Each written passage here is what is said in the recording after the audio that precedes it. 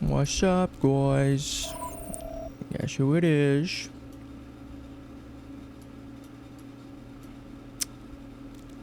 We back.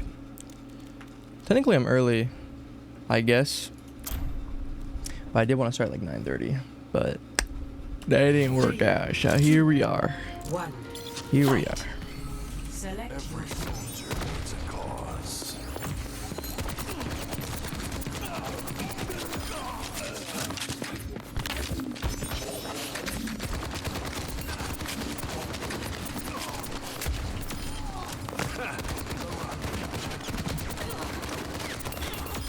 So my hands are fucking freezing. Absolutely freezing. I turned up the heat, so hopefully soon that will kick in enough.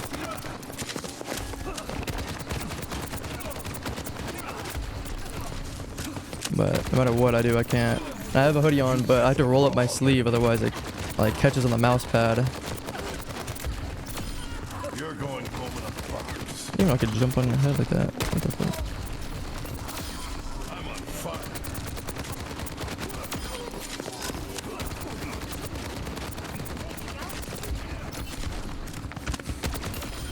Should have kept your head down.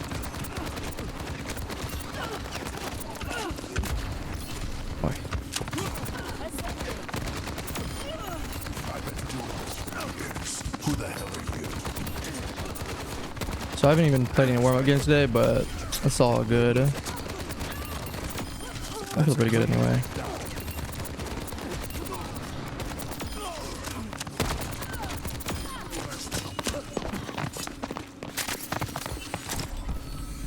We're in this together. All of us.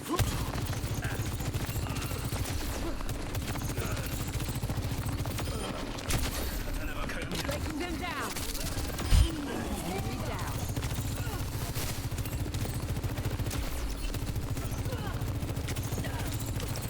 Can I turn off damage numbers? I don't think I can. Not really necessary. Tidbit distracting. I'd stay down. What? I'm on 70 pin. What the hell? I'm just getting started. I'm on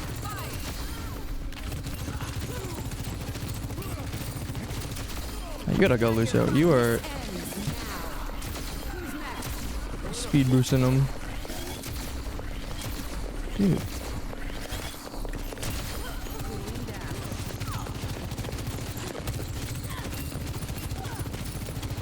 Empowered and ready to fire.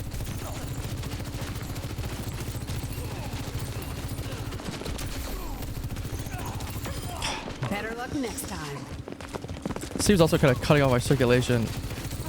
Might just have to take out the hoodie and freeze to death. I'm on my game now. No, I don't even know what I was going for. Cybernetic innovation is fun. This ends now. Oh, the collateral. Cybernetics regulated.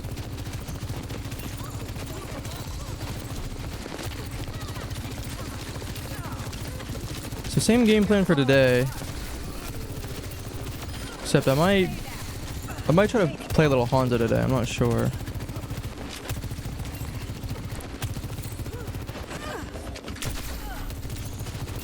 We'll see. We'll see. Just getting started. That's just embarrassing.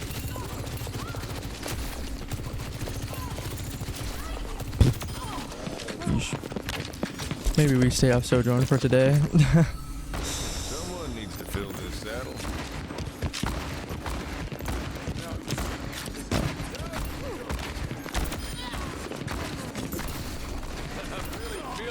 This Lucio speed boost is pissing me off. No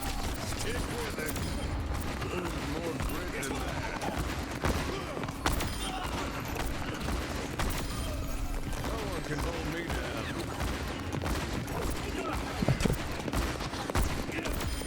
I always forget he has 225 HP. I can't believe why. Come on now. Why did they do that? Why?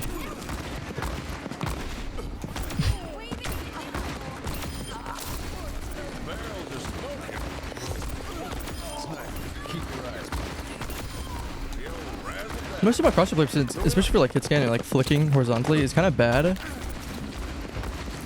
because my grip, the way I used to play, it used to be that whenever I went left to right, it would be like this. So like if I just go left and right, you can see if I go right, it goes higher. If I go left, it goes lower. I just got used to that, and I never even really thought about how my grip affects how I, aim horizontally. So then I fixed my grip, so now I aim horizontally, but I haven't fixed my crosshair placement that I've accrued for that. So I'm always flicking to the body, and I have to like manually adjust my crosshair placement to their head.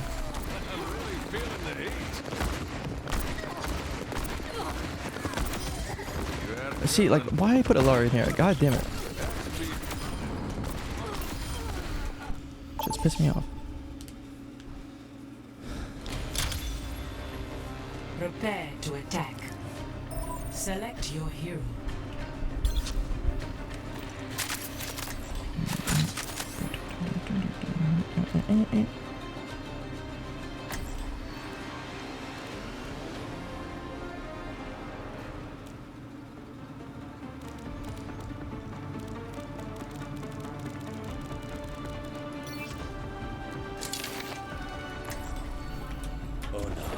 Is all I have left.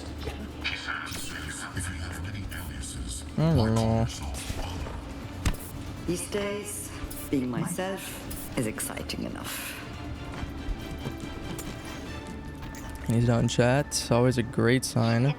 He hasn't played Wrecking Ball at all this season. In fact, he hasn't won a single game on tank this season. And he's only been playing tank, except for Ana. As good as I am with a bow, I promise you, I was better with a sword. Shit, man.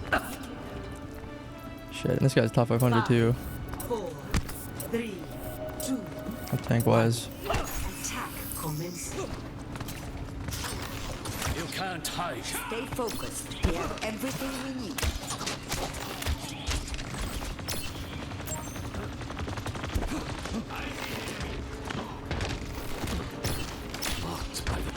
Zarya, that's good for us.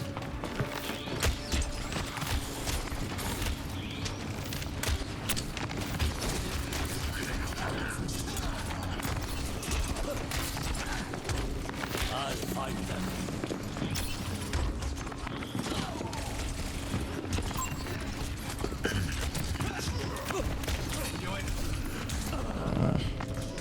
Bubble. Yeah, I thought so. Okay. Wow. GG. There is still Thank much God. I must do.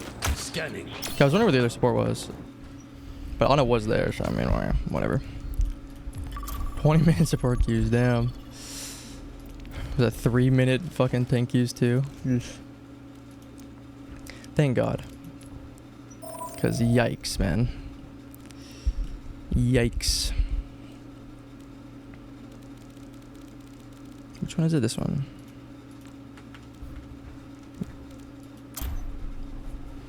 God damn it. It's freezing. 3, 2, 1, fight. Select your hero. Honor is all I have left.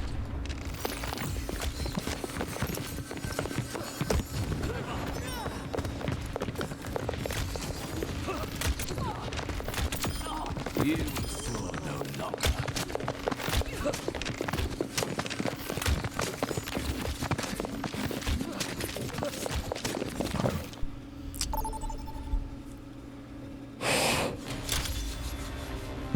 No! Fuck! Probably should have avoided him. Oh well. I mean, this is a good Sigma map, so surely. Surely.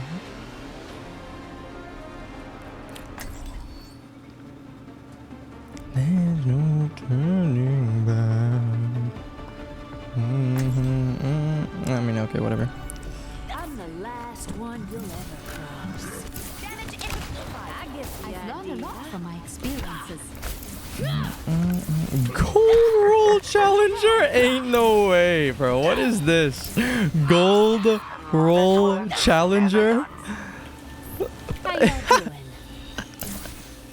That can't be real. Ain't no way. Hello there. What? Oh my god. Mercy in a nutshell, I guess. What the fuck, man? Just put me in the What the fuck? one. What is this matchmaking, dude? Stop the payload. I mean, shit, she's a higher rank than me, I guess. The fuck is Nuge?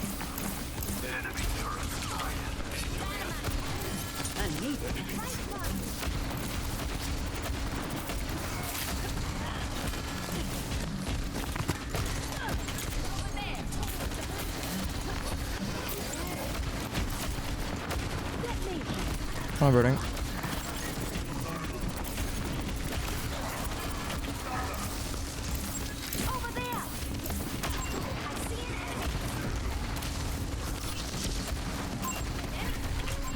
Wait, he was up there? Thought he was coming up the stairs.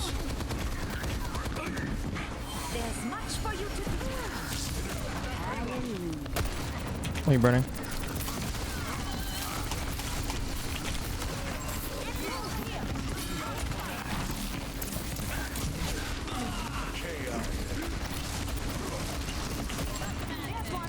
What's up?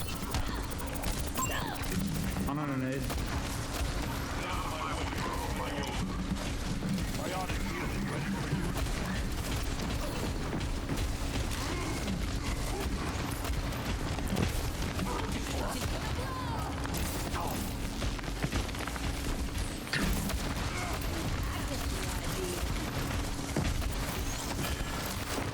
Shine, yeah, I feel that.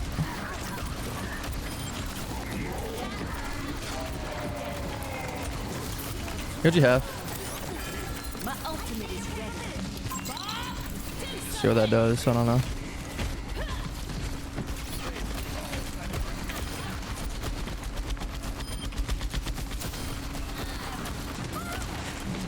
It's been a very chill morning today. I almost didn't stream until later at least because I was just chilling out.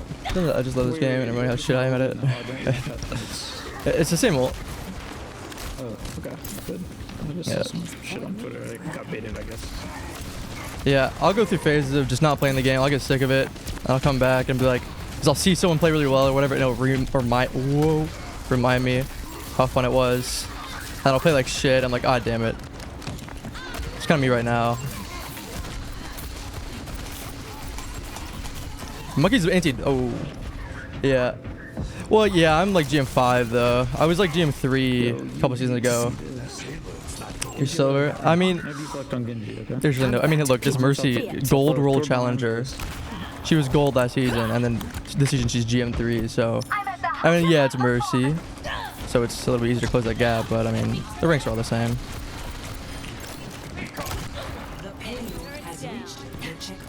But you'll get there if you really put your mind to it.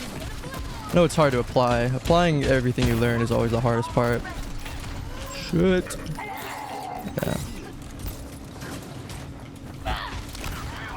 Honestly, being Jim is not all it's got out to be.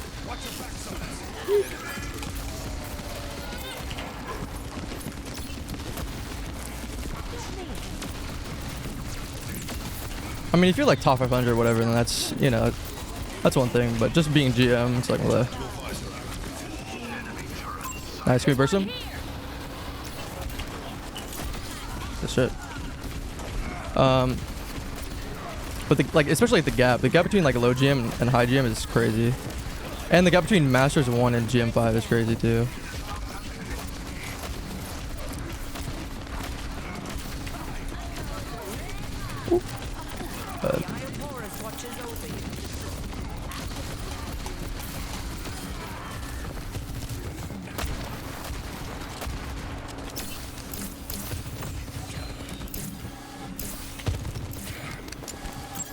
Over there. Oh, the wall.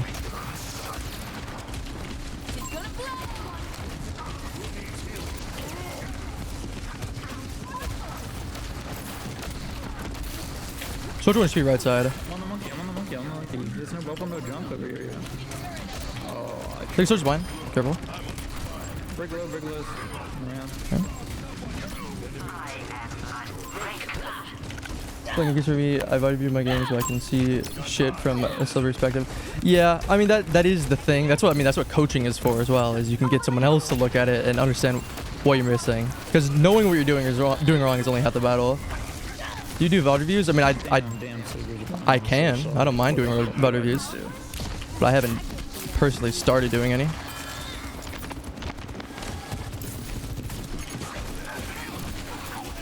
Tracer mains.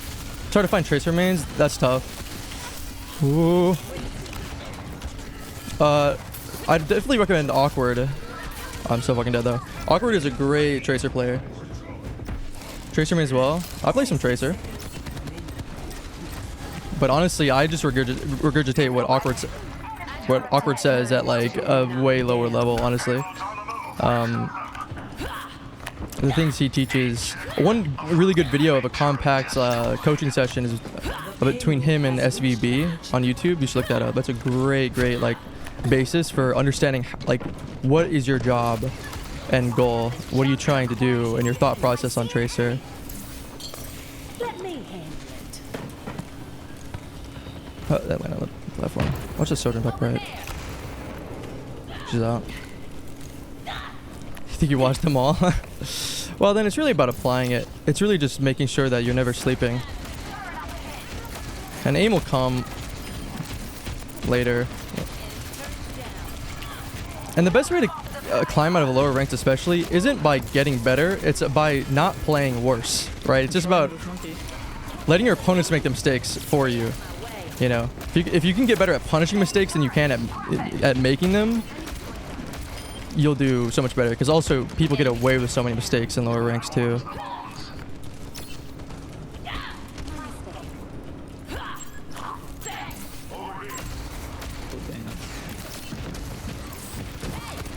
I think I watched them all, and then you go Hanzo. Yeah. Should. Actually, I don't think.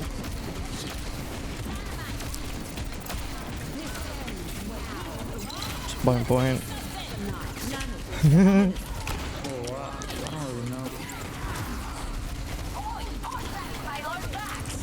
Soldier burning top. Dropped a mini. What is Hanzo close range? Depends on the Hanzo. Bad Hanzo, yeah, you can punish Hanzo close range for sure. So I think an important thing on Tracer too is it's very easy to get bursted down on Tracer and then get scared. You can't let someone just hitting a really nice shot on you deter you from doing the entire thing, because that's not the norm. Because just because you get punished doesn't mean it's not the right thing.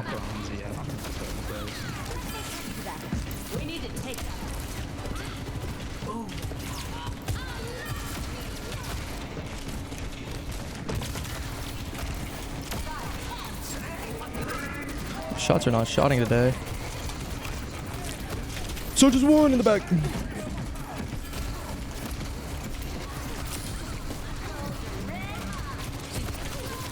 Well played, team. Nice, Soldier right. Good shit. Playing dive means taking risks. Well, I mean, anything comes with risks. I mean, it is you're putting yourself out there, but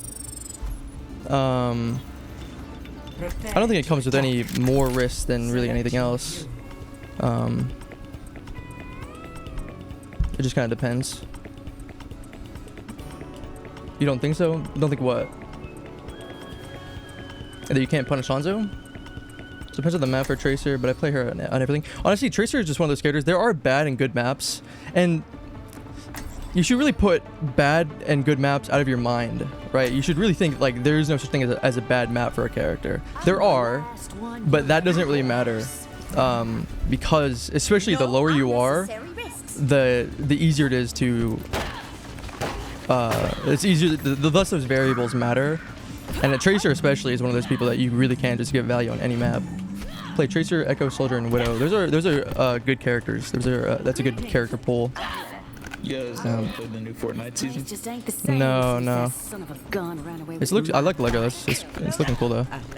Trying out soon, I'm sure. All the shit they added is sick. They Actually, have, Tracer this again. Rocket racing game. It's like Great character. Trackmania almost, too. Oh, Rocket League or whatever. Car hero shit. Yeah, looks sick. Crazy.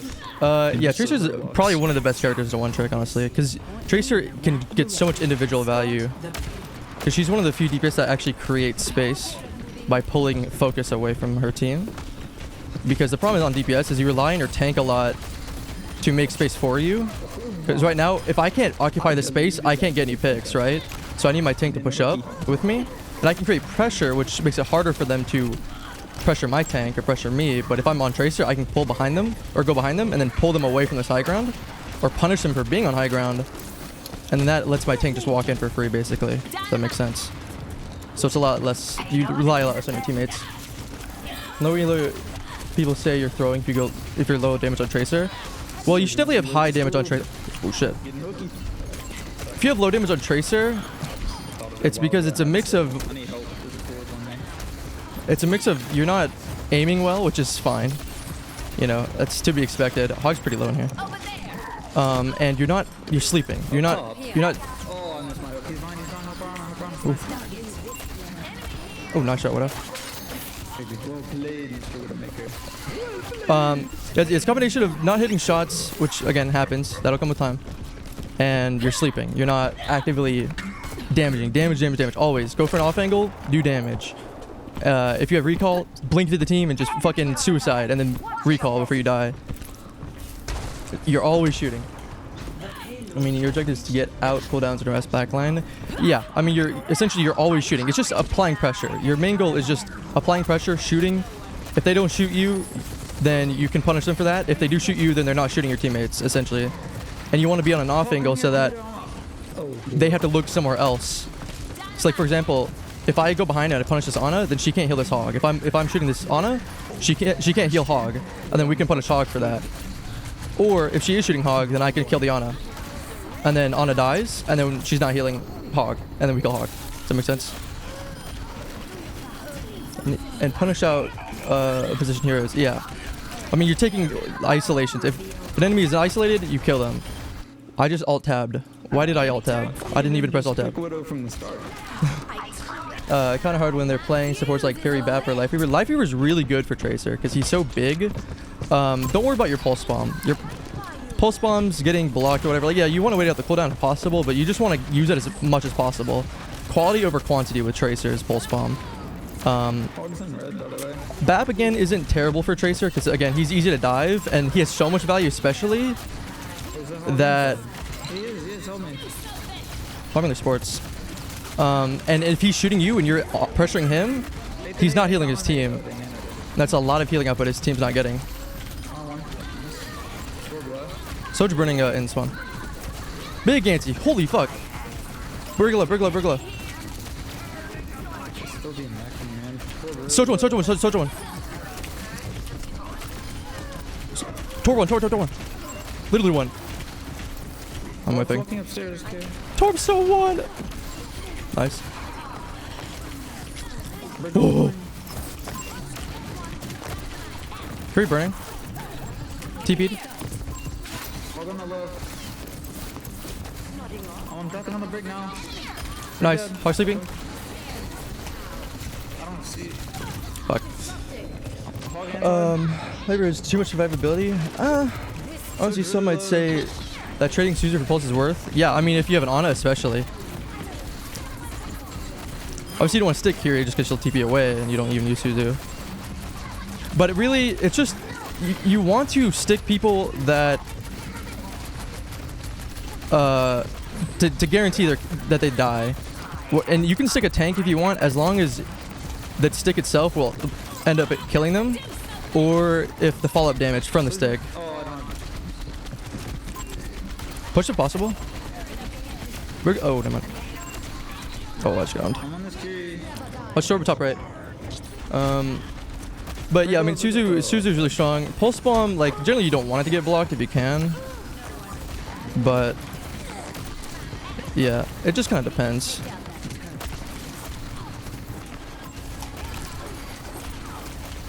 A headshot, how? That torp turret's fucking me up. Breathe it. Oh, nice. But yeah, you really just don't even worry about your Pulse Bomb. Just, like, pretend it's not there. And as soon as you get it, just try to throw it on someone to guarantee a kill. If you miss it, don't worry about it. Like, use it as an extension of her pulse pistols. Like, don't try to stick someone you wouldn't necessarily be able to kill without your pulse pistols or your guns. Unless it's a really, obvious target. God damn, this bitch gets her rally every 2 seconds. Yeah. Tor's behind. 1 HP. Get a turret. I hate Tor. Oh, I'm missing. Oh my. Nice. No plans either. You don't make it like a second life. That's really good on D.Va. It's good if you need to, but I wouldn't save it to use it as second life. Like, that is a really good ultimate. The brig's still low over here. Here's one. Here's one. Brig's dead. No plans. Where's she? Help our widow, please. It's fine. They're saying 9 for it. Good shit. Yeah, like try to use it as a because it is a fight winning ultimate if you copy the right person. But yeah, if you are about to die, it's fine to use it.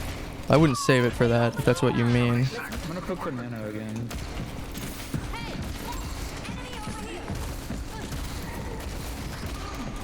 No Suzu, no Suzu. That's why Dynamite's so strong too. If you hit an Anton down the block. Just Suzu out.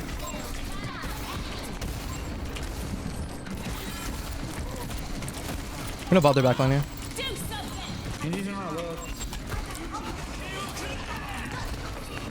He's 10 HP, 10 HP on the Genji. Wait, Tor's feeding.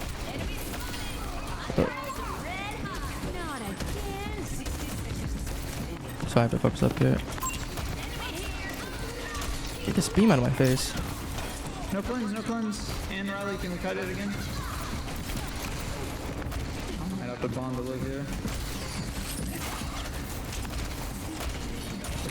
I can't hit this goddamn Genji. Burning. He's on fire, 10 HP. Very close. Behind the pole. No E. I can't see him. You need to push him here. I'm playing a bomb here. Tor dead. Nice. Chain turret. Oh, he's backing him up. Brig. No cleanse. On the brig. Get you one, Omega. No deflect. Dead. No, I got one. All good. Brig burning. Brig low. Never mind. I'm not copying that. You gotta touch. Two one. Literally one. Touch. Nice. I usually do I usually do it only in fight where it's like 50-50. That's fair. I guess also it depends on who you're able to target.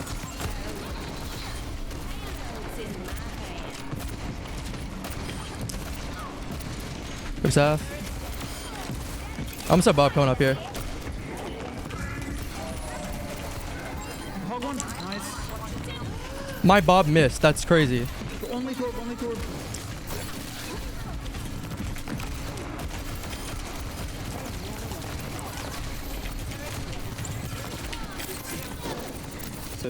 Sojourn first. Sojourn. Brig. Sorry, what is that hit? Can we still cover Brig? She has no shield, she's anti. Doom burning. I'm on the Torb. Torb's dead. Brig half. I missed him down right there. It's literally game losing. Holy fuck. Looking Brig. Brig half. Brig dead. One dead. Kiri. I'm looking at Kiri. Kiri one. Kiri one, no step. Burning. No Suzu, no Suzu. Here. Big bomb! Oh, I love you, D.Va. Oh my god. D.Va carry, dude.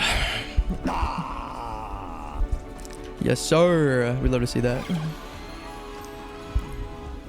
Dude, you're telling me. I'm fucking whipping everything. Thank you. That was all D.Va though. Nah, he's got some lag. He's got some lag on it. He's got some lag on it. Sheesh, with the turret. You love to see it. Alright, that was Roost 6 though. It's easy. Whew. I'd love to see it out here. But yeah, Tracer's definitely like one of the... probably the greatest character to one trick right now. Do some better views. Why not? How the fuck do I cancel this bitch? Here we go. I don't even know where to find the... where is it? History, replays, import, SID, VEP 049. Match loaded. Playing her when she was bad in Overwatch 2. Tracer? Was she ever bad? I don't think she was ever bad in Overwatch 2. Which one are you? I'm assuming Ives. Miss Chase, I insist that you never tear yourself down in my Tracer? presence again. Oh, yeah, I guess there's a, why does he not have a... Alright, I get the picture. He doesn't have a bind. Why don't you have a bind? Whatever, it doesn't matter. Alright, Junkertown. How do I... dude, I don't... This goes to show how little I use... there we go, space. I don't know why it's even in third person. Okay. God damn it, I right-clicked on accident. I also need to change this down to 5 seconds or so. There we go. Okay. Alright, so really all I want to see you do is go behind them and shoot them. That's it. That's nice. So you have recall? Okay, you get cut out. Hold on. That's fine. Get the health back, yep. So that's good. You just want to draw their focus. That's it. Yeah, shoot from afar. Try not to go in too aggressive if you don't have recall. Because you want to die as little as possible. As Tracer, generally, you should have... yeah, sorry. I mean, people always ask me to switch with someone with more damage. I mean, that is like the silver thing to do, right? Is people don't understand why characters are good or what their role is. And that's not entirely unfair to say, because it's also easy to see that, like, as a silver player, most people don't know how to play Tracer, and so you are just having low damage or whatever. So it's easy to see stats, and even in GM, don't worry about the scoreboard, because that's raw data. There's context behind it. But yeah, so with Tracer, basically, another analogy that Awkward used that's really good is jabbing with just your blinks. If you don't have recall, you're jabbing. If you have recall, you're punching, right? You're hooking.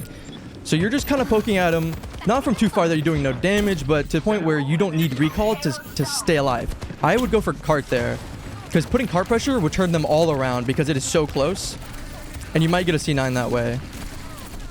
So you have recall, that's fine. So you see people with, when you have recall, it's literally get at a jail-free card, right? So if you have recall, you can, how can I, there we go. You can literally, like, let's say, why is this so slow? Oh, there we go. You can literally just, if you're up here, you have like 3 blinks. Let's say a support's back there, you just triple blink and just, and then recall back here, right? You may not, you're probably not gonna one-clip them in general. I still only one-clip them maybe a third or fourth of the time, depending on who they are. But if you have recall, you should be using it. You should almost never have downtime. And so if you don't have recall, like you don't have it right now, well, where you are is fine, right? So if you're on Tracer, I just chill here. There we go, Q. I just chill here, poking. So you see there's soldier here, he's low, isolated, alone. That's a free kill. You don't see him, but that's unlucky. So I'd be chilling here. Let's say soldier isn't there. If I don't have recall, I'm chilling here, putting pressure. Because if any one of them looks my way, then they're not looking here. And that's pressure off my Sigma. I don't know where the rest of the team is. They should be a little bit more up. But that's what she does. She creates space. Most tanks create space, but that's mostly by denying space, right? And then DPS are putting pressure on that space and creating threats and risk, right? So like, for example, a Zarya, can stand here all she wants, right?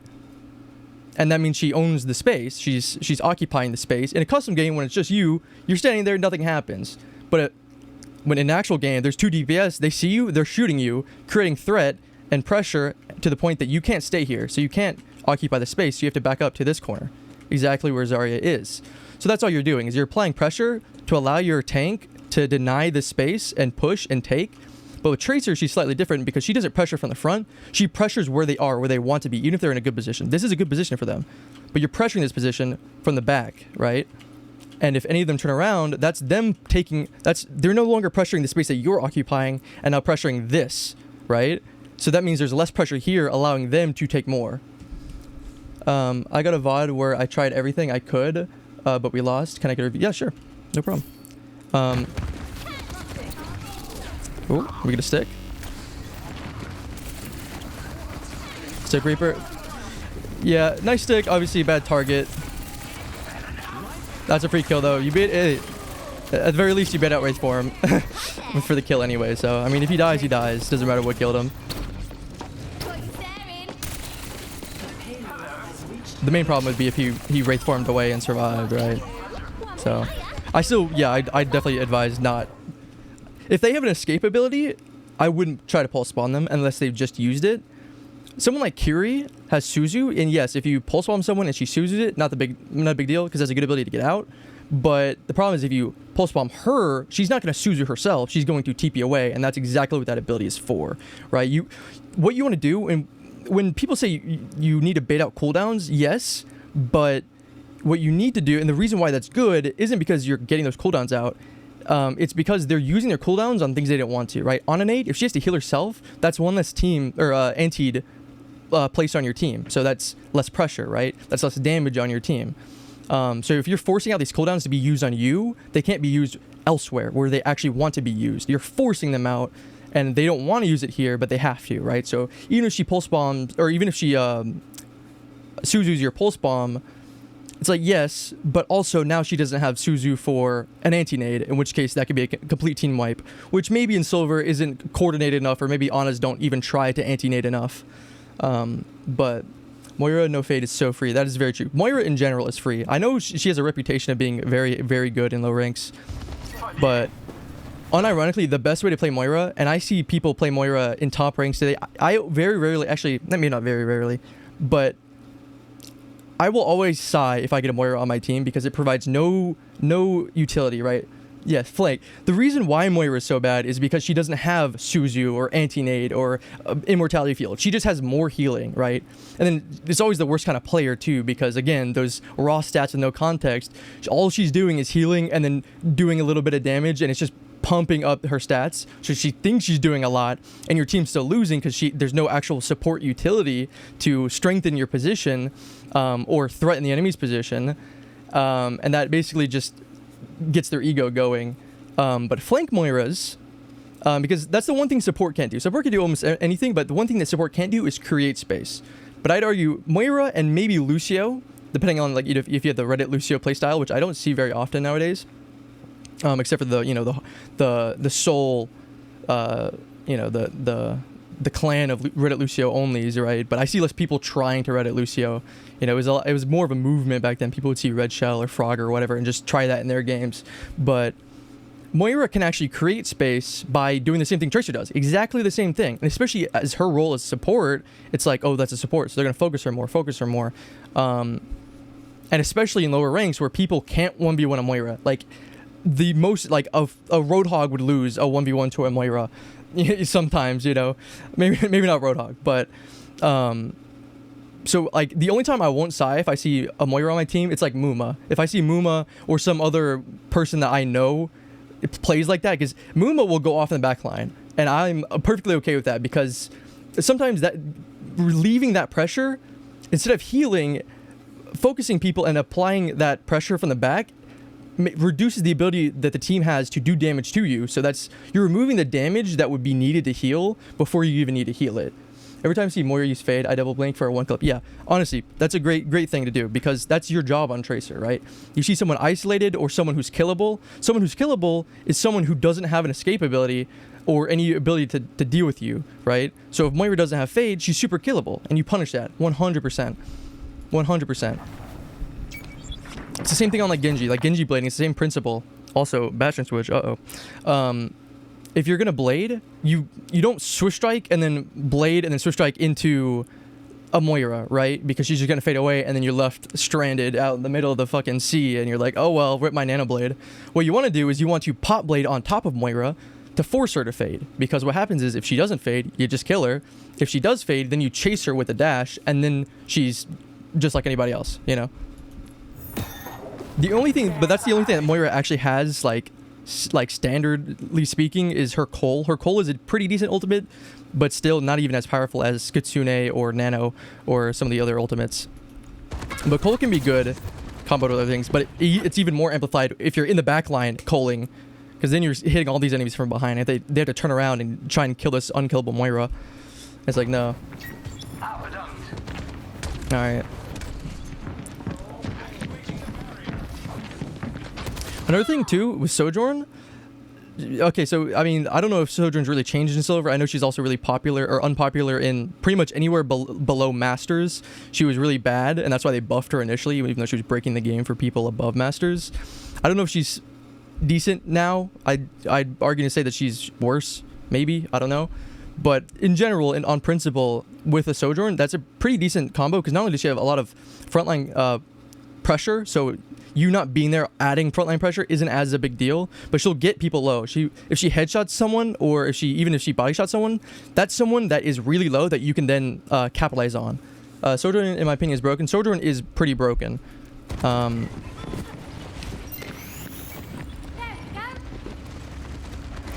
This is my friend. He's a Sojourn OTP. That's unfortunate.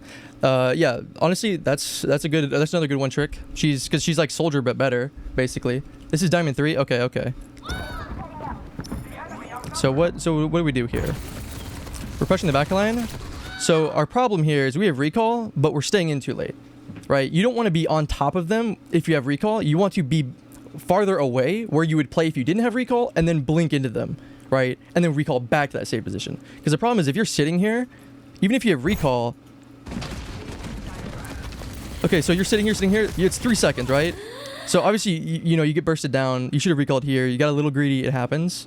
But if you're sitting on top of them, even if you recall and save yourself, now you're still on top of them without recall. And you might be able to blink away and get away. You might be able to blink away to this mega over here, or blink back down the stairs and get that mega. But it's risky. You want to generally play... like here, if I was here, I don't really like playing here because it's really hard to get a whole lot of value here because you're so close. I would blink to the right here and play here, right? And get this pressure because then you can hide behind here for free, and then you can blink down the stairs for free. There's a mega over there and a mini right there, and if you want to, you can even triple blink. I'm sure you can make it to this gap, and then you can start playing this crossfire, which isn't that big a deal, but you have a lot more opportunities than if you were here because you can't really do much from this position other than retreat back down to the staircase, or maybe triple blink over to this mega specifically. You might be able to get it with just triple blinking over here, but again, you don't have a whole lot of opportunities. That's why it's just generally better to just start from here because that's not a bad start from the get-go. But I'd come up here, just shoot at them, blink this way, and then start shooting at them from here because you want to have as much uptime as possible, but it's okay to have a little bit of downtime trying to set up for a good off angle. It's out of, yes, technically this is out of like her fall off range. And keep in mind, she also just got a buff, so she's going to be doing more damage. But you don't always need to be playing in your range. You don't always need to be doing max amount of damage. Again, same things, like you don't need good aim, right? If you had aimbot, you have the maximum amount of damage, right? And yes, there's somewhat of a threshold between maximum amount of damage and minimum amount of damage. And somewhere is that threshold between not enough to win and enough to win, right? But that's what happens. You need to put yourself in positions that you need to be in, and if you don't have the aim for that, you can't. You have to take the hit sometimes and be punished for not having good aim, and eventually putting yourself in those positions you'll get that aim, and then you'll have the aim required for those positions. And that's just a part of the learning process, is you have to be able to take those L's. That's what they mean by failing while learning something is not a failure, right? It's like easy to be like, oh yeah, I learned, but I still lost. But if you're learning, you have to actively be in the mindset of I'm learning. You have to be okay with losing. Because if you took something out of that game, and even though you lost, but you learned something that you can take in the next game, that isn't a loss, because now you are permanently a better tracer, right? And this goes for anything. You are permanently better at whatever it is you're doing, because now you know something that the you that just lost didn't know. You're better than that person, right? In theory. But no, generally the reason why, yes, this is out of tracer range, but the thing is, you only want to be inside tracer range if you're trying to kill someone. Here, you're not going to kill someone here. You're not killing someone. Yes, you're in range, but you're not going to kill someone. Like, look at this. You're not killing someone here. So it doesn't matter how much damage you're doing. Thanks for the follow. What matters is pressure, right? Damage. Yes, you're not doing as much damage, but you're still doing damage enough for them to turn around. Especially, well, maybe not especially, but in lower ranks, I guess it's more of a 50-50, like extreme. Either they don't even know you're there, or they're only going to focus you because you shot them once in the back. They're like, I'm going for this tracer, and they're out of the game permanently, you know? But all you're doing is you're sitting here, and then once you get recall, then you blink in. Now you're in tracer range. Now you go for something. Now you go for a pick or something, especially if they turn around. They're like, oh, fuck it, I'm not worrying about tracer. Then you remind them why they should be worried about tracer. And then as soon as you take damage, or as soon as you stay there for a little too long. Generally, if you're going for these extreme triple blinks or maybe double blink recall plays, then you just recall once you reload, and then you're back in this position, and then you just keep firing at them like this until you get your recall back, right? In some positions, not this one necessarily, just because it's a little too far and a little too much of a awkward angle. But even if you don't have recall, you can still use your blinks to get in different off angles. So you can start from here, blink this way, and then shoot this way, and then blink this way again, and then shoot this way, and then until you get your recall. You don't have to sit right here and only sit here. I wouldn't do this in this specific situation, in this spot, but keep that in mind. Like another good spot, for example, would be on Circuit Royale, the bridge or the low ground and the buildings. You can, if you're coming out of attacker spawn and you have that like kind of beside the staircase in that little room, you can have an off angle from that area and then blink across, and then going the other room with a little mini in it under the bridge, and then play from there as well. That's a good example of that. And then all you're doing with your blinks is just supplements your walking between off angles. So yeah, but you just stay here a little too long. As soon as they turn around, then you get out, because that's too much team pressure too close. That's also why you want to sit farther away, because then they can't hit you, right? If you're farther away, it's gonna be a lot harder for them to hit you. So even if you're not doing as much damage, you doing actual like good damage doesn't really matter. Important damage is what matters, right? So damage that creates value. Even if it's a shitload of damage, if it does nothing at the end of the day, it's not important damage. If you did one damage that got someone to turn around and start shooting at you instead of your team, that is tremendously more important damage. Okay, let's just skip ahead. Okay. I don't generally like going low ground here, because if you go high ground, then you have a lot more options, right? You can blink across to this window over here, right? And then now you have free reign over their entire backline. You can go anywhere you want. The sky is the limit. The world is your oyster. Or you can come over here, and then you can just blink across this way. In examples where they're all playing low ground, which you should never, ever do. Maybe some scenarios you have the tank playing down here, but like at least 50% of your team should always be playing up here. Almost always. Because it's super easy to punish. Because for example, if you get behind here, now you have high ground. If I'm soldier and I see this, the first thing I'm doing is I'm coming up here and I'm doing a rocket jump over here into this window, and I'm just taking your high ground. I'm yoinking it. And now what? What are you gonna do? Are you gonna take it all the time to run all the way up and let me 1v1 you in this little box here? Or the entire team has to pull away and do nothing just to reposition? So that's what I'm talking about, right? Like, you can make all the mistakes you want. This is a whole team-wide mistake. If you can get good at seeing these and punishing these rather than trying to fix your own mistakes, you're going to see a lot more growth just in general. Obviously, you want to fix your mistakes, and there's going to be a time where you get into higher ranks. Like, for example, like if you're in Diamond, being able to punish things like this might get you to Masters, but then you might see less of this. Now, suddenly, you don't have any mistakes to punish, and now you're suddenly making all these mistakes that they can punish, right? So that's another thing to keep in mind. Tracer especially is one of those characters that punishes. Anytime you see your mistake or seeing an enemy do something stupid, you're punishing them for it. Even in GM, a constant phrase I'm saying is, this guy is an idiot. Or what does this guy think he's doing, right? And blinking right into the middle of the team isn't good, right? Like, this isn't great. Now, if your team's going in, your team's going in. And it's fine, because you have recall. But the problem is, now you're staying in. Now, if you recall, you're going to recall into the team anyway. So it's just going to fuck you up. Surely you get the Lucio, though. Nice, okay.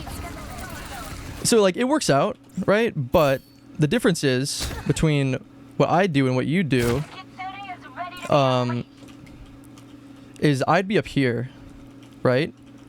Or even just coming from, because you can also start up here, right? You can, oh my gosh. You can get up here from that window or blinking across whatever which way, and then you can just drop down if you need to, and then you can play this corner and back up to this mega, right? Which makes it so that you're also pressuring this space. Because if you're all just pushing from this way, you're having a lot of frontline pressure, and you're pushing them back, yes, but every space that they step back is either just as safe or more safe, backing up, backing up, backing up. And then suddenly, this nice, beautiful staircase opens up to them, and suddenly they get the idea, what if we go high ground? Ooh, now guess what? Now you're under them. Now you guys lose that fight. So a lot of fights have so much great momentum on attack here. So much momentum, right? But then as soon as they get this high ground, the payload gets stopped like right here. Right here. Because this whole position right here is just absolutely dominated by this high ground. And then that little further back part is, that high ground. But generally that's just contesting, so it doesn't really, But if you're back here on Tracer, then suddenly they have to back into you. Yeah, exactly. Try and sandwich them. Because what you're doing is creating an off angle. You don't have to necessarily sandwich them. But guess what? This is an off angle. Right? This is an off angle. You can get here like even faster on Tracer, right? This guy's isolated, right? If you take this 1v1, Zarya might bubble him. That's one less bubble, right? Hell, you can even just blink past him. Who cares? You start shooting them in the back. They pressure you, come to this off angle. Shoot them in the back. They pressure you, come up here. Whee! Where am I? Here we go. Shoot them in the back. As they back up, suddenly this high ground isn't as useful for you on Tracer, so you're going to want to drop down and either drop down early and shoot them here and then play this mega, or stay on the high ground a little bit later and then drop on them and then blink over here, or recall back up to the high ground, whatever you need to do.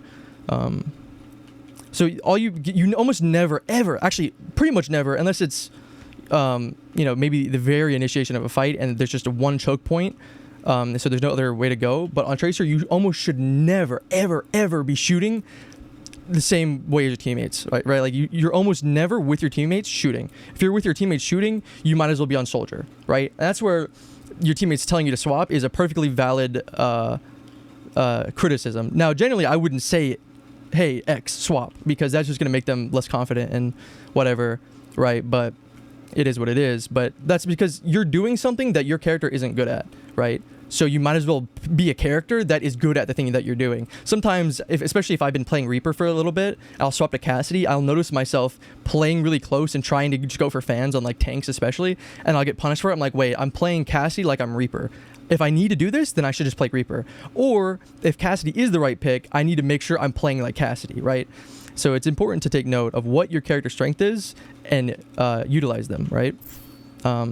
So keep that in mind. Obviously, this works because you have Kitsune Rush and your team just walks over them. Their team has 4 ultimates. I don't know why he doesn't beat. I don't know where these ults go. As soon as that Kitsune goes out, I'm beating if I'm Lucio. As soon as that happens. I hear, let the whatever beat. That's it, period. Bastion, brrr, just walks over your team. It's over, right? And now you lose your 1 ultimate. You have Soul Jolt, but maybe Soul Jolt goes crazy, but with the Bastion, Moira, like, I mean, they're not going to counter your ult, but it's going to be hard to get a lot of value from this ult, I feel like, especially with Lucio speeding, because if Soul ults, why am I, oh, I'm still on you, get out. If Lucio ults speed out, right? That's why Lucio speed's really good, right? Especially if you're playing high ground, because guess what? If Soldier ults, you just back up to here, right? And it's also a lot harder to hit this, right? Because you don't even have to back up to here. You can literally back up. Now guess what? They can't see you, right? Crouch even. I wouldn't stay here because I mean Sojourn probably will come up here and right, and then she can see you. Which is honestly, that's another thing you can do on Sojourn. You literally like your Sojourn. Like if you're playing with them all the time, that's another thing. Like if they're playing low ground, that's a great thing to do. Like that's a great thing to for duos, right? Like that's a huge upside for having a duo. Is you can have this information, it not be useful to you, but it's useful to someone you know, which then impacts you, right? So you can tell, hey, if they're on this low ground like this, Sojourn, slide here and then jump. I'm like 99% sure she can make this jump. 99% sure, right? Because she can get that. And then if Sojourn's on this high ground, like I said with Soldier, right? Soldier is still pretty good, especially, and also it's really good to hit Helix rockets here. It's like really easy. But if Sojourn's on this high ground, oh my god, now imagine how a Soldier would go. Now imagine, right? They can't back up. You take this entire high ground from them, and they have nothing. Absolutely nothing. That's the entire point of like maps like this. Defense is every map is almost defense sided because that's the entire point, right? Defense has the map advantage. So if they aren't playing their map advantage and then you take it from them, now suddenly you're on attack playing like it's defense. You have map advantage.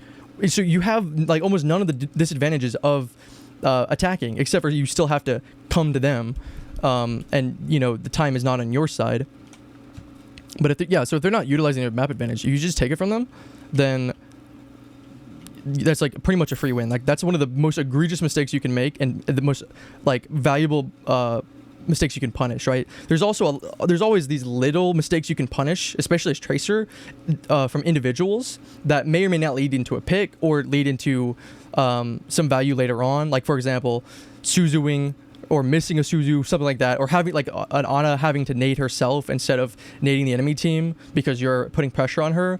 Well, then that's one less anti-nade. That anti-nade that she would have thrown might have won them that fight, and now they didn't. And that winning that fight might have been enough momentum to snowball the entire game. Now suddenly, if you want to look at the entire macro and the entire timeline of all the events, you can pretty much say that her having to nade there and you causing that won the entire game. Obviously, it still relied on these other things to go right or for them to go wrong, but that created an opportunity, right? That wasn't and it wasn't even a mistake by the Ana. She had to, right? If you're forcing it out, that's the entire point, is you're forcing it out. But again, they have 4 ults. You used 1. They didn't use any. So you still should have lost this fight. That's the reason why you won, is because you have 4 ults up and none of them used. 2 support ults for 1 Kitsune. Hello? Hell, even if they cold, I don't know. A grab would be great there. Beat and then grab maybe if you need to, because they're all pushing you. Instead, they lose their entire power position, right? Like they didn't invest any ultimates to win this fight, which is one of the most important fights in this map, because you're fighting for this high ground, which is the biggest high ground. Because once you go to third point, you don't really have any high ground as defense, right? Maybe once you come out here, you have this high ground, but it's very easy to usurp this high ground in general on attack. And then it like flips around and becomes the attacker's high ground, right? And they have this, but again, you don't really see a whole lot here except for maybe 1, maybe 2 people playing up here if it's like Mercy pocketing, right? Most people are playing back here in this area or taking up this space, right? Like either having to contest this or contesting this. And most people you see playing here, and then if you see like a sniper, usually they're playing about here, if not up here in these little spots right here, right? So like this is by far the best high ground in the game, or in the map rather. And like here again, you have this high ground, but it's not that great. It can either, you might be able to stop them, it just kind of depends, but it's a decent high ground. And then after that, you don't really get much because again, that's the disadvantage for defenders as well, is they have to stop this point. So not everyone can sit up here and shoot you while you are pushing, right? Because some of them have to drop, if not most, right? So you might have like, you know, maybe the Soldier might stay up here, or a Sojourn, or you know, certain DPS or whatever might stay up here, but most people are gonna have to jump down. So the high ground's kind of meh. But this high ground, oh, you should do everything you can in your power to fight for this high ground, right? So they give it away for free. They didn't use any ultimates. They saved all their ultimates. I think Soldier is now visoring from behind, which who knows, maybe he kills the entire team. Probably not, because guess what? Half your team's already up past that choke point. Curie is Curie, she can TP away. Life Weaver is right here. which means he can do this. Well, rib soldier's Q, right? Like, oh well. He should have, if he advised her from up here when they Kitsuna'd, imagine he's playing up here when they Kitsune. Now, or you guys Kitsune, I guess. Now, he's not going to necessarily kill maybe anybody without having a nano or his own Kitsune. But now it's a lot harder for you guys to push up. Even if you guys still push up and still get fairly easily like up here, it's going to be harder, right? You can't do as many things for free. You might have to use a cooldown or two. You might have to recall. Maybe if he focuses you, you don't have recall now. That might punish you later, right? Here, he's literally doing nothing, dude. There's nothing.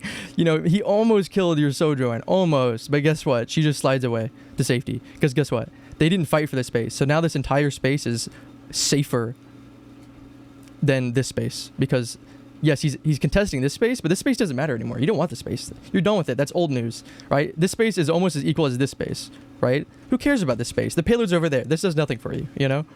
Like, so, yeah. The fact they don't ult here is a great thing to punish, which you can't bank on, but it's also good focusing that Lucio as well, because maybe he's really scared to beat because he's scared he's gonna Ajax and die. Honestly, I wouldn't even mind you pulse bombing, even though you won the fight, just to get it out and use it to secure a kill. Like even on that Zarya if you need to. If she, I mean, she's low enough that I think you can get away with not using it. But if she's full HP and she's used both bubbles, I'd 100% pulse bomb her there. Even if you won the fight. Even if you would kill her, I'd still pulse bomb it. Now, this is a big difference between good tracers and great tracers. Instead of staying here, you push up, right? This guy is getting pulse bombed. If I'm tracer, he's getting pulse bombed. He's not going to die. He's got 2 supports on him. I'm not going to be able to follow up with a 1 clip. Like he's not going to die. But he's going to be focusing me, right? So then I'm going to blink over here if I can. If I don't have enough blinks, depending on the situation, I might just recall. And then I'm going to blink up here and play this high ground. Because if they're focusing on me, if even one of them turn around to fight me while you see this 1,000 times in every rank, the payload is almost going to touch this point, but someone will stay in spawn to fight this tracer instead of just ignoring the tracer and going for the objective, right? So any person you can pull away from the objective is essentially the same thing as killing them. Yes, you're not fighting on the objective, but neither is this person, right? So you're doing your job, right? If you can pull Bastion away, also I don't know what he's doing turreting right here for. I don't know what this turret mode is, but I mean, okay, whatever. Maybe it's because he saw you for a split second and he turret moded to punish you. Well, guess what? That's one less turret mode, but you can take it even further. You don't have to leave just because he's in turret mode. I mean, you're a tracer. He's not going to gun you down in turret mode before you can blink or recall away. Hell, if you can land a stick on this guy, he still got beat. If he makes it to point, he can beat, and you might be able to win because now that they held on to their ults so long, and Soldier, I guess, only ulted just because he's gonna go Reaper anyway. So I mean, whatever. But they have both support ults and their tank ult. That is fight winning easily, right? You still have 3 minutes, so even if they overinvest ultimates and you lose that, then you know you still have plenty of time to make up for it. But that does give them the chance to reclaim this space and make up for that mistake. But so the longer you can keep them in spawn, the harder it is for them to actually take that map back or that space back. And so especially if you can hit this guy with your pulse bomb, that will win you that fight, guaranteed. Especially if they're stuck on Lucio. Lucio Moira is not a great comp to begin with, but Lucio with beat is very valuable to take out, especially when you're at the verge of losing a point or winning a point. So I wouldn't leave here. I would go further, especially with recall. See, now you're not doing anything, right? Which is not the end of the world. Like so shocker, they didn't do anything, right? It happens. But they could have, right? They could have. You almost have as little downtime as possible. That's what also made Sombra really good, is she had 0 downtime almost, right? Her only downtime was when she had to TP out and then getting back to wherever she was, because she had a guaranteed no die button, and then she could blink to safety or recall to whatever, the TP to safety, and then even if she's standing there, she's invis, right? She's getting info. In order to get info, like if you want to know that Zarya's here on Tracer, you'd have to be somewhere to see that Zarya's here, or maybe you're here and you can hear her, right? Sombra can be right here and be like, there's a Zarya here, guys, and just spam ping her. Ping, ping, ping, ping, ping, Zarya here, right? So she's still getting value, right? Even if that may not be the greatest intel in the world, she's still getting value. And then again, she can stand here and just analyze weaknesses. Also, what the, ew, eyeballs. She can analyze the weaknesses, and she sees someone low. Oh, Moira's pretty low. They have a Lucio to heal. I come out of invis. She dies, right? So that's another thing to keep in mind. That's okay. That's fine. Another great tip, amazing tip for landing more pulse bombs. It is almost a guaranteed way to land pulse bombs that are super up close, right? Melee, right? I don't know if you play on mouse or controller. It's kind of hard to tell in the replay viewer. It looks like you play on controller, but that's very well easily because it's smoothed out in the viewer. I'm not sure, but if you play on PC especially, for me, I personally just have melee bound to my side mouse button. If you have a side mouse button, I'd be using that as melee, and then I have right click bound to pulse bomb. Some people use shift as pulse bomb and then right click with blink. I just prefer it with right click because that's more in tune with my aim. So I keep all my movement on my left hand on my keyboard, and then all my aiming things, melee, pulse bomb, shooting on my right hand. So it keeps it separate. But blinking in and then meleeing. If you can land a melee, you can land a pulse bomb, right? So, and you can also cancel the pulse bomb animation by meleeing. So if you pulse bomb and then immediately melee, then it'll cancel the animation. But it's almost a guaranteed way, because if you land the melee, and hell, you can even melee first and pulse bomb. You can do it like at the same time, basically. So if you land the melee and then pulse bomb, you're gonna land the pulse bomb almost every time. Like it's almost like a miracle remedy for pulse bombs. Like it's that close. It's not guaranteed, but I am pretty confident in saying it will dramatically increase your pulse bombs if you can land the melee. So if you practice, even if it's in the practice range, or if you have like the arena, like against bots, VAXTA is the code I use. For importing that custom game, you just practice how far away you need to be to blink into your opponent, and you practice meleeing. Just try to land melees, because that's also how you combo people, right? If you shoot, blink, and then you melee them, right? Or if they're low, you shooting someone, they kind of go away, you blink, melee them, they die, right? Like that's an important skill to have on Tracer, and the sooner you can learn that, especially as you're early on in your Tracer journey, which you may not be, but in general, the better, because you're going to be finishing off way more people than you would before. Because the amount of times you see someone just barely get away as you're like tickling them, like, oh, they're so low, if only had a little more damage, or if I had just 5 more bullets or whatever, they would have died. Well, that's what that melee's for. You give them the old smack, right? But if you can land that smack consistently, then you just hit pulse bomb at the same time as your smack, it'll land, right? So now you're suddenly you're pulse bombing the craziest things ever, right? Like being able to stick a Pharah, for example, that's still really hard, because landing a melee on a Pharah is still really hard.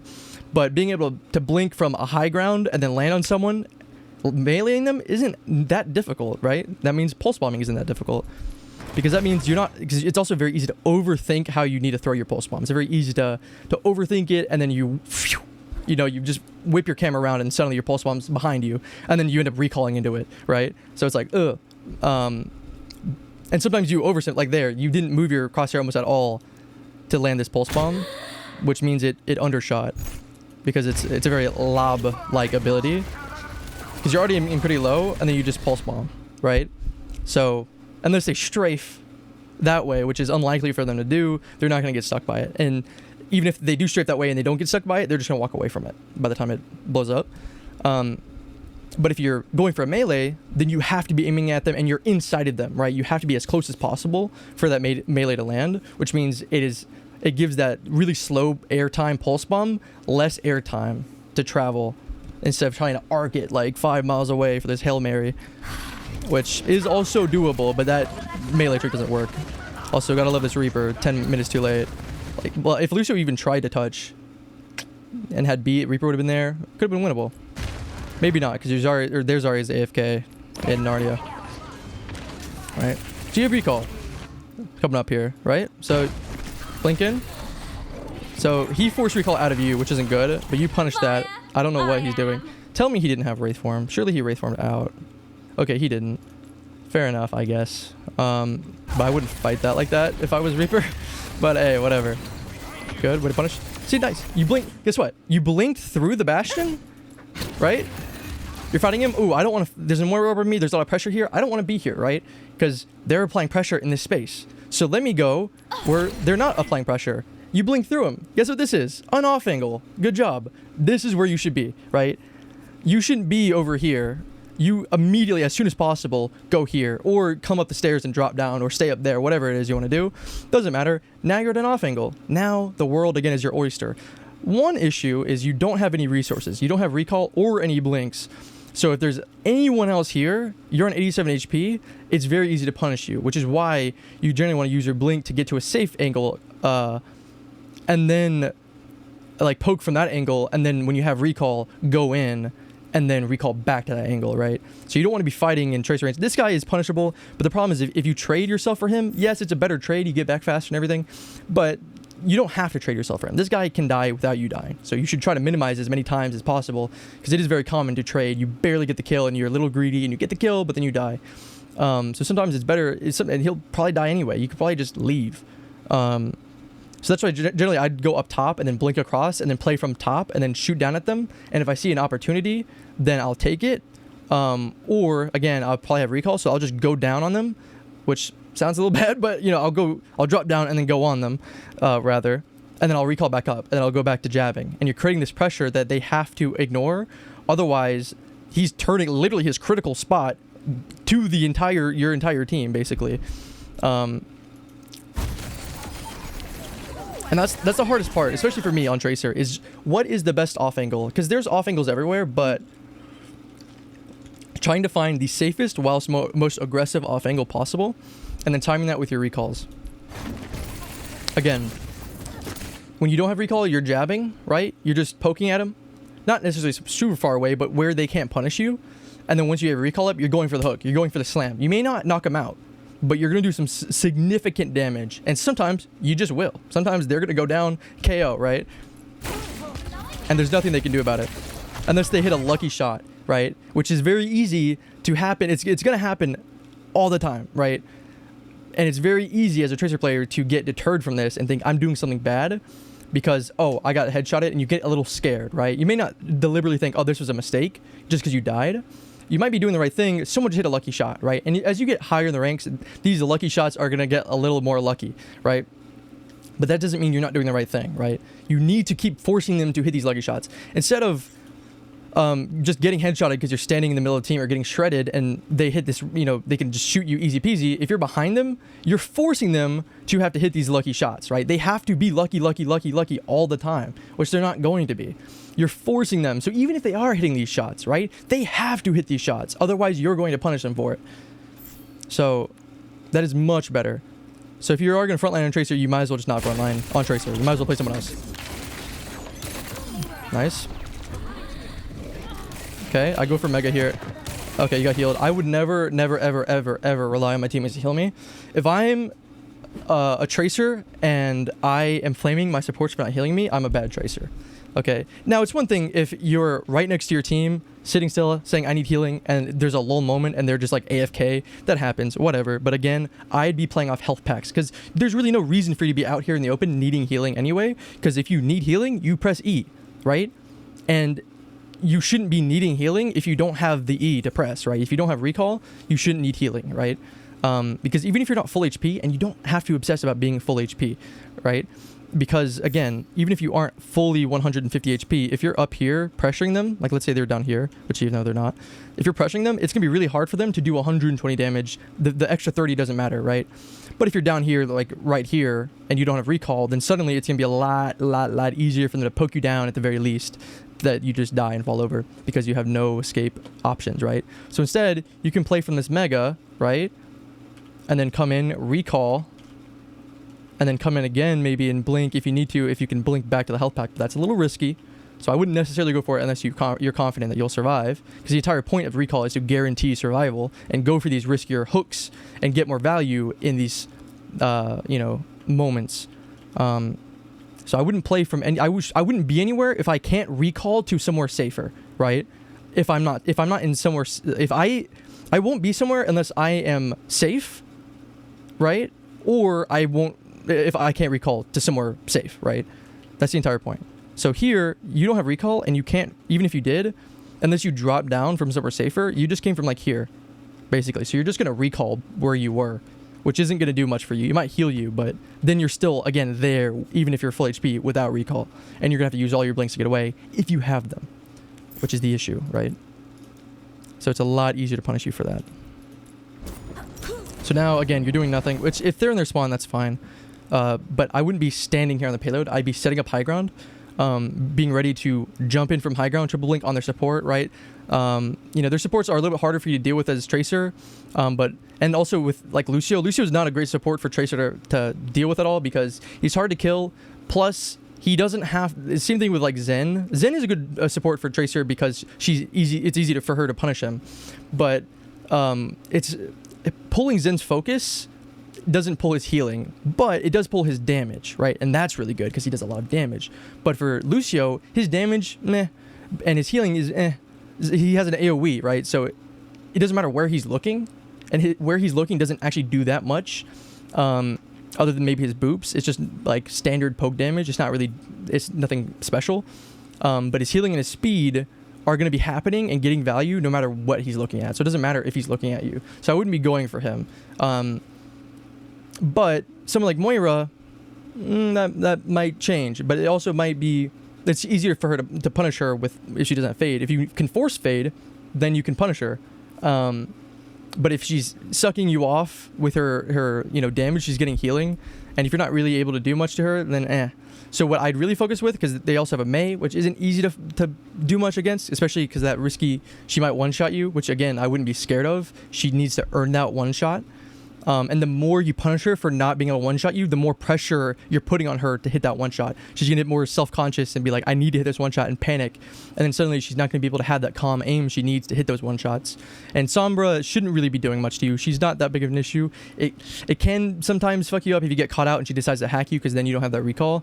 But that's why if you hear the hack, you need a recall, which can be easy to not hear. It can get muted out very easily. But especially with the new Sombra, sometimes she's a decent target to go for. Or if she TPs away, you can punish that TP if it's on high ground. The issue is she can throw it up, and then maybe you can't reach her. But that's something to look out for. What I'd be bullying is this Rein, because they don't have a Brig or anyone. They can't really deal with you that much. They can only really just not care about you. But if you're just on Rein shooting him in the back, you're doing so much free damage, and you can just kind of get in him and do a shit ton of damage, then recall out. And especially he's a really big target, so you're gonna be hitting a lot more shots, doing a lot more damage. And then eventually he might have to turn around and then shield you. Well, he's not shielding his team. And if he's shielding his team, he's not shielding you. And you're just kind of farming it. So that's another thing to look out for. Also, Rein likes to be able to back up, right? He doesn't have a whole lot of mobility, and every time he does want to use his charge for mobility, he's putting himself at risk because he doesn't have that shield to protect him. So it's easier to punish him. So he likes to be able to back up here. So let's say he's playing this corner, right? And he needs to back up. Well, if you're back here, all he's doing is increasing his damage to you. He's lightening the load over there, but you're doing more damage. So it's not really that much better for him, right? Obviously, if Ryan's here, his team's gonna be here too, so it's gonna be hard to get value here. But you know, in general, you could be up here. It doesn't matter. You could be right up here on top of him, just shooting him in the back, right? You need to be looking at who do they have and what can I do against them? Who am I gonna get the most value out of?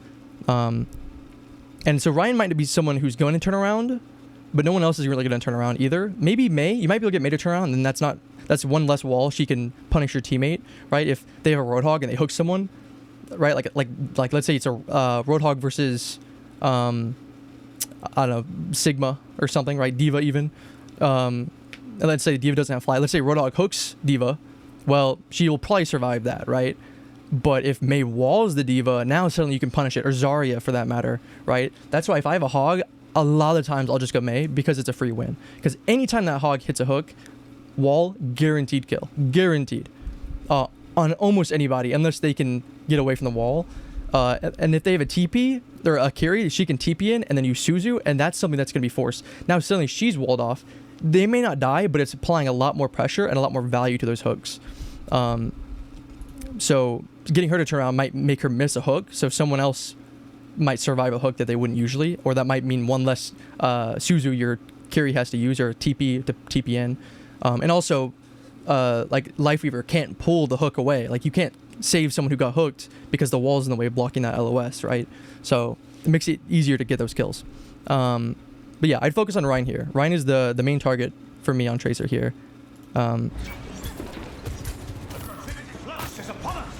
Okay, we're a little lost, but that's fine.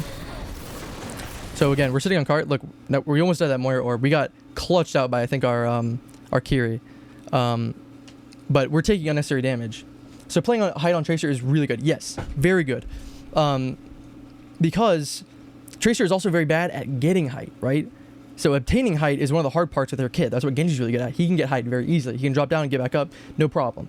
Tracer, it's a little harder. On certain maps, there's little parkour things you can do. So instead of like going around this staircase up here and then blinking across this Tracer, there's like, you can parkour up on this thing, jump on this, then jump on this, and then jump on this, right? And Tracer's blinks, especially now, they changed it maybe a couple years ago, like maybe like 2019 or 2020-ish somewhere, I think. Maybe even 2021. I don't know. Sometime in Overwatch 1, they changed it so her blinks are a little more forgiving on the vertical aspect. So you can blink to things that are higher than you. So it's good to abuse this. Like, for example, like original Tracer, if you blinked from payload, you just end up here. But now you can blink and like end up here, right? And sometimes if something's a lot higher than you, then you can like triple blink, and you'll end up higher, and then you'll get over that stuff. So, but you have to use a lot more resources. So the more you can start out on high ground, the better, because then you can go in at the same rate. It's harder for them to deal with you because you're on high ground, so it's even harder for them to hit you. Plus, you're jumping down into the air on top of them, and then you recall back to high ground. So you still have these blinks, and you can chill in the high ground where they can't punish you, right? For if they have someone that can chase you a lot easier, like if you recall to this health pack, that's great and all, but someone might be able to chase you in this room, and now you have recall. But up here, a lot less people can chase you, right? Like Ryan can't really get up here unless he does that. Like he can't realistically chase you. Like he doesn't really want to. It's too difficult for him to chase you like that. But if you're in this room, if you recall to this room, for example, someone else can come over here and pressure you from this way and close you in, and then Ryan could just take this space and then just walk in, and then you're sandwiched. And then you might have used all your blinks, or maybe you have one blink after you recalled because you think you're in a safe spot, but you're not actually in a safe spot, and then Ryan kills you. But if you're up here and you recall up here, then Ryan can't chase you. That's just less people in general that can chase you. And then you're safer, to which if you need to, you could recall to this health pack or whatever. That's what makes Sombra so good, is she can just place her TP wherever she wants. It doesn't matter where she is when she TPs. She's going to TP the same spot where she chooses. With Tracer, you have to position yourself in a way that you time when you engage with when you use recall. That way you recall where you want to recall. Because if you stay in too late, not only are you risking dying before you get recall off, but if you recall when it's after 3 seconds, you're going to recall where you are instead of where you wanted to be, right? So that's why you need to be a little bit more careful. And staying on point is always bad because, again, you're doing nothing, right? You're just another body for them to shoot. Like, realistically, what value are you getting, right? Even if you're shooting them, you're not even, there's a shield, right? You're not applying any pressure. You're just almost dead, right? Which is really bad. And you're going to die to spam very easily because, yes, you're harder to hit, but they're not aiming at you anyway. They're just spamming. And those abilities tend to have a lot of damage, which can just shred your health bar, especially someone like Mei or like Junkrat. Amount of times, if you die to a Junkrat, it can either be very easy or really hard to die to a Junkrat. If it's really easy to die to a Junkrat for you, that's because you're playing in too compact of a space, right? That means you're playing in spots you shouldn't be playing because he's denying space that is the most valuable. And you should never be in valuable space because valuable space means people are fighting for it, right? The only reason why this high ground is super valuable, but you can take it if they're down there, is because they're not fighting for it. They're fighting for this space. So you take this high ground for free and it's very valuable, but it's not being fought for. This is very valuable space, but it's being fought for, right? So you don't want to be here. You want to be at a spot that's not being fought for, like here, right? If no one's fighting for the space, then it's free. And you can take this and then you can engage. And recall back to safe space that's not being fought for. And if they want to punish you, now they have to suddenly change where they're fighting. So instead of putting all their team pressure into this space and fighting for this space, now they have to put their pressure and fight for this space, right? To back you up. So yeah, almost never, ever play on the cart. Unless, you need to push cart, whatever. In some rare instances, or if you're, if you can C9 or something like that, then, whatever, that's fine. That's kind of a part of the job if you see those opportunities. But your default space, or your default position should never be on cart. If you notice yourself on cart, try to notice yourself on cart, then that means you're autopiloting. And that also means you're not thinking in the way that you need to be when you're playing Tracer, because you're autopiloting to someone like Tracer or Sojourn, right? Like if you're playing Sojourn, it's perfectly fine to be here. Maybe not here, but I mean, you're kind of low. Like, look, this is where Sojourn's playing. This is fine for Sojourn. I would be up here on Sojourn because high ground is really good. And also, guess what? Now I can see Mei and Moira. If I'm on Sojourn here, I can see Ryan's shield. I get charged, but guess what? I get less charge for shooting shield than shooting someone else. If I'm up here, now I can shoot the shield the same way, get charged, and then right-click the Mei or right-click the Moira. If I come over here, guess what? Now I can see Ryan's juicy little hitbox. Now I can charge up as much as I want, and I can just pummel him if I want to. Or I can pummel him faster, get my right-click up, and then, right? So the Sojourn should be on the high ground, but it's not as egregious for her to not be as it is for you, right? It's not as egregious for her to be in this position as it is for you as a Tracer. So keep that in mind. Whoops, what the hell did I press? There we go. Again, you're also waiting for your teammates to heal you, which another thing is you're trying to pull focus, especially from the supports if possible, so they can't heal their team. Because if they're attacking you, they can't heal your team. Unless someone like Lucio who can, in which case you don't try to pull his focus. He doesn't matter. You focus someone else. Look for someone else. Because you're just trying to look at who can I pull away or what value can I get most to pull people away and create space for my team. So if you're constantly having to run back to your supports and they have to constantly be looking at you and heal you, guess what? Same way goes, that's someone else they're not healing, or one less anti-nade they can throw because they're too focused on trying to hit you and your Tracer and you're blinking everywhere, you're really hard to hit, or something like that, right? So you really, really, really want to be playing off health packs as much as possible, because the entire point is you're trying to maximize the amount of... It's almost like you're pretending the other supports are your supports, because you want all their resources, but you don't want any of your team resources. She's a very, very selfless hero. That's why she's so good at... She's such a good one-trick character. It doesn't matter who your team is. It doesn't matter what they're playing. She's always viable. It doesn't matter what the enemy's playing. It's tougher, and on the maps it's harder, but that's why she has a really hard entry barrier of entry. But she gets so much value on her own. So the more you're letting your teammates diminish your independence, the less value you're getting inherently, if that makes sense. So the resources and value you want from your team is focus, right? Pressure. If you're pressuring someone, then you want your team pressuring someone else. And you can always get that in solo queue or even in duo queue, but especially with duo queue, now you can have your Sojourn focus the same person you're focusing, and now they're going to die so much easier, right? But if you are in solo queue and you can't get your teammates to focus who you're focusing, just try to focus who they're focusing, if that's what's required. Sometimes you don't need that. Sometimes just pulling someone away is enough that whoever they're focusing doesn't get what they need to be able to fight back.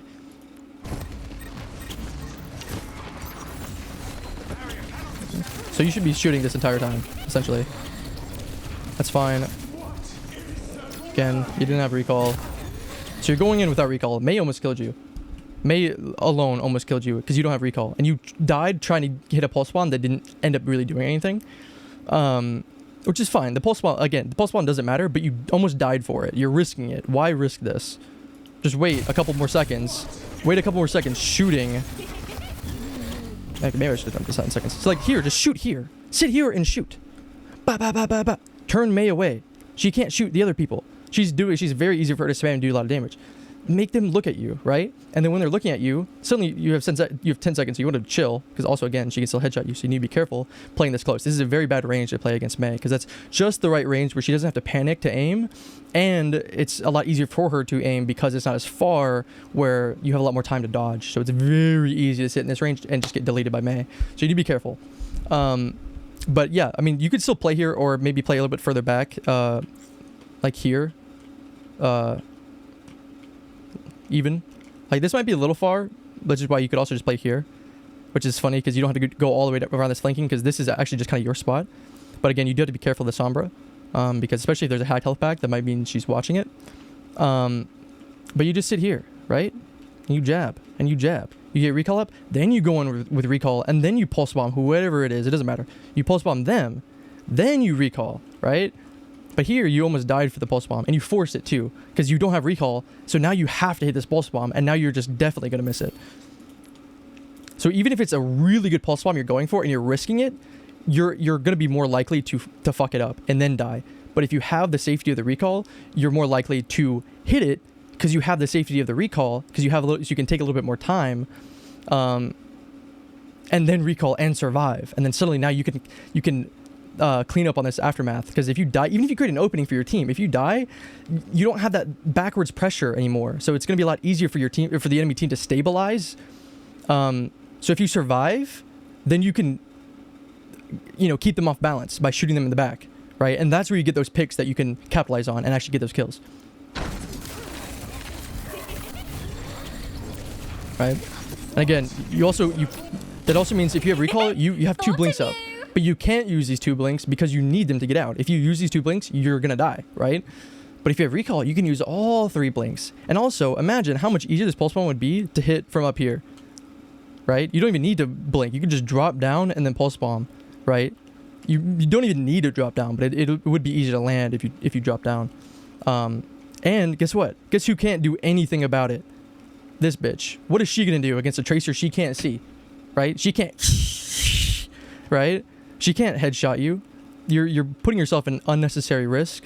Even with recall, this isn't the greatest position to be in, because this payload especially is really awkward to play around from this angle. So by being up here on the high ground, the payload is non-existent for you. So now it's some obstacle that they're gonna have to do. Like, you might get a kill because they are backing into the payload, and they don't realize it's there. The amount of times people back into things, especially me, like these random little corners that you get caught on probably have the most like credit to my deaths over anything else. So that's why you play on high ground. And not to mention, it's again safer. You can go anywhere you want and reposition because the fight changes and where you need to be changes very quickly. And so by sitting on high ground, it makes it a lot easier, faster, and cheaper, resources wise, to reposition where you need to be from low ground. So yeah, anyway, I should just press F7. I need to remember that button.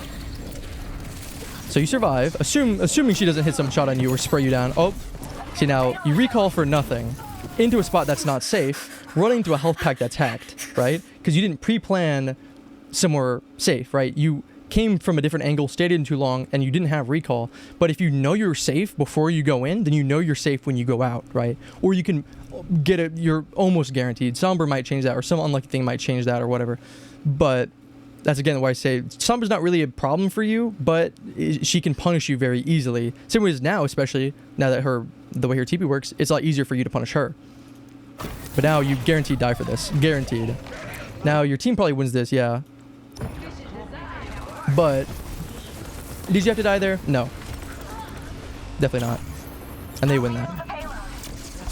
Not terrible, but honestly, you got carried by the fact that they made ridiculous mistakes, and where they played was terrible. They didn't have any high ground control whatsoever. Sombra did what you should have been doing, where she was up there and then engaging from high ground, but they didn't really have any high ground control. Because worst case scenario, you go high ground, and Sombra's up there, and then you just fight each other, and it's like, okay, well that's fine, that's like equal. So where is everybody? The game's about to start and no one's picked a character. Oh, okay, it just doesn't say it. Okay, never mind then. Oh, it's because it's on the screen. Never mind. Just to show how little I spend in actual VOD or replays. Okay, so you have an Ashe. That's really good. Plus the Mercy. That's really good. Kiriko is always good. So they have pretty much the same comp except an Echo, right? So an Echo is probably about the same as Sombra. Like, she might be a little bit scary to go against just because you literally can't do anything against, like, an Echo damage-wise. But if she ever has to peel, she's decent at peeling. Or like it's very easy for her to get tempted to peel. So if you, especially now that they have Life Reaver, that's really good for you. Yes, he might pull someone, so it means you basically have to just pulse bomb him because he can make it so that anyone else won't die. But again, if they do pull someone, if you pulse bomb someone who's perfectly safe, but the only danger is that they're about to die, if a Life Reaver pulls them away, not only does he not have a pull, but also he's pulled whoever you pulse bombed out of position. So you can look at where Life Reaver's playing, and you can look at where everyone else is playing and say, who would get fucked up most by getting pulled right now, positionally speaking. And you just pulse bomb that person, even though you know, like, intentionally baiting out that pull, right? Which is very difficult to do and very situational, and it's going to be really hard to apply that thought process. But that's a great way because it's not as free as Kiriko. Kiriko could just throw it on whoever, and the main thing is she doesn't have it. Well, that's the same downside for Life Reaver, but now he's actually moving. So you can essentially move whoever you want to wherever Life Reaver is. You're forcing that, right? Now, you could also just go for the Pulse Bomb, and it's not that hard to hit, especially on Life Reaver. So it might just be more worth going for Life Reaver and getting him out of the fight, because then he doesn't have pull. So, like, Ryan especially can't go in as easily, and it's just Moira keeping him up, so it's going to be a lot easier to run him over. But that's something to keep in mind. Nice. Great kill on that Echo. Let's go back here, actually. This is a decent spot. I like this spot. You punish the Echo. She used majority of her flying just getting over there, hovering, and then not actually going anywhere. So she has like maybe like half a second left of her flight left. So there's nothing she can do about this. This is really nice. Plus, I mean, I doubt this is intentional, but she pretty much just used her. Yeah, I mean, I doubt you did that intentionally. Just kind of lucky. She used everything she had right as you engaged her. Now she doesn't have any stickies. She has to just left click you because her beam's not going to do anything against you. She doesn't have her fly, and her stickies just woof, went to wherever the fuck she threw them, right? Free kill for you. Look, she's not hitting you once. Free kill. Great. Cass isolated, alone, right? Free kill. Weaver isolated, free kill. Right? Still free. Still free. See? Drops right off. Free. So now he goes Tracer. You literally diffed the Echo so hard he swapped to Tracer as Tracer, which is hilarious. But they also, it's probably just because they also have, there's nothing that Echo can really do for them without a Mercy at least. Also, again, having the Ashe in conjunction, being able to focus people or create opportunities for you to get picks that usually might not is really good. It's a great advantage. So this isn't a bad thing. I don't mind this. Marking a Tracer is fine. Again, now look at where we are, right? And you might be, right? That's good. That means next game you might realize this and be like, wait a second, I have nothing. I might as well be a Baby D.Va right here. And if you're Cassidy and you see Baby D.Va right here, you're like, GG, we won this point, right? Because she just dies. And then, yes, you're not D.Va, so you're not going to lose a point by dying here necessarily. But you're still going to die, just like Baby D.Va. Because you have the same thing that Baby D.Va has. You might be able to do more damage. Honestly, I'd reckon I could probably kill this Cass more often as Baby D.Va than I could with Tracer in this position without any blinks or recall, honestly. So I would be shocked if they don't punish you here. Even if this was a silver. Okay, so he's scared of you. 88 health. If he pushed you there, if Ryan knows that they have any communication, he turns around, boof, smacks like a third of your health bar gone. Or 2/3 of your health bar, actually. Cass is looking for you. That means he's not shooting anyone else. That's good. Don't be scared of Cass. Nice. Cass is dog shit against Tracer. People who think otherwise don't play enough Cass or have a preconception of what Cass used to be. He's not good against Tracer. If he hits you with the stick, you're dead, most likely, like 90% of the time. But there is almost no situation you should be getting hit by a stick. The only time you ever get hit by a stick is if you go straight at him. If you're strafing in any way, shape, or form, then you're gonna dodge it. It's too slow. And a lot of times he'll throw it preemptively.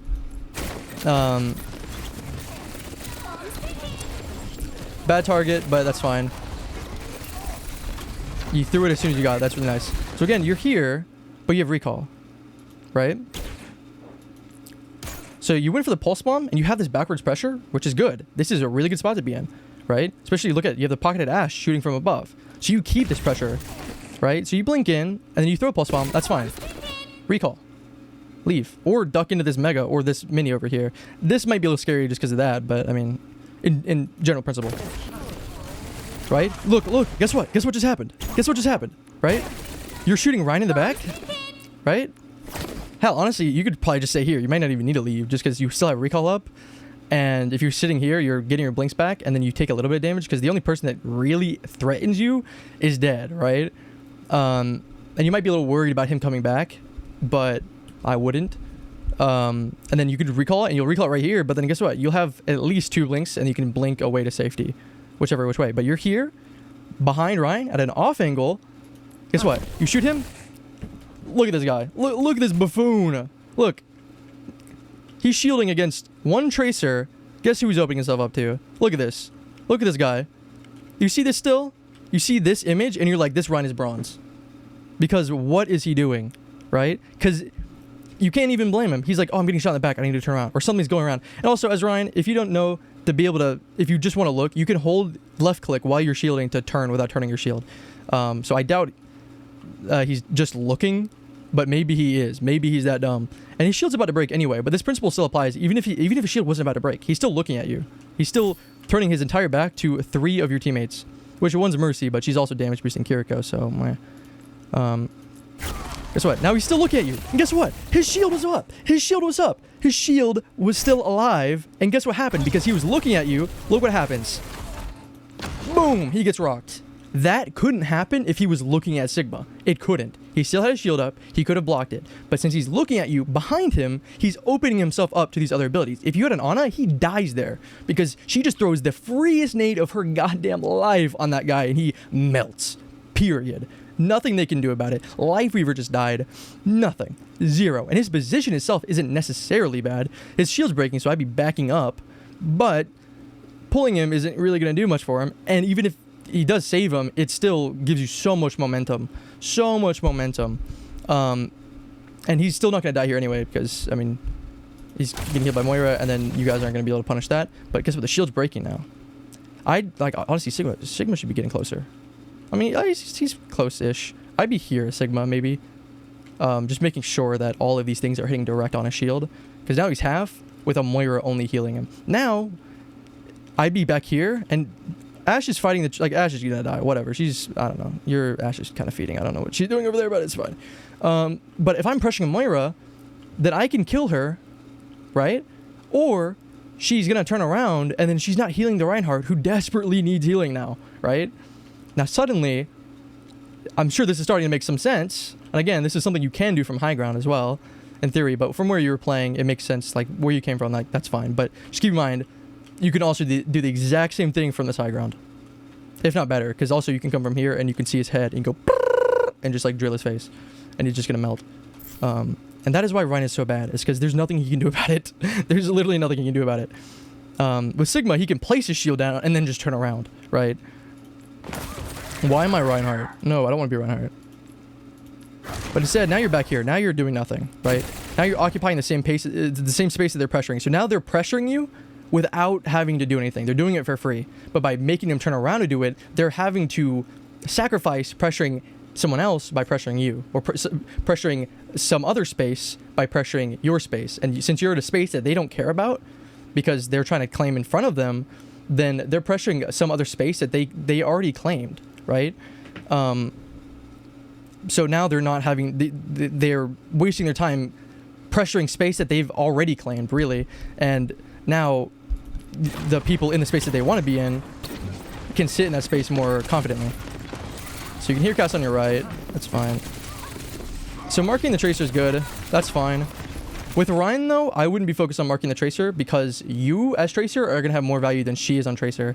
So if I was at Tracer, I'd be marking you. And so I'd just be focusing on pressuring you, so making it so that you can't sit on the flank and you can't escape, and making it really hard for you to set up. And I'd just be looking for you and hunting you and taking constant 1v1s. And if Tracer wants to give you a 1v1, you take it. Say, okay. Look at that. Rein dies. Rein follows over. Why? Because you were behind him, even though after you did lose that position when you didn't need to, you gave it up unnecessarily, but you were behind him, you had an off angle, you turned him around, he gets fucking smashed by a boulder, and he falls over. Because your Sigma takes aggression. Like I said he should. He needs to push up, he sees that he hits that rock because he's turned around, and he goes for it. And guess what? Rein dies. So that's why I say Tracer gets so much value, because if you're constantly playing the way I'm saying, this is what's happening constantly. This is never not happening. The only time it's not happening is right after it happened. Because now, this is cleanup, whatever, you shoot them fine, and then you set up, and then you do it all over again. And there's nothing they can do about it without giving up other resources elsewhere.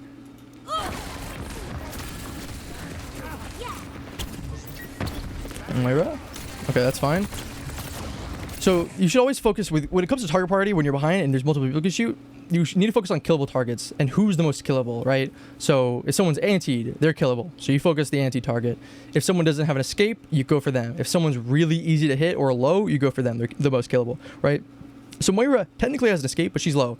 So you go for her because she's killable, because you can either punish her for not having her escape, especially if you don't know she has an escape, or you can force her to use it. And then you can come over to Lifeweaver, who's killable because he's Lifeweaver, so he can't do much to you. And you can turn him around as well. And you can punish him, either force him to use a pedal or force him to dash, or whatever, and then you can punish him, right? So or isolated. If someone's isolated, which means they're alone, which means they can't receive any healing or any resources from their teammates, you go for them, right? Because they're isolated, and Tracer is a 1v1 god. So you just take those 1v1s. If you can take a 1v1, take it. Reaper, punish that guy. Easy punish. Got a little greedy. So you're staying in the middle of their team for too long, right? So, again, if you're playing up here on this high ground, you can get the same value, because even if they're not turning all the way around, if they're turning and look up here, it's the same principle, right? Same problem. Because also, again, they're bad. Like, what are... what the fuck is going on over there? But, like, even, like, there's an Ana, for example. Like, if she wants to shoot people far down, like, it's the tanks fighting over there. If she has to turn and look up at you, even if it's not all the way around, she's still not looking. It doesn't matter where they're looking, as long as wherever they're looking is not where they need to be looking, right? So you need to be focusing not on what is the hardest for them to look at, or what's the most opposite for them to look at. It's just what is the most safe position I can be in while still taking an off angle. So I can force them to look away while still being the most safe position, which is usually some kind of high ground or some cover, which is why natural cover is super important. So you can also achieve the same principle, but just by playing in this room, right? Or even playing over here. Like in this case where they're farther back, you can do the same thing from here, rather than chilling here the entire time. Because once that Ryan dies, then you get out. Then you set up in a position, like I'd come up here and then start playing from here, right?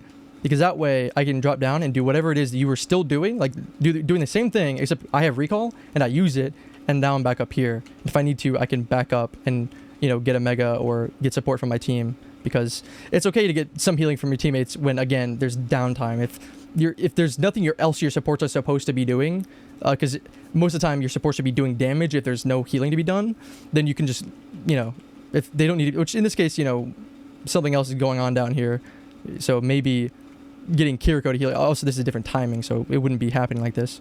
But your supports wouldn't, like, them healing you isn't going to keep them from healing anyone else. So, you know, sometimes it's more okay to get healing, or you can come to this mega, or you can get this mini. Because again, Tracer, an upside of her not having as much HP is minis, you know, heal more of a percentage of her health than normal characters, like 200 HP targets. But yeah, so you died here with recall. 99% of the time, you should not be dying if you have recall. And 100% of the time you die with recall, it should be because you got bursted. And you went immediately from one frame of being perfectly fine, not needing recall, to another frame of dying, right? Anytime you die when you could have recalled and needed to recall, that just means you got greedy, right? So if you notice you died with recall, you need to think to yourself, did I get greedy there? If you get headshot by Hanzo, not necessarily. But if you're in the middle of their team and you're fighting and fighting and fighting and you're 80 HP, 40 HP, dead, you could have recalled at 80 HP, 40 HP. Now, if you died from 40 HP, then maybe you should have recalled at 80, right? Like, so you always got to kind of learn, and you are going to die. You are going to die with recall. It's going to happen. It shouldn't. But that's why no one's perfect, and that's why Tracer especially is one of the hardest characters, if not the hardest character to master in Overwatch. I think personally she's the hardest character to master, because you have to be thinking all this while constantly be shooting, constantly having uptime, while constantly be drawing focus. So it's not about never dying with recall or whatever. It's about minimizing as many times as you can, not putting yourself in positions where you can die with recall, right? And that's the thing, like working on your movement and your aim as well, applying your pressure. If there's a Hanzo, for example, that can one-shot you, well, the harder you are at getting hit, the harder it is for him to hit you, which means you're going to be lessening the amount of times you're going to die with recall. Soldier's really scary. I wouldn't... Soldier is by far way better at dealing with Tracer than Cassidy is, because not only is he better at peppering you, which means, especially with your low health total, it's easier to die to other things you wouldn't usually die to, but also I would much rather 1v1 a Tracer or Soldier than Cassidy at close range, because his Helix does 120, melee does 30, good old rocket punch combo. If you get really close, where a lot of Tracers really like to, against especially someone who's mid-range like Soldier, you just give him the old rocket smack and she falls over. Super easy to do. And hell, even if he hits you with like splash damage, which is really easy to do, it's so much harder. Plus he has his own heal. Plus he can sprint away, which you can, depending on the situation, punish. But also sometimes he can sprint to you and chase you down. So now you're playing high ground. This is good. Drop down without recall, bad. Die to this? No, you don't. He didn't punish you.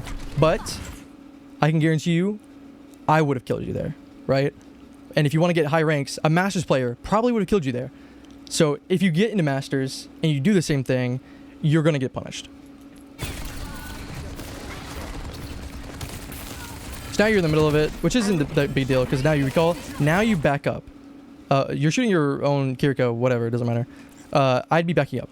Now, I'd be playing here because not only can you literally not see a single enemy on your screen, but also you don't really have any escape options because you just use recall.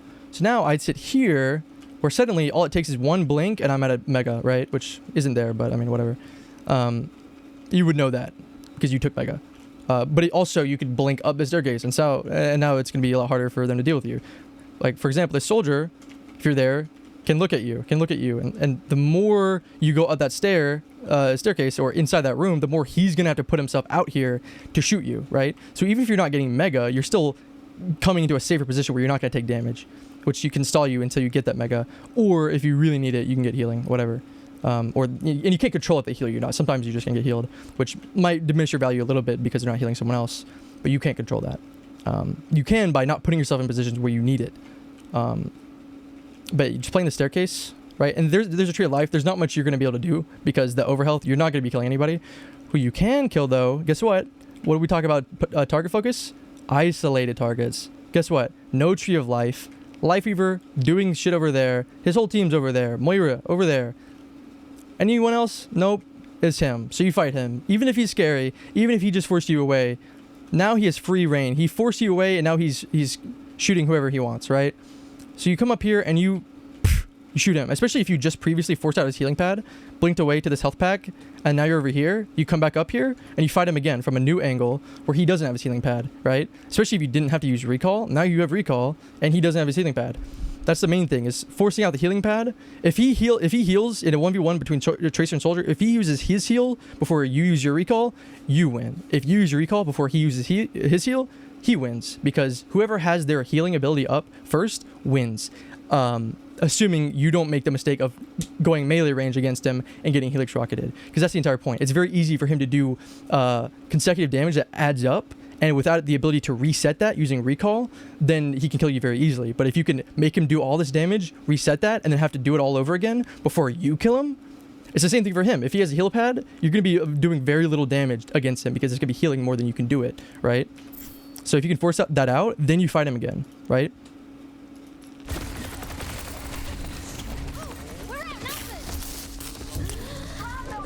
And again, you use more blinks than you need to get to a safer position, right? Like, you recalled, sure. You come into a position here with nothing. You have one blink and you're on the payload in the middle of the fight. Where within one blink can you go to survive, right? Yes, you can blink here, which was probably maybe the best position, you know, if they didn't punish it, but then you have to go down this long corridor. So if they punish that, you need another blink, which you might get, but again, it's not enough to get out of the hallway. So they might be able to punish that. But if you're here, then you might be able to blink over here. And you also have Bob here, who might be able to cover you a little bit. So if you blink over this way, boop, now you're over here. Now you have more cover against these people. And if he chases you, then you can keep backing up. And again, you're going to get that other blink that you got over there. And now you can blink at this mega, right?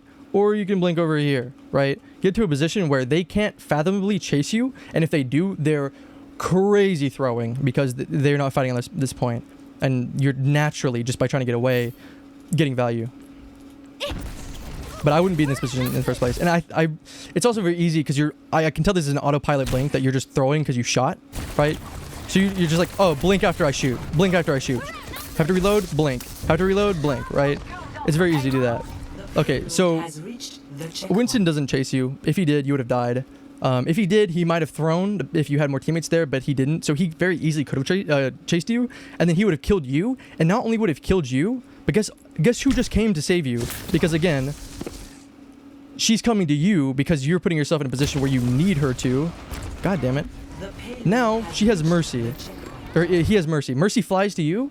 He kills you. Mercy is dead. You kill her. Because yeah, Sigma's there. She might fly to Sigma, but by that point, he's gonna get his jump pack and he's gonna land on her. He's gonna finish her off. He got Tracer and Mercy. After he just got the point, he's fighting for space, but the objective can't even move, so it's not that big a deal. And so even if he trades himself, if he gets Mercy and you, that's gonna be enough because he's also spawning right there, and he's gonna become right back. One jump and he's back. Basically, you have to come from way over there, right? So you have to be careful of that. And you can't control what Mercy does. If she comes to you and dies for it, that is on her.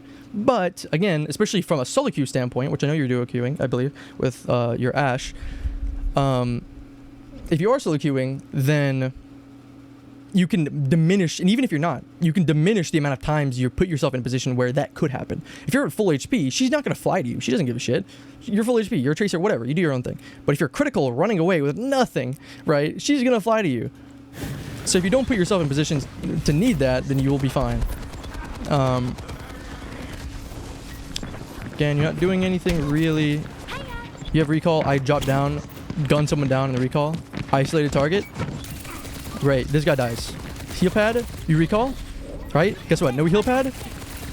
I'd wait for the heal pad to run out a little bit. Even still. He uses the rocket. Doesn't matter. Free. See? Guess what? He uses heal pad before you use recall. So now you won the fight. Literally, it's isolated. You win that there. You cannot lose unless you put yourself in a position to get one tap by that combo, which you didn't. Phenomenal. That's why at the very least, as soldier, your only hope is maybe if you use your heal pad first to save your rocket until after and just pepper her until she uses her recall. And then once she uses her recall, then you can use your Helix rocket, and that might be enough if you hit the most insane shot of your life if she doesn't, you know, put herself in that position to get rocket punched. That soldier was like mad swinging though. Yeah. Nice. Good kill. Okay. Killable targets, right? Wraith form. Half HP. Just use Wraith form. Which surely he'll get healed again. He dashed out of it. Where's Rocher? Well, even if he was aimbotting. Okay, maybe not aimbotting, but he's going to be hitting you, right? Okay, you got the kill. That was a nice kill on Life Weaver. That probably could have happened anyway. You probably could have killed him anyway, but he wouldn't have been here to kill you. And again, soldier's here, and that's unlucky. But guess what you have? Recall. Suddenly, if you have to back to this position, don't rely on the Mega. Just recall out and blink away. Don't rely on that Mega, because you're going to be at a point where you're stalling so much that by the time you get the Mega and get damaged again to need to recall, you're going to recall in this shit spot position anyway. So... yeah. See, and Reaper dies there. So Life Weaver and Reaper both die anyway, right? But what could have changed is your target priority. You could target the Reaper first, who has half HP and no Wraith form, and kill him, and then kill the Life Weaver who doesn't have a Reaper to protect him. And now they're both dead, and you're alive. I know it's a lot to think about. But this is where, again, the aim doesn't matter, and your aim isn't bad. To get a solo kill in Soldier, you better get good with blink usage or unload a mag in his ass before he gets a glance at you. Not really. Honestly, against a Soldier, again, if you can just force out his healing pad without recalling, then you win the fight. And it can depend on the environment too. If it's a lot more open and you have to start from farther away, it's going to be a lot easier for him to focus you before you can even get close enough to be enough of a threat to force that cooldown out. But there, especially if you catch him by surprise because you're being in an aggressive position, he's in spawn, he's autopiloting, he's listening to music, you know, singing karaoke while he gets into position. He's not going to be ready for you, and you're going to get a lot of free damage, and he's going to panic. He might even panic Helix rocket, and now he doesn't have that to secure a bit of that pressure and that threat to keep you from getting close. Because as soon as he Helix rockets, now you can get all up in his business and fuck him up, right?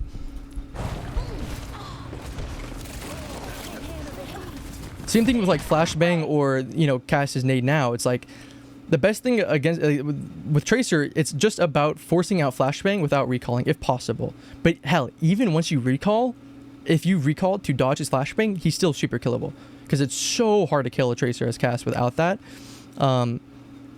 So it's really about forcing those out, and the value that the main value that those abilities have is just by existing. It's their passive pressure by what they can do, right?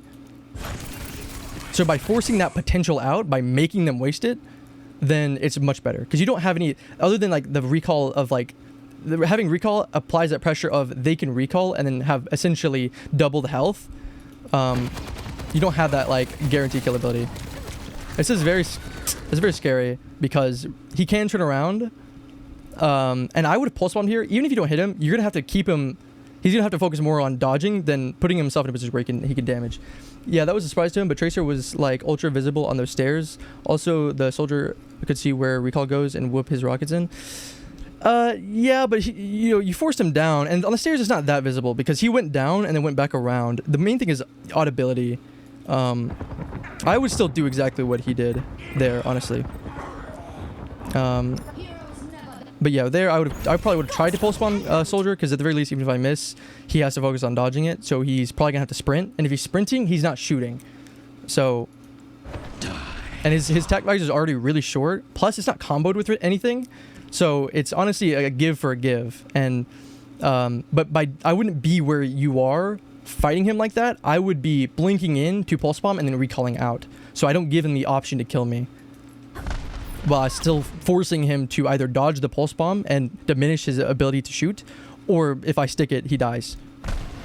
Which again, if you practice that melee pulse bomb combo, he will probably get stuck and die. Okay, don't shoot the blocking doom.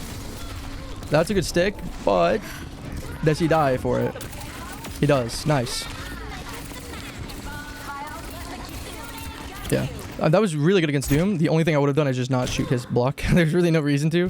Because you gave him charge punch, which means he can literally tap it and then fuck you up just by tapping it. Right, there's no reason to shoot him here. Tracer got his biggest step be annoying. True. Yeah, so you could have done everything you did there without shooting him, basically. Which means you wouldn't have gone this far without him charging his punch at all and take half your health bar. Actually, more so. And you lost Sig, so now taking this Doom is really good. The Sig is a lot better than Doom. So you probably still lose this. Plus your soldiers died. Oh no, their soldier died. That's good. Okay, you win this then. Yeah, you have to invest in ult, but that's fine. Okay, I wouldn't necessarily focus on... I'd focus on one person, right? Pick the best person and focus them, because if you take them out of the fight completely, that's way better than taking everyone else, like everyone out of the fight for like 1 second to look at you and then ignore you again, right? So if you focus as Moira and driller, you're also gonna be having a higher likelihood of killing her because you're not having to start from full HP every time you shoot someone. You're looking, no, you're good. Then you're actually gonna be able to kill her, or Reaper, or at least force out a cooldown, which they can't use for something else. I'll take it. For example, this Kitsune or that Bob, which what the fuck is that Bob? He's chilling in there. Don't worry about Bob. See, now Moira could fade out. Now she lives. But if you had focused her from the get-go, which is fine, if you focus Reaper, then he's not fighting. Doesn't matter. But if you focused him from the get-go, or Moira from the get-go, she wouldn't have that fade to get out. She probably would have had to have faded to this position, in which she would not have had to fade it to safety. In which case you can punish this position. You can't punish her. Also because Doom's coming back in, but even still, you're probably not going to be able to punish her that far away from you. You have recall up? Go on somebody. Boom. Go on him. May. Force out ice block. Recall. I'm not sitting here. Shoot. Honestly, you should be able to play with a macro holding down your goddamn shoot button. You should always be shooting, almost constantly. If you're not getting value because you're shooting too much, then you're playing wrong. Like, you should very, very seldom be sitting somewhere not shooting. Unless you're going for a very specific play. But your default should be shooting. At all times. Look for someone to shoot. Shoot them. Any damage is value. You're applying pressure constantly. And the more you're shooting someone, even if it's for a little damage, the more they're going to get annoyed. Because you're constantly having this uptime. Instead of coming in and having these moments of big uptime, and sometimes you might fuck it up, you're going to have constant uptime. And you're still going to have these moments. I'm talking about jab, hook, right? With these jabs, you're going to have constant uptime. And then you still have these big moments of uptime when you have recall for these really annoying and really like high value plays. But your downtime, that's her entire like kit, is not having almost any, is having this constant uptime that is super annoying that they can't get rid of unless they have to focus on getting rid of it. which is something, again, they're not focusing on getting rid of something else.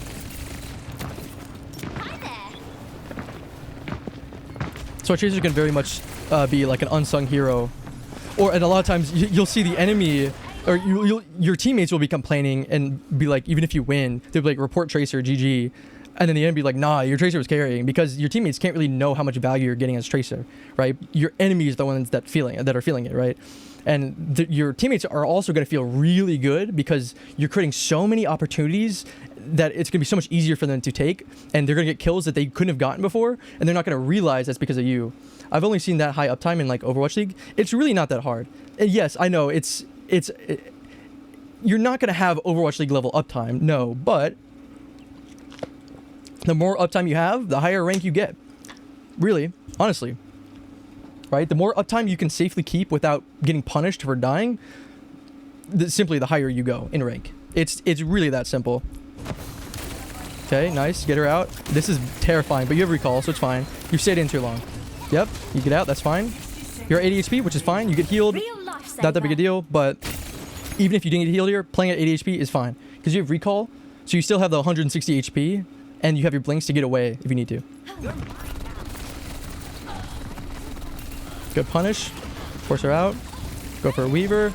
Again, you're focusing someone who doesn't die to that, even if you do stick it, but that's fine. You at least force out the Fade, which again, I wouldn't trade Fade for Pulse Bomb, but it's still, I'm happy to see you're not holding on to your Pulse Bomb. That is something that a lot of people do, and I'm still trying to get better at, is just throwing it. Even if it doesn't seem like the perfect moment, or like you know you're not going to hit it, the more you throw them, the more you're going to end up hitting, because the more you're scared of missing, the more you're going to miss. Or the more you're going to take these shitty opportunities to hit a Pulse Bomb that doesn't do anything. So I am happy you're throwing them away. No recall. Also, again, Tracer has more rings than Reaper does. And a bigger hitbox. Or Reaper has a bigger hitbox. So you don't need to blink on top of him and fight him in his range to kill him. So you can play from up here. Or play from where you are, but like under you, instead of jumping further. And then just fight him from there. Because you're going to be doing more damage. At least until you get another blink. Then maybe if you have more blinks, then you can shoot him, blink close to him. Like right behind him, turn around, shoot him. He turns around, you blink behind him again. Shoot him, right? So, yeah, your team actually loses this fight. Pretty much because of that. Because you don't have any other pressure after that, right? So let's see. Fight the Sombra, she keeps away, that's fine. You blink, you're in the middle of the team. With recall and no blinks, and you're trying to Pulse Bomb, so this is fine. I would have gone for the Life Weaver, because also, even without Fade, this could have been Zenyatta, no Trank, right? This could have been the juiciest Pulse Bomb. If he has pull up, he pulls her away. And also, again, what I said with pulling people out of position by making the Life Weaver pull them away for safety, she's not really that out of position, right? Like, she's a little bit farther away, so it's gonna be harder to heal, maybe. But like, if you pulled Reaper away, or if she pulled Ball away, it would have more impact. Also, again, since you're staying here in this not safe position, you're recalling to this not safe position. Now you have 0 cooldowns, and you TP, like you literally recalled on top of a Reaper, which luckily you didn't get punished for. He realized it way too late, and he's a little lost. And you come in and you fix that for him. You're like, I recalled onto you with no cooldowns, and you didn't punish me. Here, let me give you the now I'm on top of you again with no cooldowns. And then guess what happens? He's like, thank you. Come again, and now you're dead, and now you lose the fight. Which, I mean, other people are dying at the same time anyway, so yeah. But if you were properly pressuring, then maybe Moira can't kill Kiriko. Maybe Sombra can't kill Ashe, right? Because they don't have the luxury of the safety to be able to pressure that, right? And then Sigma dies because, you know. But so it's possible that you could have single-handedly saved this fight and saved this point. And how much time is left? About 30 seconds. They would have had maybe one touch, but they had enough time to comfortably win that fight. Time wasn't the issue there for them. Now, if you had won that fight, now you have the advantage. Now that time is a big issue, because if they lose that fight, they're fucked.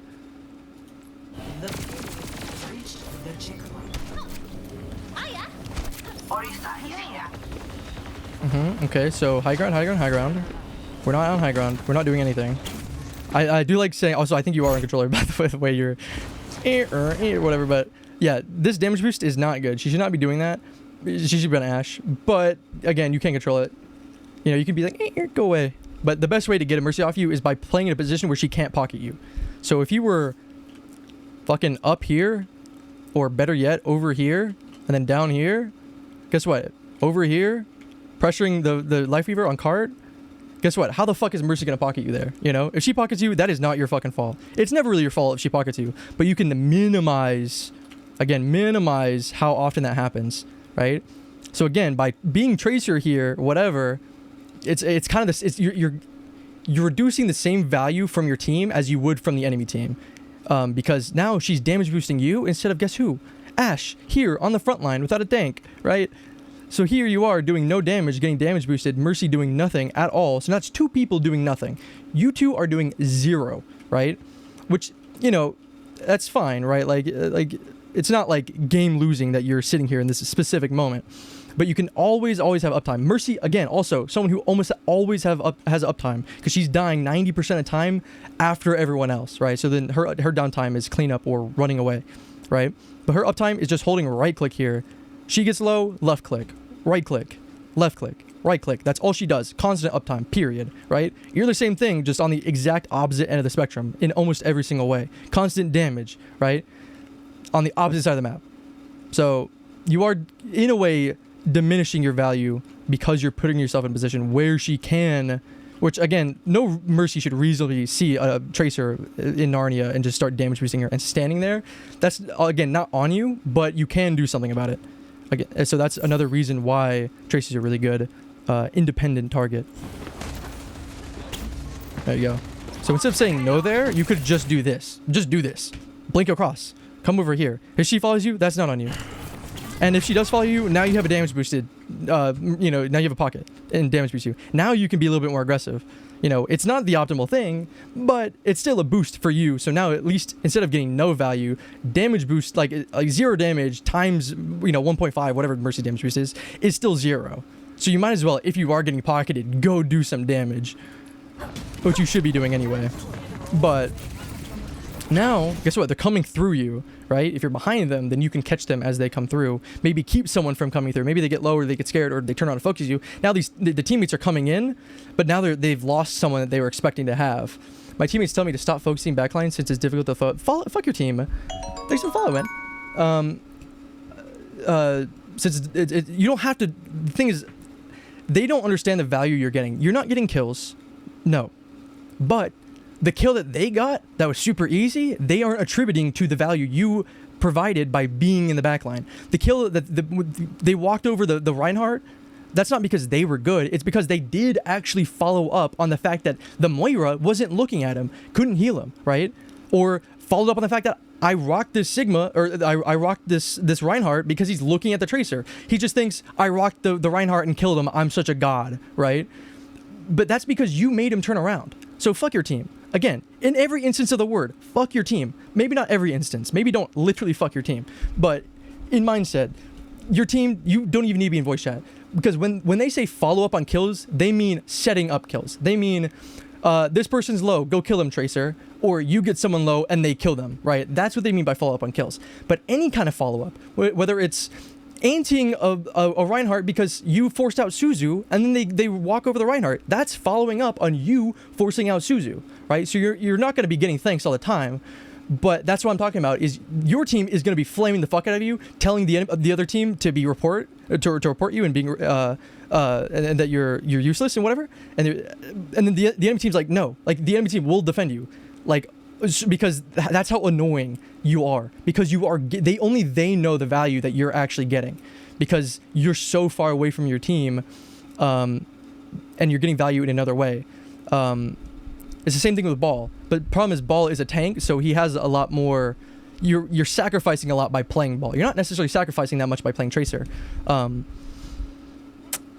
And also, it's a lot harder to play Ball sometimes. Like, people are really goddamn bad at Ball. So it's very easy to fucking feed and get punished on Ball, because he doesn't have that small hitbox like Tracer does, or that get out of jail free card necessarily. He still has has the escape, and he still has his shields, but it is way easier to punish him than Tracer. That's why Tracer is way up here, and Ball is the worst character in the game, hands down. He is terrible.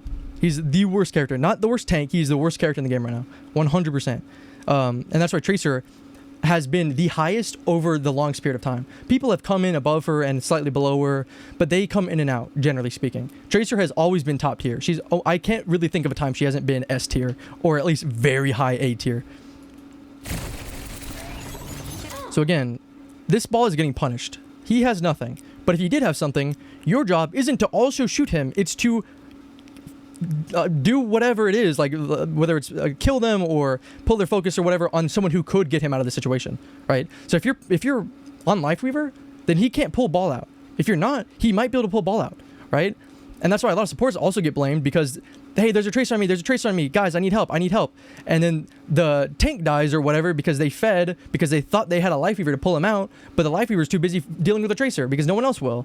And then they start flaming the supports, and the supports start flaming them back. It's like, you're not helping. I need help. You're not helping. I need help. And this is back and forth. And now you're just completely passively, just by existing, creating this super like infighting amongst the enemy team. Yeah, I mean, almost always you should be in the back line, or above them, off angle. It doesn't necessarily have to be the back line, because I don't want you to think of Tracer as a flanker where you're behind the enemy. You just need to be around their defenses. You need to be out of the space at an off angle, to the side, behind them, above them, below them. It doesn't matter. Be somewhere that they have to turn to shoot you. You have to be somewhere where they don't have to sacrifice shooting somewhere else and pressuring a certain position by shooting you. So if you're on the payload, they want to be shooting and taking that space anyway. So you're not doing anything. You're not pulling focus. You're just dying. And that's why she has so little health, right? So you need to be in this position where they have to go out of their way to punish you, in which case they're spending less time fighting and pressuring other space that is actually necessary for the game mode to be won. And then you find this Sombra. You can kill her. She dies, 100%. See, if I'm Sombra, guess what? Guess where I'm going if I'm Sombra? For example, Just in time. instead of TPing on Mega, which is hacked, and yes, the payload is here, but guess where Lifeweaver is? Why? I don't know why he's here. He's not even pushing the cart. I couldn't fucking tell you. But most Lifeweavers would probably be here, right? Or maybe even up here if they need to be. But that's also another thing, is Ball is way fucking over there where he can't be saved because the cart is here and someone has to push the cart. Someone's gotta. Who's it gonna be, right? It should be Moira. I'm gonna tell you right now. It's Moira. She should push the cart. Also because she has no survivability. Because guess what? If you come 1v1 this Lifeweaver, guess who's isolated? Remember, isolation. Who's gonna help him? Moira? Moira turns around. What is she doing now? You have two supports fighting you, and guess what? None of them are healing. They can't heal anyone. They're doing nothing. While you have two supports. Right now, you're taking two supports out of the game. They're essentially dead, right? Because you have to ask yourself, why is being dead bad? Why is it the worst thing you could do in Overwatch is die? It's because you are no longer providing value. You're no longer doing damage. You're no longer using abilities. You're no longer fighting for contested space that's required to win the game mode, right? And the reason why dying is so bad is because you're doing that for the longest period of time, right? Because if you're dead, you die for 8 seconds, 12 or whatever if it's overtime. Then you have to walk all the way back from spawn, and then you're back, right? So that's like 20 seconds of downtime, right? With Tracer, again, every second that you're in downtime, you're essentially dead for 1 second. So if you maximize your uptime and minimize your downtime, you're having constant value. Constant value. So if you come pull these two people away, they might as well be dead. Because them shooting you is not providing any value for winning the team, or for their team for winning the game, right? So now you're basically killing two supports for however long they're fighting you for. But isn't it also good sometimes when you don't stagger? What do you mean? Like stagger yourself, like die? What do you mean by that? Staggering is almost always good if you're staggering someone else, or rather does staggering on Tracer matter? Like, you mean dying yourself? Well, again, you don't want to be putting yourself in a position where you're going to die, right? Like, that's the entire point, is if you're dying, you've made a mistake. It's better to die on Tracer than pretty much anyone else, because she can get back faster, so you're minimizing, again, that downtime. The downtime that's being applied to you by dying is minimized compared to any other character, generally speaking. But again, you shouldn't be putting yourself in a position. I'm not saying sit here and 1v2 these supports until you die, right? But sometimes if you sit here and 1v2 these supports and get the maximum amount of downtime for them, and then if you can get back faster than the amount of time that you spent having them on top of you and doing nothing, then you're essentially killing 2 supports for longer than you're dying yourself, right? Which I generally wouldn't go by because it can be hard to, it's very easy to misread that. So I'd be in this position where I'm fighting this Lifeweaver, right? And I shouldn't be dying to him or even needing recall, and there's health packs everywhere, and I can steal them from Lifeweaver, right? Don't be afraid to use blinks to steal health packs from Lifeweaver or someone else you're 1v1ing, right? Even if you're not missing that much HP, because it's better that you get it for 1 HP than they do for 50, right? And you just 1v1 him, and then he dies, and then guess what? Who's pushing guard? Nobody. Moira comes over, now you have 2 people, and you keep doing the same thing. You just keep focusing Lifeweaver, or punish Moira if she has Fade, if she's easy to kill, whatever the case might be. And now guess what? Guess who's also over there? Ashe, right? And again, you keep using these health packs, right? And then recall if you need to, right? And balance your cooldowns that you're not using, especially if you're 1v1ing a support like this that can't just obliterate you. You don't need a blink every time you reload. You can just shoot, crouch, whatever, reload, shoot, crouch, whatever, reload, and then blink to dodge something. Maybe blink every now and then, but keep like at least 1 blink up if you're fighting someone that can't one-shot you. You have no reason to if you have recall, right? If you don't have recall, then keep 2 blinks up, or as many blinks as you need to get out. And if you don't have enough blinks to get out safely, then you shouldn't be there without recall. But again, if you pull Ashe away, or Moira away, and now you're fighting here, Ashe just comes in and shoots them in the back for free, right? And there's this Reaper here, I think. I don't know what this is. I don't know if he's TPing here or TPing away. I don't know what's going on here. But at the very least, if he is actually here on top of Ashe, guess what? She's now 2v1ing as Ashe, because this is a terrible position to be in. That's why she should be up there. She's now 1v2ing Moira and Reaper. But if you pull Moira away, now you're 1v2ing 2 supports, which is fine for you, and you can survive that. Now she has to just 1v1 Reaper, which she'll probably still lose because she's in a absolutely awful position, but that's fine. Like, you can't control that. But at least you're making it easier for them, and you're limiting how many mistakes that they can punish because you're making them essentially make a mistake, right? Imagine there isn't a Tracer there. If 2 supports are pushing this and the rest of the team's fighting, you consider that a mistake, right?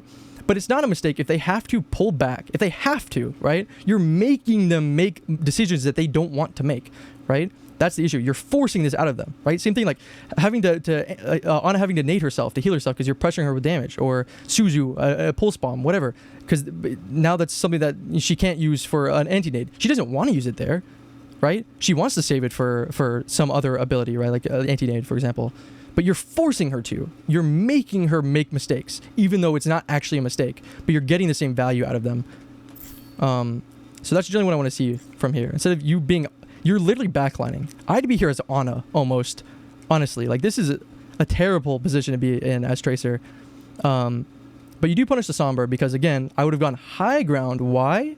Because now who's going to punish me? Who here can punish me? No one. Even if I'm 1 HP. And now what? I'm in the same position. Hey, boop. I get healed. And now I'm chilling, right? And now I 2v1 this Ashe with Reaper. Or 3v1 because you didn't pull Moira away, so now Moira's there, and then Ashe just gets fucking game banged like it's like Brazzers, you know, like. And then this guy's dying anyway, like he's feeding, but by doing this, in which this isn't terrible, like I don't blame him for doing this. This is a split-second decision. He goes for the hacked health pack, and again, he should have survived this because Lifeweaver shouldn't be this far back. He's making this mistake by himself, but if you were here, you'd be forcing him to be playing this far back. That's the difference, right? Usually good players wouldn't be playing this far back, but by playing here, you'd be forcing him to, right? Essentially. Or he'd still be here, but you'd be fighting him, so he's having the same value. It doesn't matter if he's here or over there, right? If he's not healing his team, then he's not healing his team. It doesn't matter where he is on the map, right? So by Sombra running away this way, she's essentially killing herself. But if she goes up this way, even though there's not a hacked health pack up here, which is juicy hacked health pack, there's nothing you guys can do, right? You're Tracer. You can't really get up here. Again, if you have 3 blinks up, you might be able to blink over here and then quickly TP up here, like blink, blink, blink up here, blah, blah, blah. But she's already gotten healed. Like, she's gone. She's invised, right? Like, there's nothing you can do about it. She's gone. But instead, she's over here and you guys punish her, which is a good punish. Again, if you can punish those mistakes, that's good. The enemies will make it by themselves, and especially the lower rank you are, the more they'll make it if you force them to, right? And that's why Tracer can seem a lot lower value in lower ranks as well, is even if you play her properly, which you will get a shit ton of value if you do, but it can seem like you're not forcing anybody to make mistakes because they're just making them anyway. Like, this Lifeweaver is really bad because so he's making the mistake of playing back here. But if you're Tracer, he'd be forced to do it, right? So if you're here, it doesn't really matter.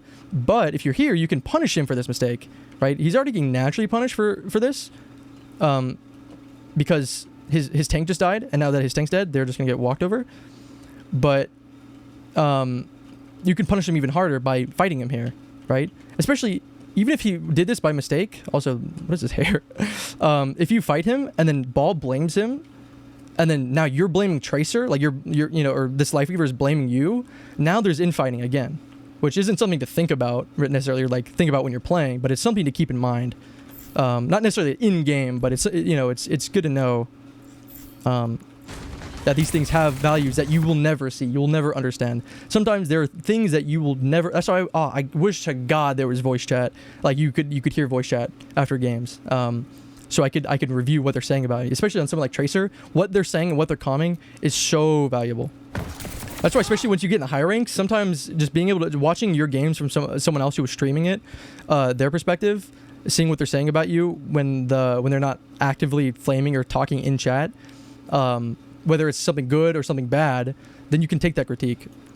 Especially once you get in a higher rank where these people are like top 500, you know. I'm fairly new at GM, so I'm playing with people who have been in GM and top 500 for years. So, you know, if I whatever they say is valuable to me.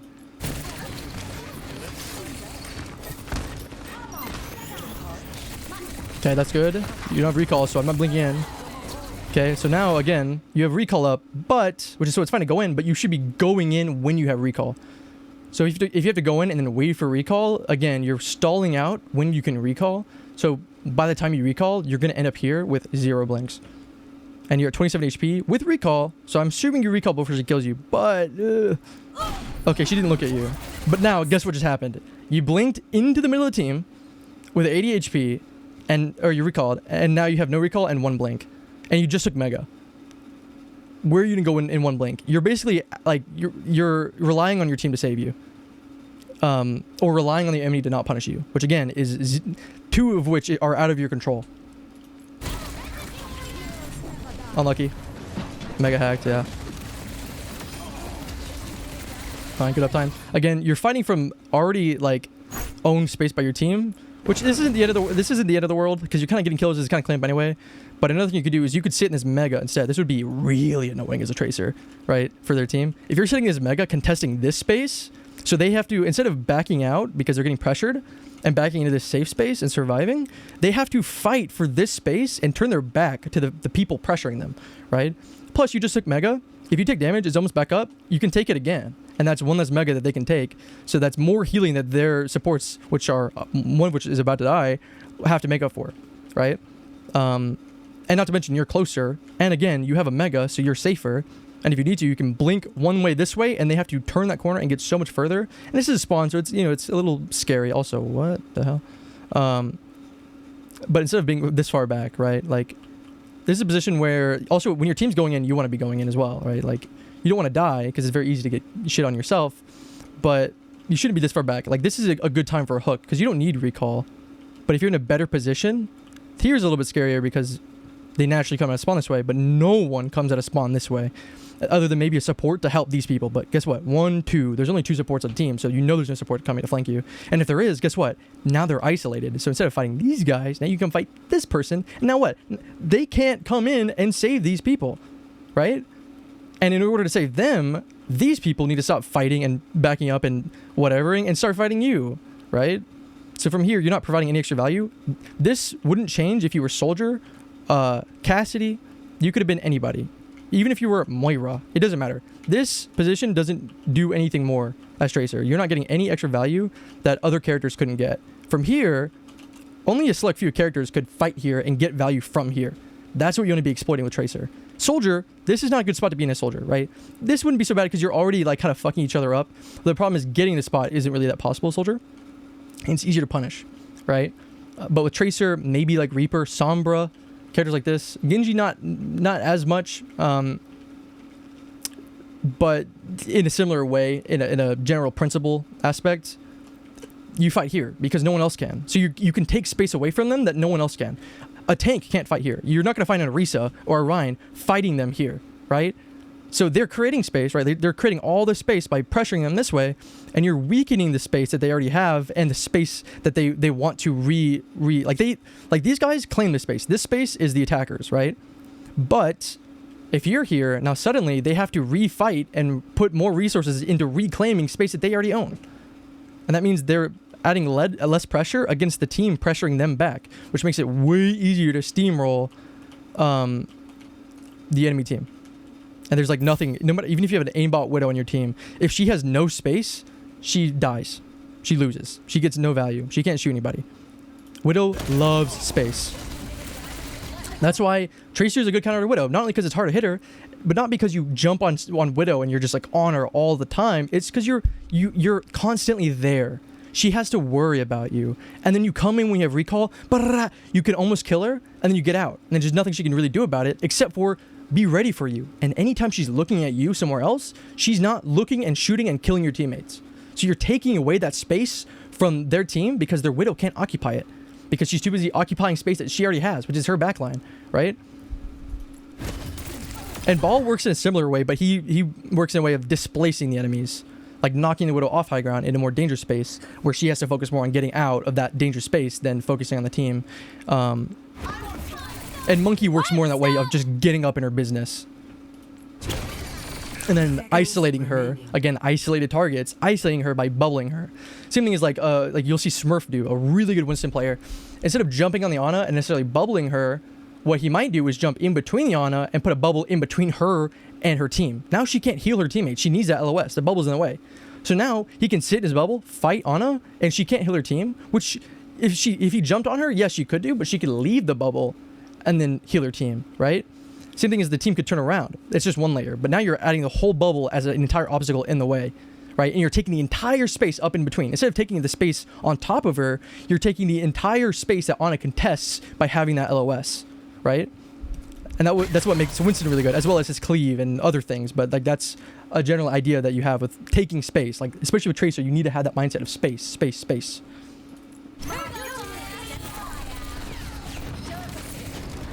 Okay, you punish that.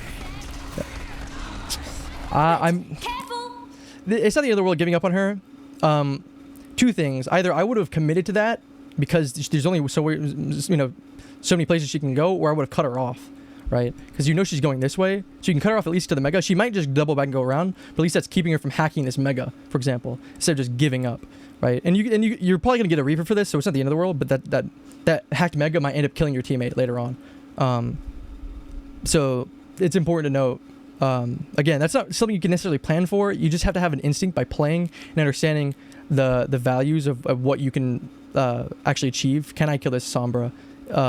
And like you were probably gonna do this no matter what. Even if Reaper wasn't death blossoming and an easy kill, if he was just here, even though he had Wraith form or TP or whatever, you probably would have turned around and tried to kill him anyway. Maybe you wouldn't have. Maybe you would have just committed to the Sombra.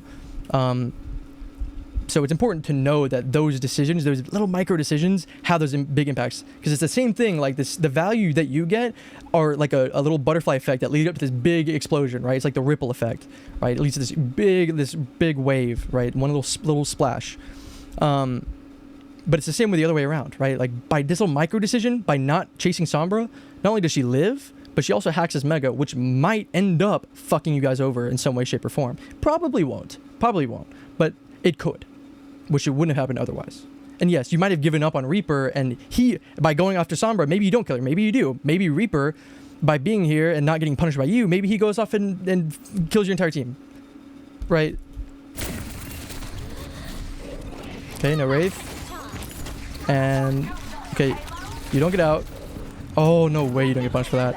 Again, you're staying in a position that's not safe for too long. So even though you're going in when you have recall, you're not initially setting yourself up when you aren't using recall to be able to recall to a safe position. Because your recall means dick if you're not actually saving yourself and guaranteeing yourself from dying, right? You almost, or you did get away, but you almost didn't get away. You really should not have. That was, again, their mistake. That wasn't because you did a risky move and it paid off because that was a decision that you made and that was smart.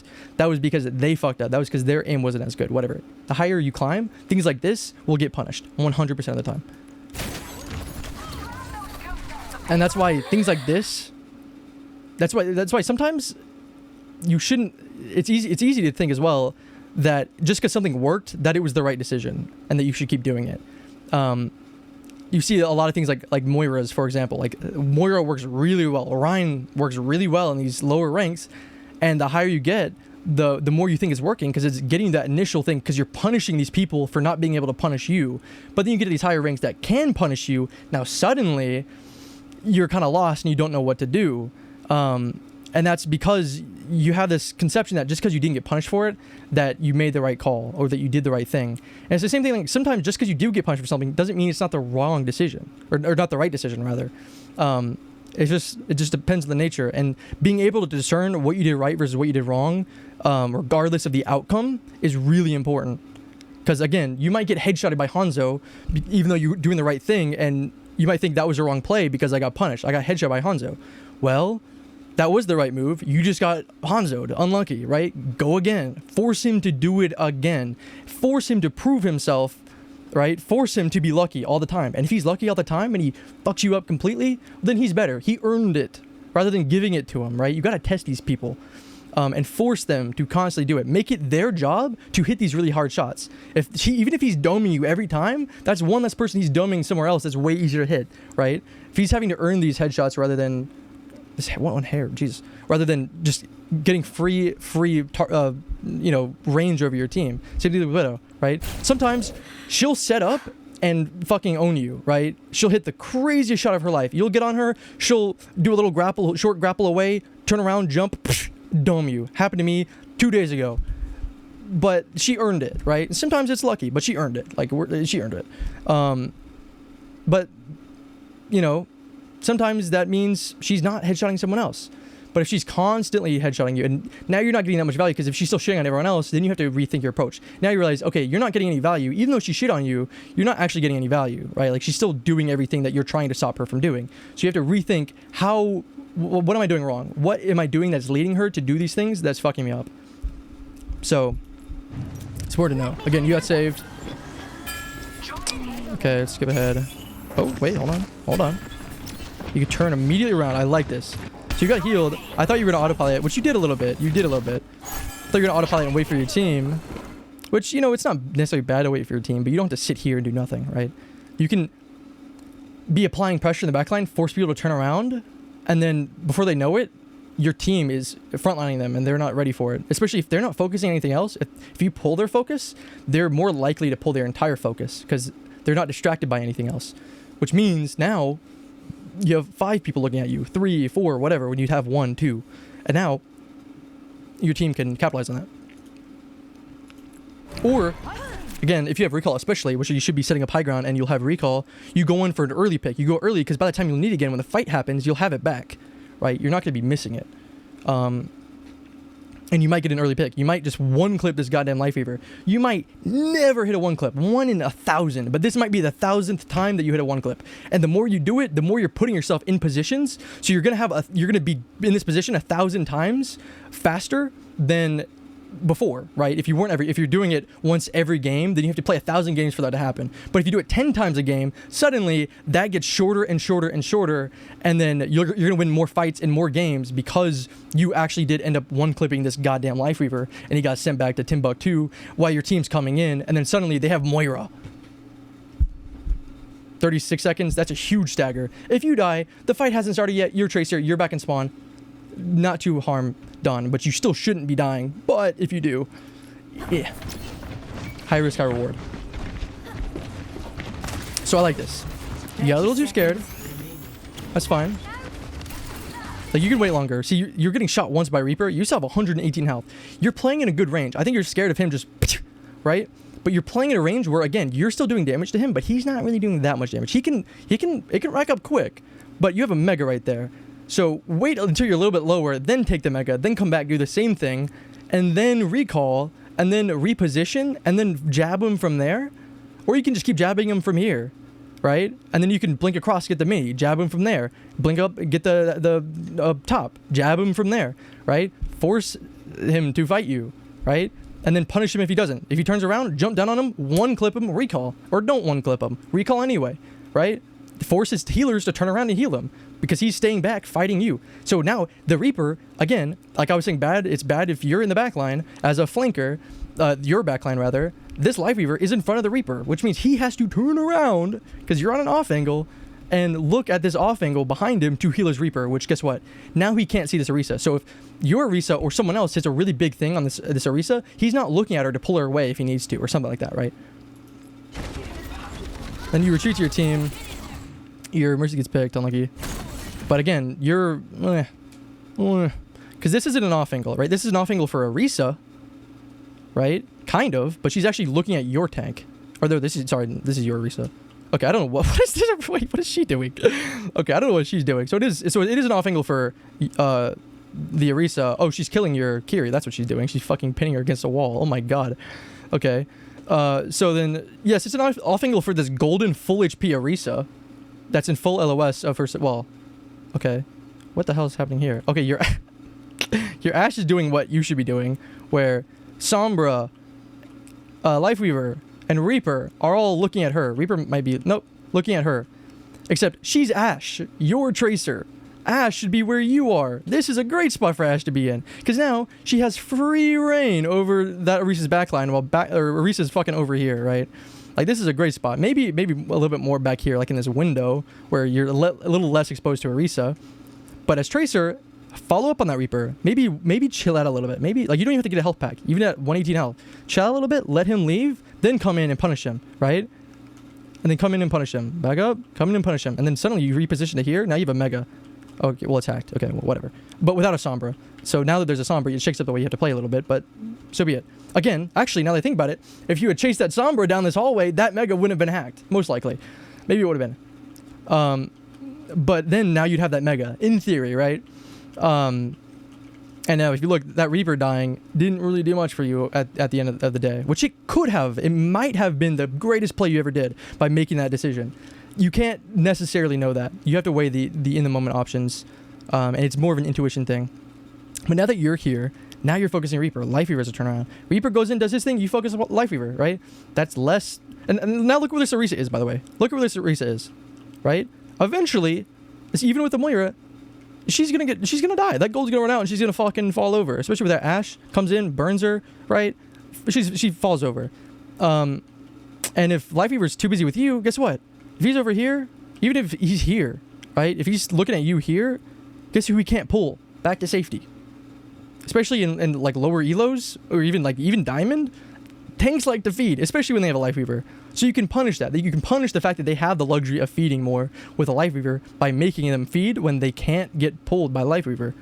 But instead, you're shooting a gold Orisa doing 0 damage, and she doesn't even know you're there. Like, you're an ant in her mind. At the very least, come back here and then shoot this Moira in the back. Guess who's also half HP?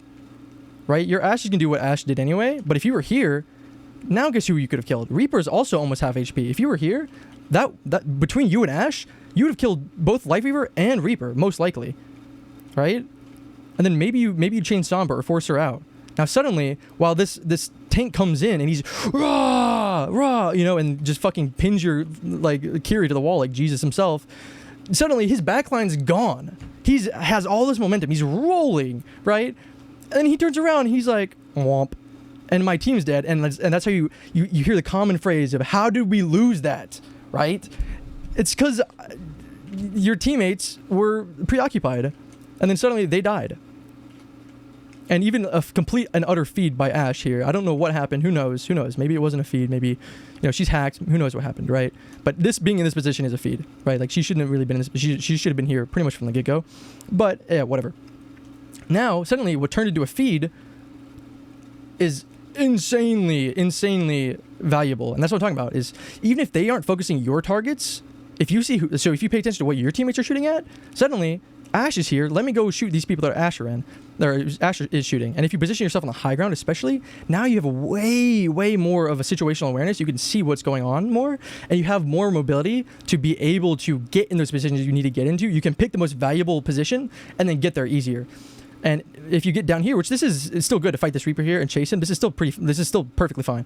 But you're committing to this, right? You don't have the option of doing pretty much the same thing and then deciding, no, I think coming over here is better, or blinking across over to here is better, right? You don't have that luxury. You're stuck down here, which again, you can use this robot, bloop, I believe, and then get up.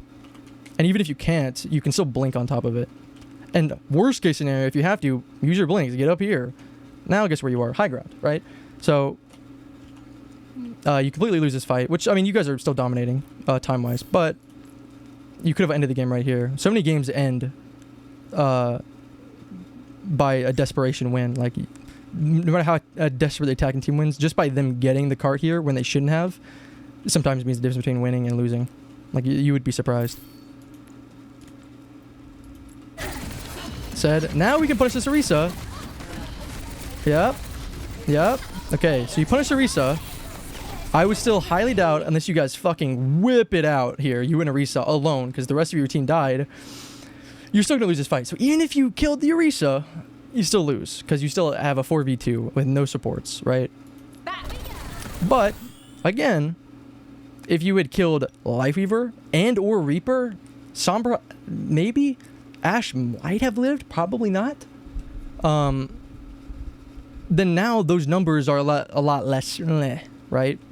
And in theory, this Orisa could have just not died to begin with. You might have not even been able to punish her because Lifeweaver pulled her. Which actually, I don't know why he didn't. It might be because your Ashe, even though she fed, distracted him enough. Who am I looking at? Lifeweaver. To see, look at him. He's turning around at the Reaper because he was turning around at you, and so he's cautious. He's wary. Now, guess what? He's not looking at these guys over here, which they don't need it. But you know, if you keep him doing this, then he's gonna miss a moment where he needs to. But maybe I think it might be because your Ashe fed. Okay, so she got EMP'd. Sombra dived her or dove her, EMP'd them both, and then murdered the Mercy. Okay, fair enough. Dropping here still isn't the play because guess what? It's still way easier to 1v1 this Ashe or this Sombra up there than it is to drop down into 3 teammates or 3 enemies, I guess, on the cart. So I still would have dropped because you can always drop, but you can't get back up when you're hacked at least.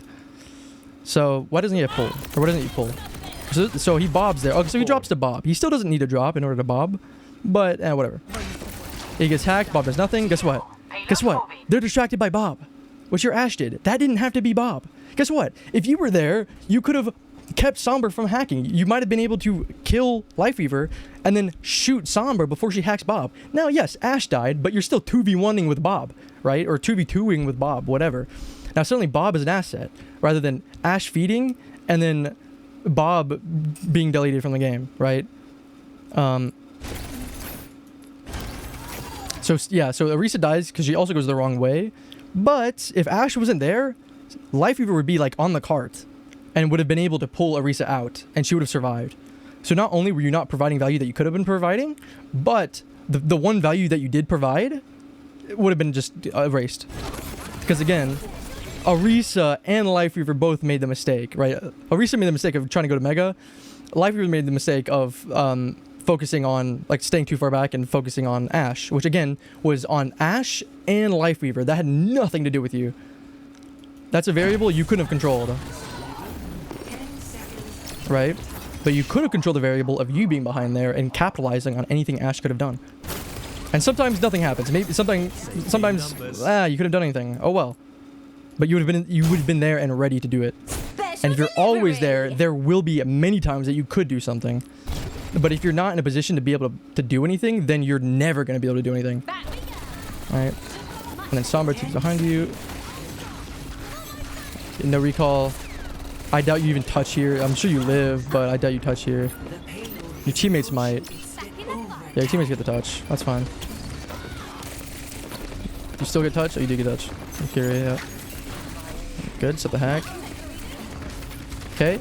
So as long as your teammates have touch, especially when you see Orisa, you don't have to be on the cart. You don't have to be on here.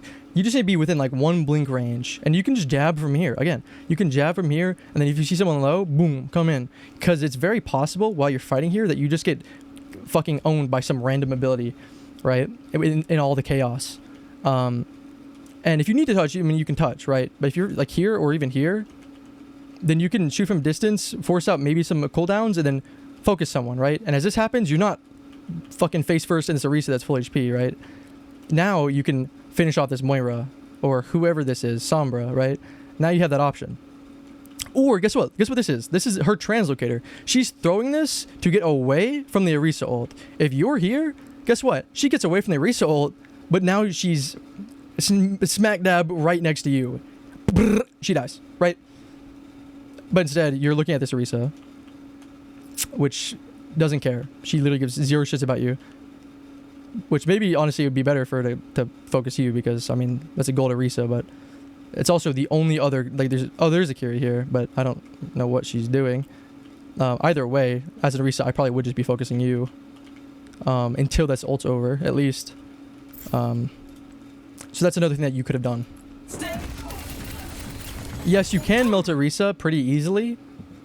So it's a little tempting, but it's not the person you should be going for unless she's low or is being committed on, because you're not going to solo the Orisa, especially because she's going to be getting healed.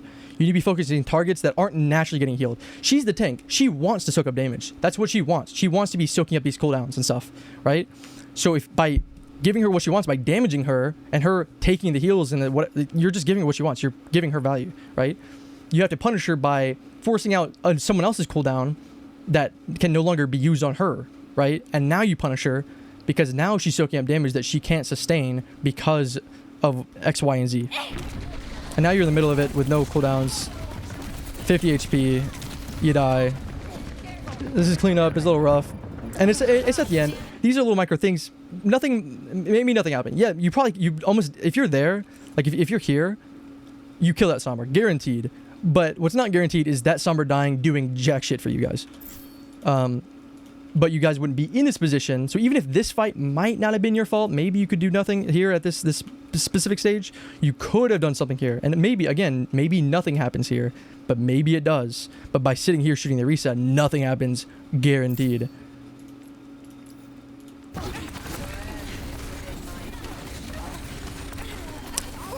Oh, put up a good fight, got the res off. But it's overtime. You guys are losing that, guaranteed. A little C9 action. Happens. But you guys go to overtime. Again, you have 250, right? They have 0. So they're going to go up to 1 minute on Junker Town. Oh, no, so sorry, I forgot you guys get an extra minute too. So you're at 350. God, my lips are so dry. That's insane value. Insane difference.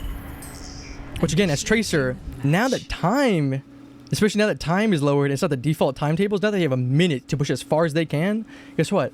Now by wasting their time, by making them focus you're getting so much more value. Because a second to someone with 3 minutes is 3 times the difference between a second between someone who has 1 minute, right? So pulling someone away for just a second is going to make all the difference in overtime compared to when you guys were just playing the first rounds.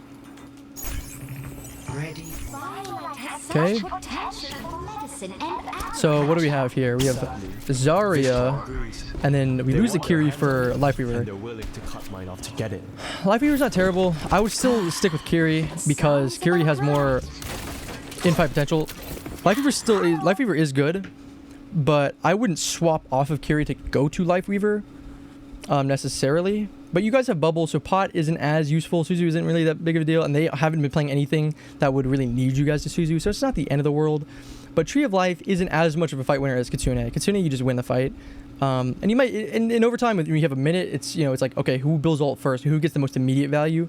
I mean, you could maybe be like, okay, Life Weaver's pull will keep someone from dying better than Suzu would if they fed or whatever, which might save that round because that makes all the difference. So it's not the end of the world. And again, this has nothing to do with you, but it's always important to take note of what your teammates are looking to do and what they can and can't do. And then, so they have pretty much the same comp, except they have Cassidy now.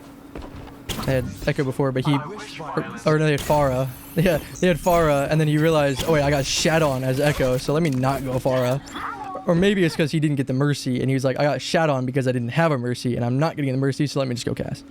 Which is not the thing. Don't go Cass. Especially if you don't have someone like Mercy to pocket you. Though Life Weaver is definitely a good, if you want to play Cass, Life Weaver is a great character for Cass. A lot of natural syncage going on there. Okay. So I don't know if you're doing this, but it's always good to be listening if you can. So you're close enough to their spawn that you can hear what they have. Or try to. try to learn the footsteps, especially in Junkertown. That's why I never shoot the bike. It's very sweaty and very nitpicky as well, but I never shoot the bike because if you're listening, especially just coming out of spawn on defense side, you can still hear it. It's so goddamn loud. You can hear who's shooting, right? And if you don't know what guns sound like what, you need to try to learn that as much as possible. And you know, as I've taken breaks and come back to Overwatch, sometimes I'll hear a sound and I know what that sound is, but I can't remember what it is. I'm like, oh, who is that? That footstep, or sometimes the melees. So you learn those sounds. That's really important for you. Not only because yes, you can tell who's in spawn, but because that's not really gonna matter that much because you guys are gonna see them in 0.2 seconds anyway. But it's nice for that little preparation. But also, when you're coming around a corner, when you're playing natural cover, you can more easily discern who is where without having to look at them. That's what Sombra doesn't have to do. She can see them all she wants because she's invisible. You're not, right? You have to stick your neck out to see them. So if you don't have to see them in situations, you know, like in situations where you usually would, if you can learn and be able to not need to see them, then that provides just even more, a little bit of value. But that's still a really neat situation because you're 9 times out of 10, you're just shooting at them anyway. But it can keep you from avoiding someone, especially if you're in the backline, or especially if like you just killed someone and now you're tickling their backline, doing whatever it is you're doing. You can hear a lot easier if someone's coming, right? So it's a lot more important on something like Tracer than it is on like a tank, for example. All right, we lost him a little bit. Again, I know where he is because I can hear him jump and I can actually hear him move through the air, which that's like kind of a headset thing, and you can only optimize your audio so much. And again, I don't know if you're on console or PC, and so if you're on console, there's not as much you can do for audio. But that is another tool, and maybe you're just not listening. That's also another thing. You have to learn how to listen. That's its own skill. So I can hear him jump, and I can hear him flying through the air, and then you can also hear it. Especially Cassie has such loud footsteps, and they're so unique because of his spurs. So I can hear him land behind you, which I don't think you noticed. Maybe you did notice, but again, I don't know if you're caught or not. It might be too hard to turn around, so it's better just to blink away or whatever. Also, I don't know why he's fucking fanning you. But whatever. So that's a free kill. He's isolated, not getting healed. Okay, he's getting healed, but again, shooting at you, not shooting your team. He gets half. Teammates have to turn around to heal him, and so they're not healing their team. It's really good. This is fine. Now Moira's dumping and wasting her entire heal pool on Cassidy in spawn, who is getting 0 value for his team. He's doing nothing here. If he kills you, that's great. If he doesn't, he's constantly providing no value. Guess who he could kill? Guess who would be much easier for him to kill? This Lifeweaver, who's out in the open. This Ashe, who's down on the low ground. Even this Mercy, who's sitting here, crouching, with the most evil fucking stare in her eyes. What is this? Fucking satanic bitch, goddamn. Or, I don't know, this Zarya, stuck on payload.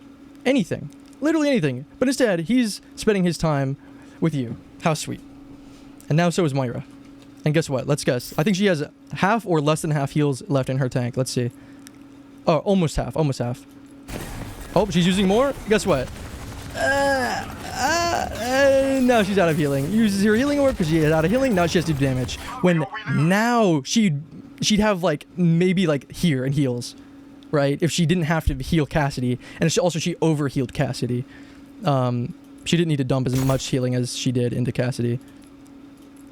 But I know I'm drilling this kind of in, but I really hope that's the main importance, because it's very easy to not realize how much value you're getting on Tracer or how to get value, because it's kind of invisible sometimes.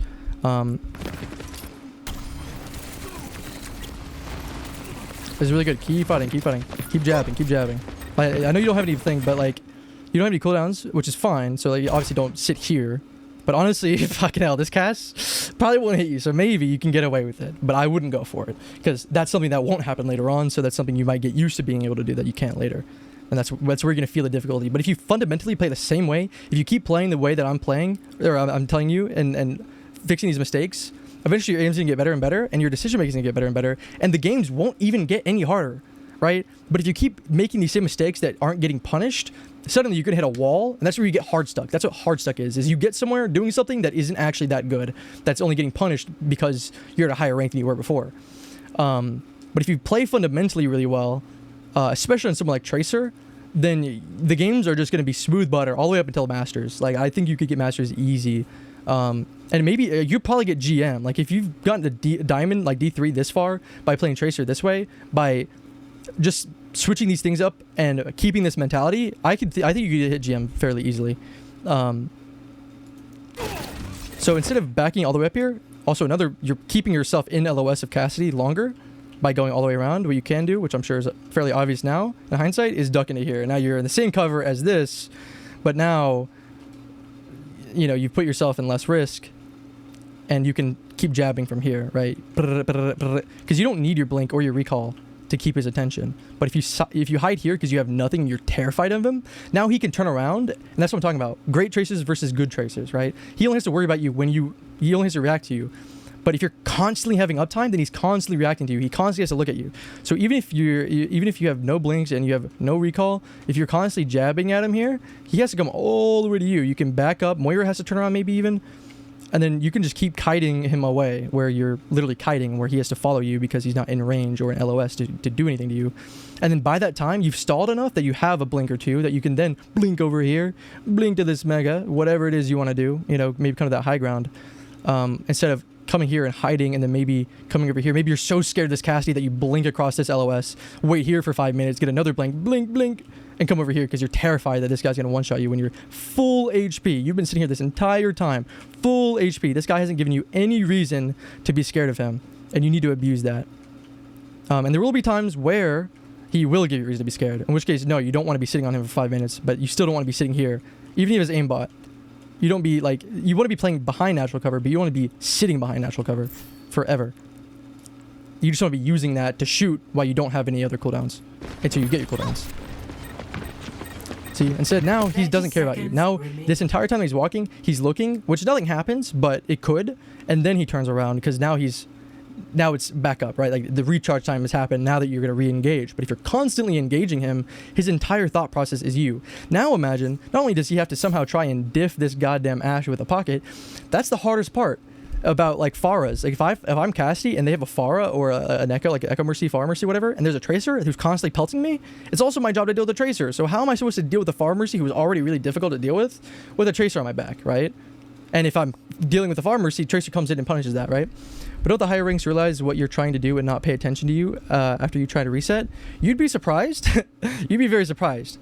But also, keep in mind, you're not in a higher rank right now, so you can abuse that. But yes, higher rank people might not...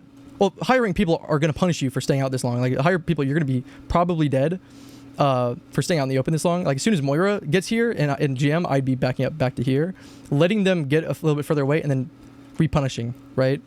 So you might have to duck behind cover a little bit longer. You don't have to necessarily literally always be shooting. You just repositioning. You never have downtime. Even if you're not shooting, if you're repositioning is somewhere where you can shoot and do more damage than where you were before, or you're safer and you're not, if the other spot is way too risky, then you're still getting value because you're prolonging the value, but you're getting more value than you were if you were just sitting somewhere doing nothing, right? That's the difference. But even still, if a better Cass is looking at your team, that's all the more reason to be on his ass, right? Because this Cass is dog shit, so it doesn't matter who he's looking. So even if he's not looking at you and he's shooting this person, he probably doesn't kill this Ashe. But guess what? Maybe he does. This is Diamond 3. That Ashe is 1 HP out in the middle of the open. Guess who's doing nothing? This Mercy is yellow beaming this full HP Lifeweaver who's shooting, right? So no one's healing your Ashe, your poor goddamn Ashe, right? She's supposed to be having a hard pocket, and then guess what? What's happening here, right? So you're punishing that. You may not. I guarantee you don't even realize you're punishing that, because right now, guess what? If you didn't pull Cass off the high ground and aren't constantly pulling his attention, he's gonna kill that Ashe. That Ashe is gonna die. She's gonna get rezzed. You now no longer have res. Maybe she doesn't get rezzed. Maybe she goes to get rezzed, and then your Orisa javelins it, and now you've snowballed, and then now you've turned that 1 minute into an entire checkpoint almost, right? But by constantly keeping on his ass, it's also gonna be harder to pressure. Because you have, even if you're not paying attention to that Tracer, if you're constantly doing damage, then it's gonna be harder for him to hit because he's getting pressured. He's getting pressured. He's gonna have to move more. Even just your little bit of damage might be enough for Ashe to fight back. Maybe you get him to like low enough to the point that she can headshot him once, and then she gets a nice shot, and then boom, she kills the Cass instead, right?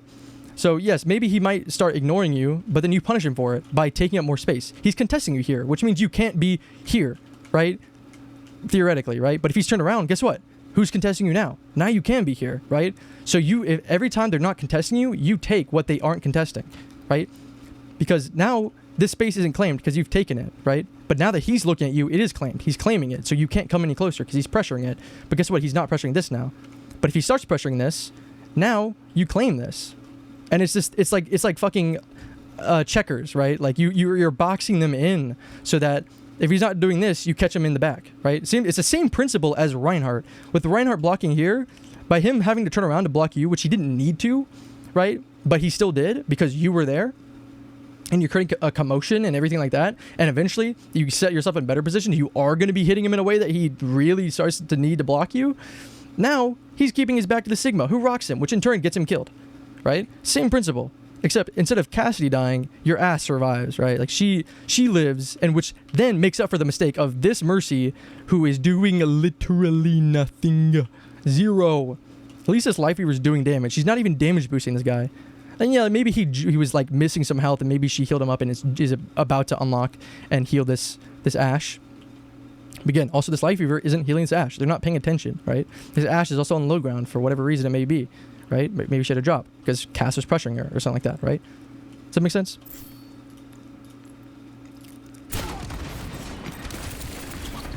Nice. Again, immediately he turns around. A good player turning around, a person with their back to you. It doesn't matter if they're bronze or GM. Their back is to you. They can't hit you, no matter what happens. They can't hit you, and you claim the space immediately. I wouldn't have triple blinked in or double blinked, I guess, necessarily, because it's a little scary. And you do have recall up, so it's not the end of the world because you can recall by the time you need to. So it's not too bad. But the problem is, are you going to recall? Are you going to immediately recall after you reload, or like very soon after it, and then reposition from where you recall back into here and jab? Or are you going to sit here for 5 minutes until you need to recall, and then recall here, and then now you have nothing, right? That's the difference. So from here, like, yes, if you get recalled, then yeah, sure, triple link in, recall, right? And then come into here and play this off angle on this Mega here, where you can always escape and get out. But you also have to be careful. Oh, sorry, I was seeing the other Life Weaver also. What the hell?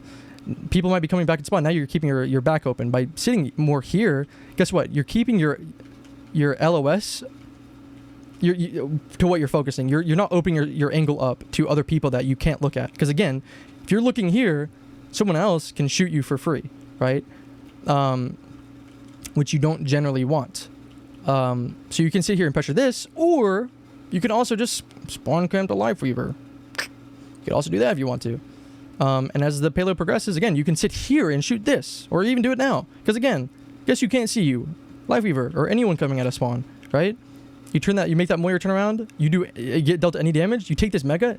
Now they don't have this Mega. This is their Mega. This is their space. They own this, and you take it from them. You took this Mega. That's not yours. You stole it, you thief. You know, so sitting here and then doing, whatever, and then recalling, and then sitting here again, you're like, oh shit, oh no, right? Like, so just playing this off angle and jabbing, you get a recall, blink in, brrr, recall back, jab, right? If they start contesting the space to the point that you can't contest it without dying, then you blink to the other space, right? Okay, contest. Oh, you're getting entirely contested? Okay, maybe you need to back up, right? Now they're not looking, come back. Make them recontest the space. Make them earn it, right? Without Tracer, if you had Sojourn, Ashe, and you're both just sitting up here, there's a lot of pressure, frontline pressure, right? But they might have an answer for it. They might have a diva or something like that, right? But they don't have to worry about this. They can all just dump everything in front of them, right? And it's just a frontline pressure. Who has more frontline pressure? But by going Tracer, you're taking this from them, or Sombra, or whatever. You're taking this from them, and then now they have to worry about this while you have an Ashe, kind of, or a Sojourn, or whatever it is, right? And you have those things still doing frontline pressure, but now you have to worry about this free pressure that's coming in rather than blocked anticipated pressure by double hit scan or whatever, or frontline pressure. So now you don't have recall and you don't have blink. It's very scary. It's very easy to have recall and use all your blinks as you have recall, but if you don't realize how you're positioning yourself, you might end up recalling into a position without any blinks, which you wouldn't have put yourself in if you didn't have recall. But since you had recall, you got caught in this mental trap of putting yourself in needless danger until you need it. You don't put yourself in needless danger as soon as you get recall just because you have it until you need recall. You put yourself in needless danger as long as you have it until the time period of 3 seconds is about to expire, so that you always recall back to where you were when you were safe. You never want to recall where you were, like where you are rather.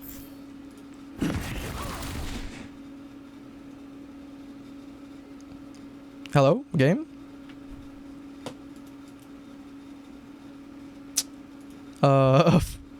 Hello?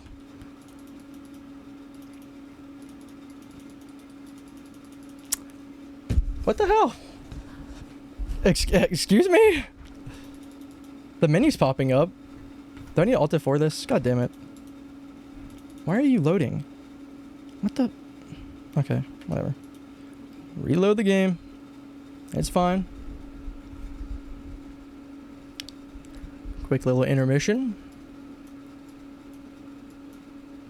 But yeah, I mean, as long as you keep it in mind of taking an off angle, especially if space that they've already claimed, and you're just pressuring them, and they have to either answer it or take it.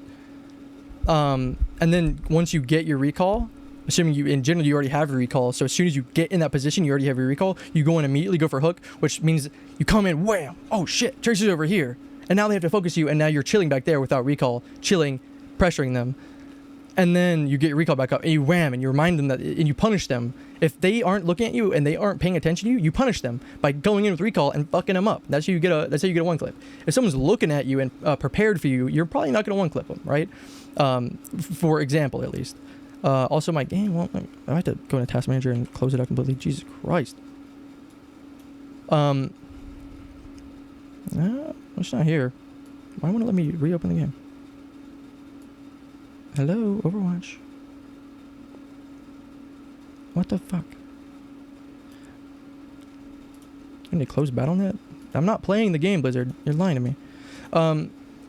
So it's better to. So once you have the position, you have your recall. Because you're using your blinks to get into these off angles, and then you kind of jab and be like, oh, there's a tracer, whatever, and then you blink in, wham, and then they have to pay attention to you, and so that's why those people in the higher ranks won't really just ignore you.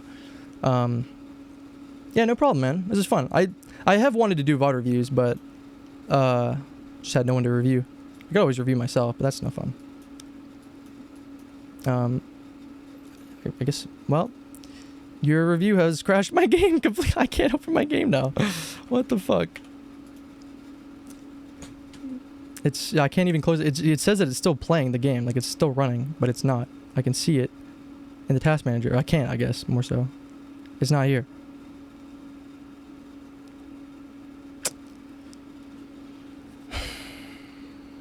Hello? Maybe I can end the task of BattleNet. I don't know. Am I just fucked now? Can I just never log into Overwatch again? What the fuck? I have never had this happen to me before. I'm ending the... It's not even ending the task. What the fuck? There we go. Reopen it, maybe? I don't know.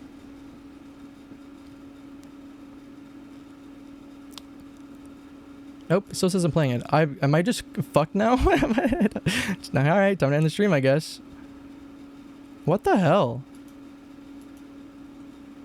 This has never happened.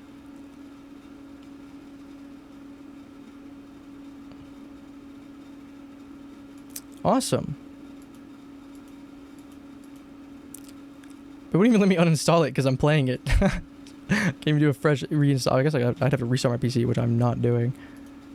Well, I just download it on Steam, I guess, and just play it from Steam, maybe? Actually not. Maybe I missed it in Task Manager. Might just have to Google it. I don't know.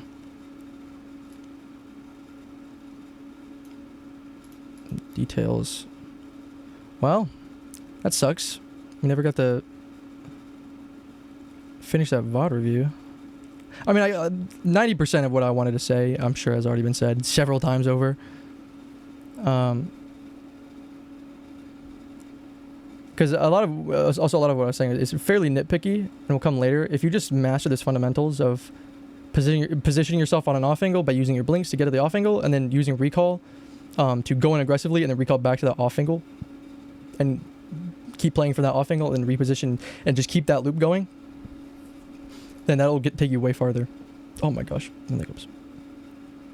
Yeah, like my computer's not even recognizing that Overwatch is open.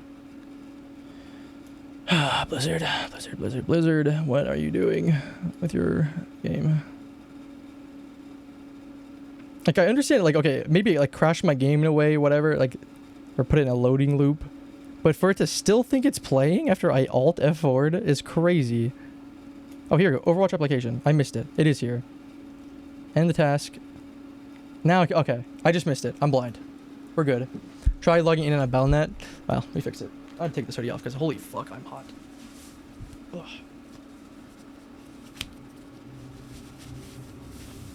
Also, ow, that's cutting off my circulation more than I realized.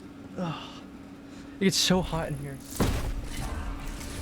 Oh my gosh. Okay. Where were we? History. Surely it's here, right? Replay? No. We go back to that code. Where are we?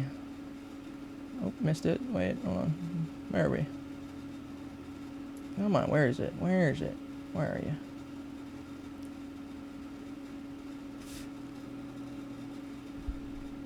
Am I blind?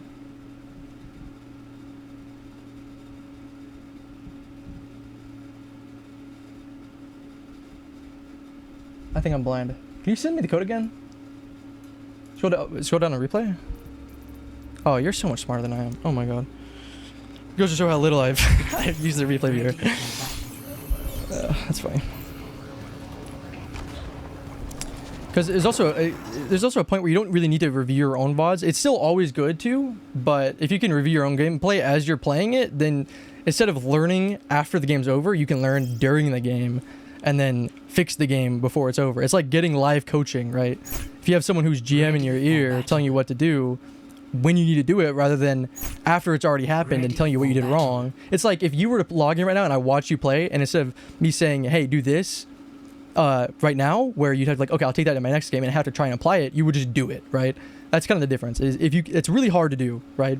But if you can learn that, and that's what you get more of a fundamental understanding, and understanding the why rather than just the what. A lot of people, especially on like TikTok and shit, just hear some random shit and just, they don't know why it's a thing. They don't understand why. They just know that it is, and they don't know how to apply it anywhere else. That's the hard part about coaching, is applying a lot of of what you learned elsewhere, right? If you go to Junkertown, you're going to be able to replicate this fucking piece for piece. But how are you going to do the same thing on Lijiang, right? How are you going to take these same fundamentals and apply them to a different game mode, a different map, into a different comp, right? It's like 4 Celsius and Leonard, Jesus, right? That's crazy. It's like 48 degrees. I don't know what it is in Celsius because I'm a filthy American, but it's 48 degrees now, so it's warmed up a lot. It was like 27 degrees this morning, which is why I had the hoodie on, but I turned the heat up, which I also might need to turn down because holy hell, it's burning. It's actually way hotter in here than it is in there because they're out there because I've been turning the heat on like crazy. What was I saying? Oh yeah, so like you're gonna be able to replicate it on Junkertown, but you're probably not gonna be able to replicate it off rip everywhere else. That's why I'm trying to teach you the thought process. That's why it's better to learn the why before the what. Why is constant. What changes, right? If you know the why, then you know when the what changes. Because if the why no longer applies to the what, then the what is no longer there. Like it's no longer proper. So that's where you get a lot of reasons. Like for example, people thinking that Cass is a good swap to go against Tracer now. They know that Tracer, or they know back when the why was that because his flashbang was a really powerful ability that allowed him to really deal with Tracer very well and very easily because the nature of the ability of it exploding right then and there rather than having to track and whatever and having that one tap, that made him really good against Tracer. That's the why you pick Cass. The what is Cassidy, right? So people don't know the why. They just know that Cassidy is good against Tracer back when he was. The why has changed because his flashbang doesn't exist anymore and his nade doesn't function the same way as effectively as the flashbang, and Tracer has only gotten better in this format and everything, so he's not really an answer for Tracer. He's a lot better as a frontline pressure as well, so if he is dealing with Tracer, he's not doing his job. Like the example I used before with even in GM trying to deal with a Pharah Mercy, or even just a Pharah. One measly little Pharah, which I can deal with very easily if that doesn't have a Mercy. The problem is they always do have a Mercy. It becomes impossible to kill with the fall off included, with me having to turn around and deal with a Tracer that's also pummeling me, right? So that just makes Pharah get free value, right?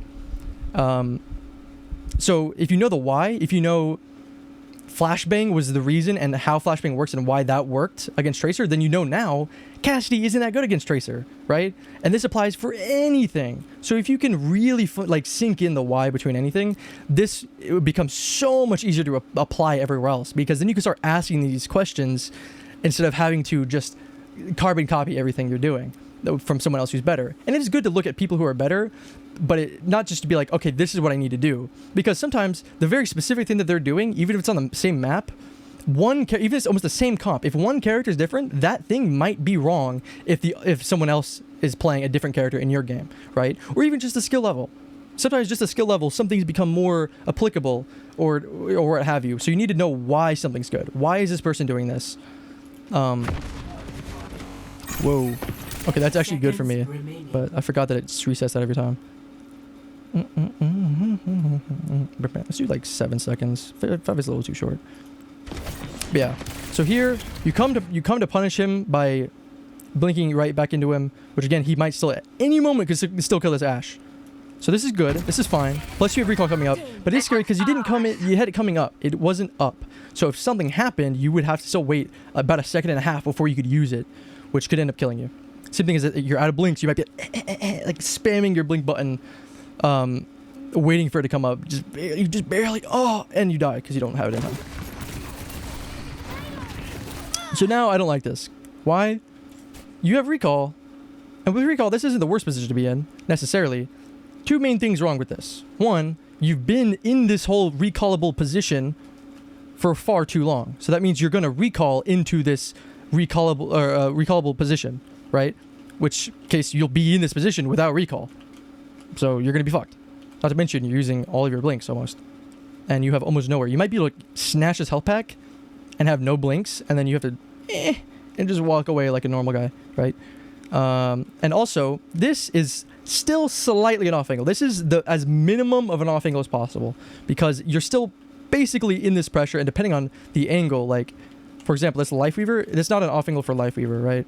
Like, it's just barely kind of an off angle, because if you're looking here, you're not really looking there, but guess what? There's Mercy, right? So now if you're here, if they have to look here, they can't look here and punish your dog shit Mercy for standing here, right? Out in the open. Like, she should be standing farther back. Actually, in fact, she shouldn't even be healing that Zarya. Lifeweaver should be. And this bitch should have the Mercy pocket right here. Mercy should be over here. Like this. Like jiggling this Ashe. And actually, Ashe should be up here doing this. And then Mercy should be here. Like, this is where Mercy should be. And then you're like, okay, well, why should Mercy be here? Like, this does nothing. If Mercy's actually here, that doesn't really do anything. It's not that bad still if she's down there. But it's because Ashe, she should be pocketing Ashe. And Ashe should be up here, right? So that's why this is a bad position, even though in the moment it may not seem that bad. It's because other things should be happening that are also kind of out of... She can't control Ashe. She can't make Ashe be up here. But also the reason Ashe is down there is because she's 1 HP. She probably had a drop for whatever reason, which they can't control. And they're not paying attention. And she should be fucking spamming, I need healing. Because goddamn, or at this point, just go get a health pack. But again, if they have to go get a health pack, that's less time they're spending shooting. So that's why healers are there, right? Or supports, whatever it is.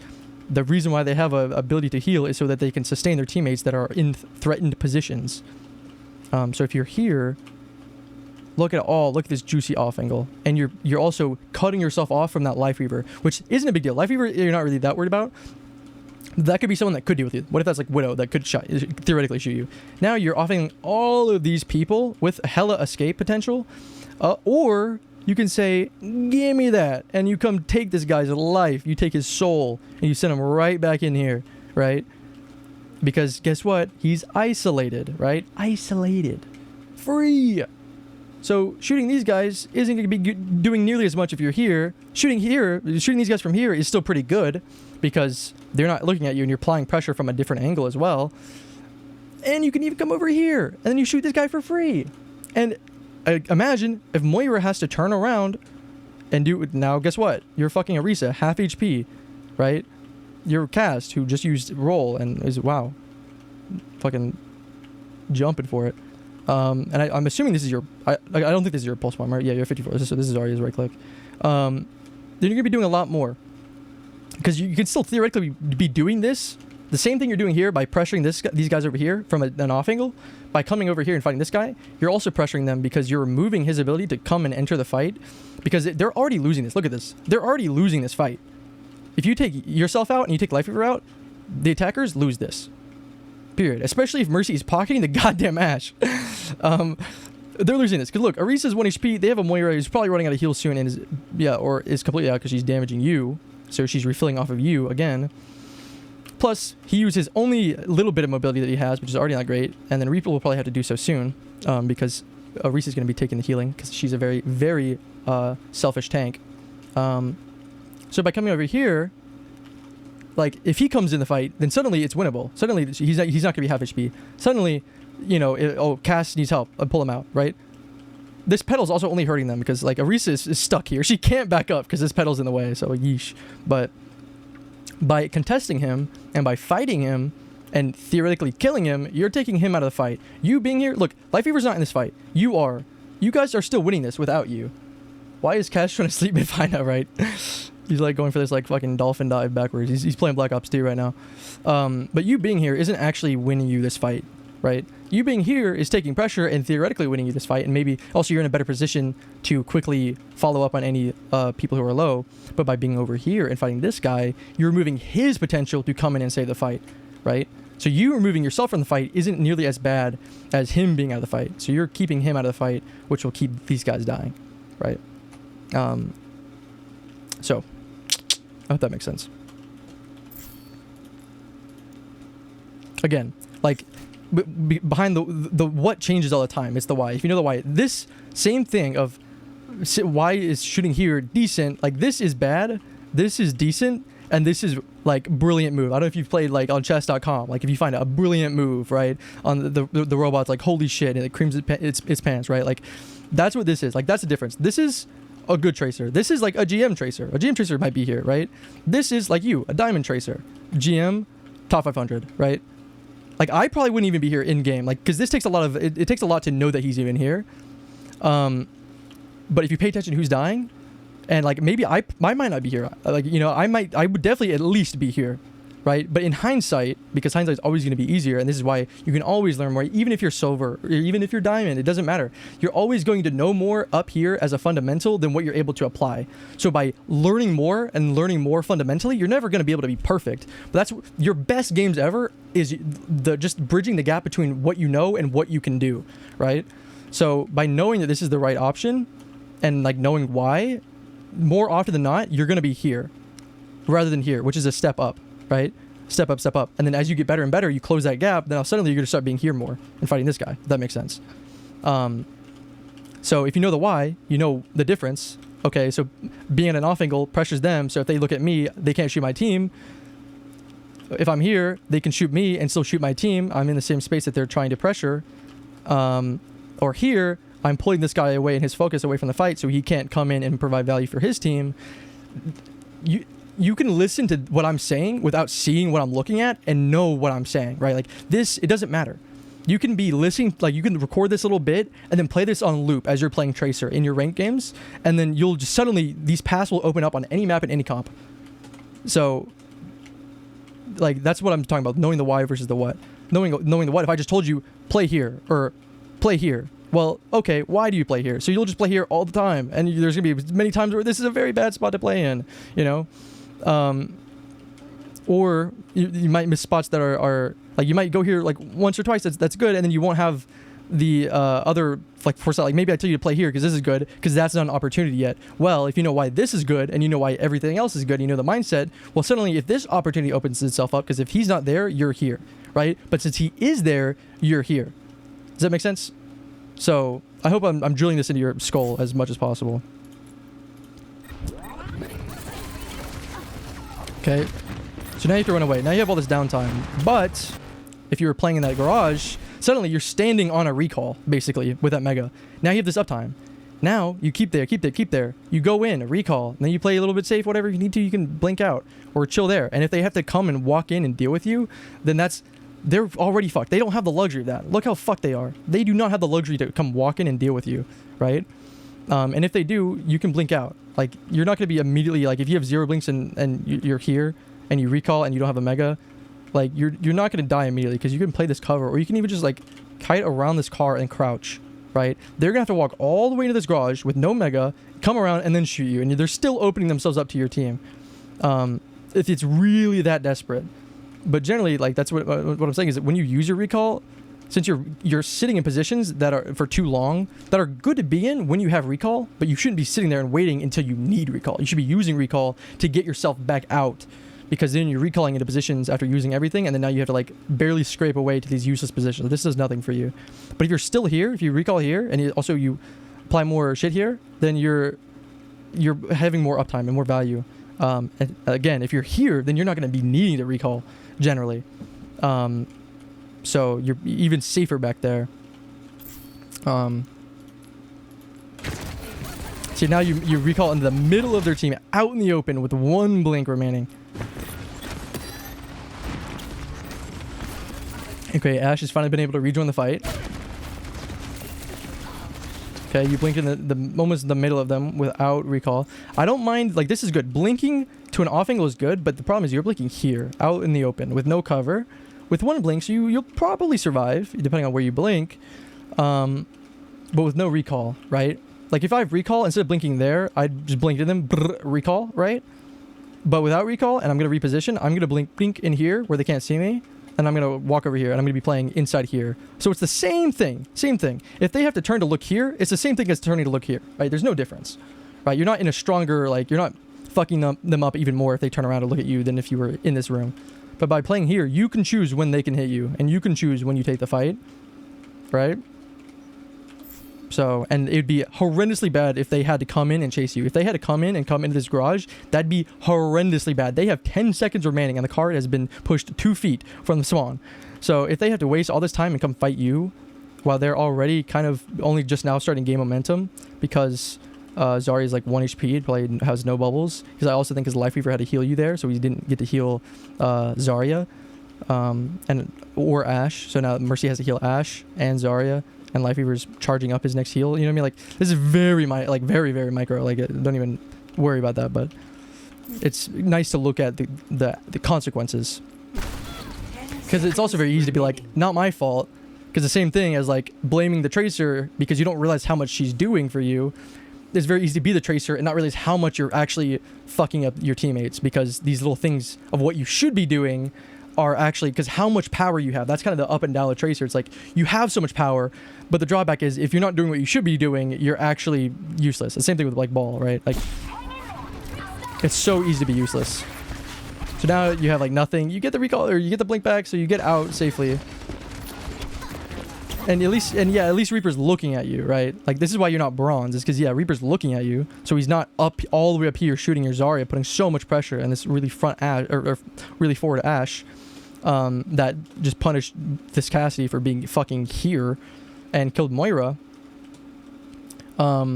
So these little things, like, even if it's not the best thing, it's not the worst thing either. So yeah, so you're not like bronze, silver, gold. Like, you're in diamond because you're in that almost, you're maybe a little bit above middle of the road, where you're still getting enough value to win enough games to climb to diamond. But now you're either not doing enough of the right things, like enough of the times, or you're not doing good enough things. You're still doing good things, but you're not doing the most optimal thing or enough optimal things, right? Like, you're doing this here when you could be doing this here. So you're doing this too much rather than doing this, and that's what's keeping you back. If that makes sense. I don't know if I'm making any sense right now. Okay, it's a little scary, but you have your recall up, so that's fine now. That's a fine stick. You force the pull. Now she doesn't have Fortify, and Life Weaver doesn't have pull. And Life Weaver's gonna die. Plus there's Bob. And Moira just died. So, like, this is it. This is good round. Right? Because there, maybe Life Weaver pulls him. Again, it's not gonna matter. This is all clean up. You guys win here anyway, but... I know I have a kind of weird way of explaining things, because I have a weird way of understanding things and comprehending information. But that's because I had to learn my own way, and maybe that's just my ADHD, but that's why it was so hard for me to learn. Even though I was smarter than like 99, back when I was like plat, or diamond even, like whenever I was diamond back in Overwatch 1. No, I was smarter than 99% of the people I was playing against, but I just couldn't apply what I knew, so that knowledge didn't matter, because I had autopilot.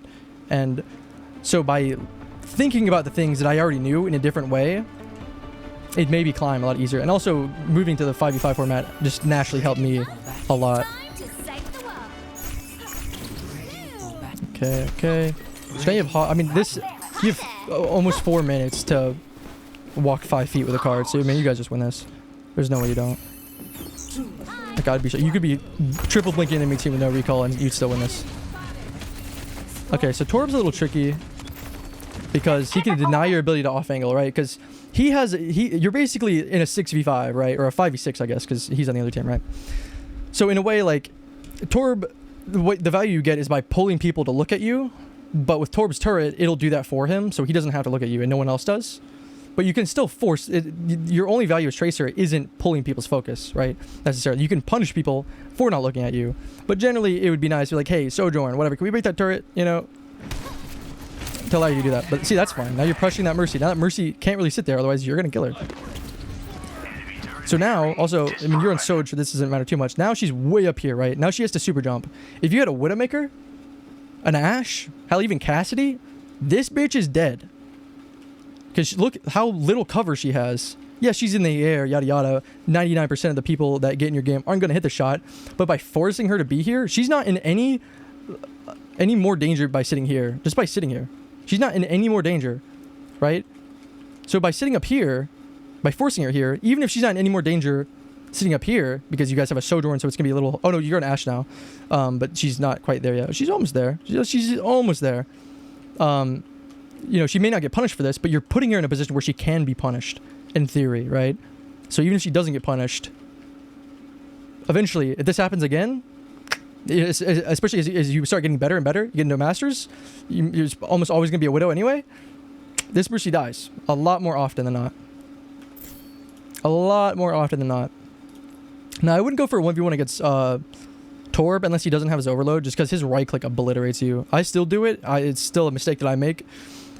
Try not to, especially if he's gonna, you know, it's very tempting because he's Torb's, or he's Tracer's, like, he's the perfect size for her blasters, but it's not worth it without overload, because that overload is really strong and you cannot underestimate how much damage he does. But this is good, pressuring that Pharah. So he's gonna overload here, and then now he's unkillable. See, now you use recall. That's a great dynamite. You probably could have killed. You could still kill that Torb easily. Easy, kill that Torb. Oh, he just burns. Okay, that's fine. Oh no, Ashe killed him. So Tracer is actually kind of good against Pharah Mercy, because killing a Pharah Mercy is really difficult unless you have like Widow, maybe pocketed Ashe, which you do have a pocketed Ashe, especially with an Echo Mercy, because goddamn, it's even harder. But as Tracer, you're not necessarily directly affecting them. Again, if they're rolling your team, then they can't help, right? So then you get away with more, and anytime they're looking at you, they're not rolling your team. It's insane, right? She used her displacement, her concussive blast against you, instead of maybe blasting Ashe off high ground into your team, or into her team, I guess. Or if Sigma comes up, blasting him into the Hog, something like that, right? She used it against you to do almost nothing. And look, also, Pharah looking at you, Torb looking at you, Mercy, well, I don't know what she's doing now, but she was pocketing the Pharah, who's also doing nothing. So that's 3 people looking at you, and what's left? Lifeweaver and Hog, while you have 4 teammates pressuring these guys, right? Hella value. Insane value. You'll love to see it. Alright, so now it's okay if you need to. You don't have any cooldowns, and they're going to be really hating you. Get away. Go get a health pack if you need to, whatever. Because now that you've opened them up, they've sustained a shitload of frontline damage, as you're about to see. You know, Pharah and Torb go down because of they're not able to contest that Ashe. She's able to contest the Pharah for free, the Torb for free, the dynamite. She's not being pressured, right? She can stand still and take her time because she doesn't have to worry about Pharah like 2-tapping her, right? Because she's trying to 2-tap you, or 1-tap you, I guess, with the pocket. So just get out, because now you're taking a little too much heat, and then you just get a health pack, and then you re-enter the fight, because now they have to focus on her, right? Now that they're focusing on her, and you know, and they're trying to focus on you as you get away, then they start focusing on her. You get health pack, re-enter right, and because you're repositioning as well, in a better position, right as they started focusing on her. So now you're taking it off each other, right? So you leave, then they start focusing her, and then you come back, and then now you take the pressure off of her. So they can never, again, like I said, with target priority, you don't want to be shooting 3 different people at once, because you're going to be starting at 100 every time, right? Or full HP, like 220 or 200 health. Torb is like 220, whatever. I don't know, fucking whatever. You'd be starting that every time. You're not going to kill them that way. You might, maybe, and if they have support, definitely not.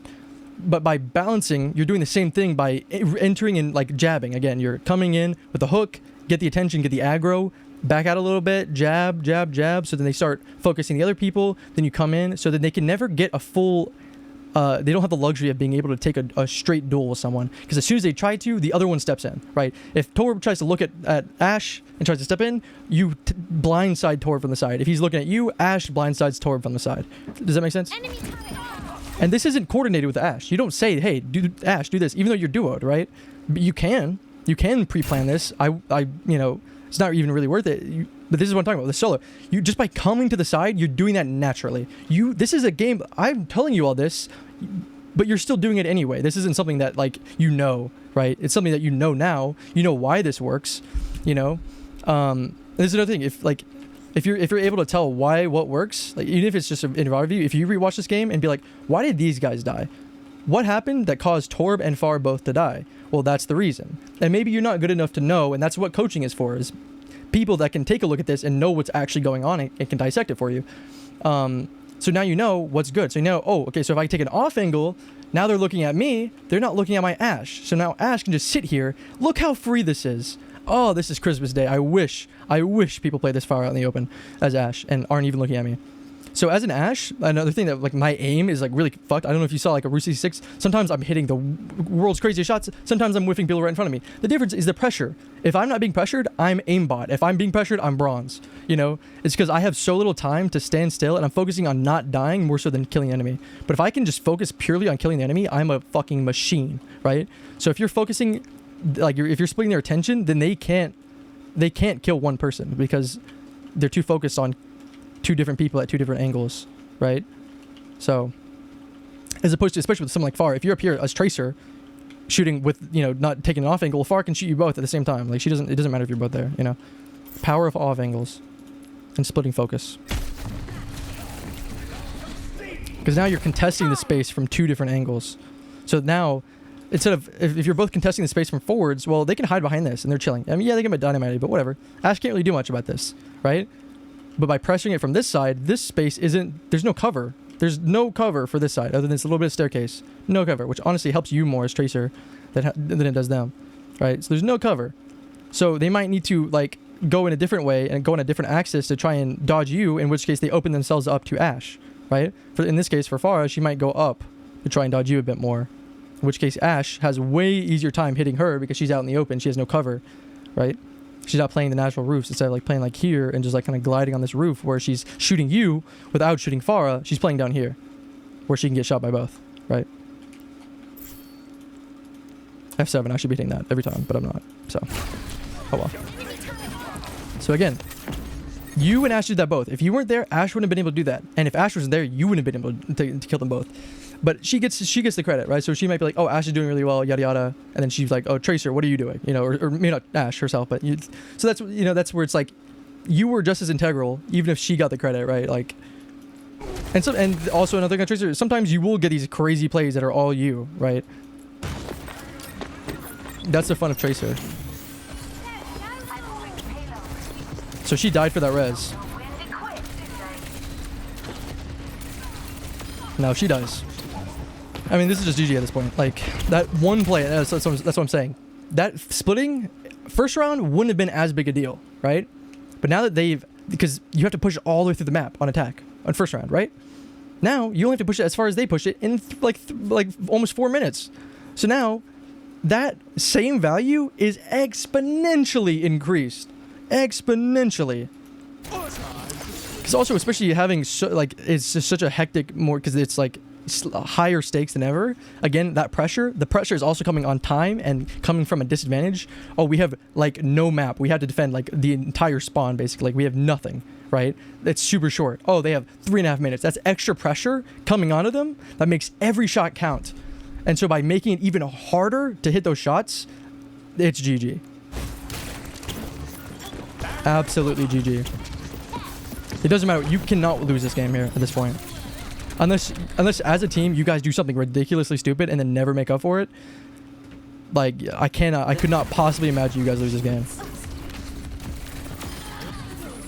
Yep, get him. You hear soldier? That was a little scary. You definitely die there if I'm soldier, because You don't look at him, and he literally jumps on top of you. He was melee range, which means he could have rocket punched you. I don't know why he doesn't. He just keeps sprinting. Because I guess he's worried that they're not going to touch. So, like, oh, I guess he didn't see you because of his gun. But here, look. I'm not sprinting here now. And I just press right click, and then this button right here, and then you go back to spawn. But I guess, again, this really looks like console, even with the replay. So maybe rocket punching isn't as easy. I mean, actually, no. I believe so on console. It's not that hard. In Diamond, for sure. Like, you should be able to do that. Careful. Okay, okay, what is the soldier doing? There's no way he dies to that. Ain't no way he dies to that. Ain't no way. Okay. Again, on him, not on you. That wasn't your win, that was his failure. But, as Tracer, you forced that failure. He was bad enough to make that mistake, and you forced it out of him. If you didn't pressure him there, he wouldn't have been able to be in that position to make that mistake. So it is also your win.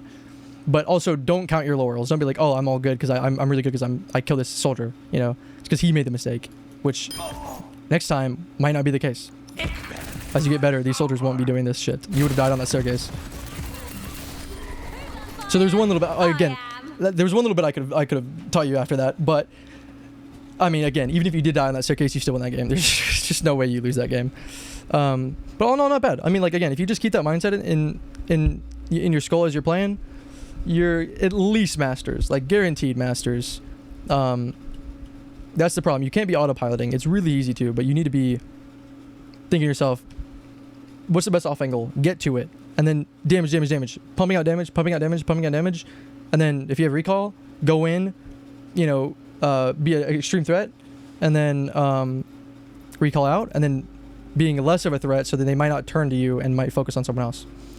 Alright. And you said you're a Tracer player too as well? What are the chances? And also, you guys caught me at a really good time because I'm also learning Tracer. I definitely wouldn't have nearly as much knowledge if I wasn't teaching Tracer, or if I wasn't learning Tracer myself. Like I said, most of this is coming from Awkward. This is not even really my words. I must admit. I'm assuming you're Honomi. Is terrible. What is this skin? Oh my gosh. Okay. So this is a really good Tracer map. We like this Tracer map. Okay. So they have Hanzo, Mercy, Soldier. They're going to be talking Soldier. Maybe Hanzo. He's good, but doubt it. Alright. And D.Va. So D.Va against a Hog. So the difference... Okay, so the difference between Hog and D.Va. So D.Va counters Hog. Silver 5? Okay. D.Va counters Hog. But multiple people counter Hog, right? Orisa counters Hog. There's two different ways, right? That they counter Hog. D.Va is more of a defensive counter to Hog because she DMs, like she defense matrix the hook, right? So she's on more of a passive side, and this is especially the case if she's switching to D.Va to counter Hog. She's already on D.Va, so whatever, but if you are playing Hog and they swap to D.Va to counter Hog, which, I mean, if you're in Silver, this might not happen, but I'm sure after learning, you're going to be skyrocketing. I believe it. That means that the momentum is already in your favor. Especially in a game like Push, because they're going to always be on the back pedal. Especially if she's going to be having to turn around to peel for you. Yeah, no problem. It was a great review. And I think you can 100% apply it. And I know you're not going to apply everything, so don't be too hard on yourself. But if you're constantly thinking, what can I do? And if you die, think, what did I do wrong? Every time you die with recall, think, oh, maybe I got too greedy with that recall. Every time you recall into the open space, be like, ah, shit, I got too greedy and stayed in too long. I should have recalled, even if I was at full HP, right? You don't always have to recall for full HP, you know, or to heal. Just, it's all about positions. Getting in, being able to sit there because you have recall, and then recalling out. That's why you have recall. That's why recall is good. But if you sit in there and then recall it in the same spot, that loses any purpose, even if you heal your health, all your health back, right? It's just a bonus if you heal your health back. But yeah, so D.Va's always gonna having to be looking back, especially if she's having to peel. So if you're on their Mercy, D.Va might have to come back and peel, which case she can't DM a hook. So if Hog hooks someone, which again, if it's Silver 5, maybe not, that's a free kill. If they have Orisa's the opposite. She can still cancel those things by spearing him, so it cancels the hook, maybe eating the hook, fortifying so she can't get hooked and blocking it, but she's on the front, so she's on the front end. And so Orisa's the opposite. So instead of coming back and allowing your team to have space, she goes forward, in which case you can cut her off, right? So she goes forward and her team wants to go forward too, but you keep them back, so then there's this gap in between, which case that gets her killed. That's why the best way to counter Orisa is to go around Orisa. She's unkillable. Pretend that she's unkillable. Unstoppable Force. What do you do with an Unstoppable Force? You can just go around it, right? If you ask Unstoppable Force versus Immovable Object, the Immovable Object wins if it goes around the Unstoppable Force, right? The Unstoppable Force can't move. So with DPS especially, in general, you want to be thinking, like, your tank matchup really matters, right? It's all about the tank. Whoops. And how you can play with your tank really helps. Like, for me personally, this is a really good Tracer map, but depending, like, if I have a Hog, I might just go Mei, because that is a lot easier to get value from to help my Hog, especially if it's a Hog matchup. But with Tracer, if you still want to play Tracer, which is perfectly fine, I'm not saying you should just play Mei, you don't play Tracer, but for example, you need to learn, okay, especially as someone who's pretty selfish like Hog, how can I help my Hog? Because that's the difference between, especially those tanks that either feed or just rolling your team. It's like, how can't we, like, why can't we punish this guy? Especially like a Ryan that just charges in and just doesn't seem to die. It's because the difference is his team is helping him do these things. It's not feeding if you're all pushing. If you're all pushing, it's aggressive. But if that team stays back and it just says, Ryan, you're feeding, come back, and doesn't go in and then just blames him instead of trying to help him, then that Ryan will just get melted and die, right? And so what you're doing is, even if they want to come in and help that Orisa come charge, or D.Va if she wants to charge or whatever, you're pulling them back, you're forcing them back. You're not allowing them to do that, even if they want to themselves, even if they don't care. I would try control the right side Mega on this map, and there's little bridges. That's not bad. It depends on where your team's going. With Hog, he'll probably go main. If your team fights on right side, you want to go left side. Again, you want off angles. So you never really have one way to play. You have one idea, and you play the same way every time, fundamentally. But like I said, the why stays the same. The what changes. So as a general principle, yes, controlling this is generally better, because 9 times out of 10 they go this way, and even if they do fight this way, you can take this off angle. It just depends on how the fight breaks out. Sometimes it's better to actually take this side and pressure this side, because again, yes, you're pressuring this off angle, but if the team's fighting here, guess what their supports are going to be? Here. Guess what you can't see? This side. So if you're coming here, not only are you pressuring cart or objective, you're also pressuring their supports, and you can control this minion here, which is really nice. And you can also, again, this is why nothing's hard set in stone. You can come on this bridge and like kind of drop down the supports. But what if there's a pocketed soldier up here? If there's a pocketed soldier up here, you can't do jack shit at this angle, right? You can keep him like kind of looking at you a little bit to stop him from looking here, but you're not actually that much of a threat that he doesn't really have to look at you, right? And it's also really boxed in, so it's very easy to get hit by a Helix Rocket, which is really bad for you. So you're not actually doing that much. But if you're here pressuring the Ana, or in this case the Moira, in the back, well then suddenly, to even be able to see you, he's gonna have to look down. And not only in this angle, he can hide, and again, like I was saying before, hide himself from this angle and check this angle. He has to open himself up to this angle and look down to see you, in which case he's gonna get shit on by whoever it is over here. Like this Ashe, for example, is just gonna shit on him. And then you can punish the Mercy if she tries to res, right? Which it might be hard. Like if you're down here, like you may not be able to get to her in time, depending. But a lot of Mercies like to drop down and res like this, which she probably won't do, just because you do have this cover. But it's good to note. So yeah, again, we're literally like walking out of spawn, but there's so much to learn, so much to learn. But this isn't a bad spot to start, because you get closer for free. But another thing you can do is you can just go here anyway, because guess what? You can go this way. Guess what? Now you're in the same spot, right? And you just get behind them in general rather than coming from this way. But you do lose this kind of cart pressure. So you're taking the same, like if you're taking this off angle, then it's harder for them to just be like, no, I'm just gonna go this way. And it's also, you're checking the flank from people doing the same thing, and coming this way and pressuring your supports, right? So if you might have 2 Tracers coming this way, maybe the entire teams are fighting over here, but Tracer does the same thing you're doing and you're fighting here. Well, then you just fight Tracer and keep her from getting the value from doing this. Then you win the 1v1, and then you get to do whatever you wanted to do, or what have you, rather than you both just getting off for free, right? So you're keeping her from getting value, you're forcing her and stalling her from getting value. So neither of you getting value, but whoever wins then they win the ability to go get value. If that makes sense. Same thing with Widow, right? If you're in a Widow 1v1, the Widows are checking each other, and whoever wins the Widow duel gets to do whatever they want. Hanzo and Mercy would be the ideal target in this comp. Yeah, Mercy, if you can pressure her, but the problem is she's going to be pocketing Soldier most likely, which means she's going to be almost fucking impossible to do anything about. So if you can, Hanzo or Moira. If you can force out Moira Fade, that's going to be a great target for Hog to hook.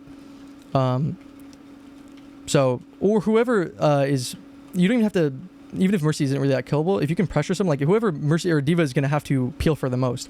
The problem is with Mercy, Soldier is enough peel for her, so D.Va doesn't really need to bother. Hanzo, maybe. Moira, if she doesn't have Fate especially, she's going to need to come peel for that Moira. She probably won't. She's a silver, but as you get better, again, the fundamentals, the why. In which case, now D.Va is on the Moira rather than on, say, I don't know, the Soldier or Hanzo or whatever. Now Hog can hook wherever the fuck he wants, right? So yeah, so the only reason why you wouldn't come here, because you can't really control this that well, and this Mega doesn't really do much. Like, this Mega doesn't do much for them, because the only person that would come this way is maybe Soldier, and he's got a Mercy Pocket, presumably. And you can't know this, right? Which is why starting here is fine, but I wouldn't come here. You can come here initially and just see what they have. But, I mean, again, you're going to be here almost around the time that they get here, so it's not going to be that much of a surprise. That value isn't too great. It's you know, up to you. But I would go down to the right, which you do. Love to see it. Also, guess what? Also, I meant to say this, but I forgot. Look who we have here. A late Mercy who was AFK. And you get this way more often in lower ranks. People stand... What the fuck? People stand on... You know, still in spawn on their phone for like 5 minutes before the game starts. And you can punish this. Honestly, if you know this, that's something you can punish, right? Like, it's impossible to notice. But that's just something to keep in mind. Especially if you're in silver. That happens a lot. A lot. So now that you're coming this way... This isn't something that's going to happen all the time, but the fact you're putting yourself in a position that you can capitalize that it does. And it's not something you can even necessarily think about, but that's why it's a good position. It's because you're opening yourself up to the most opportunities. And then the next thing is putting yourself in a position that can capitalize on them. You can see all these opportunities, but if you can't get them and capitalize on them, it doesn't matter, right? Same thing is like if you see Mercies over, like if you're over here and you have no blinks and you see Mercies there, well, what the fuck are you going to do? You can't do anything. So you know what's happening. You see that there's an opportunity, but you're not in a position that you can do anything about it. For example, you know, versus this. Okay, well now suddenly we can fight her, right? Obviously, this isn't going to happen in the game. I'm not expecting you to be here in like, you know, 0.2 seconds, but just concept-wise, right? So now suddenly you're going to see this opportunity like this. You'll see her coming this way here, but you're going to keep choking up, right? Now suddenly you're going to be here where I said, right? And now, guess what? You can punish this Mercy. You're going to get there around the same time, I'm sure. I wouldn't be crouching here. I'd be literally blinking. So what if Soldier turns around? That means he's not shooting his team. Okay, so you go down here, which isn't the end of the world. Like, going up here, it's not the end of the world. Also, one, you got lucky that this Mercy's going through this way because Soldier came down because he was AFK and had to go down, I guess. Normally, she'd be flying up here. So she'd be negating this little pathway here. So I don't mind going up a staircase in general. It is hindsight, so knowing going here in general would be better because you'd catch that Mercy out better. Is one thing, but also the only reason why I do that is because I can check what they have without putting myself in too much danger, and I can see what's up here. And if I need to draw their attention, I can. And I can also rotate around. Getting here though isn't terrible either. Not there. Here. This isn't terrible either. Like it depends on your preference. Also, I don't like closing myself in because if I'm here, I can't blink left or right. This does nothing for me. I have to blink backwards or forwards, which is super predictable. If Tracer's here, it doesn't make a difference like between here. Like these, if she's here versus here, like that's not really that much more difficult to shoot, right? So that's another reason. Like this is a passive, like so it's not really, you're not going to be generally in a situation where this is going to happen. Later in the game where anyone could be anywhere, this might actually come into play where like, okay, if Soldier's like peeling and jumping down, him helix rocking you here is way more guaranteed than him helixing you here, right? So that's something to keep in mind. Sorry, I'm losing my voice here.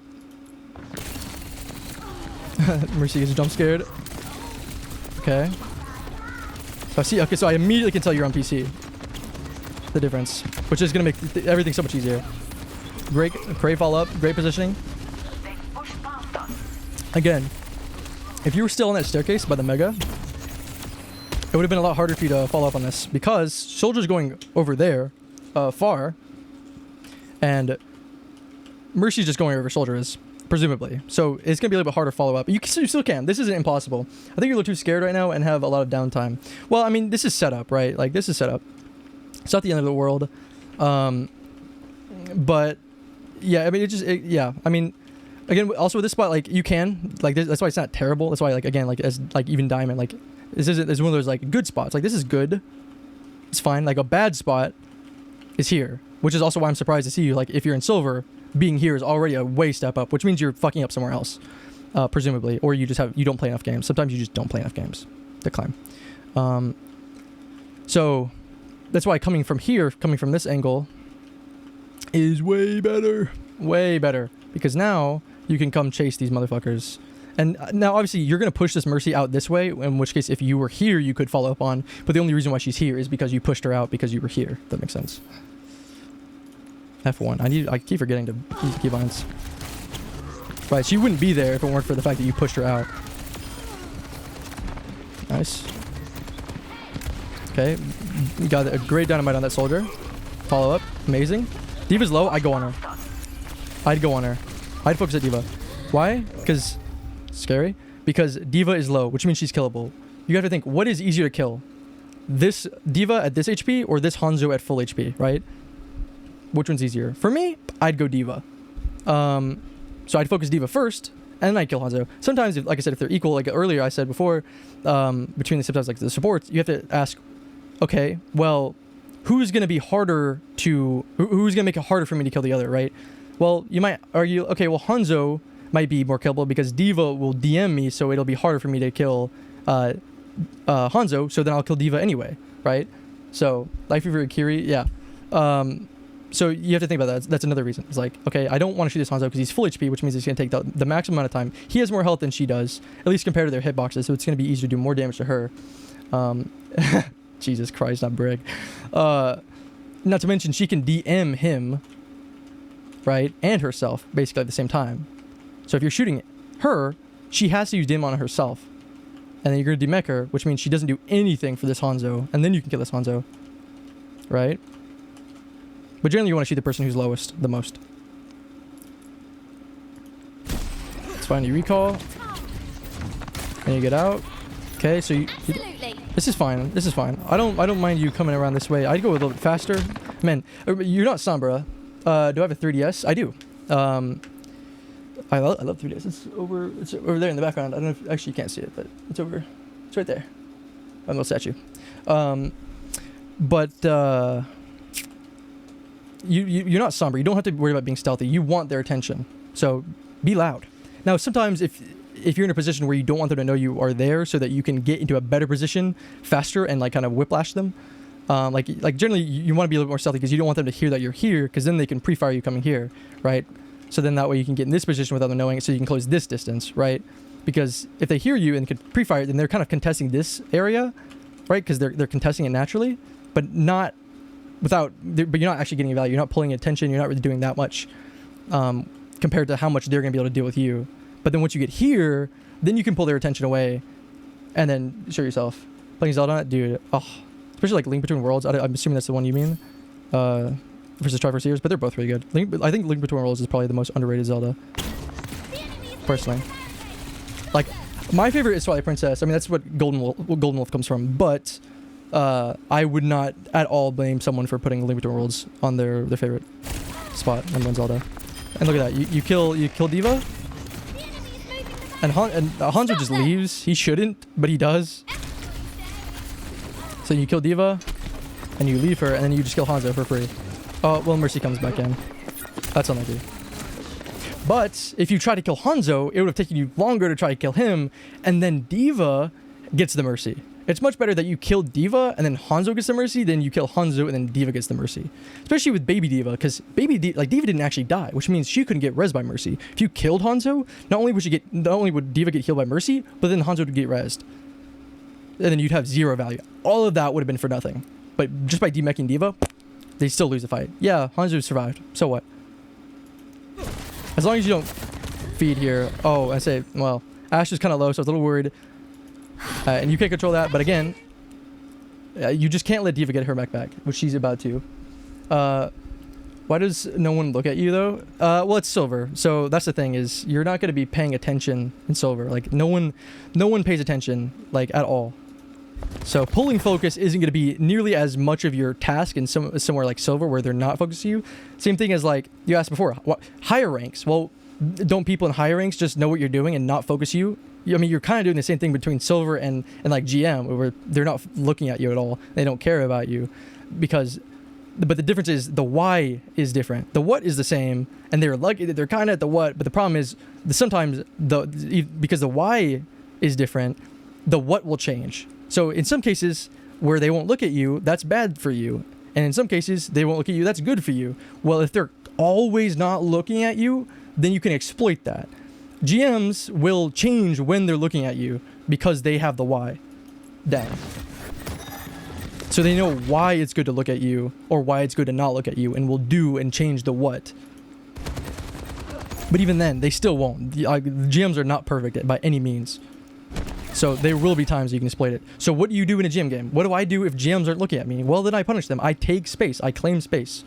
So what are we doing here? Like, this isn't a terrible off angle, but the problem is they want this space. They don't have this angle here. Like, this isn't theirs.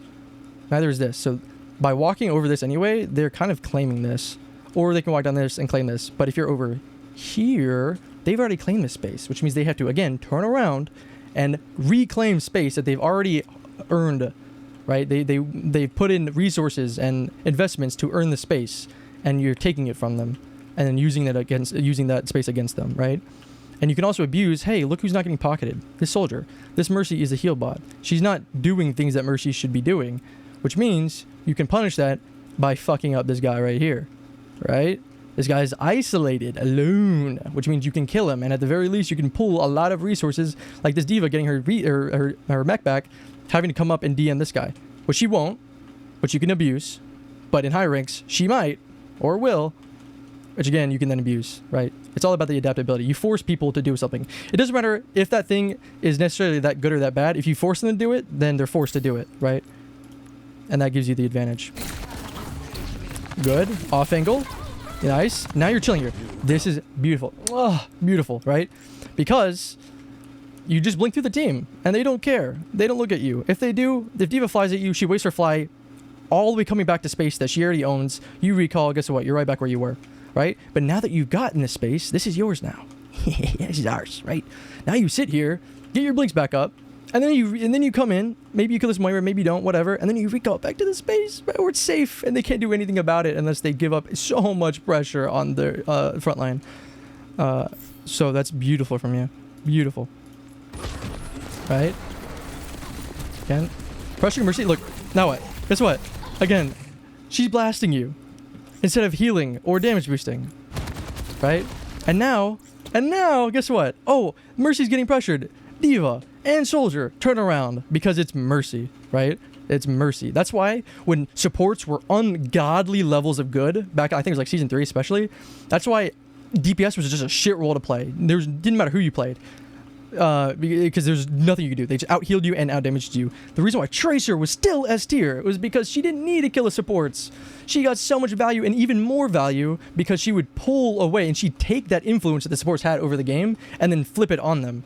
So they'd overcommit their resources on protecting these gods in their eyes. And now guess what? Hanzo is here. Yes, Hog is dead, but I mean, maybe Hanzo gets enough value because I mean this fight's kind of already over in general. But look at where he is now. Look at this position, right? Isolated. Even if you're not there to capitalize on him dying, your teammates usually will be. And like I said, this might just be bad timing, so maybe he doesn't die. But maybe that's enough for D.Va to be like, oh shit, I gotta help Hanzo. Woo! And go over here, and then guess what? Now she's not here, and now you can punish that, right? Maybe Soldier's like, okay, I'm gonna turn around back here. Or maybe Soldier keeps pressuring this, right? But now, all three of these people can't help Hanzo. And if they do, then you just keep abusing their lack of presence, and you keep on that Mercy. Or on Soldier if you need to keep his presence. But again, you don't even have to shoot Soldier because you're not going to be doing any damage to him. But just by shooting his Mercy pocket, you're basically doing damage to him, so he's going to turn around anyway. In fact, he'll probably care more and turn around more if you shoot the Mercy than if you shoot him. Because if he's getting pocketed and you're just tickling him, he's not going to give a shit. But if you're shooting his pocket, oh, suddenly, boyfriend mode activated, okay? So you abuse that.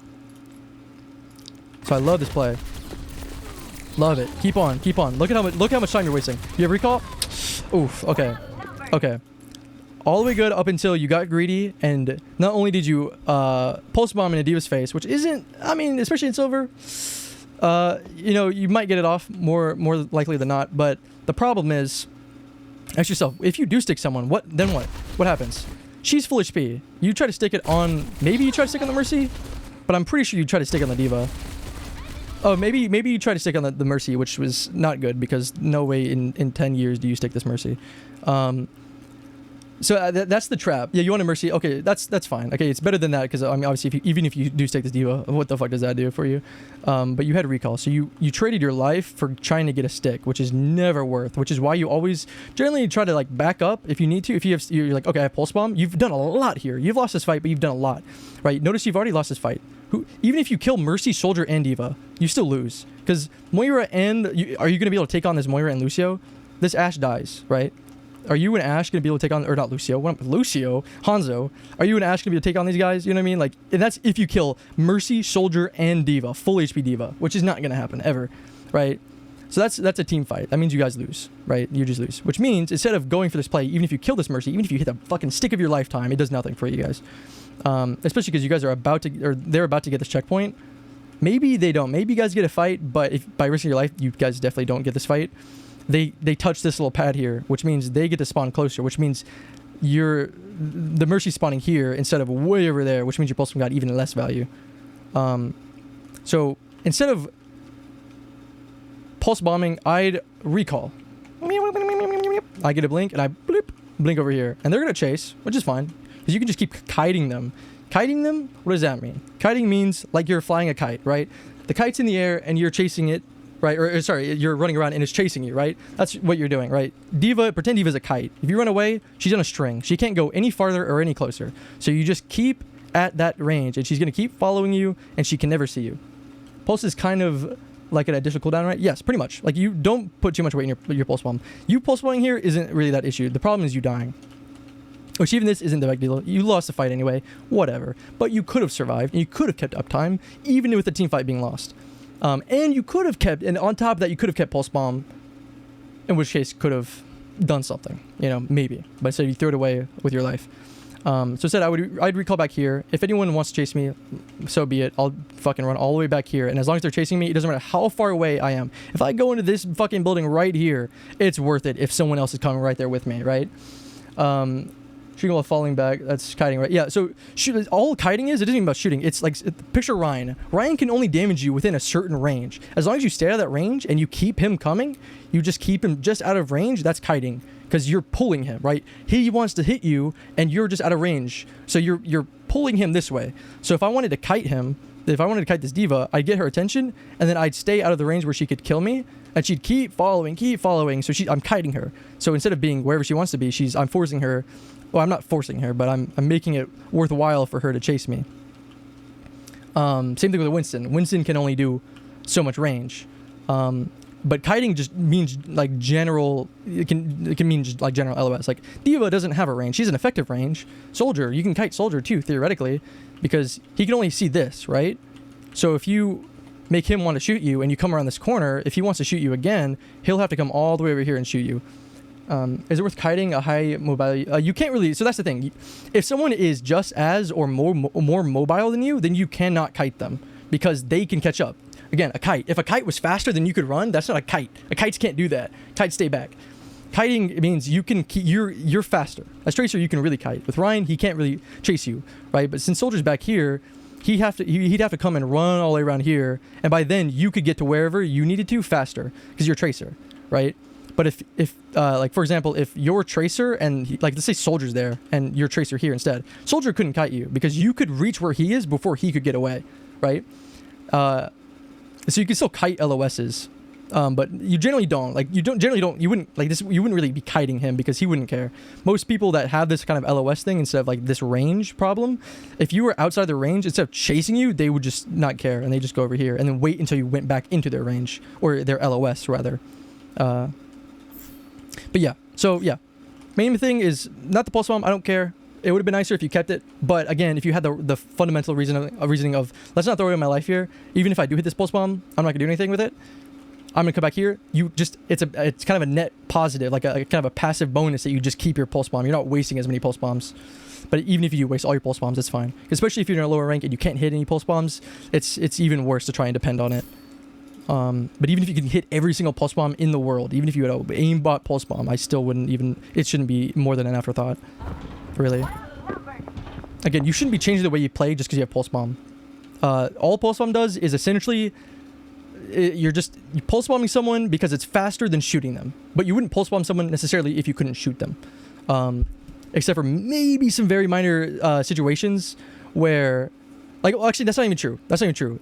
Because I would say like killing them, but if you can shoot someone safely, then you can pulse bomb them safely. If you can't shoot someone safely, then you can't pulse bomb them, right? Like if you triple blink in and then recall, like I'm talking about, you can pulse bomb instead of shoot, in which case that guarantees a kill, in which case shooting them might not. But you might not kill them there, but you can still pulse bomb them there. That's all it does. It's just an extension. All of her abilities are an extension of herself. Blinking is just an extension of walking. Recalling is just a better extension of walking and grabbing a health pack on the way, right? Recalling is like, literally, like if you wanted to recall, like if you took damage, like let's say you were up here, and you took damage, like you're up here and then you dropped and took damage. Recalling is essentially just an extension of doing this. Give me this health pack. Okay, follow me street. Okay, walk up, and then now you're back up here, right? It's just that, but within a snap of your fingers. That's all it is. Same thing with Blink. If you wanted to be up here, a normal person would just and now they're up here, right? But Tracer can go bleep and be up here. That's all it is. It's just an extension. You wouldn't necessarily do things that you wouldn't do without those abilities. Those abilities just allow you to do those things in faster time frames, which allow you to open up more opportunities. Because you might not be able to walk here normally. You might get punished if you just walk here. But blinking here, because it's faster and it's an extension, you're getting that value as opposed to just walking there. All right, let's continue. But this is more high level stuff. Again, just in general, as Silver, like 90% of the player base in Silver would probably rank up if they just played more games. And if you can't play more games, that's okay. So sometimes you do need to focus more on your short-term improvement rather than just playing more and having that come naturally.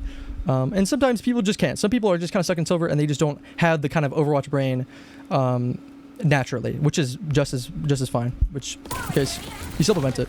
And there's nothing wrong with needing to play more games and still trying to get better. You know, that just increases your growth even more. You know. Okay, so we have a lot of downtime. We're getting into position. You have recall. Don't be scared. Go on that Mercy. Every second you're waiting, I'd blink in, and you're just on this Mercy, contesting this cart, and then pulling these people back or pushing her into the fight. She's safe here. She likes being here. She's pushing the cart here. She likes this. You contest this. She either has to leave or they have to pull back, right? They either have to fortify this position, in which case they're weakening this one and no longer weakening this one, because by sitting here, they're strengthening this position and weakening this one by shooting this and pressing this. But by them having to turn around, they have to fortify this position that is previously fully fortified, because it doesn't matter. Nothing's here. Nothing's pressuring it.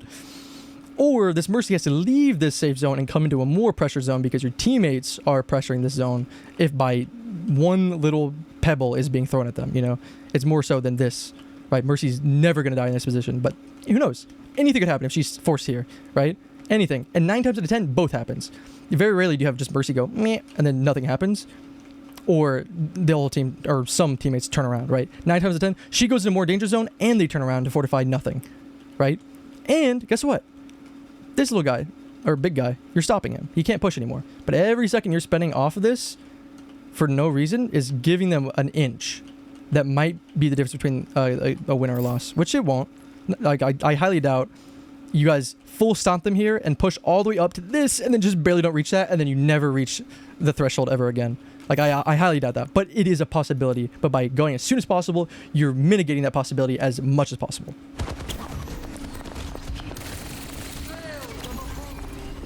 Okay. Take the bot. That's not you know, terrible. It's fine. And now you're pulling them away, because now by pulling the bot away, and again, look what I just said. Both happened. You pressure Mercy.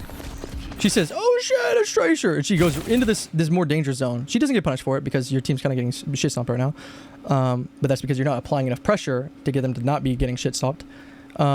Or could be said. There's other things that they're doing wrong, but you can't be like, oh, that's a team diff, right? Because there is more you can do. And you might lose, but you know, there's always more you can do. And it's okay to be like, oh, my teammate did this wrong or that wrong. Retaking after a checkpoint is really hard in low ranks. That's fair. I mean, it's pretty hard in high ranks, but that's usually the difference is the reason why they're here is because they use ultimates. Because the way that you guys play in higher ranks, or the way that people play in high ranks is, it's harder to take this position, right? Like these spots. So they have to invest more to get here, which means they don't have it when they're here to maintain this pressure. And that's why Tracer especially is really good on these game modes, especially because not just this map is in general is also really good.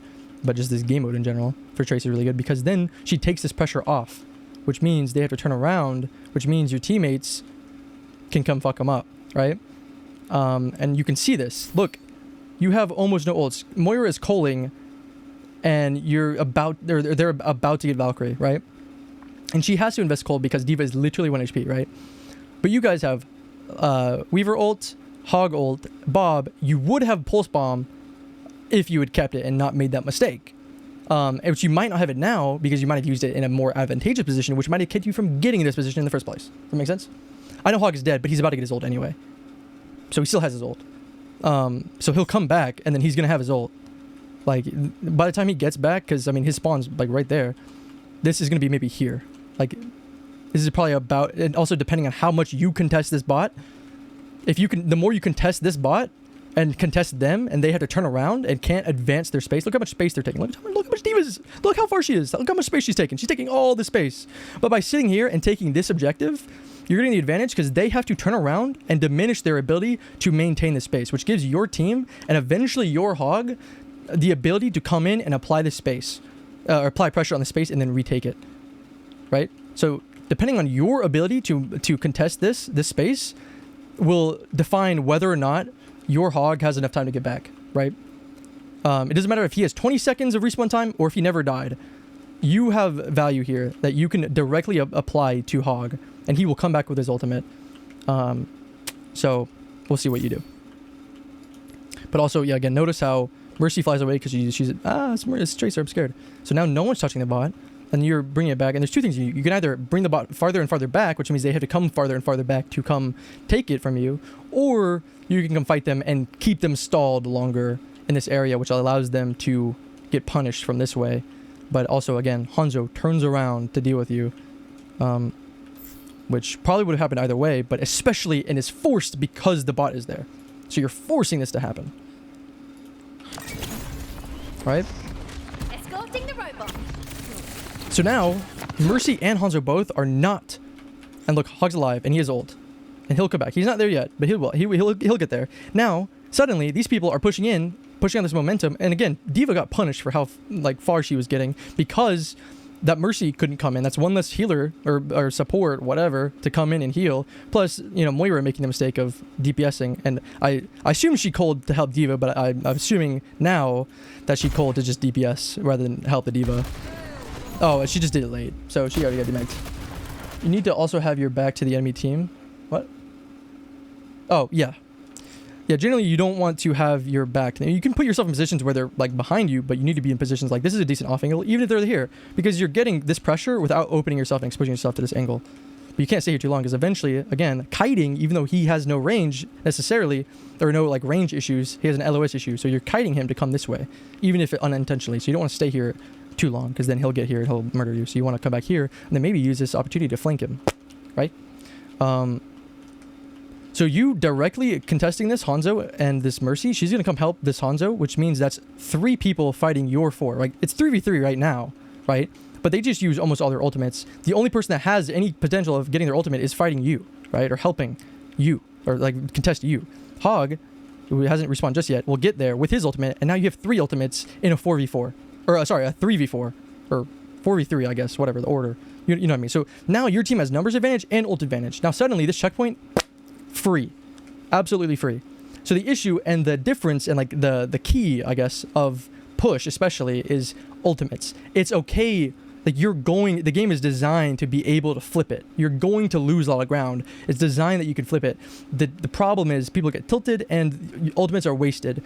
Anytime you use your ultimate to defend space, right? Let's say the bot is pushing this way and you're defending. If you use your ultimate to win this fight, pushing on your side, then that's disadvantage for you because you have to, right? That means you don't have the ultimate to take new space, right?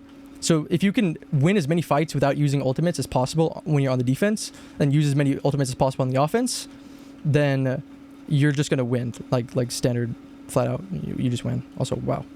So yeah, depending on how you play this, if you let Hanzo shut you down immediately, then that Hog is gonna have a harder time fighting that, and that means it's gonna be easier for them to come in and reapply themselves into a 5v4. They're actually I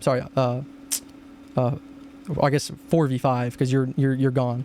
So now they've, instead of having numbers advantage, or going to be, now you're at a full team numbers disadvantage, plus Tracer, or you, whatever, you're dead, so you're doing nothing. And if you die really quickly, Hog is still dead, and so he's not doing anything.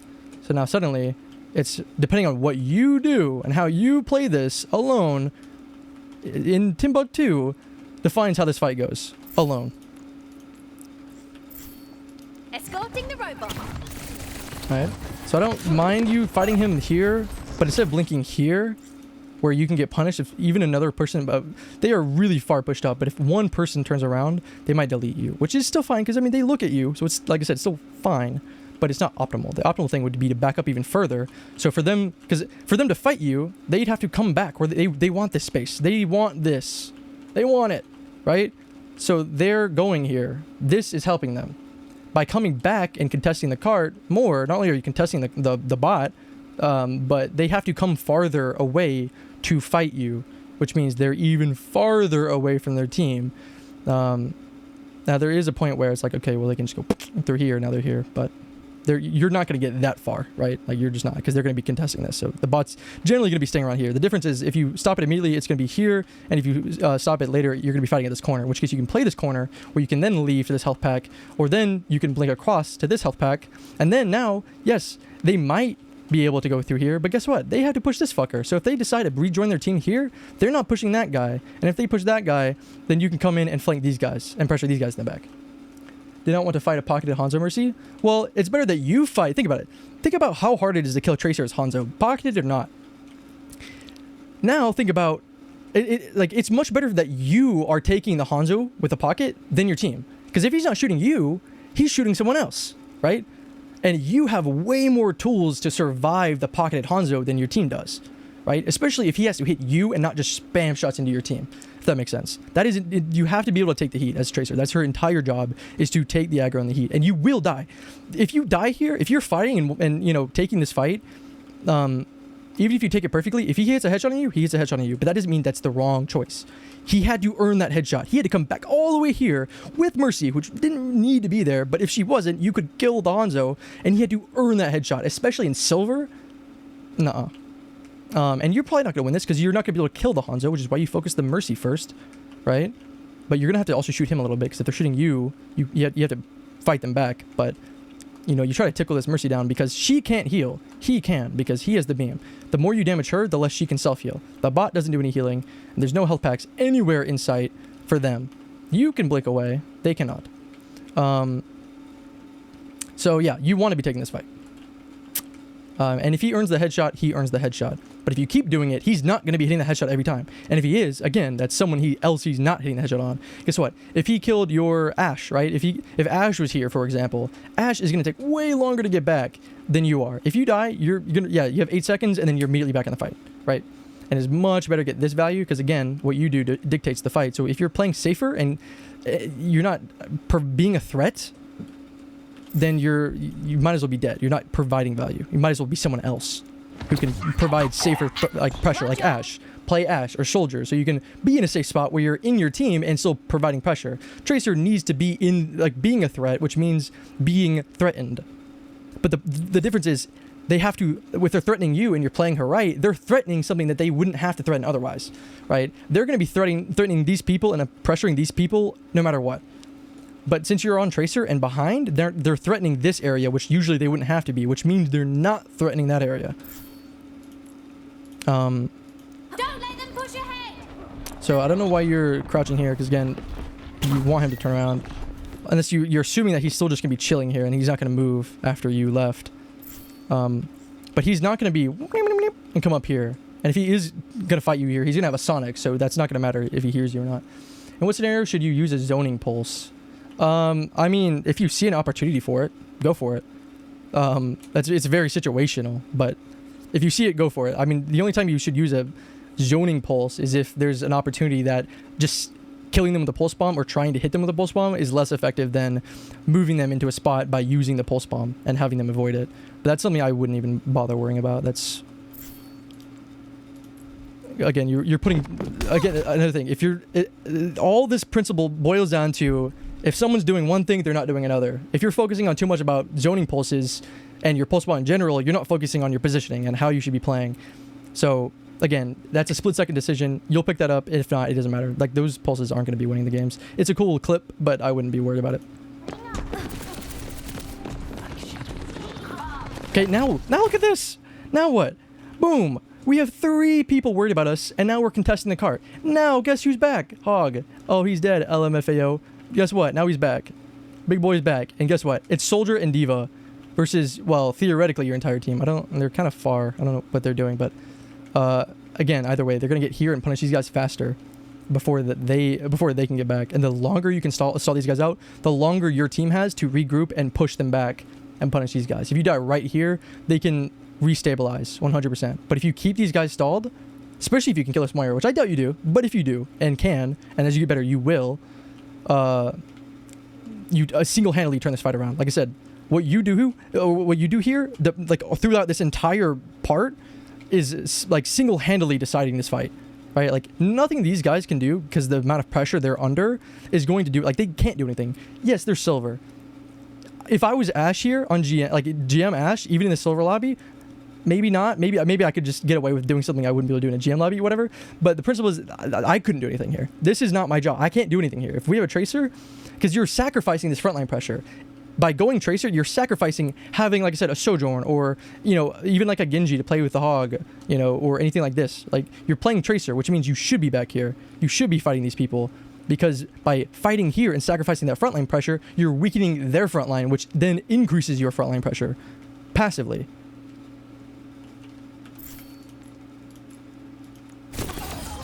Oh, you do get it. Nice. Why am I... Let's go back. I hate the third person shit. A good punish.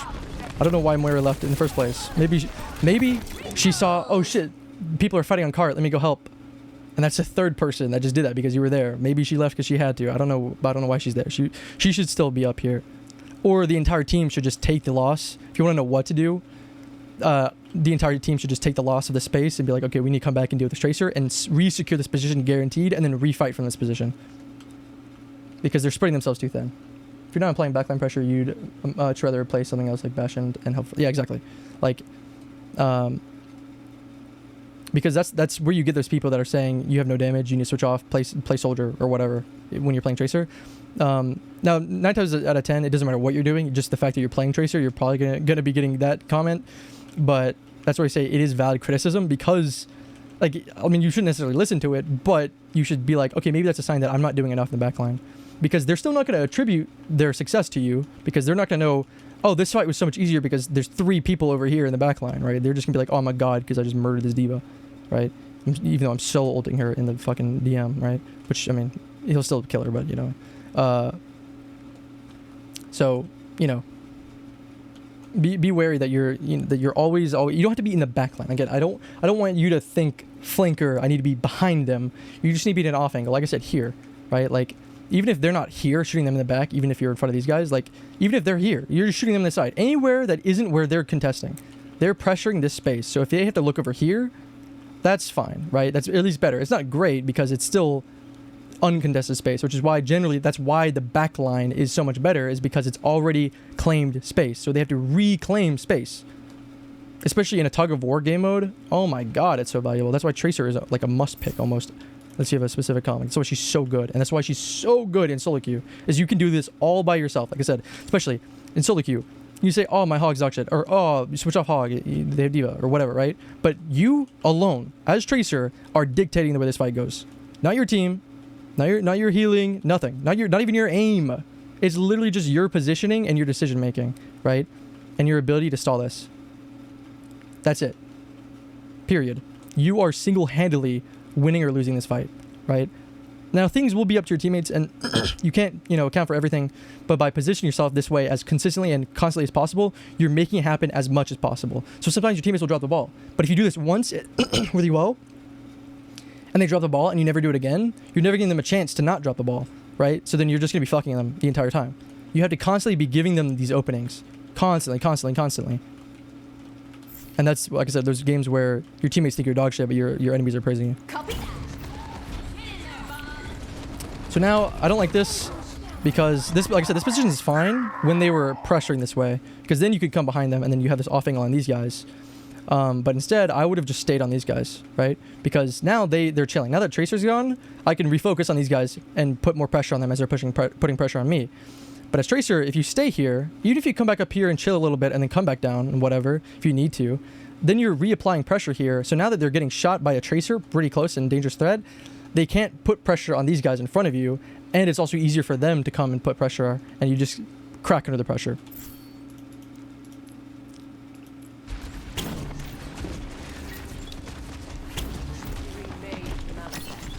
But you guys win this anyway. And it's also nice because they used Valk and lost it. Not to claim new space. They already claimed the space. They're fighting for new space. I mean, yes, like generally it's better to use this. It's better to use Valk here on the attacking team or whatever on the team attacking this side than it is to use Valk on this side, because you're not fighting for new space. You're fighting to reclaim space. Again, the entire thing of Tracer. What you see a lot of tough run Tracers do is circling around the enemy and applying constant pressure and force attention away. Yeah, essentially, you're almost in a way,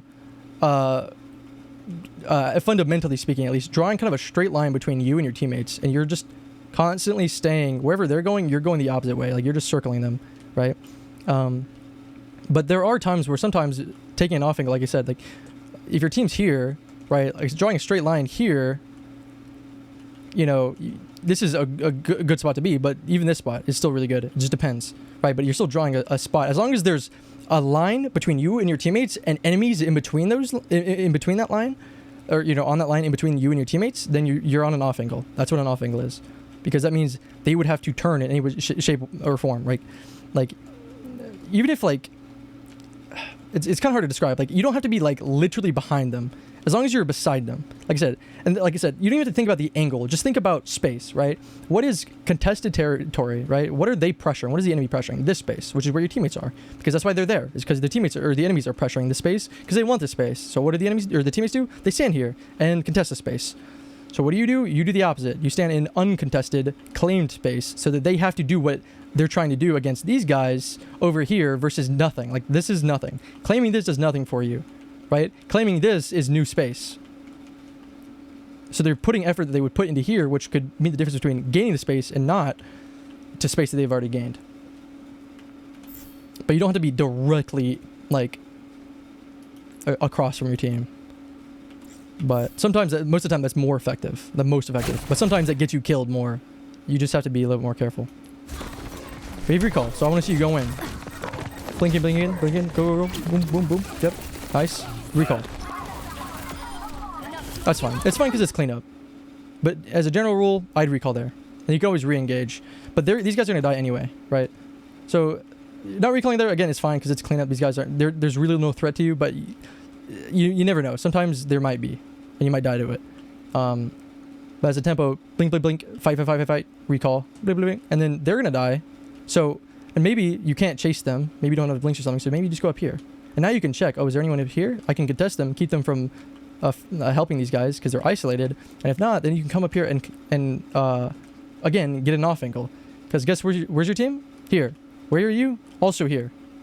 So, I mean, well, you're here now, but... Which is, again, fine. Because it's still technically an off angle, but... You know, they can't really do much to you anyway. But what does this do? This brings another off angle. This also is where they want to go. Here, they don't... This space is, like, yours now. Like, this is yours. But this space is not yours. Right? So you're again, having... They can't retreat to the space that they own. Right? Like, yes, this is technically an off angle, but it's not as strong as, say, this. Because they don't care about this. Like, but if you're here, you're putting yourself between them and where they want to go, which is forcing them into their team, or into your team, rather. Here, again, like, this Mercy dies either way, but as a principle, again. Same thing as this D.Va. Like, D.Va, maybe, not, obviously not, but if she was a little bit faster, she could have saved this Mercy, which might have lost you that fight. Who knows, right? But if you're here, you can contest this D.Va. You can fight me. Hey, shoot me. And then Mercy dies because D.Va's not there to help her. Thank you kindly. Health bomb is Okay, yep. charging. Reposition. Isolate a target. Good recall. Yep. Okay. I don't necessarily... Like, I wouldn't... I wouldn't bother trying to pulse bomb on D.Va unless you're behind her. Like, if she's fighting a choke, like, let's say D.Va's, like, here and fighting here, and you're here, and she doesn't know you're there, then you can triple link and pulse bomb her, because there's no way she does that, right? But if you're fighting her legitimately, I mean, she probably wouldn't do it on purpose, but there will be times where she's more likely to just accidentally eat it. And again, even you're gonna demech her anyway. Like, this pulse bomb doesn't do anything. Again, not the end of the world, because whatever, right? Miss it, hit it. The thing is, this D.Va dies anyway. Now, if she starts getting enough help that she isn't gonna die, which this soldier is not enough help, because you just killed enough help over here, right? That was the enough help that she needed, which, because you just killed them, aren't even alive yet, or just got spawned in. Oh yeah, they just got spawned in. So even with soldier there, this D.Va dies. So you don't need a demech her. Who could survive? Soldier. So you demech D.Va and then come pulse bomb soldier. That's 2 people hella staggered. So yeah, but again, it's not the end of the world. And that's, again, he got hooked because you had enough resources to kill her without using an ultimate. So that actually literally took it away from you, which happens. But if you use it at this soldier here, you know, which also you still don't necessarily need, but out of the people in this fight, he's isolated. And not only is he isolated from his teammates, he's isolated from the enemy, or from your team, right? This D.Va is not isolated from your team, which means that they have more pressure on this D.Va, which means you don't need to pulse bomb to make up that pressure to kill her. Soldier only has the Ashe, which again, because he's isolated from his team, will probably be enough, especially if you start pressuring. But generally, you try to look at people who are, for pulse bomb targets, in general, like as a principle, you look for 1v1s, right? Same thing as anyone you go to triple blink, and then recall, you just pulse bomb instead. You don't have to triple blink, but generally you want to look at people who can't get saved by their teammates or can't get killed by yours, right?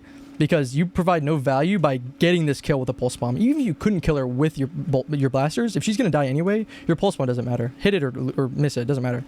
But if you pulse bomb someone that can't die to your teammates, now you're getting hella value. Hella value. Insane value. So I wouldn't worry about hitting your pulse bombs, and I wouldn't be worried about saving it for the perfect moment, but I'd much rather you be throwing them at anyone and everyone than never throwing it at all.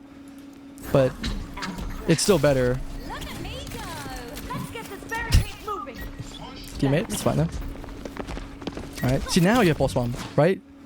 Now you have pulse bomb, because you didn't use it there. Now what do? Boom. Free kill on the Mercy. Now Soldier, D.Va, and Mercy are all fucked, stagger-wise. I think they changed something now that they all kind of respawn at the same time now.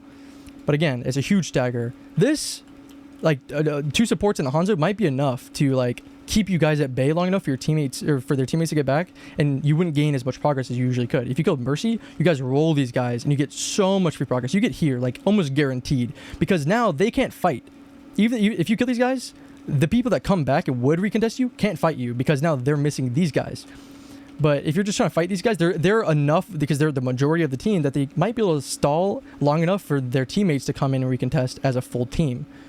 So if you use your pulse bomb for this, or even Hanzo forcing out the res and her opening herself up, then you would stagger them in a way that even if these people did recontest, they'd be recontesting without their teammates, which would be the difference between maybe getting stalled out here or getting stalled out here, right?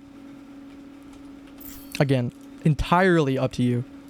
That's all you. All because you pulse bombed the D.Va, which again wasn't that big a deal, but it's to think about it, right? The use is, because you're not gonna pulse bomb here. Like, you're not gonna hit this pulse bomb. If you have it here using the Mercy, you're gonna miss it. That's okay. But it's better because the opportunity, if you did hit it, what would happen, right? So much more space would have gotten.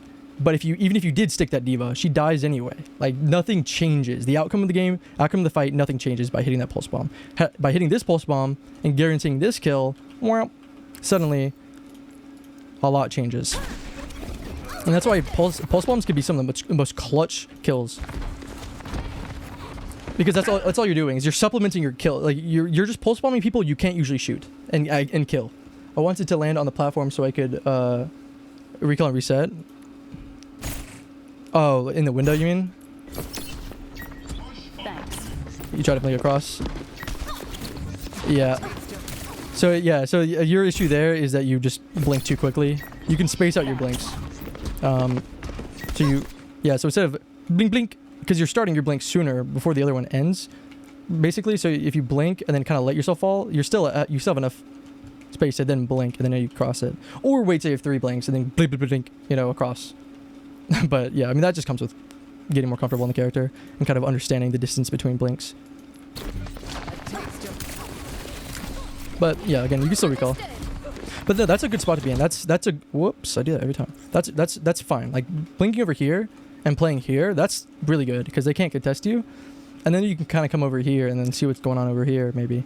And then, you know, if you miss that pulse bomb, for example, well, now maybe you can kind of make up for it by keeping these guys at bay or something like that, right? So this is a good spot to be in. This is perfectly fine. Or blinking over here and then removing their ability to back up. Because again, you get Moira in the back here. She gets kind of fucked up. Up here, again, it's still fine. You still pressure, that's fine. But here, you might be able to secure an actual kill. But this is a better spot to recall too. Like this is fine because then if you drop, because what you can do from here is wait a little bit. Okay, you have like 2 blinks, then you double blink, kill, and then recall, and now you're back up here. So that's fine. You do have to be a little bit careful because this spot is safe now, but it might not be safe by the time you recall. Like it is because they're still pretty far away, but you have to be mindful of where your team or where the enemies are going to be coming from, or respawning from. But if you come over here and you shoot from here, maybe then you can still recall back up to here even. Or if you get here, then you can just kind of keep poking and poking until you get your the 3 seconds so that you recall to a safer spot. Or you go to an even safer spot, like you know, if you blink here instead of turning around, maybe come over here in this slightly safer spot. And then now that you've set this position, then you have 3 seconds to come in and do whatever you want to do, and then recall back to that spot. But no, that's not a bad spot at all. That's perfectly fine. Just be a little wary, because the same advantage of being able to kind of intercept these guys can be the same thing as they intercept you as you recall, so you do have to be careful. Especially as these guys are getting backed up, they have less incentive of coming through here and going out this door.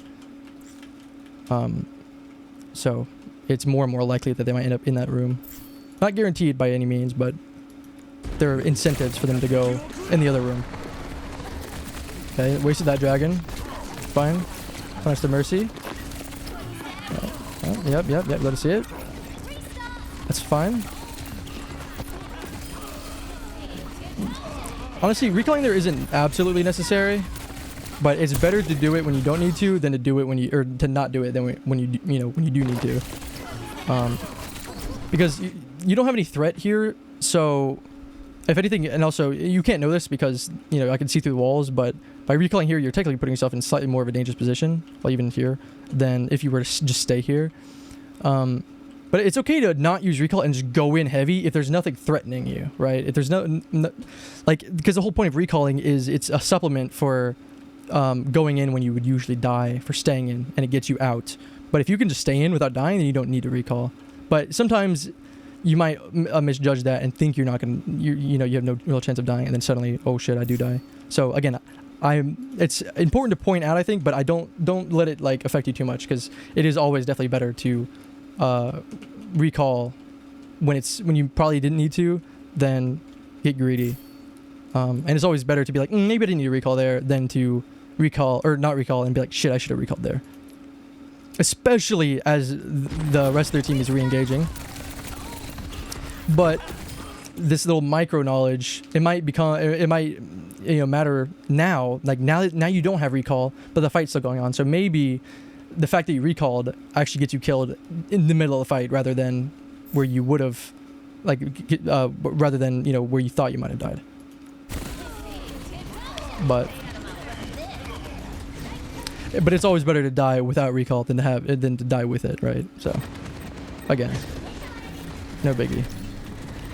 Isolation. You're getting distracted here just by looking at these guys. I don't care about these guys because I know Moira's over here. I know she's over here. And guess what she is? Isolated. Which means she's mine. I'm taking her soul. So you're kind of doing what Tracers are supposed to do for the enemy, right? Like, pretend that this is Tracer. Like, these guys are Tracer, and then you're like a support, right? Suddenly you're not getting your value anymore, right? It's the same principle. You can't let them distract you. You're not going to do anything for your team here. You've got hella numbers advantage. Plus, like, this Ashe is in a kind of a bad position, Which, I mean, again, you might not know, but that's fine. But we know Moira is alone and in a bad position. But if we don't punish it and we just fight this, we allow her to get away with that, and then maybe, I don't know, fade up here, and then suddenly she's back to her team. Now suddenly, because a shocker, you couldn't kill these guys, you're fighting these guys with a Moira on top of that, rather than just killing the Moira. And now that there's no way in hell they get a Moira or Mercy, because Mercy's already dead, and you're dealing with a Moira, your team can deal with them easy peasy. And maybe you don't commit, maybe you just give a quick glance, but even the quick glance is meh. But I have this feeling that, yeah. Okay, D.Va just feeds, so that's fine. I mean, D.Va feeds. But again, I wouldn't even go for this D.Va. I'd be going for this Moira, because Moira is still in the fight, and we want Moira. D.Va is going to get punished way easier and more often than this Moira will be, right? So you want to be pressuring this Moira, because maybe Moira keeps D.Va. She's not, because she's Moira. But if she was any other support, they would be able to stop this D.Va from dying. And guess what? Your Hog just died.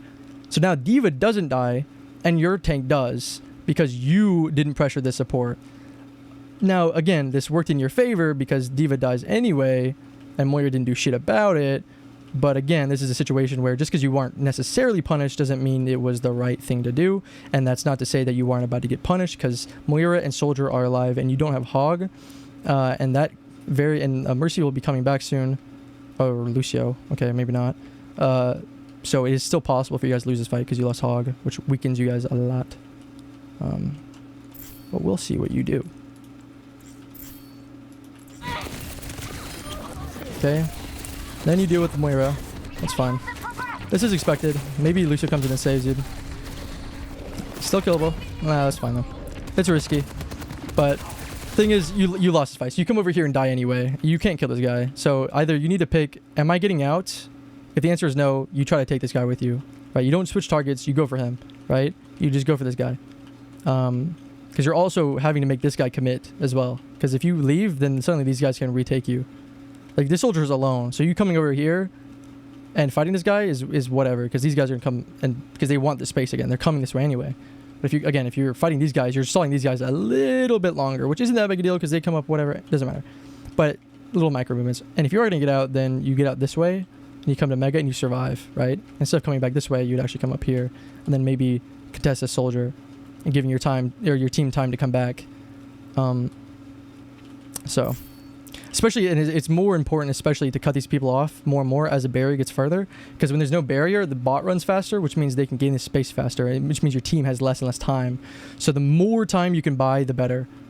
So by dying here, it's not the biggest, like it's not the end of the world. It's not the biggest deal by dying here. You guys lost a fight, but you could have maybe survived, maybe depending on how greedy you got with this Moira, or at the very least taking this Moira with you, or I guess at the very least, if you still didn't get the Moira, kept her there longer, stalling her longer. But by stopping this soldier, and keeping these guys, like, they're still looking at you, you just die immediately. And then he stops pushing the bot for a little bit. But I mean, if there was someone here pushing the bot, then it wouldn't even matter. But you're stopping, like, out of the 3 things you could have done, by coming here and dying to the soldier, you're stopping him the least. In theory. Because at the very least, even if you die fast here, by stalling out your death without stalling out the actual objective, you're just, like... sorry, I'm trying to figure out how to explain this. So if you die faster here, instead of coming over here and stalling him a little bit, you generally can get more of a stall, especially if you guys get the... you get the tick, which I don't think you guys did. You didn't get the tick. But especially if you do, that's what I'm talking about. It gets more important the more you go. That's fast. It's sometimes better just to die in the spot. That way you get back faster and can test this guy sooner rather than stalling yourself out. And even if it stalls the bot out a little bit, because him kind of staggering you that way gives him this freedom. But by just dying right here and then keeping these guys here, it makes it harder for them to catch up to the bot, if that makes sense. Sorry, that was a little harder to explain, but... Okay, well, it's also nice when Soldier stands there and does nothing, and then you stall the bot out for like 10 more seconds than you should have. But again, that's not you. You didn't do that. Soldier did that, and Soldier will not do that in the future as you get better. But by changing what you did that last fight, it doesn't matter how good they are, you win.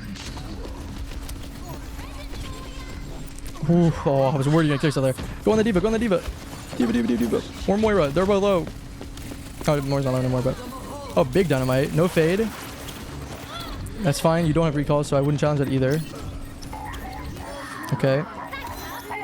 So I don't know if you don't know about this health. I'm sure you do, but this is your space. You can get this health back faster. So by having to back up, especially by going around here and going all the way over here, you're not gaining any space. You're not repositioning all for health. And you're turning this guy around. So that means he's not healing your Ashe or this guy. There he is. This guy, right?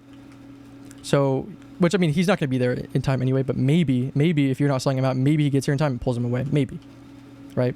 You know, in you know, next game, that might just be the difference, right? So if you're low, instead of backing up all the way down here, you're out of LOS of that Cole, which is fine. I'm fine you didn't fight that because you never recall and it can easily burn her down.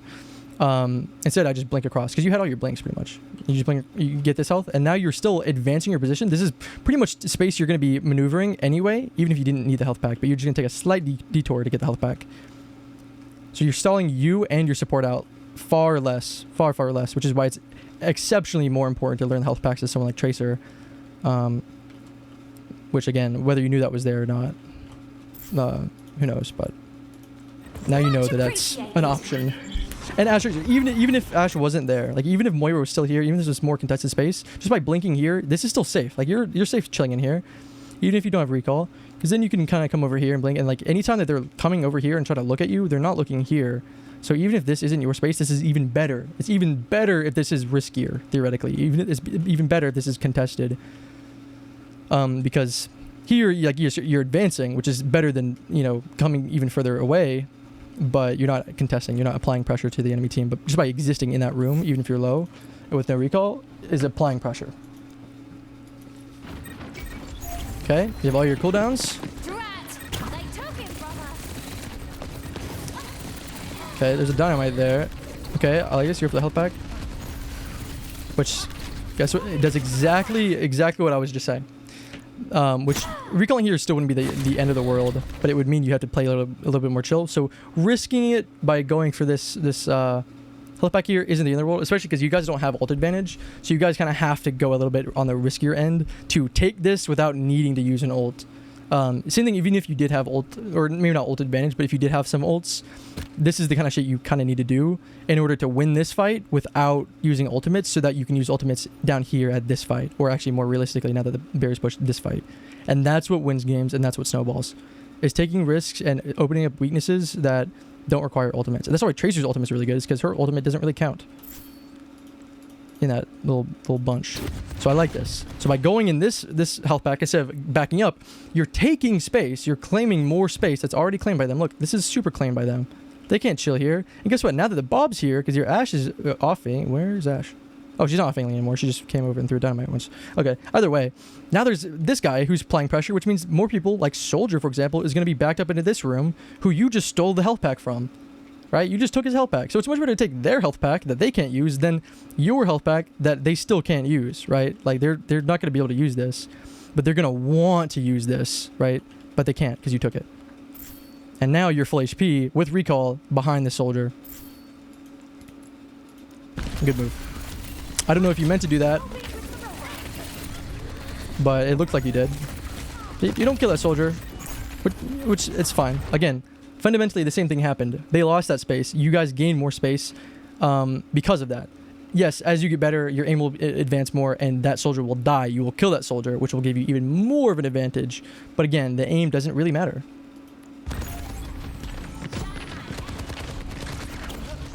Okay, Hanzo arrow. Whoa, Hanzo arrow. We saw that. Guess what? Their team's advancing even more. Isolated. Woo! This guy's alone. We fight him. I know he's scary. I know he's a dragon guy. He's glowing. Right? He's very scary. But the more we hold him off, and the more the scariness is on us, and he's threatening us with his scariness, the less he's... Oh, wow. Suddenly, he's not shooting this guy. Or her. I don't know why she's here, but whatever. You know, now she can't get punished as easily because, yes, she's here, but maybe she survives because she's Mercy. And if Hanzo was here, maybe he kills her. But if you're fighting him, maybe he doesn't, right? He can't. He literally can't kill her. So maybe she gets away, and maybe that's enough to win a fight, right? And also, you're out in the open. And yes, you're getting Moira to turn around and Lucio to turn around. Lucio's healing no matter what. The only thing is maybe, you know, D.Va, and yes, you're getting some value by Moira not being there healing the D.Va. So that's still fine, but you're putting yourself at extreme risk because you're also opening yourself up to Hanzo. At least if you were like here, you're doing the same thing essentially, except you're not opening yourself up to Hanzo. I mean, it's not great because it's not like extremely safe, but the same thing if you went here. Like if you see Hanzo there and for some reason you don't want to fight, maybe he's too scared, maybe you know you can't kill him, maybe he doesn't care about you, whatever. Maybe you need to adapt. Fine, don't worry about him. Come over here, right? But now you're not fighting him, but you're still fighting him, right? Like you're just taking the same risks of fighting him without the value and actual reward of fighting him, right? You're just giving it to him for free. And now you got recall in time. You probably could have survived if you just hit that in time. But again, if you played your cover, you don't have recall. So this is really scary. You were here. I would have either chilled here just a little bit longer for maybe another blink, or again come here, same position, same LOS, except the person who is very scary that you don't want to fight, maybe you didn't notice was there, can't see you, and they would have to come to you to kill you, because guess what, they turn around and shoot you, now they can't shoot you. They want to shoot you, again kiting, they have to come over here, which means they're not over there shooting. That takes time. Again, every second soldier is sprinting, he's not shooting. You can't do both. Right? So, especially soldier for that matter, you know. So yeah, and then eventually, by the time that does happen, if that does happen, you'll get your recall back. In which case, you can go in and do this, and have your recall, right? Which generally, if this does happen, if I get my recall back, then I'm gonna come back here, maybe grab this health back if I need to, then refight this Hanzo, and then now I can refight this Hanzo and repressure him and repressure this team, and then recall back to safety. If that makes sense. So I'm this entire, like, completely useless to anybody else. No one even cares this part of the map exists. No one fights for this at all. They all fight for this lane. You're taking that from them and then making it the most powerful spot in the map. Because it has no value. You're making them fight for nothing. But instead, you get a little too aggressive and you just barely don't get your recall in time and you die, which is unfortunate. And then, I mean, they had ult advantage and they're like blowing everything away, so that's fine. But that's honestly good. It's still good. That's still like, you didn't win that fight, but you still, it wasn't a complete failure because this is space they already claimed. Claiming this space doesn't make a difference for the actual pushing of this objective, right?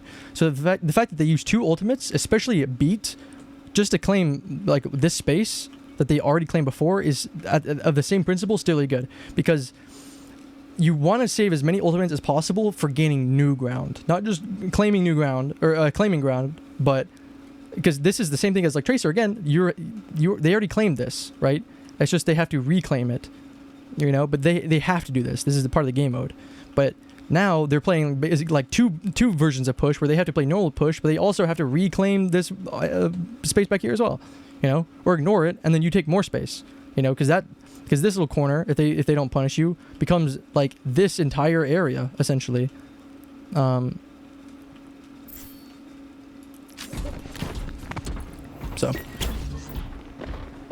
okay. Know what we're waiting for? Okay, I like this. But go faster. Them knowing you're there doesn't matter. Wait, whoa. What the fuck is he doing here? What are you doing here, Mr. Lifeweaver? What the fuck? You shouldn't be here. Okay, so change of plans. We're gonna make sure he doesn't die, because if he dies, we're fucked, because they're already pushing new ground. If we lose the support this late, whew. So you want to especially make sure that they're focusing you to give your Weaver time to get the fuck out of that spot, right? Because if they're looking at you, they can't be like, oh, wait a second, there's a Weaver in here. Maybe we should kill him, right? Or if they do try to kill him, then you come in and double team him. So especially if you see Weavers here, you don't really want to be crouching anyway, but especially because he's there, you don't want it, like you want them to know you're here. Hey, I'm here, I'm Tracer, I'm here, shoot me, not my Weaver. Don't worry about him over there. Shoot me.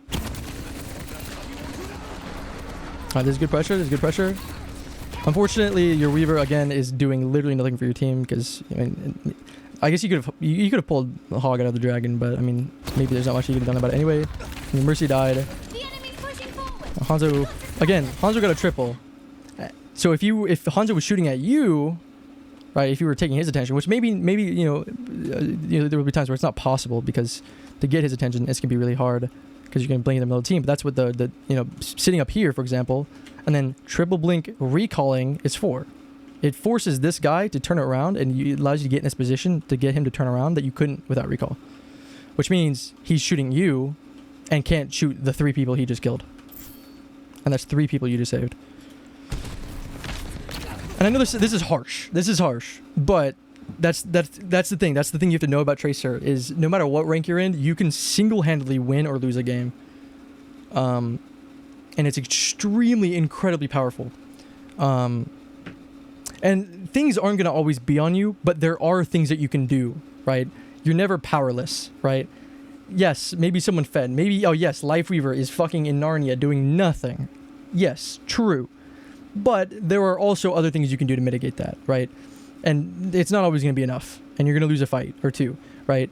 And maybe you can't do anything about this, right? At all. And they win this fight. And then now you guys are fucked, right?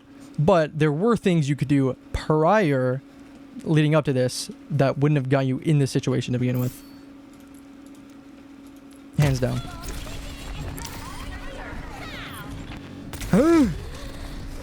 Surely that's a replay bug. Surely. What? What is this? What? Did someone like what? It's like behind you. What is this? Does he jump into something? Like what the? What is that? You're like so close to him. I guess it just like he eats it, but not with his DM, with his face. Okay, I don't know. Maybe this is a replay bug. Maybe you actually were aiming and hit it with a nice stick on him or whatever. Which again, maybe he eats, so it's scary. Hanzo would have been a good thing for, but I don't know what the fuck. I don't know what the fuck's going on, man. I don't know what this is. But hey, nice stick, man. You hit her. Look, she's trying to deem around for it, I think. And you did get the Hanzo for it. Somehow. Instead of throwing the pulse bomb and landing here and doing nothing, it just like stuck onto D.Va from behind you. And then Hanzo, for whatever reason, also jumped into it. Onto the D.Va. Like, I mean, he already felt like right as you stuck him. That's unlucky for the Hanzo. And for the D.Va. Really lucky for you. Again, maybe it's a replay bug, but I don't think it is. It doesn't look like it's a replay bug. We take the... Exactly. And I guess that's also another reason where you can't count on pulse bomb, right? Like, hey, you hit it, you don't. Sometimes you hit it when you should, and sometimes you don't hit it when you should. You don't count on it, but when you do, you take those. Exactly. Alright. Good, nice. Especially with the Reaper here. Oh, yes. Okay, now the problem is... Now you're frontlining, basically, because now you have 3 people, which is the majority of your team behind them. No, fuck Hanzo. That's fair. That's super fair. So now you're kind of frontlining, in a way, because even if they turn around, it's like, yes, they're turning around. It is a lot of backline pressure, but now look who gets fucked. You're Hog, because now he's 2v1ing as Hog. Which, I mean, you guys might win anyway, but, I mean, if they kill your fucking Hog, ugh, between D.Va and Moira, maybe you kill Lucio, maybe you don't. That's losable. It's losable. Probably not. I'm sure you guys win this fight. You just have too much advantage with spawn. So, yeah.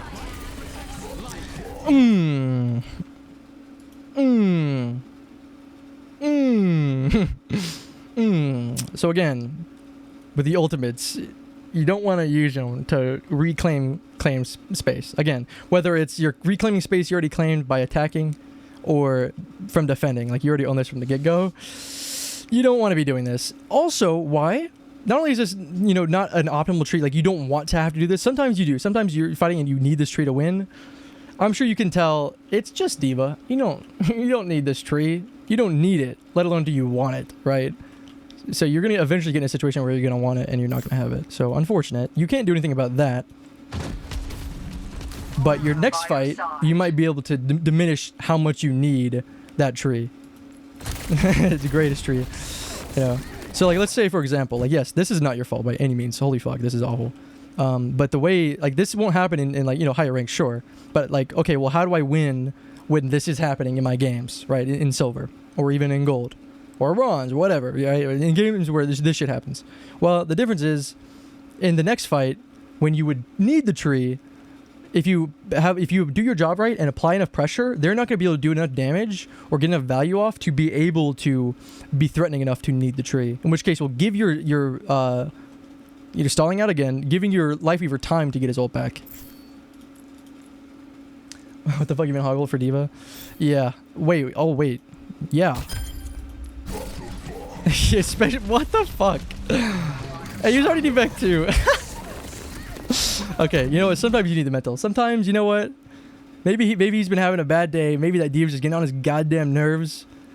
Sometimes you gotta blow off some steam. Okay, you need to assert some dominance, so you can go into the next fight like confident. You know, it is what it is, man. So yeah, now you're going into the neutral fight, fighting for literally 0 new space, with 0 ultimates. You might get Blossom, but they have a D.Va, so that ultimate doesn't exist unless he's smart enough to just solo ult someone alone. And let's say they have Visor, they have Beat, they have a D.Va Bomb, and they have Coalescence, which means your best bets, the best way, and you can't necessarily know what ults they have, but you're like, okay, if you can keep enough track, be like, okay, I'm pretty sure they're gonna have. Maybe you know for a fact, okay, Soldier hasn't Visor this entire game. Moira hasn't called in a while. Maybe you don't really know what Lucio or D.Va's at, but you know you have 0 ultimates, and you know they have to have at least 1 or maybe 2, right? Well, what you can do as Tracer is try and get them to overcommit ultimates, right? Because they don't need that. You don't have any ults. 1 ult would probably be enough to win this fight, right, for them. So if you can get them to overcommit ultimates, they're going to win, yes, but they won't have as many resources to fight for the next fight. For example, same thing as if wasting your tree and your Hoggle in spawn, wasting Visor if you guys are already kind of dead, which maybe you can't do much about, or maybe if you had Pulse Bomb, sticking the Lucio so that, or I guess if you stick Lucio, he won't die, but if you stick someone, you might beat, something like that, right? Or if you stick D.Va, fucking hell. You know, she won't die, but maybe she gets low enough to need beat, and then he'll beat. Maybe she won't need beat, but maybe he'll beat anyway. You never know. Also, unlucky. Okay, surely you turn around after you said hello. You don't have a Hanzo. That's unfortunate. I want to see this one for a second. The way he says hello. Oh my gosh. Okay, so he just doesn't shoot. What is he doing? What? What is he throwing? What is he doing? You should have died there.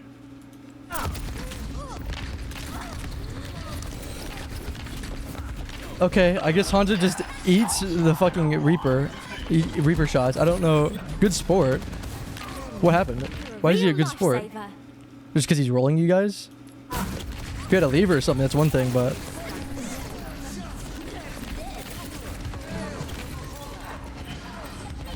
He said hello. It was competitive. Like I said, it's one thing if you had a lever or something, it's one thing to be more friendly, but if you're just getting rolled, like if I'm rolling someone, I'm not gonna start being friendly. Especially there's 2 minutes left. This is super winnable. And also, look what happened. They overcommitted ultimates. Now they're going to the next fight with 1 ultimate. And now you guys can use this fight, which you kind of did, but also kind of didn't, to farm your ultimates. See, now Reaper definitely has Blossom, and now you will definitely have Pulse Bomb. Fortunately, Weaver and Hog couldn't do much to make up their ultimates. But that's what you want to do. You basically want to make them over-invest ultimates while building up your own ultimates to, as quickly as possible, flip that ultimate advantage around. Well, this is an interesting fight here. Watch this. Oh boy. Moira's 1 speed. He killed her. Good. Grab the Mega. That's fine. That's what he should do. Yep. He's gonna have heal pads, so don't worry about. Oh, he doesn't heal. Okay. We take those. Okay. Another great pulse bomb. I'd reload here. Oh, okay. It's fine. Whatever. That's fine. You've done your business. No reason to die here. That's good by you. You punished him. Again, I wouldn't go here. Why? because you're not getting anything from going here, right? You just need a health pack. Well, you just killed like half the team. Just grab this health pack right here. Or, hell, stay on this cart where your support is, where they can heal you, because they're not doing anything else. How do you survive that? Well, I can tell you how I survived that. Reaper, or the soldier didn't use his heal pad. He doesn't heal. He's too scared of you, and you're applying too much pressure that he has to shoot you, or feels like he has to shoot you, so he can't do the smarter thing that helps him win that by using his heal pad. And you took the mega from him, which again, taking his mega, imagine if you took another health pack or just got heals from your supports. Now he has the option of this mega, but by taking it from him, you're also limiting his options, right? And also he's bad. He's not very good. So yeah, good kill on him overall. Really like that. Should have also, yeah, I mean, well, that's the thing. Also, you jumped him, right? So he's like, oh shit, there's a Tracer here. What the fuck? Right? He's coming in at spawn. He's like, until I see an enemy, I'm listening to music, I'm vibing, I'm looking at my phone, I'm just running at a spawn, right? Like, I'm not paying attention. I don't listen. I don't hear this Tracer that's clearly blinking at this mega. I don't hear this guy. Oh, what the fuck? There's a Tracer. I'm not even turned around, and I'm already like half HP. Like, that's because you put yourself in a great... I hate this fucking replay. God damn it! In a great spot to fight this soldier. Because off angle, taking him by surprise, right? Because he's focusing on running, and now you're stopping him in his tracks, and he can't do what he wants to do, which is run and rejoin the fight. Because now suddenly, oh shit, I'm here, and I have to fight this guy. Especially after you took his mega too, so he doesn't even have that as an option. Not that he even could get it if he wanted to, most likely. So this is great positioning and great forward advancement. You could very easily be like, ooh, I want to fight these guys and fight these guys, which you can do. But by intercepting these guys, you're removing their ability to fight for 2 fights, right? They died in the last fight, and maybe a one prolonged fight. This happened in my VOD as well. Yeah. So intercepting as much as possible when you don't need to be there, or you being there doesn't exponentially decrease the amount of time the fight takes for you guys to win. Take a forward position and remove their ability to rejoin the fight. How many times have you lost a fight because you killed someone, but they like early, but then they rejoined the fight before the fight ended, right? Now, sometimes maybe you being there and finishing people off will be faster than trying to fight these guys and keep them out, so that they won't have anything to recontest. But you know, there's still a Lucio and a D.Va here, and D.Va's full HP, so it's gonna take them a decent amount of time. Soldier's guaranteed to get here, and he could even maybe get high ground. Still probably gonna lose his fight, but you never know. That's also, he has visor, which means, you know, maybe he comes in and gets a clutch visor off, right? Or maybe he gets nano visor, you know, if they have an Ana, and depending on the map. But by fighting him here now, you remove that possibility in the future. Maybe he doesn't. Maybe he comes in and dies immediately, which isn't on you. That's on him. But by taking the fight in your hands, you're removing that possibility. You're forcing him to not be able to do that. Again, you're taking the fight in your own hands.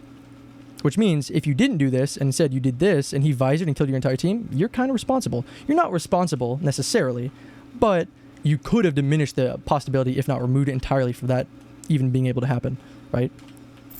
Same thing with the Reaper and his Blossom. Maybe he comes in and blossoms, right? But by you fighting here, you remove their ability to come in and help their team.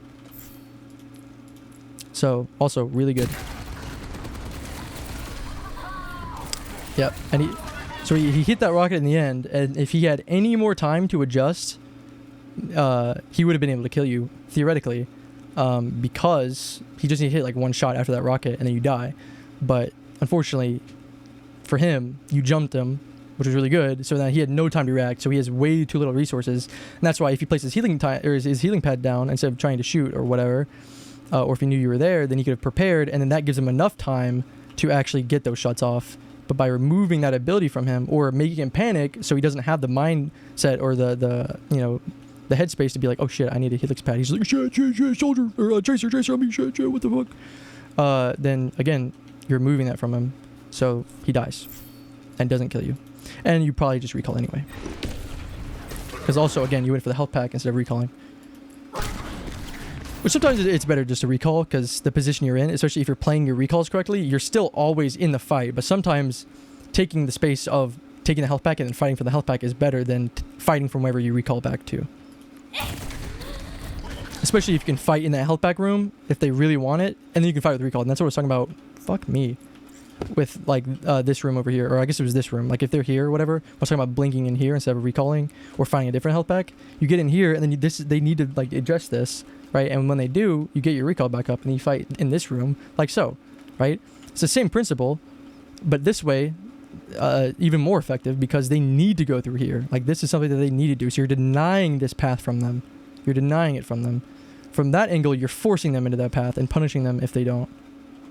If that makes sense. It's the same thing as like they don't need to go in this building, but if you intercept them from here, then you punish them if they ignore you, or they get punished for not ignoring you because now they're not helping their team.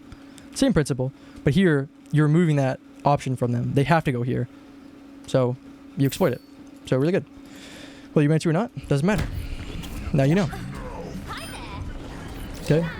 So again, I just take a more forward position. So instead of coming back here, if I'm low, again that mega's back. But even if it's not, I can just choke up here, blink, right? You know, if I'm not worried about this Moira, right? I can jump on this bench and then blink over, right? And I can come in here and take this mega. Ooh, my mega now. Now guess where I am, right? And they don't know. And if they do know, then they're stalling for no reason.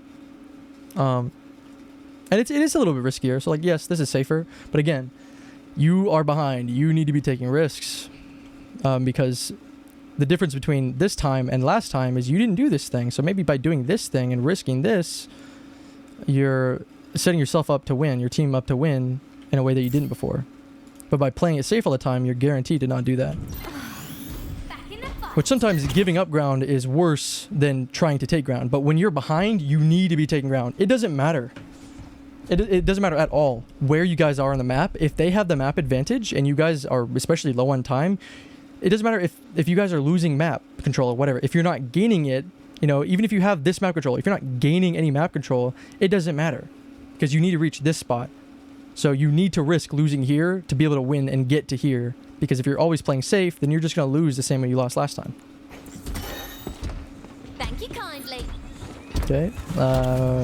Yep. Need to wait a little bit longer. That's fine though. It's all good. Okay, Moira, can I fucking position a little bit? Okay, good catch by you. I was without that Reaper, I see. Oh shit, Reaper's going in. I'm gonna go with my Reaper. Because again, you take the focus off of each other. So if someone's shooting you, they're not shooting Reaper, which is really good for Reaper because he's a lot easier to hit. And if they're shooting him, then they're not shooting you, which makes it a lot easier for you to actually kill people and have kill potential. And you can finish each other off, finish each other kills off. See? But by Reaper being late there, by like AFKing and you catching that and then removing his health bar before he even gets in the fight was good.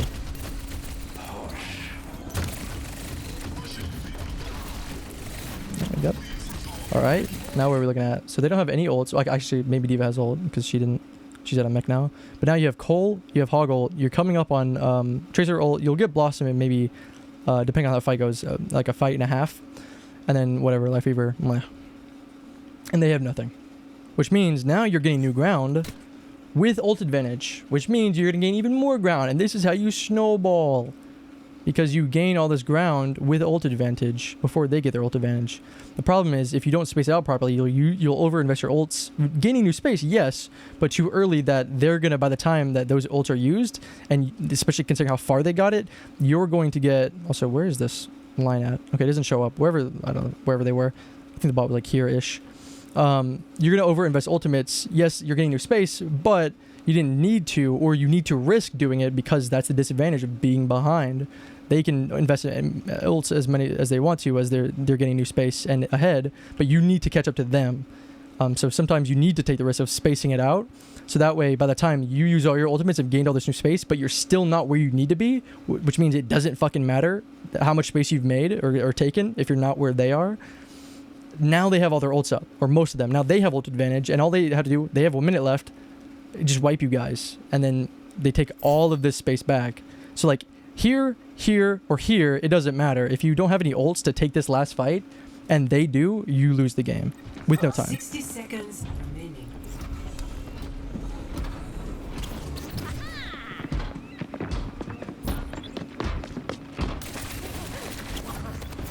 Okay. This isn't the end of the world. Also, I don't know why they keep going this way. They really shouldn't be. Like this is fine. Also because Moira went this way, this is fine. But I wouldn't be trying to be stealthy and hide here or whatever, which is fine. Again, if you need to do that to get into a position before you can then go in and engage, that's fine. But like taking all this time to do nothing is really bad, especially when you're gaining new ground. Because again, you want to maximize your output without having ultimates, right? Because you're getting new ground right now, so it's really imperative. Like I said, since Moira is here, it's not as big of a deal because you are forcing her off of that. So you are doing something, but you're not doing that because she's coming that way. That just happened to happen, right? So the value you got from doing this varied by what the enemy did, which is not good. But by doing something like a fundamental difference, by I don't know, even like coming over here, right? Which isn't that difficult. You know, if you're up here, right?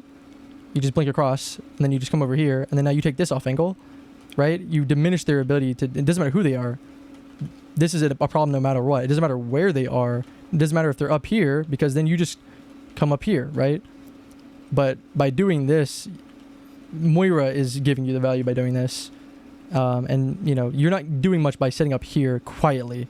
If you do this loud, that's fine. Like, it's fine to come up here loud, because if they turn around, they're turning around. You're not able to sit up here. If they come over to deal with you, they're coming over to deal with you, right? And you're splitting their team. Like, if they do come over here and chase you, then you're splitting their team over here. So you actually kind of help Moira because she would have been split off from her team. Now, if you'd waited, and if she was here, now what? Now she's isolated. But what you've done is you push her back into her team, and now you can't do much to her. So...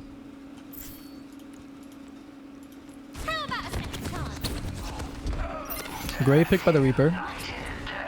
Again, we're doing nothing right now. Providing zero value. Zero value. Now we're providing value. Value equals damage. So, while being here is fine. This is fine. This is an off angle. Right? Not the best off angle, but it is a off angle. It is fine. Shoot. Shoot them. That's how you're applying pressure. Doesn't matter where you are if you're not shooting. Right? And then you can blink in and do that because you have recall, right? Or actually, you might have done that without recall, which is a little scary. So, yeah, it's a little early, but, I mean, maybe you don't get punished. Maybe you do. Looks like you won't, because where is the rest of them? Where's Moira? What the? Where's Moira? What? Oh, they're up here. Okay. So it's a little scary to blink across without recall, but if it's safe, then it's fine, right? As long as you can get out. But you can do the same thing you did by shooting, blink, come over here, shoot. Right? Free damage. Shit, I didn't mean to even do that, but it's fine. Let's come back. Alright, let's go back a little bit more, actually. So then he has a fade. It's good for you. So now you're in the middle of the team, but since you went early without your recall up, you have to blink away, right? Because if you recall, you're going to recall into the middle of the team. And then you're just going to die. So you have to blink away and then hope they either chase you and then recall back here where they have to, you're kiting them back and then you can blink away to safety to this mega, for example. Or that they don't chase you and you're just able to get that mega for free in that building over there. Or come over here and get that mega, whatever.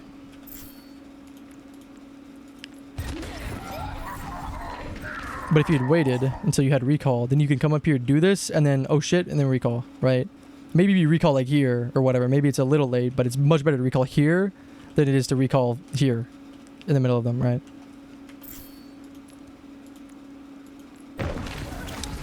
Okay, I actually like this. I like re-engaging because you do have recall, and yes, you are really low, but they're not looking at you anymore. So I do like re-engaging there. And then somehow you kill the fucking Reaper. I don't know how. That's the wrong Reaper. That's not Reaper. God damn it. Okay, he had Wraith Form up, didn't use it because he just got it up, and then didn't see the pulse bomb. Again, you didn't do that. The Reaper did that. So, yes, everything you did was right. It's just you didn't hit your pulse bomb, which is fine. Again, fine.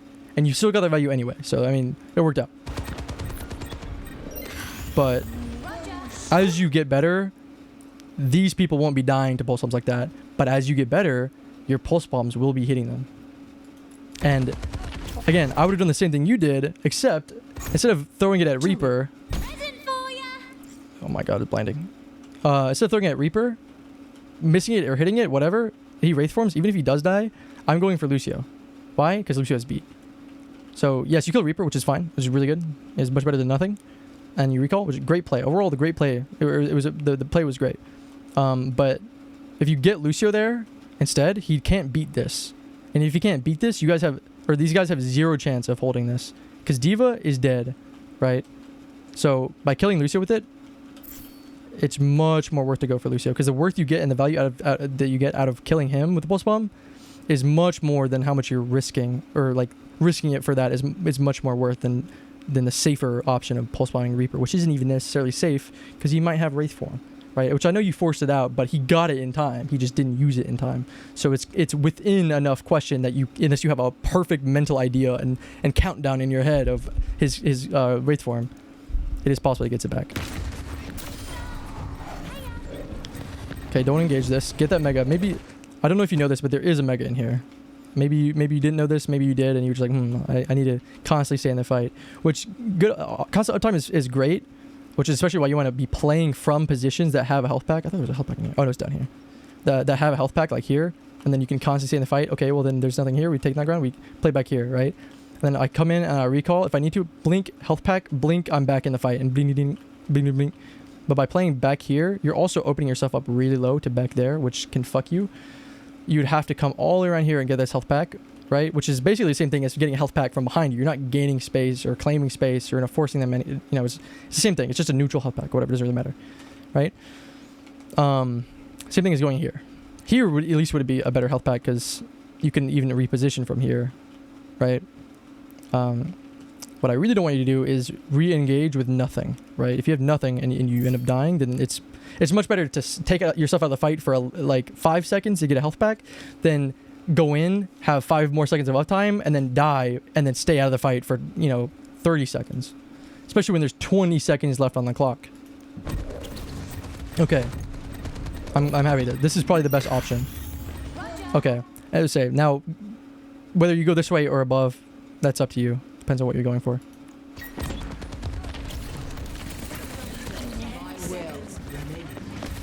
Okay, so now I don't like this position. Why? Because you're staying here too long, which means if you recall right now, if you need to, you're going to recall right where you are.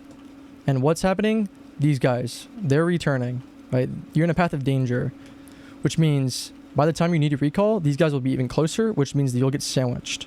So what do I want? I want you to be over here, fighting these guys. Guess what? Boom.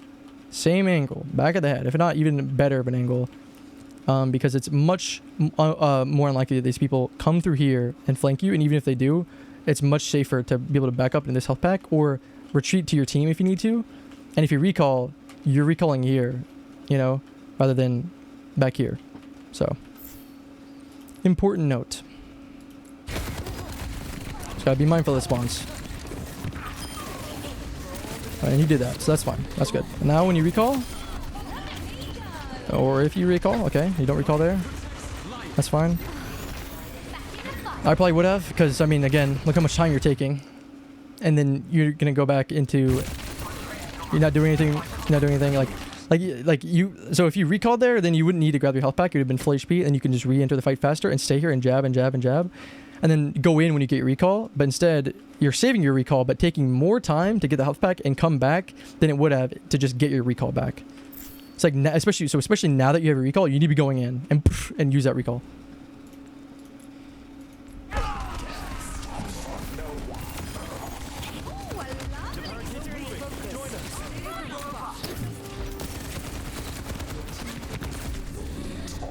Okay. It's fine, I need to get out, yep. You got lucky there. So now, again, yes, you survived. But it's overtime. Someone is inevitably gonna need that pull. And he's not gonna have it because he used it on you. Because you stayed in too long. We'll see if that ends up... Oh. Could you survived if you got pulled? That's not the right Reaper. Could you survived? Definitely. Maybe not. Okay. Now, if he had gone this way, he definitely would have survived. Again, not on you that he's here, but it was on you that in the same scenario, if he just went this way, he would have survived, right? Because you put yourself in needless danger. Here, he's getting his value. That's kind of what that thing is for, right? Same thing as if he got pulled here, Weaver's not going to have it if someone else needs it. And if someone else needs it, then, so it's this chain. But by putting yourself in this position first, you're going to be taking the pull first, which means the second person who's going to need it isn't going to have it. And breaking that chain is going to fuck you guys big time. big time. But oh well. Still winnable. Because you guys, they beat it and you guys still won, which is super important. So now you guys are coming up on 2 ults, and this ult is really good. Hog's ult is really good, but they have Blossom, which is really scary because unless you hook it, yeah, you know, it's very easy in this rank to not notice a Reaper come in and you just lose the entire team to the Blossom. So you're kind of putting it out in the open for this Hog to just react to it and do really well. So it's a little scary. And then you have Visor coming up, which same kind of thing. It can, but it's not as scary, I feel like, in this rank. So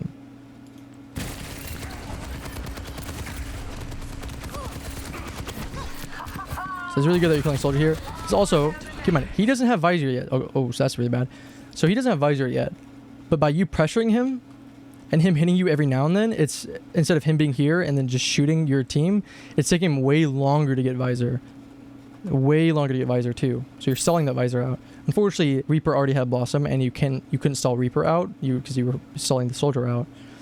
So again, he took your Moira, which shouldn't have. Out of everyone here, should have been the least person to die to that because of Fade. But oh well.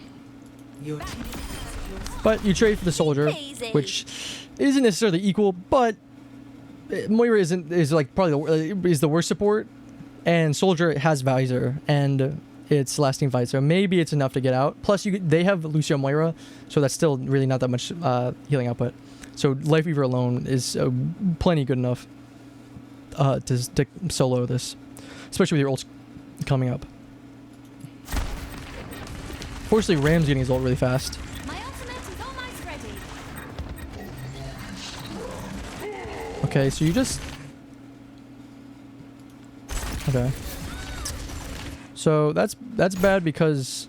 Also, I feel like you saw him there. Oh. Well, you didn't even take a look at that. You looked at the direction, but you didn't look there. Because if you actually saw the doorway, you would have seen him and... You know, wouldn't have died there. And that would have been really good because... Hey, this guy... Isolated. Soldier's coming back, yes. But then you can pressure the Zenyatta, which you love to kill. And that means he's not discording your team, which means they're not going to die as fast. Which they're going to die anyway. And eventually Soldier might hop in, but if he's fighting you to help Zen, Zen and Soldier both are not able to apply pressure on your team. Now, fortunately, your team died anyway. But if they didn't, your team is close. It didn't even matter. Even if you have 4 teammates over here, you still died here. So even though it didn't matter, if you were in the situation where it would have mattered, you would have lost when you could have won, right? So yes, again, in a situation where maybe it wasn't your fault this time, but if you keep putting yourself in the right situations and making the right decisions, you will be exponentially increasing the amount of times that that one variable doesn't happen, right? Like this variable, there will be times where these guys don't die, right? Especially as you get in the higher ranks, these people aren't going to be dying to as many things. That Moira is not going to be dying to that Blossom, right? So then there would be more situations where you killing the Zen does matter and fighting this guy, even though in this specific situation you guys lose this no matter what. You're just increasing those opportunities that way. I highly doubt they saw this, so I'm sure you guys lose this here. So there you go. But it was close. Again, a Tracer, just because it's not necessarily your fault doesn't mean you couldn't have done anything about it. And that's to go with a lot of people too. Like there's a lot of people who complain about things and are like, this or that, but it's like, just because it's not your fault or your problem doesn't mean there aren't steps you can take to mitigate that problem, right? So if your DPS is getting, one-shotted by a Widow or something, right? And they can't do anything about it, right? Maybe they try to go Widow and they get shit stomped or whatever. Instead of complaining on Tang and saying DPS diff and then just losing the game on the spot, well, be like, okay, what's worse and what's harder, right? Playing what I'm doing, even though what I'm doing isn't wrong, and then doing it without my DPS, or switching to what I'm doing to like Monkey and then contesting the Widow for my DPS, right? It's the same issue with like having a Hog and then the Ana versus Kiri battle, right? Like if you're on Hog or whatever and you're getting countered by Ana, you can't swap off to counter that Ana. Even the Hog is more susceptible to it. As a tank, getting antied is a death sentence, right? And there's nothing you can do about that, right? You need a Kiri, but you can't switch to Kiri. You need to rely on your teammate, a random, unless you mitigate that randomness by duoing with a Kiri or a support that can play Kiri. You're relying on them to swap off whatever they're doing. Even if they're doing well and are having fun and playing whoever they want to play, they're going to have to swap off of that to help you, which they're not going to want to do. And they also need to play that character really well. If they can't play that character to the level they play the other character, then you're just going to, if they don't know to pot the ante, then it doesn't matter if you have a Kiri. It doesn't matter who you have if they're not doing what you need them to do, right? So it's very easy to get shit on as a tank because you're getting antied, but your support can't or isn't going to swap to Kiri, and then have your supports or your DPS flame your tank because your tank isn't able to make space because he has to sit there passive, holding a shield or something, and then just gets walked over. It's like, well, there's nothing he can do as a tank, right? Especially as a tank. That's why tank role is so shit right now. But it's the same thing as any role. Same thing as Tracer, taking that support thing away from the supports, and the supports aren't able to do anything, or the DPS, right? So if you carry that principle, especially on Tracer, you can win any game. Every game is winnable on any map against any comp. Some harder than others, but yeah, no problem. It was fun. I'm gonna do more of them, for sure. I like VOD reviewing because it also helps to cement what you know, right? Especially because I basically not just learned all of this stuff, but because I have been practicing my Tracer a lot lately. This stuff is fresh in my mind, and so by doing this, I'm cementing that knowledge. So I'd recommend queuing up for a game, as soon as possible, trying to apply that knowledge as best you can, and then reviewing that game and explain to yourself, like in my shoes, what did you do wrong? What, and that decision-making process to cement it. Especially after VOD review and coaching, it's very easy to lose like 70% of what you learned. And that's why I'm trying to drill in the most important things, is that way that stuff sticks in your head, and the fundamentals. Again, if I can teach you the why, I can teach you the what, but if I drill in the why, the what, will go away. But as long as you know the why, you can come to your own conclusion on the what. So, rather than just telling you what to do and then you doing it because I'm better and I know the why without telling you the why.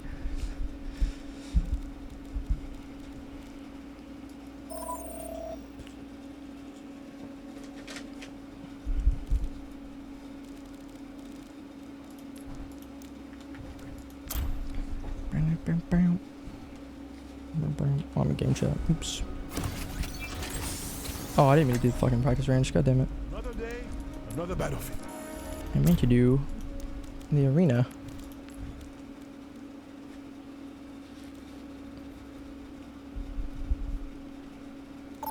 Oh, okay. Doesn't matter. Oasis. Prepare for battle. Not my favorite. That's okay. Select your hero. I should apply like a Tracer on Oasis. Apply what I just taught, Put my money where my mouth is.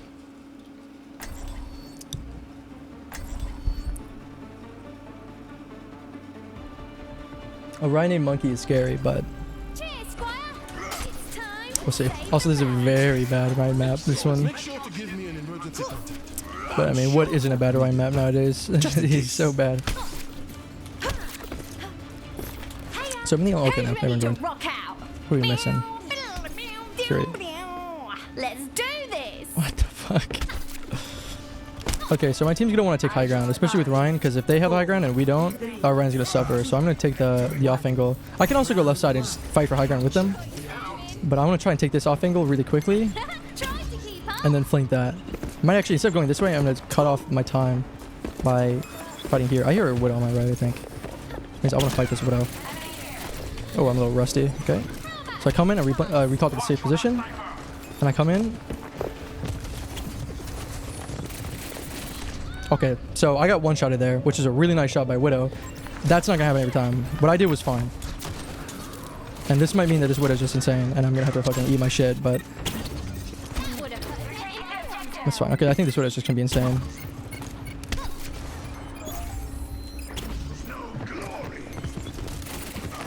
Oh.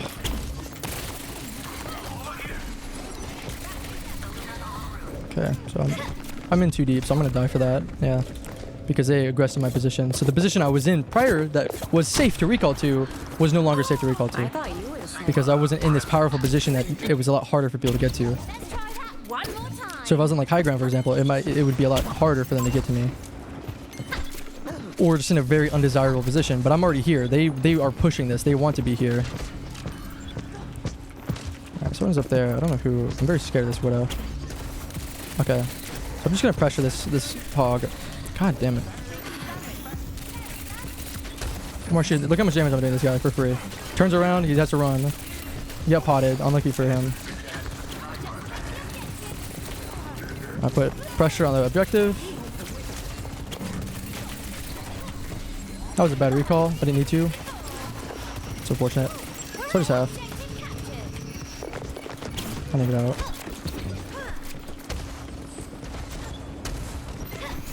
Okay, we're on Stig now. That's huge. Okay, my team's here. Widow's over there. So I'm going to go pressure this Widow. She has all this free space. So if she's looking at me, if I can be as dodgeable as possible, then we're chilling. By existing here, she has to worry about me. She's not looking at my team. I didn't do the melee trick, so I missed my pulse bomb. Oh, she's in the corner. I was wondering where I was hearing her. I was like, is she going around to the street? So that's where context clues makes a difference.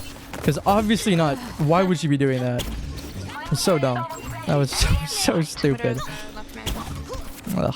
This might be too tough for my tracer though. I might just need to go. Nice. Oh my god. Okay, that's what to recall him. Okay. As long as Hog's over here and he's fighting me, I'm trying to fight my team. But I'm in a very shit spot. I'm not doing anything for my team right now. So I need to take the L on my space and then just take a good spot. Yep, saw that one coming. She wants to own me. So she's shooting at me instead of my team with that ultimate. Carry one speed, no TP. Literally one. Still one, still one. Hog one. The other. Great pick. Where'd my blink? Ah, fuck. Hog's low, anti-ed in the middle. Gazebo. Don't let them take the point. Oh shit, so don't pop off, buddy. Damn. Okay, so I'm playing like shit right now, because damn. Would have put a dent in anyone's helm.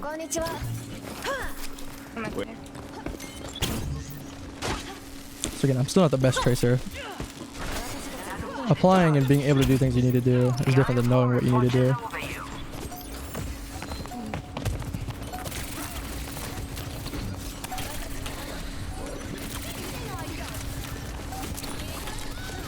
No pot. Here low. Oh, shit.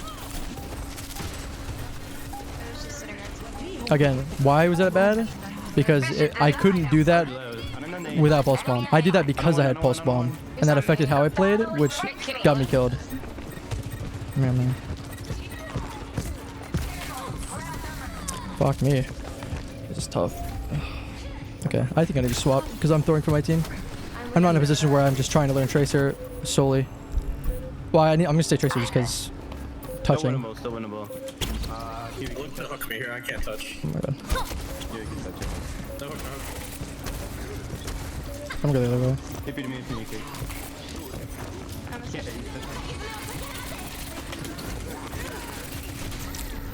Let's go, I'm trying. Now there, I'm not getting greedy with my, yeah, sorry guys, I'm trying to learn Tracer, but I'm just gonna swap. I'm not getting greedy with my recall because I need to touch, right? There's touch pressure, or objective pressure. So it's not like I don't have the luxury of recalling away, so I need to try and stay alive, and I just got one-shotted, which is unlucky. But for me, this is too tough, and I don't want to lose. Like, I'm not in a position where I'm okay. I'm like, oh, I'm learning, I'm just gonna lose. Like here, if you're just trying to learn Tracer, I'd say stay on Tracer. But in this case, I wouldn't say that. I'm gonna soldier here. The Kitsune. I would play Sojourn if he wasn't playing Sojourn. But yeah, god damn I this like you keeper. better when you are talking to yourself. But yeah, if you're really focusing on learning Tracer, then I'd say stay Tracer in that situation. But me, I'm not. I'm still just playing to win. It's also a lot harder when I'm trying to explain what I'm doing instead of just doing it. Capture the objective. 'Cause then it's also a lot harder for me to aim. Group up here. Fair widow. Yep, outside.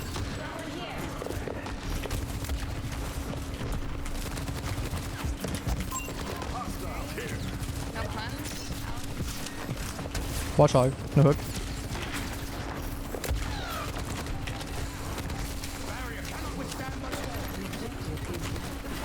This is why Widow's such a problem. How much she's doing for just existing. I have to respect her. Oh my god, I can't aim, dude. Oh. I should have warmed up again. I got so cold after doing those prodigies.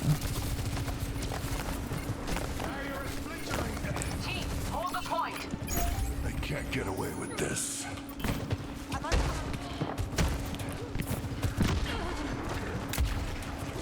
Enemy over there. No grapple. Fucking Widow, man.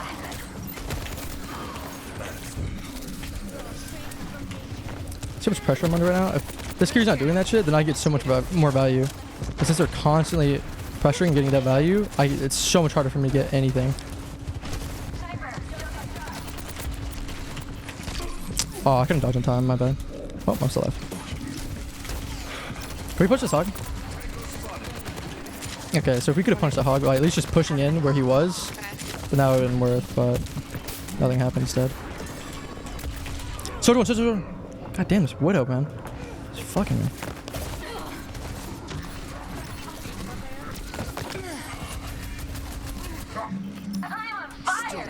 Fight me. I knew it. I was trying to dodge. Fuck. Yeah. And that's why everyone hates Widow. It's because I can't do anything about this. Seen tougher spots. It's gonna take a full team effort. Because her just existing is applying so much pressure to me. Why?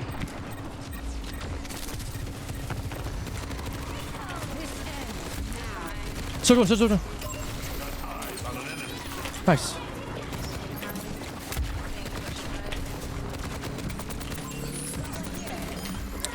Okay, now I have a little bit more pressure, and now it's gonna be a lot easier for me. Notice how I went from, I'm gonna go from looking like a bronze to looking like at least a diamond. Right, and that's the difference between, oh my god. That's the difference between someone being dog shit, looking like dog shit, but isn't dog shit. Like, how is this person in my rank? It's like, okay, well, the issues that they're facing. But now, this should be a lot easier for me if I play this right. But it's very easy for me to play this wrong. That's, again, Widow being an issue.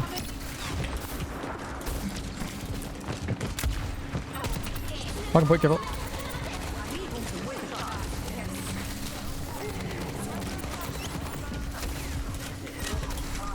Yeah, so they use ults. I still win them. We have every Yeah, I've everything. Touch, probably. I guess this. I rubbed some dirt on it. Let's go. So Widow doesn't demolish me before I get there. So I don't know where she is. Can you give me now?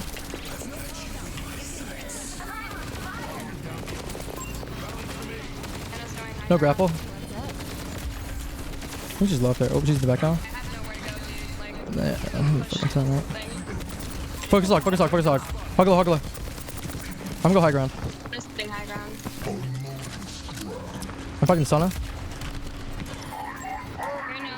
On a dropped.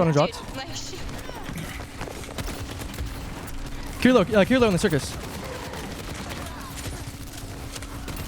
That's what are they at?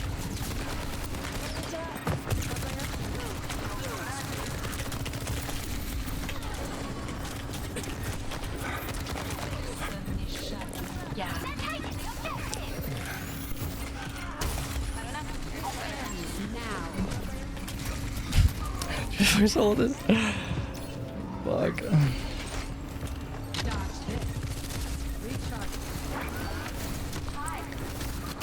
Enemy spotted. Redeploying.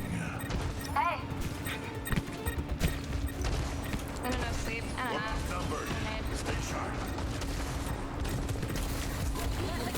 On a one. Upsuit. Upsuit. On a dead. Oh, hug no hook.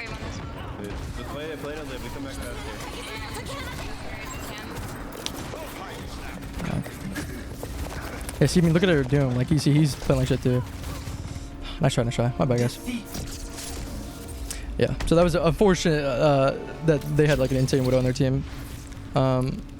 Which again, she had to earn those shots on Widow. But there is a point where, okay, I mean, it's not really earning for her. And that's why Widow is such an issue. That's why if you don't know why, when people in the high ranks say, Widow is unbalanced, yada yada, that's why. That's why one-shots are an issue in general. And she's not as bad as she used to be because she can, you know, she needs to be a little bit closer. But on those maps, people who've been playing Widow for years, it makes no difference, right? Like, the shots you have to hit aren't any harder.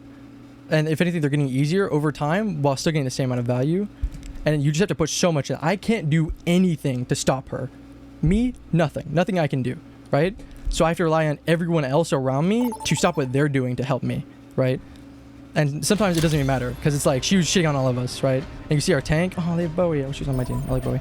Our tank also had an issue, right? Like, and he's a tank, so he's gonna have a little bit more stats than me. Like, it's really tough because there's nothing I can do. It's like, yeah, I can't aim. I'm a little not as warm, but also because I'm in immense pressure.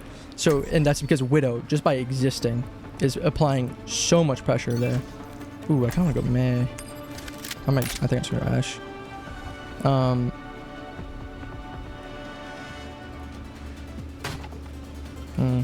I think the only reason why the other guy did so well is because he was on Soj. So he was able to get a couple more free picks. I won't sell my BioLite to anyone. We never planned for our creations to escape. That's just my best guess. Okay.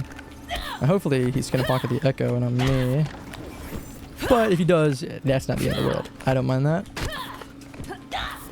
It's just pocket Ashe is really good, but pocketed Echo is like, if you have an Echo, just pocket her. There's no one better to pocket. So Mei is definitely not a bad pick here for me. I might still go Mei, but honestly, I kind of don't want to because I feel bad because of Bowie. I don't want to do that to him. I think they have a Hanzo. Okay, he's not even on Ryan, so it's better for him at least. I might go Hanzo. So Backshot hitting those.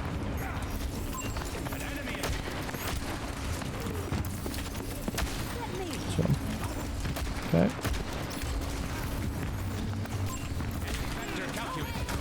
Hanzo win speed. Very no bubbles.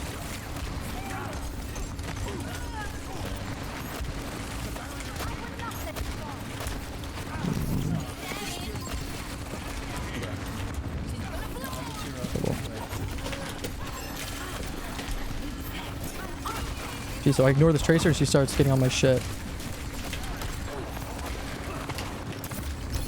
So I have to shoot her. I can't just not shoot her. I'm just burning.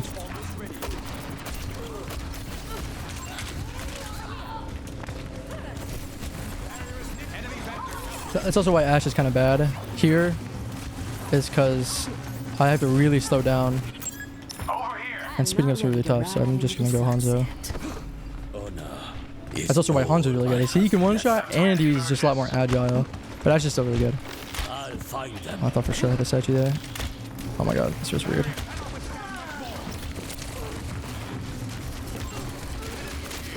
Here's your 1 HP.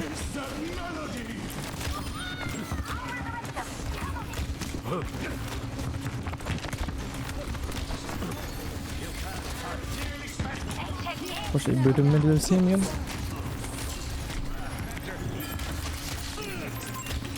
Get a Mercy.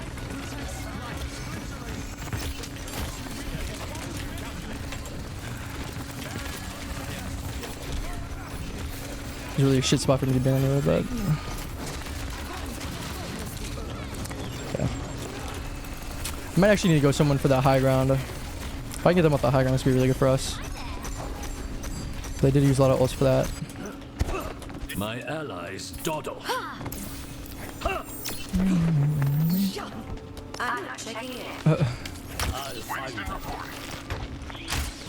Yeah, that's Wizard World. No bubbles. Okay, never mind. She got hella charge anyway, so it doesn't even matter. Dash up.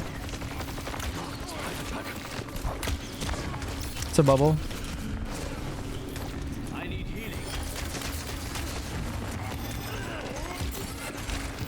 So I'm gonna take something. I'm gonna take this route and try something new. Switch up the angle.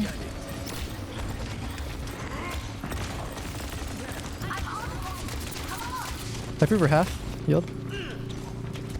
Take another off angle here. Switch up the pressure.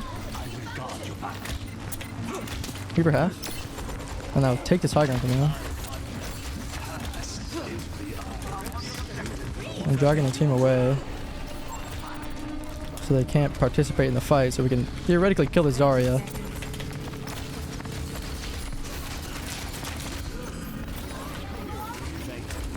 Can we kill the Zarya? How is she alive? Because we're on Monkey, that's why. So unfortunately everything I did was for nothing because we couldn't kill the Zarya. And that's because we're on Monkey, which means he has nothing to do for that Zarya. So that's really unlucky. I cannot give up yet.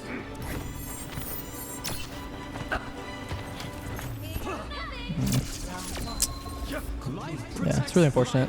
Now I should have gone up there sooner. That's my issue. That's what I should have done, was take that off angle sooner. Because standing in front of them, just shooting at them from a low ground perspective is not doing much for us. So I should have taken that high ground, get an equal level, and then switch up the perspective, take their high ground. I should have done that way sooner. Like when we had Sig. Even as Ashe. If I did as Ashe, doesn't even, same thing. Also, I wouldn't be opening myself up to that second angle.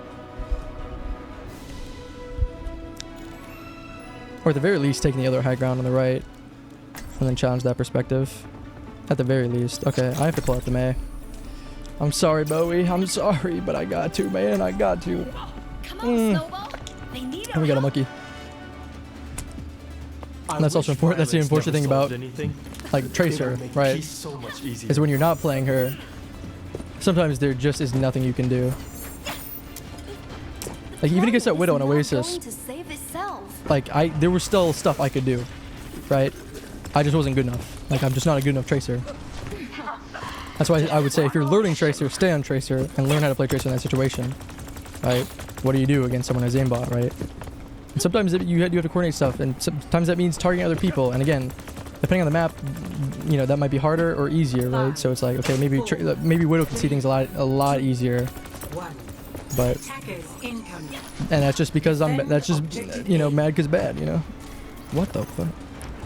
If I was better at Tracer, I could have won that game. But on Soldier, there was nothing I could do. Ryan Wald. Oh, he's on Ryan now too. I'm sorry, Bowie. That's also because he's gonna win it up. Oh, they have Mei too. Okay, whatever. The ball coming up soon. Kill Mei. Mei wall, Mei wall, Mei first. Oh. I dropped off my high ground for that, which means I die. It's so annoying. Yeah, I get healed.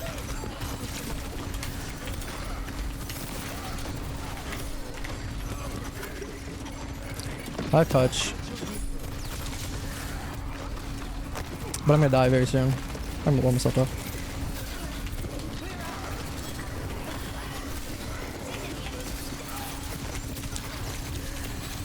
Zim 1 speed in the back. Oh, that's sure. Yeah. So there was stuff I could do, and maybe if I had went up there on Ashe sooner, as like back when he was Sig, I would have been able to do something that would have then caused us to win that fight, which would not have lost us this game. So even if there were a lot of things that weren't my fault, if there was one instance that would have put me in the opportunity to create something that could have happened, rather than doing something that guaranteed us to not be able to do that, that is on me. And no, the entire game doesn't ride on that one mistake, but our loss does. Like the fact, like there was something I could do, and it's not just aim better, but there was a crucial decision. It wasn't just a micro decision or whatever. Because also I wouldn't be as susceptible to that Tracer, so I wouldn't be turning around against that Tracer. So I should have been there way sooner. But I was autopiloting. instead of thinking about where should I be and taking that off angle. So we lost. Unlucky. But now I know. Prepare your defenses. And I'm gonna make that same mistake probably 5 more times. But then eventually it'll become my autopilot. So then when I'm autopiloting, that won't happen. I'll be where I was needing to be when I was thinking about it. And that's just how you get better. Sometimes it's harder for some, sometimes it's easier. So be it. Who do I want to play here? Zenana, there's a lot of opportunities. A lot of people. Keep wanting to try Ashe. Like keep. I should go Hanzo. Not try Ashe, but I keep trying to play more Ashe. I did say I want to play some Hanzo today, so we're gonna do that. Yes, well, I've learned that too few of them look up at all.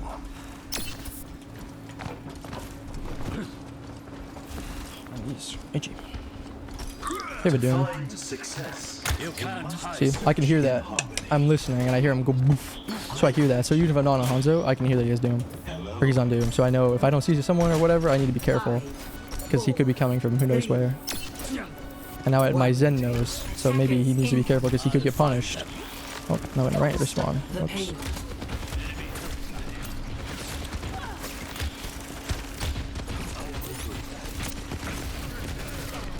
Okay, somehow I hit that Doom. Where's she low? Where's she low? Really low. Soldier on side. Soldier one, soldier one. Soldier one. Literally one. Nice. Good on that. I got turret, I got turret. Turret dead. Where's he trying to res, I think?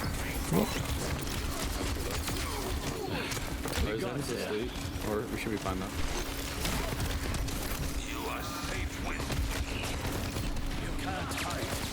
Gonna keep this frontline pressure and give us as much info as possible.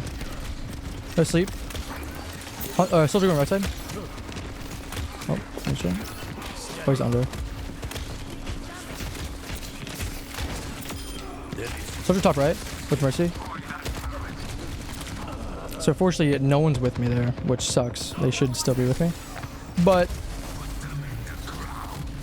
maybe I should have backed off a little bit sooner. I cannot give up. So you can't assume. That's why you gotta turn around and make sure you know where your teammates are every now and then. Like you can't be turning around all the time, and you know you're not expected to. But you know I should have checked up on where they were, especially if them changing their position is crucial to my position. That was a bad dash because I wanted to Sonic that forward.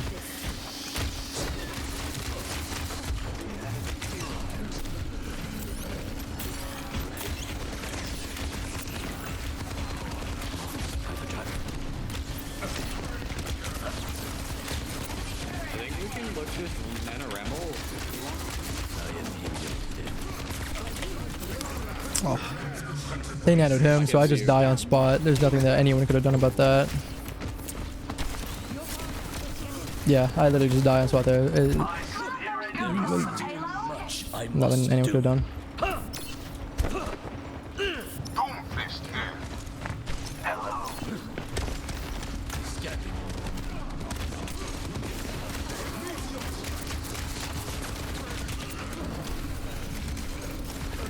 That's fine. See, they're aggressing, so we're losing the fight here without being able to fight for the payload. Because he's Doomfist. He's doing the same thing. Like, if I'm on Tracer, I'm doing the same thing Doom's doing. I'm taking fights. Why the fuck are they in our spawn? Well, if you'd watch my stream, you'd hear me say, "Why, sir?" Because now we can't fight for the payload because we're fighting for our own spawn. Which is really smart. And what you should be doing on Tracer. And on Doom.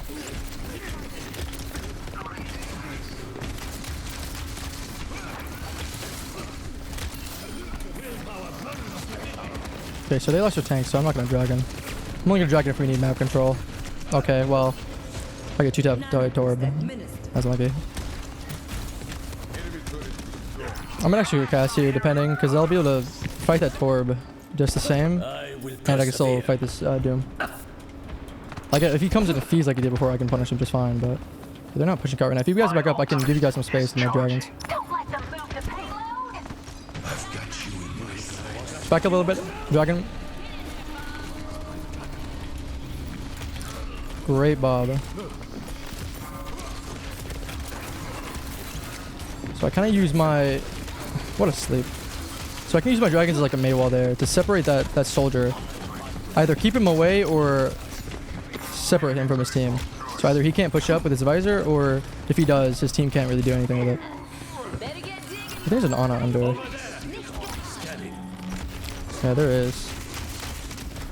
Yeah, I do overuse. I just did some, so I'm gonna play some more comp for a little bit, but after this reset, he'll be done.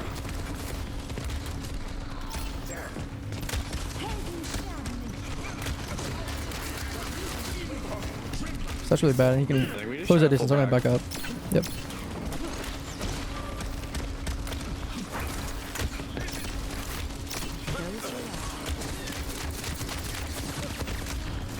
Big NT, big NT, big NT. We have trans, please play up, play the fuck up. Oh, we're gonna you. So I was scared about, but all good. Oh my god, no fucking.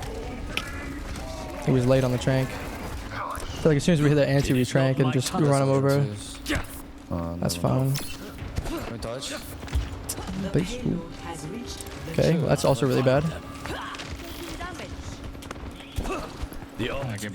Preventing deaths and game awareness. Alright, who do you play? I'm probably dead here.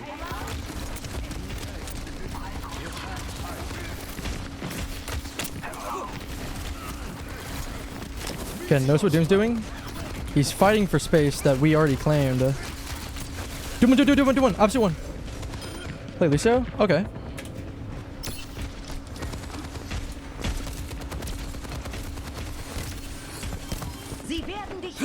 I will do better. Hello. Oh, great pick. You need to that res if possible. She might not be on for it. I don't want dead. Frogger Lucio inspires you. In Overwatch 2, I wouldn't be going for the Frogger play on Lucio. Yo, I am not touching as Zen, bro. I'll go. Watch out. Takes 3 shots. I don't know that. Soldier low.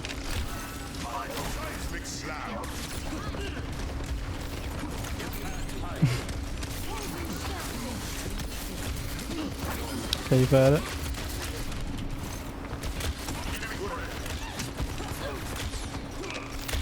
I'm going turret. Enemy turrets destroyed.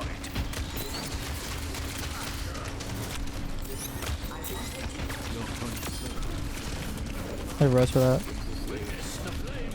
Nice.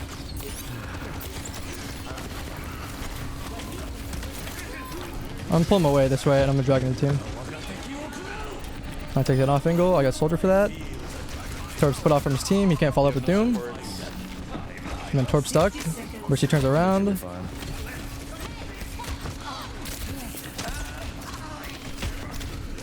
Damn. I'll let Doom take that because shit. Okay. Instead of opening myself up, I'm gonna go this way because that way will kill me. Fucking Torp, man. Holy shit. Put some spec on his name. You can't hide.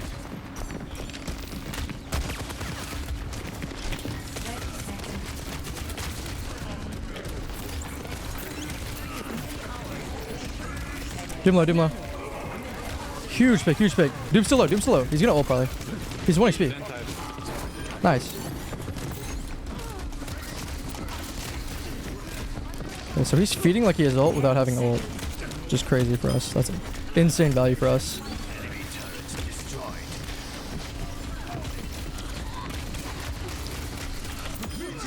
Nice. Good guys. Love to see it. Great picks on Doom.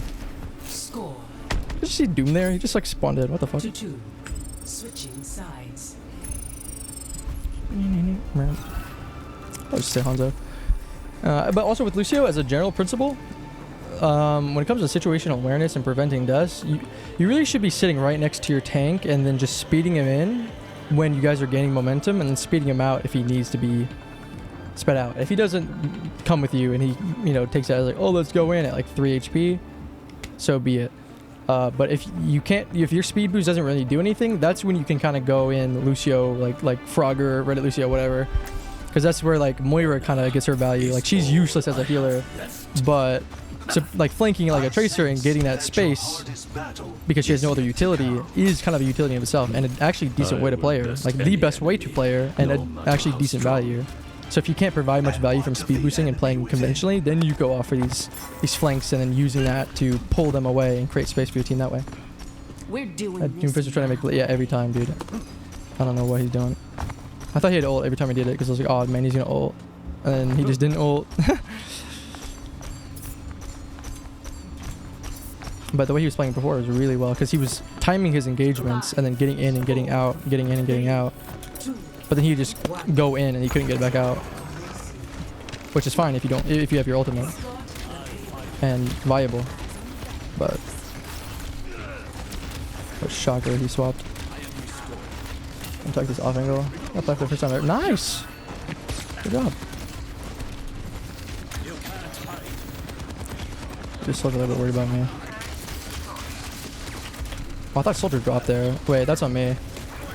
The reason why I thought I heard him drop, but we got him for that, and that's really good. They have a Zen. I'm gonna go Tracer. 100% I go Tracer here. I don't need to go. Also, they have a Sig, so I can go for this Ana or whatever instead. I guess, for example. Now, guess who she's not healing? Her team. Like that. Zen 1 HP. Zen, the little one. Both support's dead. Both support's dead. So that was really aggressive, but also because, even though I didn't have recall, because Soldier was kind of coming that way, I could have backed out. But especially in this like spawn advantage position, I wanted to go for that pressure, which was worth it. I'm getting myself McDonald's to celebrate. Hey, the finest dining. Okay, so I don't go that way because of fuck Torb. Me and all my homies say Torb. Instead, I go this way and I fight here. That was a nice shot. I kind of blinked into it, I guess. What I was going to do was blink on him, shoot, try to one-click him, and then recall out. That would have put a dent in anyone's helm.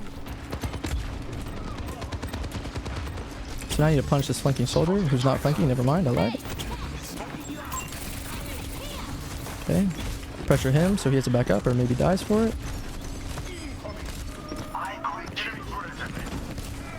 Okay, this Ashe is kind of fucking up my position a little bit, but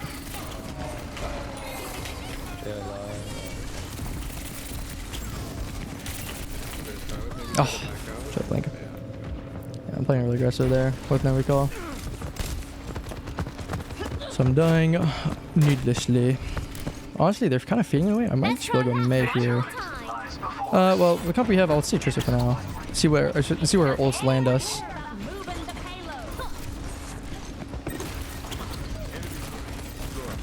Take an off angle this way instead. Okay. Torb is looking at me. Overload? Torb low, no overload on that side. Torb is 1 HP right side, no overload. And this is why Torb is dangerous. It's because goddamn, that right click fucked me. I got greedy with my recall. Fucking Lucio so much, and I have actually been getting better at assassinating. It feels nice.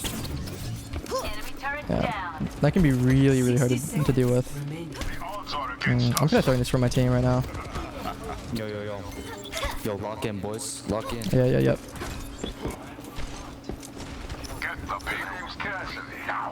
Because they're doing a good job of dealing with me. So I'm getting really greedy. Okay, what is that shit?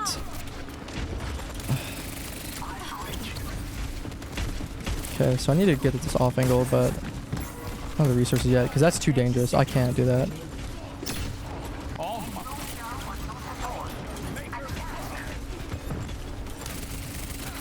They're looking at me, that's good. I like that. Look at this. So much value. Let me recall that, because, yeah. Oh my god, the whole team's looking at me. Hey, that's one.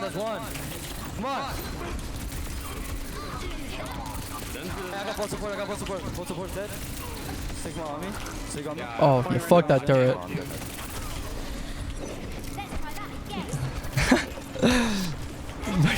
Sharingan. Yeah, 100%, dude. Kill that on a nade. Fight up, chuck up. Okay, I want to pulse on this. That should have hit. Oh my god. That really looked like a hit. Okay, so now I need to think. What am I doing? They've already restabilized. So fast. Okay, I need to be on the right side here. I can go around the other way. So that's what I'm gonna do. Fortunately, I kind of gave Zen's position away by doing that, so they're gonna be looking that way. But yeah, Sharingan.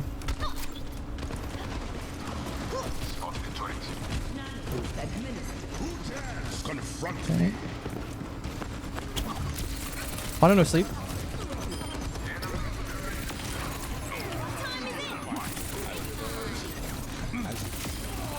Nice. Can we choke up here and take this? Yeah, I'm standing on cart. Yeah, that's fine. Yeah, Duran payload, Is Doom in jet? Oh no, he's not. Okay. I thought he was. No, I thought it was 2. He might have left. Maybe. I don't know. Okay, don't shoot me because now he's not gonna turn and shoot me. Okay, they know I'm here, but it's fine. They're looking at me instead of at this choke, so I'm sucking value.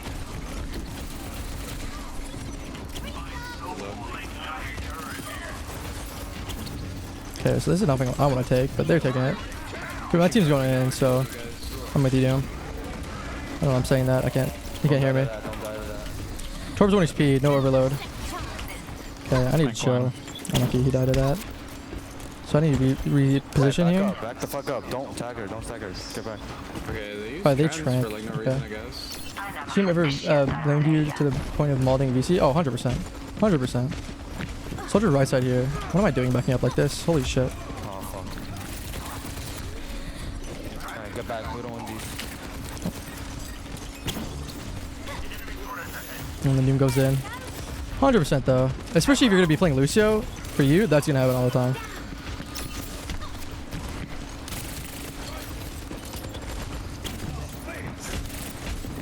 Torbe's looking at me. And Soldier. Scared. Zone 1, left side. Really low. Huge. Yo, sig behind. Get his ass. Yeah, just him. Nice. Duran payload. See how much easier it is to not get one-shotted? Yes. There we go. GG's. That's what I'm talking about, baby. Yes, sir. Yes, sir. One guy called me a word and told me to die in a car crash. Jesus Christ. People are mad. People at least here aren't as toxic in that way. They're just like, you're trash. And then that's about it. Oh, here it is. Which alone can feel like shit because it's like, damn. Sorry, I need to check this real quick.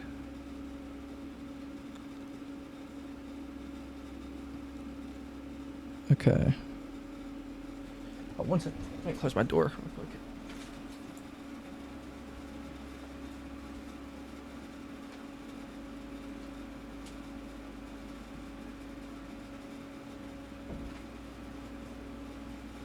Okay. But yeah, I mean, especially like Reddit Lucio is going to. I was gonna try and finish my reset, but I'll play one more. And then I'll review your VOD. But especially as like a Reddit Lucio, that's probably the most hated like thing to have on your team. But that's just the way of life, you know. The problem is knowing when to do it is key. The problem is when you are doing it as your only playstyle, which is not advisable. It's one thing, it's content, but if you're just trying to get good and play that way by being really good, I wouldn't do that. Select your hero. Is all I have left.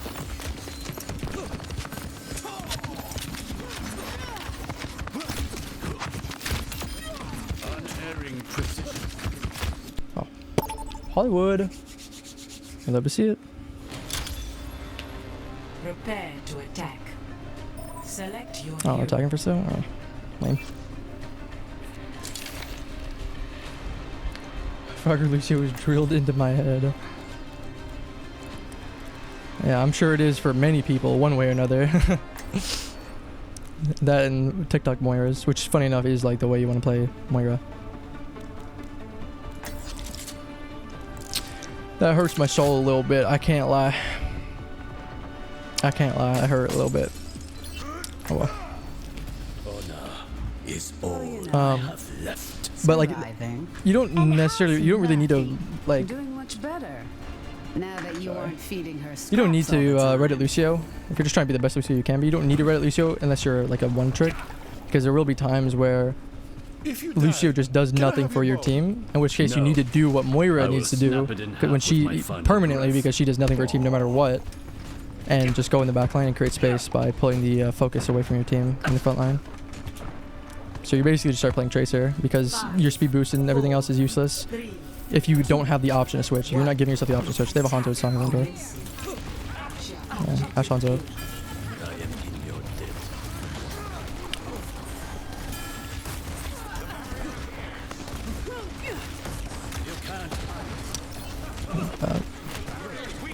Okay, they give me the high ground for free. I take it for free.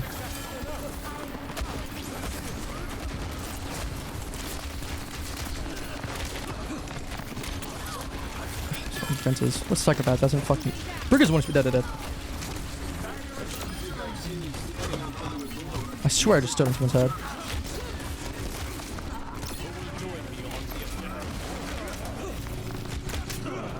Alright, yeah, so they didn't contest high ground, so I just took it from them. So they yelled at me to swap, and I just have too much fun. I know it's a dick move, but my part. But yeah. I mean, it's like, yeah, but if you. That's a part of the game. There are people that don't swap. And there's. Even if you do have a Lucio, it's like. It's not the end of the world. You can still win. And that's why you want to do as much on your part as the Lucio to at least provide value. It's one thing to have Lucio when you really shouldn't, and it's another to have Lucio when you really shouldn't, and him also be doing nothing. Okay, this angle is a little too contested. Trying by shooting down, man. Alright. Alright. You're down, Mercy. Be careful. Witness the flame of my soul. Hanzo's gonna res Hanzo. Or Mercy, I mean. Oh, I'm not ready for that. Oh, sorry. Ash half. I just got healed. She has Bob, careful. Yeah, so if you can diminish how much value you're taking away by playing Lucio, that's why sometimes you do have to Reddit Lucio instead of playing him like normal Lucio, doing nothing. Then that's how you climb. Or sometimes you just get so much more value, even if Lucio's really good for your comp. That's why how like people like Red Shell and whatever and Frogger get so high ranked. It's because they're so much better and like creating so much space for the team by Reddit Lucioing. They're actually doing more than if they were to. I got you, Sojourn. Than if they were to play Lucio how he's supposed to be played, because that kind of gives you a set value. But depending on how well you play Reddit Lucio, which I'm not.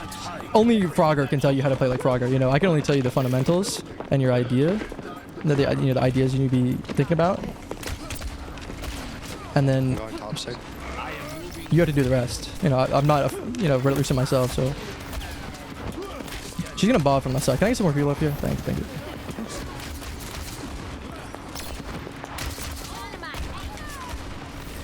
I'm gonna drag him. Oh. Where's she low? In the back, if possible. But she's looking low. That would be as good as Frogger. I'll do my your best. Well, not with that attitude. Ain't no reason you can't be as good as, if not better than Frogger. There is still much I must do.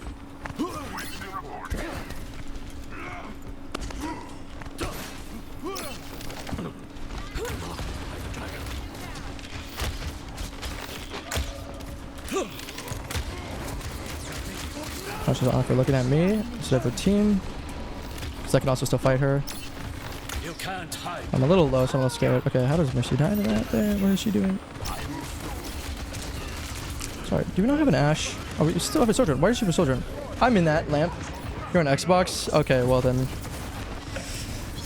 That's gonna be a little bit tougher, but You could be the Frogger on Xbox. That's uncontested territory for you. But as someone who used to play on Xbox, let me tell you, switch to PC if you can. Obviously, if you can't, then you can't. But if it's ever an option, make that decision. It is so much better. Wait for your bop, wait for your bop.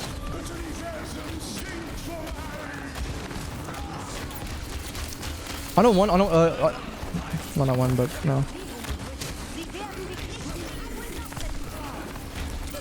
One and a half.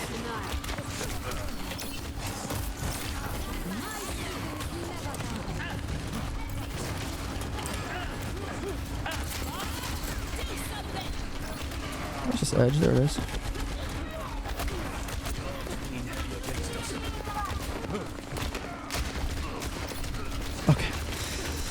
Okay, whoa, I was trolling for a little bit. I was trolling for a second there. But then I really couldn't hit her. Oh, no. Oh, yeah, I was trolling for a little bit there, but then I actually couldn't hit her. Oh my god.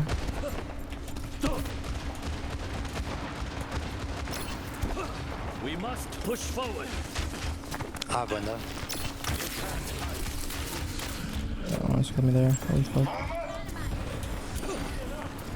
We can go.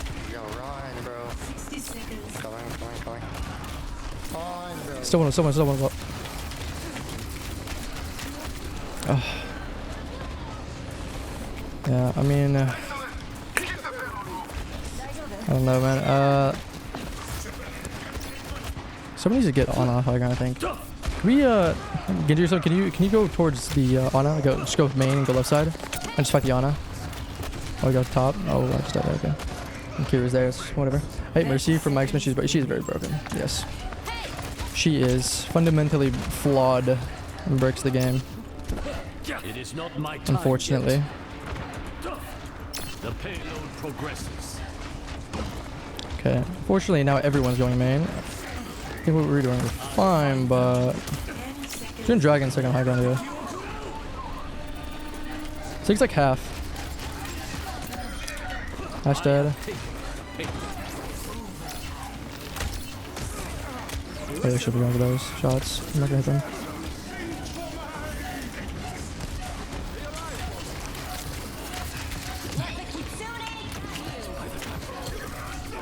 I fell a little too much there.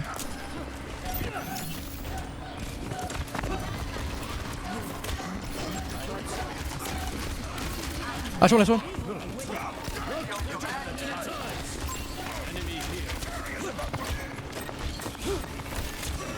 On half in the back though. Han's low, right there.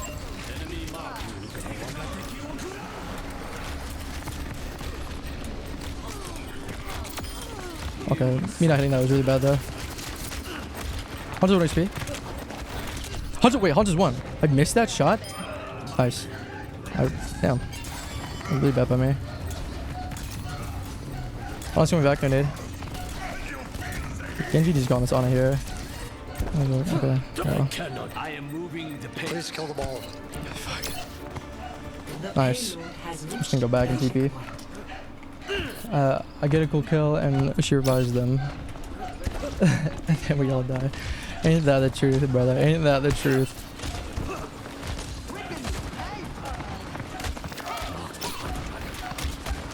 That's a scary angle. So with my Ryan. Okay. Ryan, buddy. If you sit there and jiggle peek the corner like you're a tracer, I can't do anything. You guys push in as I'm coming across in here? Yeah, punish this ramp.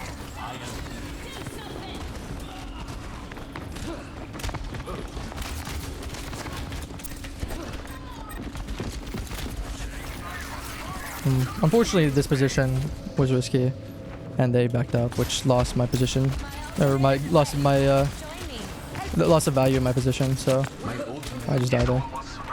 This time, Maybe cool if Mercy had to heal such damage a certain amount to get access to revive. That'd be interesting. Oh, I just got Hanzo. Oh, Hanzo Mega. Shoot him. He has dragons.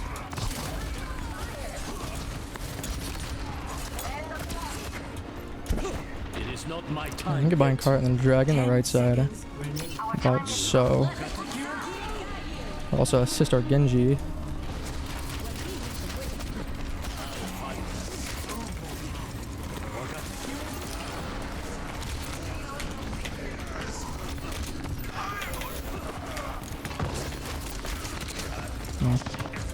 That's fine.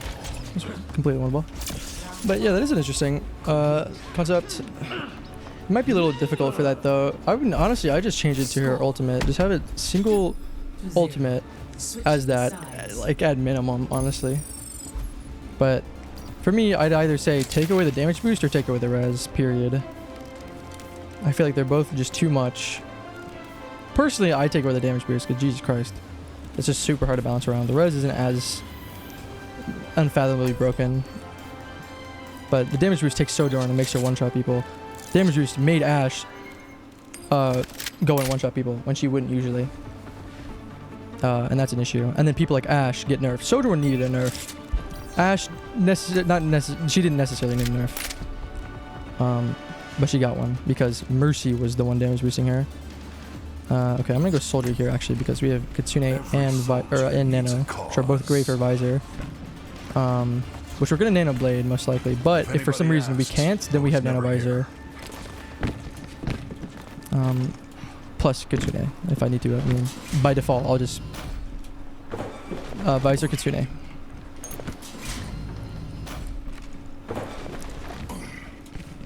As long as we can test this high ground, which I might not necessarily be able to do, but Genji can very easily do. They have a Genji. That'll be fine. So I'll sit here for a little bit, but I'm going to drop off very quickly. Unless we have Sigma up here holding us. Because if they have a Hanzo or whatever and I die, we lose. Lagged a little bit, which isn't fun. Could do 1 HP. Nice. They do have a Hanzo. Okay. Push up and have to respect him. Great, nice. Got the pylon. Okay, now that we're applying more pressure, I'm going to retake this high ground. The more pressure is on Hanzo, the harder it is for him to kill me here. Okay, now we're back under pressure, so now I can't. You're just feeding. That's not happening yet. I threw it anyway. Oh.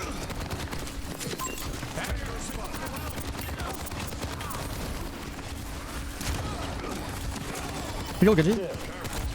Get you one, get you one, get you one. Mercy, mercy, mercy. And I need to use super high ground. Yes, I can. Yari's dead, but they're gonna res it. Yeah. We can build any ults. We'll save that, unfortunately. I've seen tougher spots. Defend the point. Objective lost. Stop the pain. Can use 1 HP. Like half or so now. In the building. Nice. You're doing the shit out of me. What are you doing? I got out. Gotta get rezzed. Jordan there is actually hella scary. Yo, yo, yo, yo. On the left. It looks like we're Kitsune blading instead, so we can Nano Blade. Or Nano Visor. It's one every time, man. Okay, we definitely overcommitted ults there. Oh, we lost our Ana. Okay. I didn't even realize that. Still fighting. Oh my god, okay. I might just Visor here in general. Depends on how quickly this guy gets his window. I'm not gonna wait for it. Can we take high ground?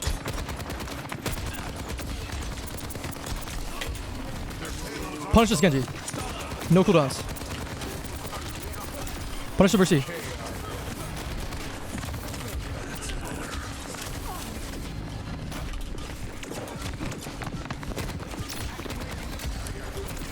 Where's one? Da. Second high ground.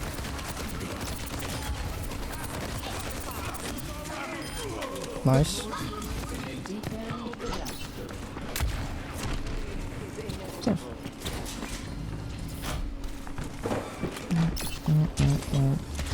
try and play my map here so I can play this window. So I can't trust him to. Okay, I say as I take my hand off my mouse and jump off the ledge. Nice. Hey, what's up, Mercy?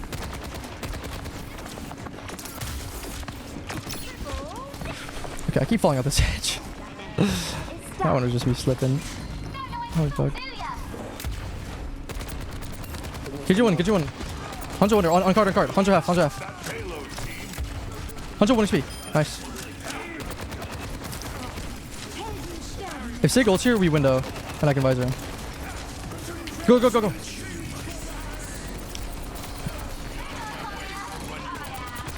Mercy one, dead. Get you one, get you one, get you one. Nice. Okay, so we didn't window, but that's fine. I didn't need it. Thanks. Luckily that, oh, sorry. That Mercy just flew into me. I didn't care about my visor. Would love to see that. Don't punch me. Does it sound like I need to stay, Kevin?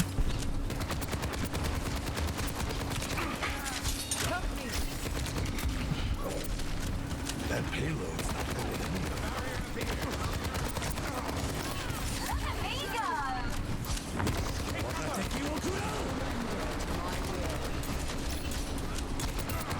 Get you low, get you low, get you low. How am I back there?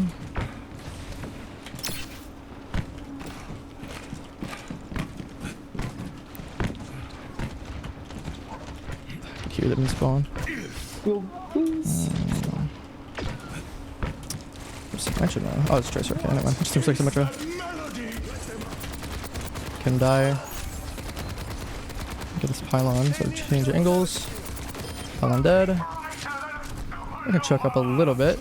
I don't know what that window was, but it's fine. Whatever. Whatever. It's all good. Siglo. No suck. Oh fuck. Just about to move that way. Oh, you're good.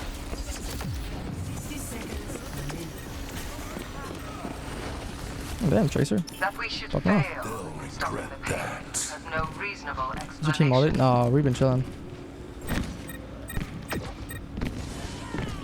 Oh, great plus one. Throw that pylon, especially since the R's dead. Hanzo one.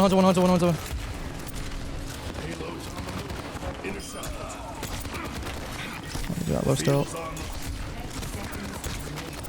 I don't have a heal, but I can still win through line. This guy is pretty bad. Oh, get you one, what mega? Okay, he was 1 HP. 30 seconds remaining. Fuck was bad. That sucks. I should have won that.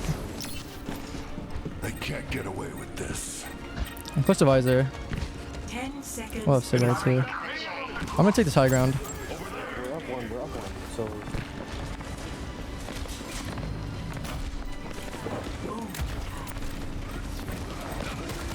More. No fade. Hanzo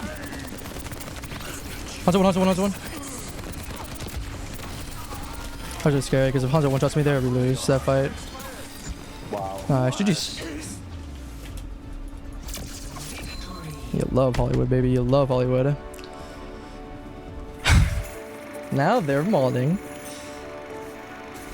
We made the mod. Play of the game.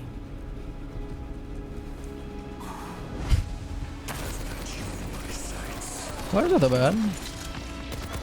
See, like Mercy players. What are you? Come on. What are you doing?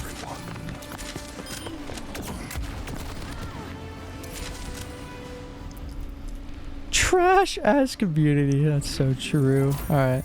Yeah, I'll read your code. What's your code? While you get it, I'm gonna get my dog.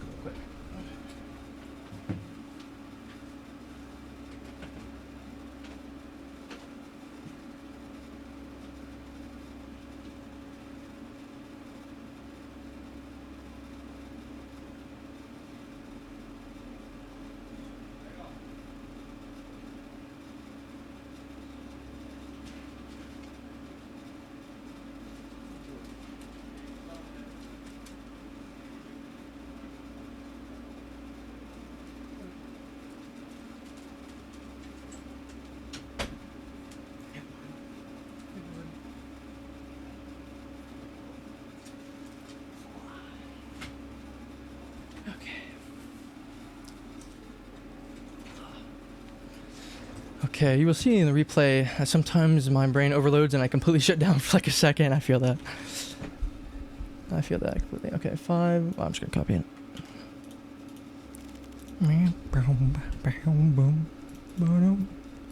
Replays, import, paste. Let's see what we got here. And you said you're plat? Is this a plat game? Or is this before you hit plat? Ready for battle. So this is a good map for Lucio. And in plat to high gold, I'm expecting a decent comp. So Reaper is someone you immediately like to see. Doom, love to see it. You go in. So this isn't a time you would necessarily need to write Lucio. Now, a map like this, playing Lucio on a regular way in general is usually all you need to do. Like you almost never need like Reddit Lucio. Especially with Reaper. If you see a Reaper, someone you can directly combo with, you want to be speeding him, and you guys just go Reddit Lucio with each other, basically. Because if you speed him in, he can close that, whatever gap he needs to close so much faster, and he just obliterates the lobby. Same thing you see with like Ryan. It's like Rush, right? But if there's people that don't really benefit, like a Sigma doesn't really do anything with your speed boost, and you see that your speed boost doesn't really do anything, and you know you don't play Lucio for his healing, and if you don't have the option, if you're not giving yourself the option to swap off, and you can only play Lucio, then that's when you go for a Reddit Lucio. Same thing if you have a Moira. Moira can't heal worth a shit, right? Like her healing is fine, but she has no utility, and you might as well play literally anyone else. What she can do better than anyone else is flank. She can go on the flank, and then TikTok Moira, as you hear. That's the way you play Moira, and how you get value out of Moira. And for the same reason, she has no utility. You do, but if your utility does basically nothing anyway, then you can do the same thing. Okay. Going over here isn't doing much. Let's go back here. So I'd be on this Reaper in general. You can also, if you were here, you could boop that ball away, and you wouldn't be able to get a lot of value. This is another thing. You see ball? Okay, well, what can I do?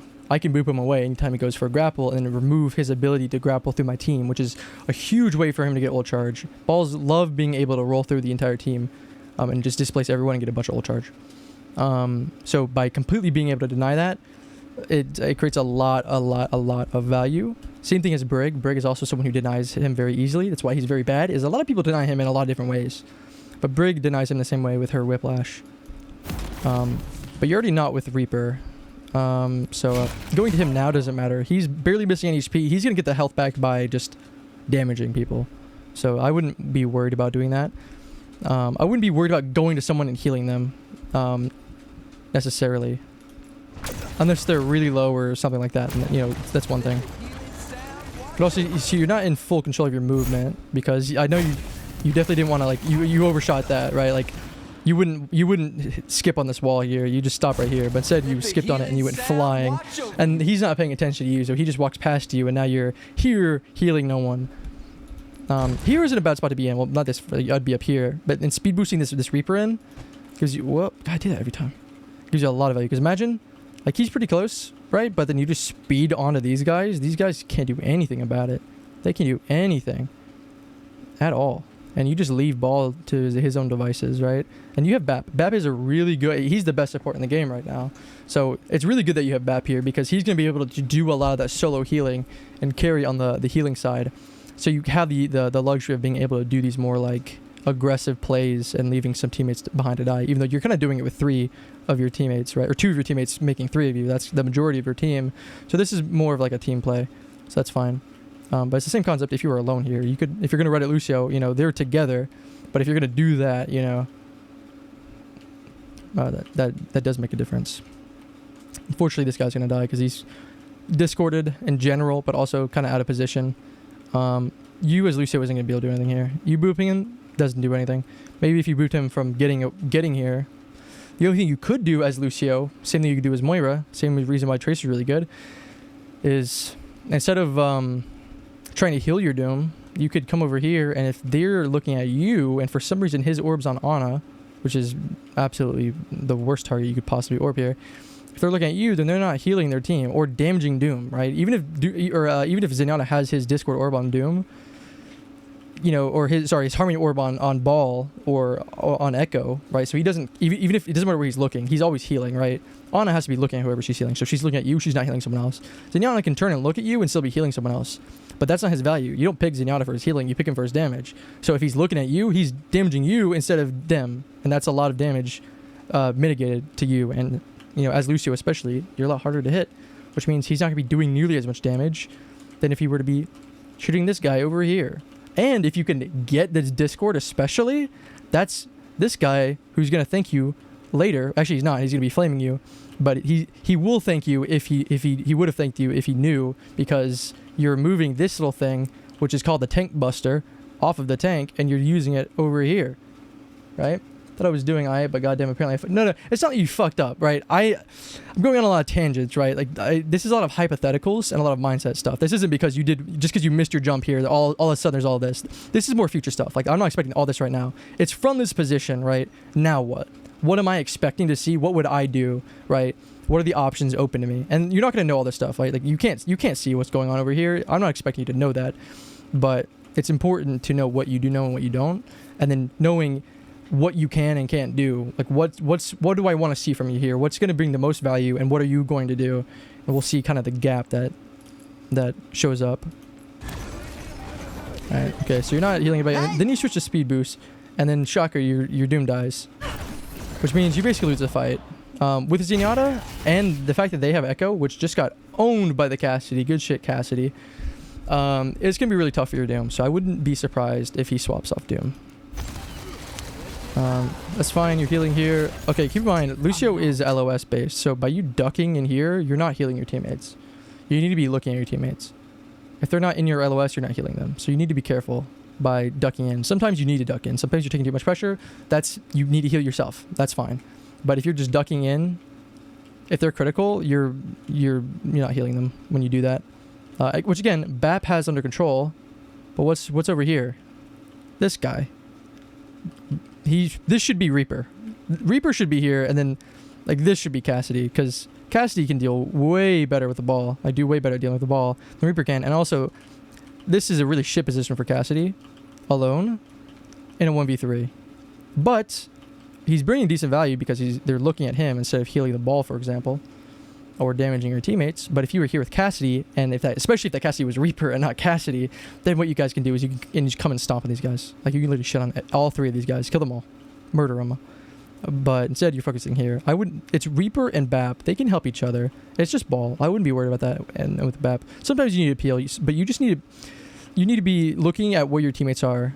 And any kind of comms are always nice, and that's why you should stay in voice chat. But I know with the Reddit Lucius playstyle, that's going to be hard because people will be flaming you, which can be hard to hear.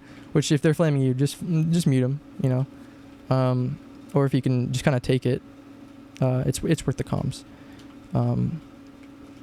But yeah, so instead of being here, because your healing isn't going to do much. I mean, you can boop them away, but I mean, it's Reaper. Honestly, let the ball come in and die. I'd be seeing, oh, wait, there's a Cassidy over here. I'm going to speed boost him and help him. Whether it's speed boost him out if he needs to go out, or heal him and just let him take this fight. And take it with him, obviously, but, yeah. Where are we? There we go. Yeah, so he booped a little too early. If he booped it later, then he would have fucked up his grapple entirely. Okay, so... know what I just said about that? Never mind, because Cassie's just a god and does it all by himself. Holy fuck. He just kills them all anyway. Okay. Holy shit. But I think he's gonna die to this Ana. I think Ana's just a little too much for him. Unless he's insane. No. But imagine you were there. Imagine you were almost there. Almost there. But if you were there, he would have been full HP by the time he got antied. Once he got antied, I mean, you couldn't heal him. But then you can speed boost him. It'd be making it harder for him to get hit by Ana. Plus, you can help. You can do that much damage to an Ana. For sure. 100%. And also, Cassies are not going to be doing this. Like, getting those 2 kills, that's insane. That's crazy. That's not something that you should be expecting like that. But that very easily could have happened if you were there. You know, like, that's the difference. He was able to do it on his own and couldn't quite get the third person. But if you were there, he could have gotten the third person. But if he couldn't have done this on his own, you being there would have been the determining factor between him getting these kills and not. In theory.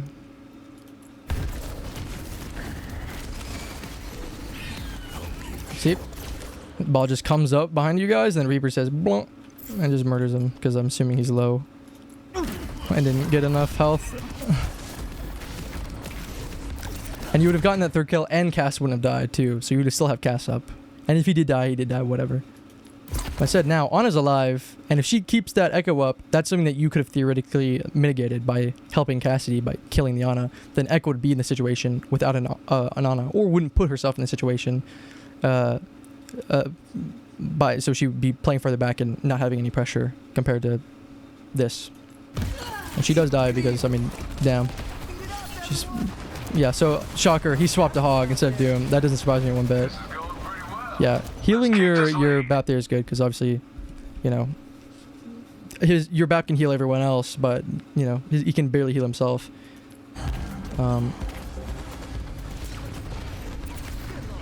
And the less Bap has to use his shift on himself, the better. Same thing with Onanade.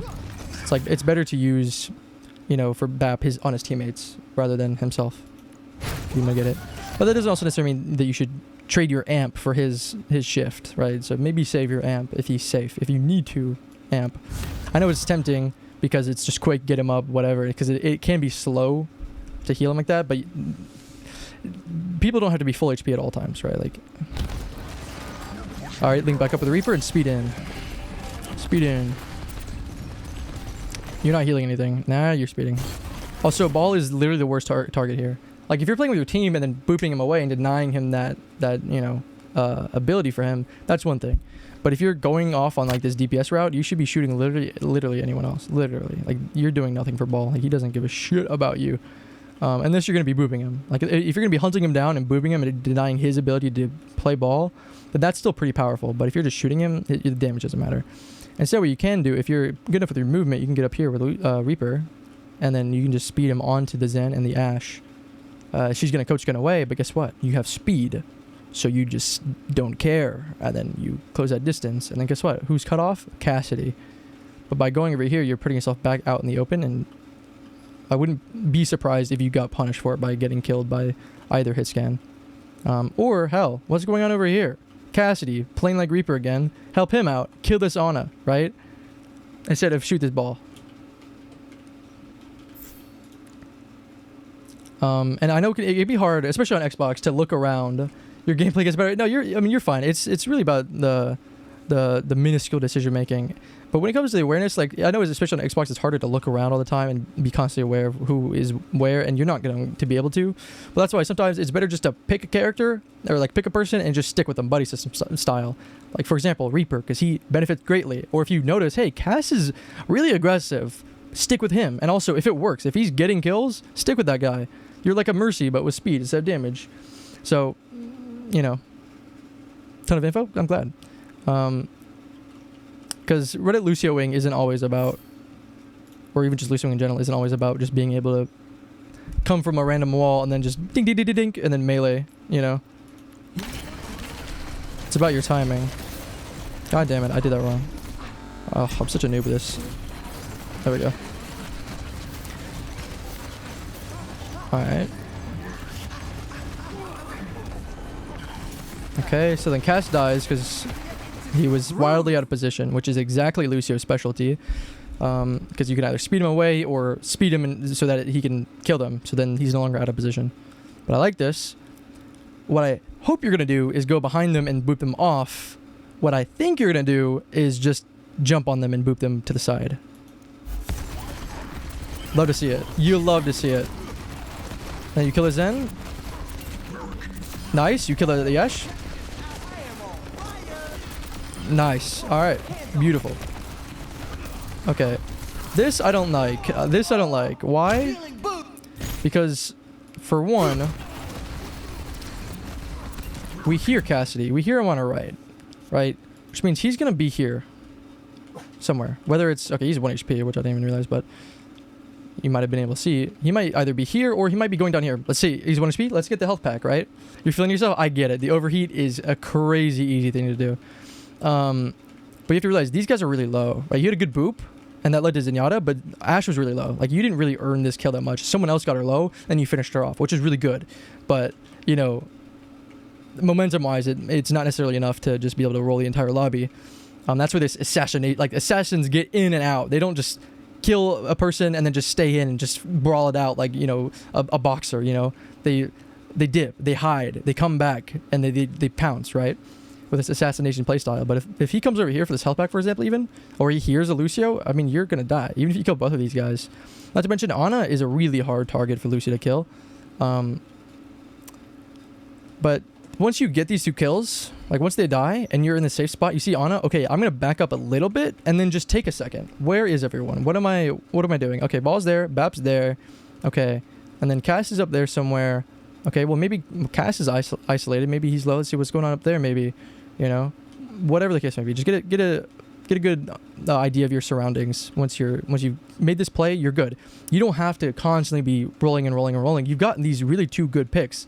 You standing here and not really doing anything isn't the end of the world, because that's 2 people that aren't doing anything.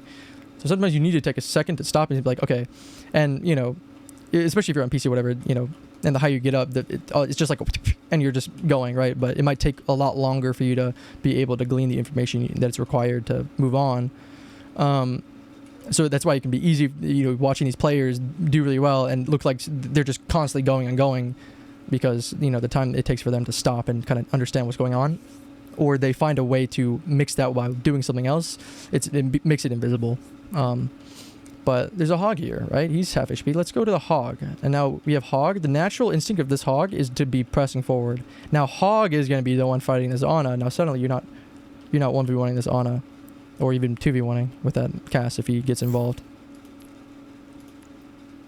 And that's another thing with comms too. If someone, like if I don't even know, probably Bap. If I'm Bap and I got Ana low, or Cass low, I'm like, Cass low.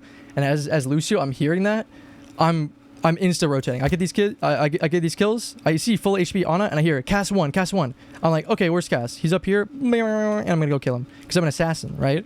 You're playing like Tracer, so you hear someone who's 1, you're gonna go for the person who's 1 rather than the person who's full HP, right? Frogger never stops rushing. You'd be surprised.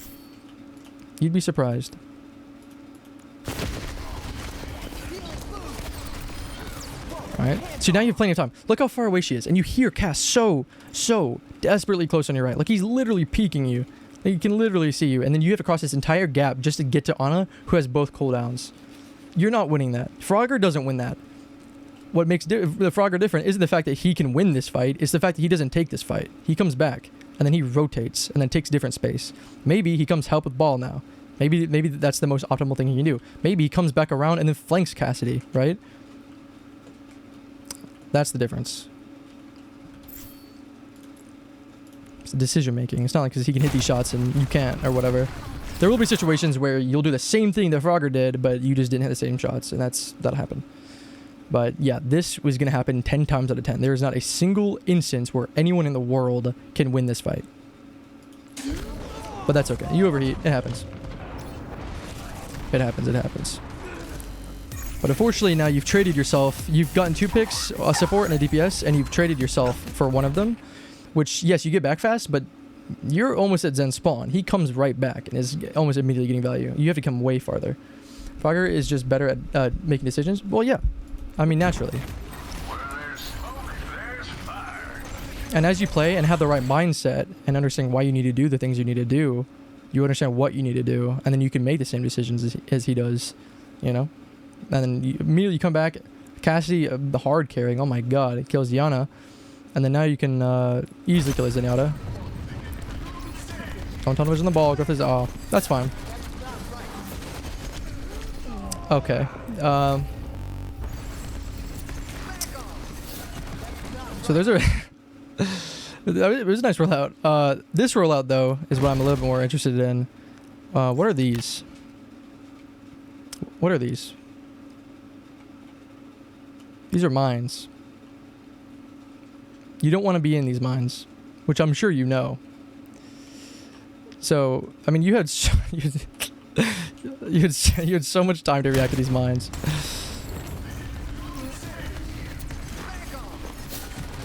Like, you see, because they're here. Like, if it was more here and you came in the corner, that's okay. That's, you know, it happens. You get the momentum. You can't do much. But like, before you even started this wall fight. Oh, that's so rough. Oh, it's so rough. Happens. A very Lucio thing to do. Die to mines the most obvious way possible. I don't know. You Lucio players have like a fucking magnet to mines and Junkrat tires. I don't know what it is. Doesn't matter how good you are on Lucio. I was too focused on my teammates. That's fair.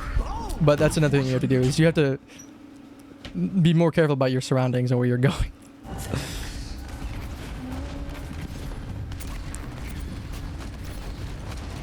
Don't worry about ball. Don't worry about ball. See, your hog needs help. Every time you're looking at ball, he's getting value. That's what he wants. He wants you to be looking at him. Because when you're looking at him, you're not looking at other people you need to be looking at. See, but if you're at hog, if you're playing with hog, he doesn't die there. And you can boot ball away when he tries to go for this roll that finishes him off. And guess who's 1 HP? Cassidy. He's really low. You could probably finish him off with the hog. But you got distracted by him. If you had speed boost, maybe if you were with Reaper instead, Reaper goes in with speed boost, maybe he misses the sleep or kills Ana before she can get it off. Which was a really shit Blossom do anyway. Again, Cass going crazy on the flanks. Insane. This is a good kill to go for though. And then enough of the Zen? Yes, nice. Okay. Again. Oh my god, this Cassidy's insane, dude. But yeah, like you can't rely on your Cassidy to do this shit, dude. Like the fact he's not getting punched for this is incredible to me. You can't rely on that. You need to be able to take it in your own hands as much as possible. Anything you can do that diminishes the difference between having good teammates and bad teammates, the better. Okay, notice what Reaper's doing. Okay, you're not really amping for any purpose. That's fine. You'll get that in time. And you know, if you have the time, go into a custom game and just practice that. You know, practice little high grounds that you need to get into, and then practice trying to get up them with wall rides. That way, when you're in the situation, you can get on that high ground. Shit. Because now, like, if you don't have the skill to be able to get up here, which generally I believe the easiest way to get up here is just like bouncing with your back against this corner and getting up here. Because it's gonna be a lot harder, I feel like, to wall ride and then turn around the wall ride and then turn around the wall ride. But if you don't have the ability to get up here, then that removes that option. But like someone like Frogger, for example, you know, he has this option, which opens him up to an opportunity that's better than per se this opportunity. You're stuck. Forgot that was in the replay. No, don't be embarrassed. That's a part of it. That's good. You want this, because if this didn't happen, then you know you might make that mistake and then not know how to fix it.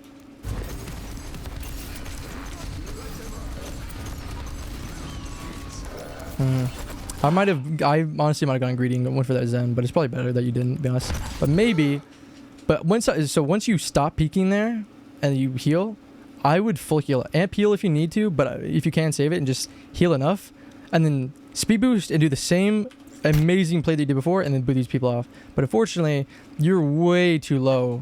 You're not going to be able to close that distance. I hope you don't try, but you might end up trying anyway and tunnel visioning on trying to boot them off and just get owned by the Zenyatta. So. Okay, no you don't. That's good. Okay. Not really amping anybody. You have beat right now. This is a good time to beat. This is a really good time to beat.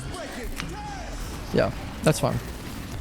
I didn't mean literally right then. I meant with his hog. Like if you speed here and then speed them in and then beat on this hog. But it's still fine. Like it should be enough. Like hog is full HP. If he was critical, then I just focus on beating hog, then focusing on your teammates. But yeah, you speed them in and then just beat. But this speech is going to suffice, I'm sure. But they need a ball. I don't know. We'll see how this plays out. We'll see.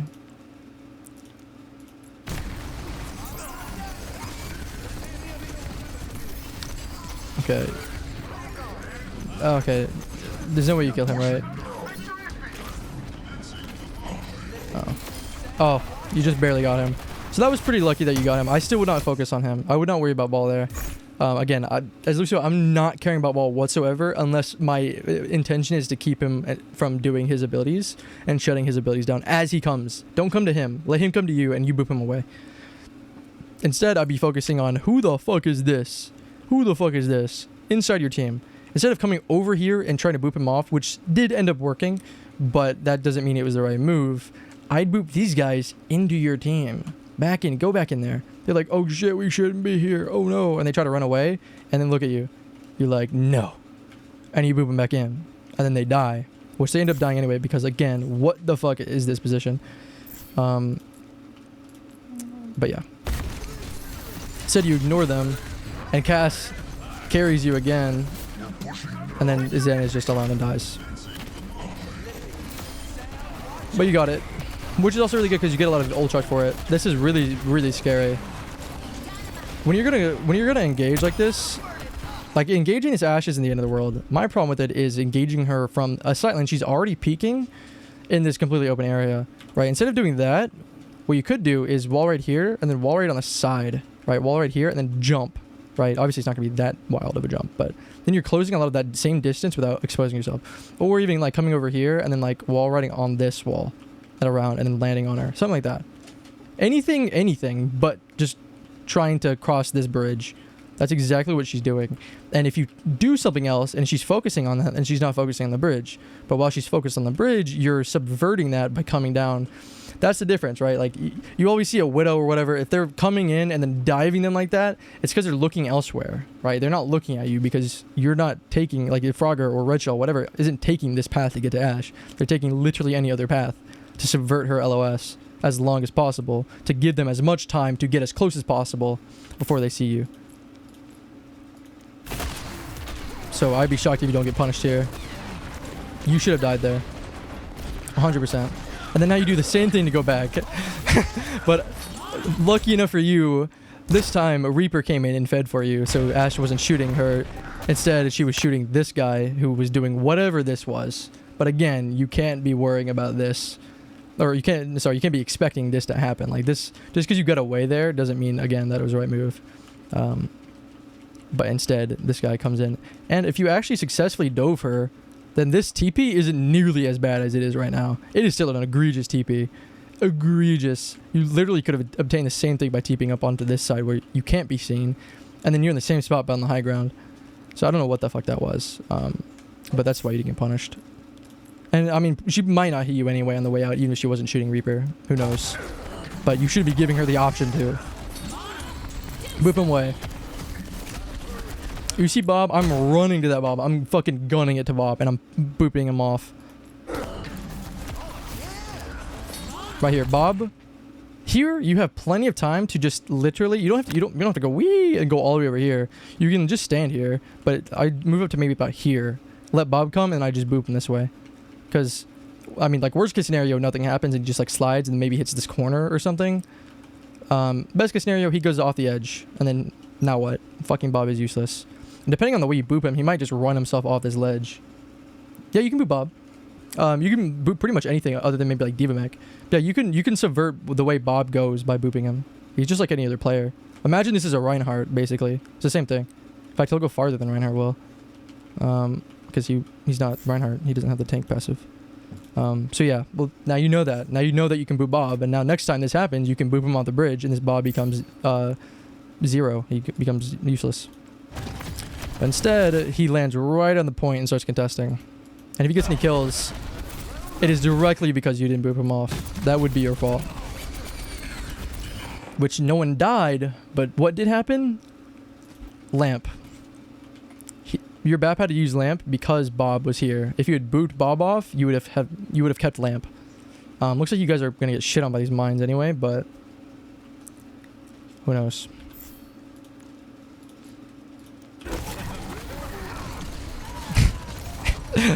Everyone, man. Every loser player. It's something about you guys. It's like a fucking moth to light, man. You fuckers love these mines. That's funny. I mean, realistically, you guys lost no matter what anyway. That was a huge dynamite. But yeah. You can boop Bob. And even if you can't get this huge boop of booping him off the cliff, sometimes you can boop him into a wall enough to like stop him from getting as far as Ashe wanted him to.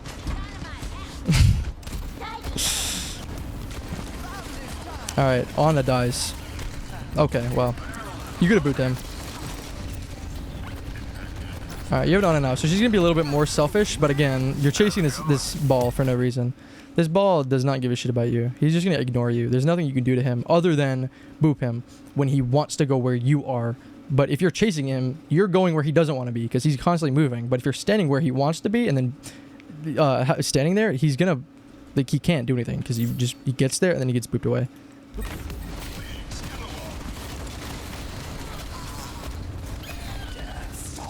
So Ana dies. That sucks. If you were there instead of chasing him, you could have kept him away from her. But that's the problem with going Ana here in the first place. Is that's a really selfish character to go, especially if you can't be sleeping. Like if you can't hit sleeps on this guy in general, like he should have stayed on Bap. But you could have also not chased Ball, and at the very least ended up killing the Ana by instead of getting distracted by Ball, just committing with your team and killing the Ana. And at the very least, you would have traded Anas. But that is not your job. Just because you can chase him, just because you can catch up, doesn't mean you should. That's not your job. You don't worry about that. And now you're solo healing as Lucio, which means you lose. Unless your cast pulls something crazy out, which he does, again, his job, kills Reaper, or Ball, because he's really good at that.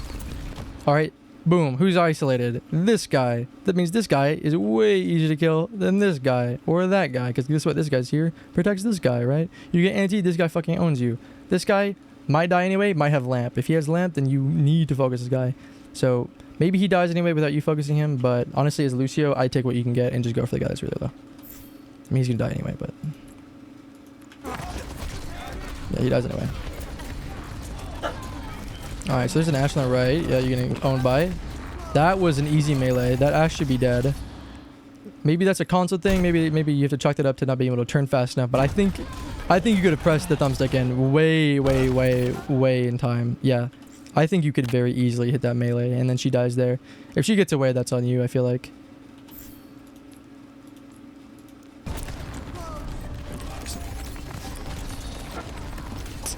Alright, so Reaper gets the Ana, which means Ashe is probably gonna die anyway. She maybe kills Reaper here, in which case that's also your fault. Okay, you got lucky. Again, you got lucky. Reaper clutched up. But you could have killed that Ashe. Don't worry about Ball. Stay in the cart. Guess where he wants to go? He wants to contest the cart. So if you stay in the cart, he's gonna come to you and you boop him away from the cart. Rather than chasing him and he just doesn't care and he goes around you anyway. I mean, he feeds, but... as you get better, you're gonna be seeing less and less balls, at least in the immediate future. Later that might change with his rework, whatever. But right now, Ball is just absolutely terrible. He's terrible. But better balls will not be doing this. And feeding. Okay, I don't really like this. I'd be wanting to take an off angle, because if you make them turn and look at you, and especially as a support, they're gonna want to come and look at you and like turn and look at you. You're going to be taking their attention away off your team. But by coming here, they're just kind of shooting you. It's like, oh, it's just a Lucio. It's basically, because they're going to be shooting at you anyway. It's just you're closer and you're giving them the fight rather than being down there with your team, providing value for your team. So you would actually provide more value if you... why am I locked in? Instead of fighting here, like, for example, like if you're down here, right, if they're shooting at your team, and they're going to be shooting at you anyway. But if they're there and you're up here, it's the same thing. Right? Like, it's the same thing. But if you're over here, then Ana has to turn to look at you. Right? Which means she's not looking at your team. And if she turns to look at you, then you might be able to take this. Or if she doesn't turn to look at you, she just keeps shooting your team, then you could probably just get this kill. Especially if she stands still. But also, who's isolated? Look at this guy, right? Come this way. Just own this guy. He's alone. Maybe he comes in and kills himself because you keep these guys occupied. Because again, if they're fighting you, they're not healing their Genji, and then Genji dies. Especially if they think that they have a support. They're like, oh, Bap and Ana's right here. They're going to heal me. And then they die, and like, where are my heals? And it's just like, there's a Lucio here. There's a Tracer here, or whatever. With any kind of character like this. They're going to start tilting. Really good for you. But this is really hard for you to fight. Especially because since you're not like Tracer, you can't just insta-recall and live. Beep. That was so late. Oh my gosh. Oh my gosh, that was so late. Immediately beating. Oh, like I'd be beating before I hit the ground. Oh my gosh, he almost killed you. And you would have Ajax. Because you waited even longer. Oh, if he had came this way, you'd be dead right now. If he had came this way instead of straight to the left, you'd be dead and you'd lose beat. And he'd get a blade off. Oof. Yeah, be a little bit faster. but you got it off. I mean, also Reaper. How did Reaper die? How the fuck did Reaper die? Did you not hit him with beat? Oh, because you were backing up. See, but if you had beat it here, like if you would win, and you hear the voice line, you beat here, then guess what? Reaper gets your beat, and he doesn't die to Blade. But since you're having to back up because you took too much damage because you waited too long, now you're cutting off the LOS. So now only D.Va gets your beat, and you. D.Va doesn't need your beat. You do. The Reaper does. So now only you're getting your beat. So it's like, well, if you weren't there to begin with, it's the same thing, except you're not using your beat.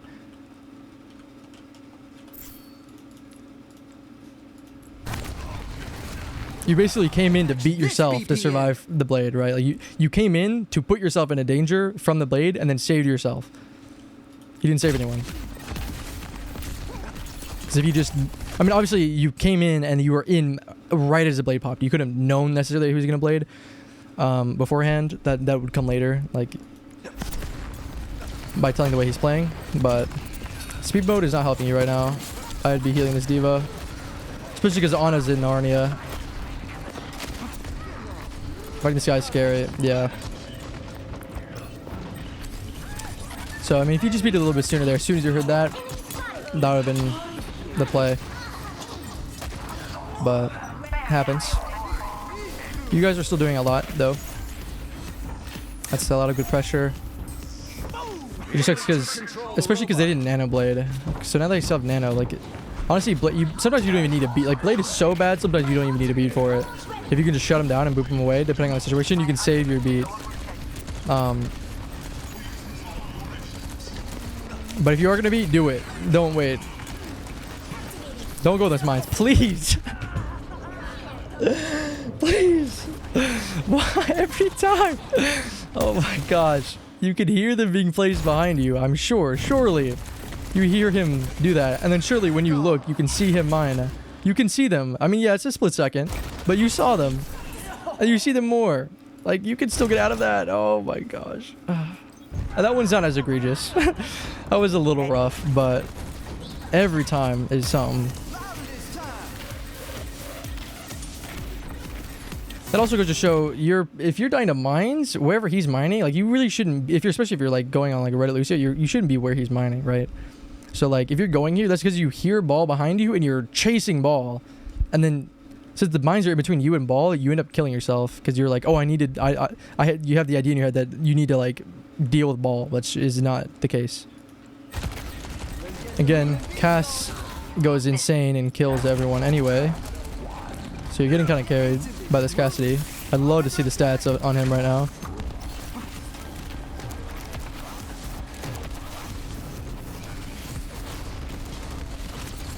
Again, you shooting, you're barely going to hit this guy, and even when you do, it's a tickle. He has shields. Those shields are going to regen. And even if they don't, even with the armor, like, he's just going to get a health pack before he re-engages. And even if he doesn't, it's still such little damage, it's essentially nothing. Okay, that's good. Risky as hell. All hell. And also, nothing happens with it. So, if he had speed, maybe he kills another. He's antied especially anyway. Okay, this is a good fight to take. But you need to take it quickly before she gets a nade up. She gets a nade up, you die. Oh, maybe don't. Maybe you get it. Oh, you eked it out. Okay. But you die anyway, because, I mean, you lose a fight. It's, yeah. You still weren't winning that fight. So, I mean, well, whatever. But this is good. You're keeping up the holding them here and the fighting them at their spawn. You're not losing this fight, which is really good. Which I might, eat my words, you might lose this fight directly. That's not the end of the world. But also, no one got that beat somehow. How did no one get that beat? What the fuck? Were you, oh, is it because you beat it like here or whatever? And so like they didn't see that? Oh, it's because they weren't there. A Moira wasn't there. And the Reaper isn't in your LOS when you beat. Yeah, okay, so look at where you're beating. And then there's D.Va, which is great and all. And also, the Moira swap is really shit for you guys. Because again, Ana is a selfish support. He swaps to Ana, which he shouldn't have, and then he's getting shit on, understandably, which I could have told you was going to happen, and then swaps to Moira to be more independent and like survivable instead of just going BAP. Yeah, this beat doesn't do anything for you guys really, but it's just kind of using it because you hear Bob, and then instead of assessing how much value this Bob is getting and how much value by therefore your beat will get by beating him, you're just beating because you're too worried about him getting too much immediate value, that if you wait to beat to see how much value an ult like Bob is getting, that you're gonna be too late. Now an ultimate like Blade I'd just beat off rip, because that is what you're in this composition. I'm saving my beat for his blade. That's what your beat is for. You're assigning your beat to his blade because that removes his ability to blade. Even with nano blade, it doesn't matter if he's nanoed, right? Nanoed, not nanoed. I'm beating his blade, which removes his blade from the equation, which also removes my beat, but that's like the best ultimate to do. That also means anytime they dump nano into it as well, they're also dumping that away. Bob, on the other hand, is not one I'd instantly beat for, because that requires a lot of LOS, and it's a very easy to burst Bob down and also just stay out of his LOS for a couple seconds. Genji comes to you, which is why you generally need to immediately do it, because you don't have time, because he can usually get a kill beforehand, but Bob will definitely not get a kill if you need before you have time to check it out. Unless people are really low. If people are really low, then you might need to beat anyway. Now, if people are really, really low, like in general, and then she bobs, okay, I could see you guys beating that. But no one's low here other than this guy, Cassidy in Narnia. Did not mean to do that. So B doesn't get anybody. And then, shocker, Bob doesn't do anything. You beated nobody, and therefore you didn't save anyone, but also no one died either. You didn't need to, right? So even if the beat had hit them, it didn't matter. So you didn't need to beat that. Which luckily, Genji still has blade. Or Genji is still really low on blade, so, you know, you definitely have time to make up the difference, but...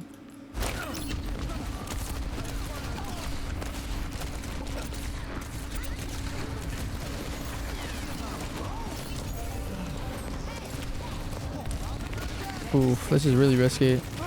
Yes, get out, this is good. Go left, yep. Yep. Okay. Re-enter the fight. I'd be speed moding until I get to where I need to heal. Okay. Speed him. Don't worry about wall, Speed that Cassidy. Okay, speed him. Good boop. Don't die to these mines again. Again, man. Again. Is there a single time that he uses mines that you don't die to them? That's crazy. Oh my gosh. Okay, so can I move, please? Wait, what? How did he nano? We don't have a... He said desktops for no one, and who got nano? They don't have a Reaper, and you don't have an Ana. Wait, who got nanoed? Oh, Ball got nanoed. Why did he say desktops for no one? I thought that it was the voice line he said says when he gets nanoed. Okay. Maybe you just got a kill. I don't know. So now you finally lose that fight you've been winning. So you haven't been getting a whole lot of space once you get up there, because you lose that, but you haven't been giving up any space. So now you've run down the clock, which is really nice, but the reason why you lost that is because of that, right? So if you had beat when you needed it, maybe you saved them. Genji dies there, full HP, no supports. Go get him. All good. Okay, Moira comes and saves you, which I wouldn't want, because especially if you can heal yourself, like that means she's not healing someone that needs healing. I'm circling Genji. Someone that might need healing. Here, no one really needs healing, which is fine. Which is especially why these early engagements are really good. Especially if you can kill Genji that early. Oof, that's amazing. That's really hard to take because there's an even safer target. Instead, I'd position up top, and then I'd go on her because there's no Ashe behind her to help you, or help, you know, whoever you're diving, right? Instead of diving this Ana. Especially killing this Ashe is also a really good target, who somehow already has 71% ultimate charge. Holy shit. Yes, which looks like you're kind of doing. Ana dies anyway, because Cass is goated. You do exactly that. Love that. Again, speed mode and then heal mode. I know sometimes it's easier to focus on just going in heal mode so you can focus on your movement and so you don't have to worry about having to switch. But you need to be that every second counts, man. Every second counts. Again, ball, don't worry about him. Turn around, yes. Cassie will do his thing. Amp heal. Yep. Now you beat. And then you, ooh. Well, okay, maybe not. So this is a bad spot to beat in because the objective is on the other side of the wall. You gotta remember that beat is an LOS ultimate. Luckily, I know Cass was here, so we know Cass is here. That's fine. Moira was not guaranteed to be here. But if you beat it here, guess what? They still get it. Like, you're not giving up beating them. But guess who also gets it? Well, I guess Winston gets it anyway. Reaper definitely didn't get it, which would have. I don't know how the hell did Winston get it? Oh, was it the delayed effect? Because they added, I know recently they added this delayed effect. So you don't have to be there when you beat. You can be there a little bit after. Oh, no, it's because he dropped down. Okay, I thought he was here the whole time. Actually, that was kind of lucky because he happened to drop right down in this LOS as you beat it. That was actually really lucky because that delayed effect would not have helped you there had he jumped any differently because he would have been here, right? So that delayed effect would not have hit him and if he jumped any sooner. So that's lucky. You gotta be careful when you bait. I know you're trying to be safe when you beat, but the problem is you're trying to beat people who are in danger, who aren't safe. So you need to beat them. So if you're beating it from a safe position, then it's very possible that you're not beating the people who actually need it. Because also, again, yes, you beat these guys, but these guys don't give a shit. Like, that's not helping them. This guy is getting fucking demolished by this Genji, right? So he wants this beat, right? He needs this beat. And you beat it a little too late because you didn't have it in time, which is, you know, whatever. So if you had it sooner, then you could have beat it sooner when they needed it, or like right before they needed it. But the one guy who needs your beat is the one guy not getting it because you beat it in the safest position because you were scared of dying before beat. That's why Ajaxing exists. That's why dying while using your beat exists, is because people who are good at Lucio are beating in situations where they might die because that's how they get the beat to the people they need beat, or that need beat. If everyone was super safe about not getting punished and beating this corner, then the people who do need it aren't gonna get it and are gonna die. Now, I'm not saying jump in the middle of the team and enemy team and just beat, right? But like, at least make sure that the people who need the beat get it. Because you beat, again, yes, you beated 3 people, which that third one was, ugh. But like, yes, these hit, but like, also, again, they still would have hit either way. But these don't matter. This isn't a good beat because you hit 3 people. The same reason as last one. Like, you didn't actually end up beating anyone. Actually, all of the beats you've been beating haven't actually hit anyone that needed it. And you're just kind of getting lucky that not only is your cast just hard dominating this entire lobby, but they're not punishing the people. You're like, they only punish the person that didn't get beat like once. And I think Reaper might die here, but everyone still has beat anyway. And then 2 people are dead. You're going to win this. It's overtime. You win this anyway.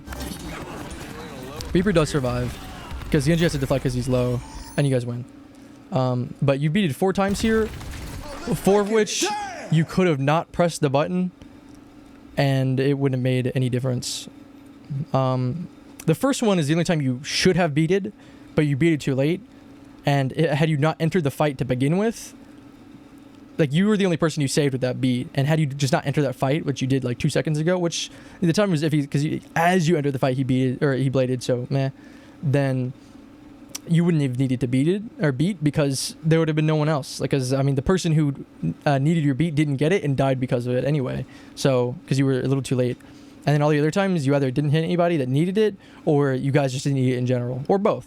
You know, like the second beat, you beated no one, and even if you had gotten beat to them, it wouldn't have made a difference for you guys.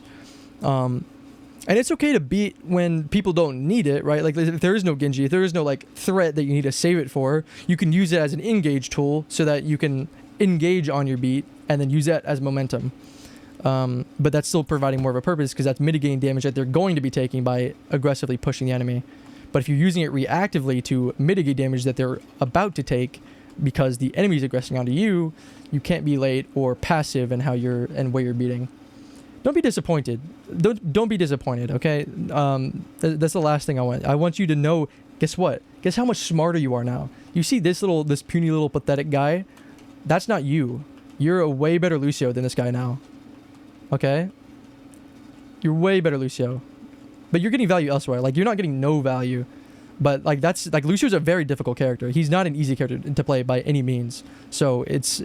I'm not shocked at all. Like, I'm not expecting more from you. I'm not disappointed that you didn't do this, X, Y, and Z. But, yeah, I mean, like, this is how you get the most value out of Lucio. And there are some things that you're just not going to be able to do. And that's okay. There are limitations to things. But now you know. Now next game you're going to, you're gonna fuck up half the things I told you, and that's okay. But you're gonna know it, and you're gonna try, and you're gonna keep trying. And then as you get, as you play more and more, and as you keep this thought process going and thinking about what you need to be doing and thinking the right thoughts, it's very easy to sit there and freeze up because you're thinking I need to do something, but you can't come up with the right thing to do. Now that you have that substance to think about. Now you can make these decisions a little bit smarter, which you're not going to be doing. You're going to go into your next game and just eat shit, I'm sure of it. But that's how that works. You have to cement it into your brain. It's going to take time. And applying it is the hardest part. The hardest part. You just have to gain as much experience and knowledge as you can. And then by following this thought process and doing this and putting yourself in these situations more and more often, you're going to get better. And you're going to close that gap between what you know is right and actually your ability to do it. And your ability to think of these things in the game, right? This is very easy for me to come look at you and, point out X, Y, and Z and go, haha, this guy's garbage, while I'm sitting here frozen in time for like 30 minutes, analyzing every little inch of this game, right? Like, this is hyper analysis. Like, I'm not expecting you to understand 70% of what I'm saying in the middle of the game. I'm expecting you to understand 30% and apply 30% and then take the next 30% and apply that 30%, right? Until eventually everything in this game is second knowledge or second nature and just like muscle memory, right? That's why Frogger can literally, like, some people like Frogger, like, may know what's right, but it's so second nature, they've been doing it for so long, they may not be even able to explain it, right? Because they don't even remember why it's right. They just naturally know these things. And that's why some people can't be coaches. Some people can be really good but can't coach well, because the people who can coach well know how to articulate these things and also understand constantly what is right. But some things that separates coaches between players, and the reason why why aren't they players, is sometimes they can't apply the things that they know. That's why players do the stuff and coaches know the stuff, right? And this is ranked. I mean, that's more of an Overwatch League or like more pro setting. Because some of these things that is the right thing to do, you don't have the mechanics for as a coach or something like that, right?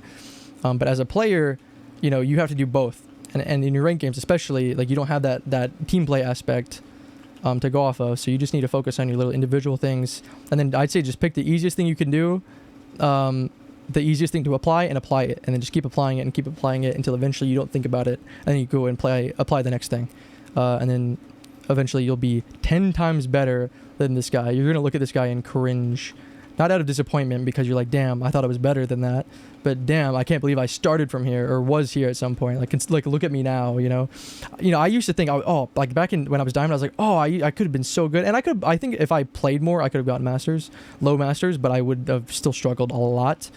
And I thought it's because I knew so much. I knew more than 99% of, I knew more than 90% of people in Diamond, 100%. But the problem is I couldn't apply those things. I would just zone out. So the more you focus on applying these things, the more you're going to get that growth. And Reinhardt that I played with a lot, and he'd tell me a lot of things, like if people are low or when to beat, was very helpful. Yeah, I mean, that's really helpful. Also, Lucio is a great pairing with Reinhardt. Unfortunately, Reinhardt is absolutely fucking dog shit right now, but you make him a lot less dog shit, and you actually make him worth playing. Like, if you guys don't have a Lucio, playing Ryan is terrible, but if you Lucio, it's like, okay, it's not as terrible, right? Like, if Ryan can't play anyone else is good, it's survivable. And that's when you want to be speeding your Ryan in and playing with that. Literally won like over 10 games. Yeah, like crazy. 100%. I believe that. And duos are a great way to mitigate some of these variables that you can't control.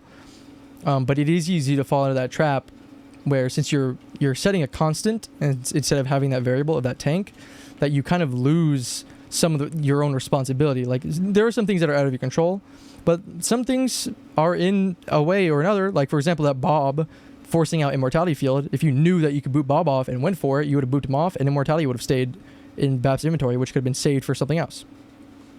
which again may not have mattered because you know you got dynamited and a wrecking ball had a really good minefield, so maybe that didn't matter, but maybe it does. You know, maybe next time, maybe you don't get dynamited and minefielded, you know, and then but maybe you get diva bombed instead, and you die to the diva bomb because you didn't have a mortality field, or maybe you're able to apply this knowledge, and next time Bob gets booped off, and you have a mortality field, and you save it for the diva bomb, and you live. There was one game when we were on attack. Ryan killed one guy. I beat it, and we took the point by rushing the enemy team down. Exactly. That's what I'm saying, right?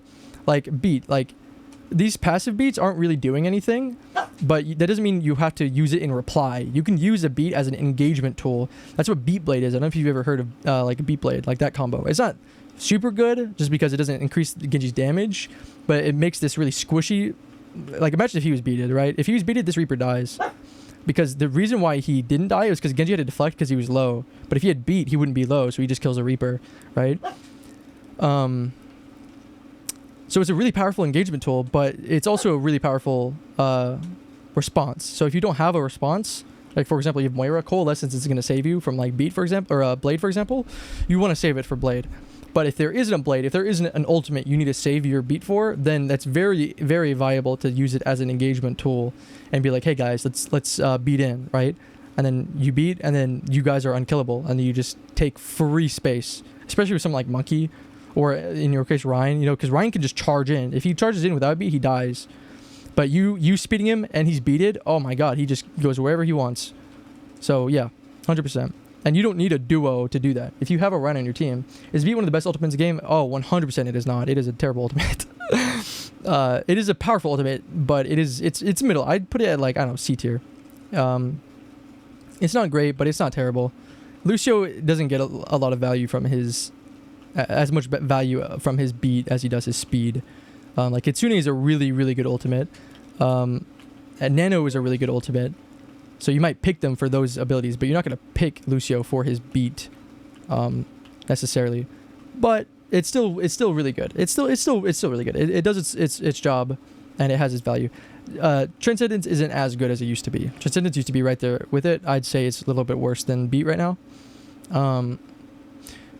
But I wouldn't worry about it being the best ult or the worst ult. I mean, it's not the worst ult. I mean, if it's the worst ult, then maybe you have to worry about it a little bit. But no, it's not the worst ult. It's just kind of middle of the road, which is generally the best. Having that middle of the road means you have a little more free play with it. Because if it's a really good ultimate, then you have to kind of use it, and you need to save it. And it's really important when you use it. And if it's really bad ultimate, then it does nothing, right? Then it's really dog shit. Like Cass's Deadeye, it's really dog shit, right? Both an ult like a Beat, for example, it's very middle of the road, where it has really powerful usage, but it's also not so valuable that you need to save it all the time. You can use it in more creative instances, like as an engagement. I'm curious, what is the worst ult in the game? Okay, so now this answer will change depending on who you ask.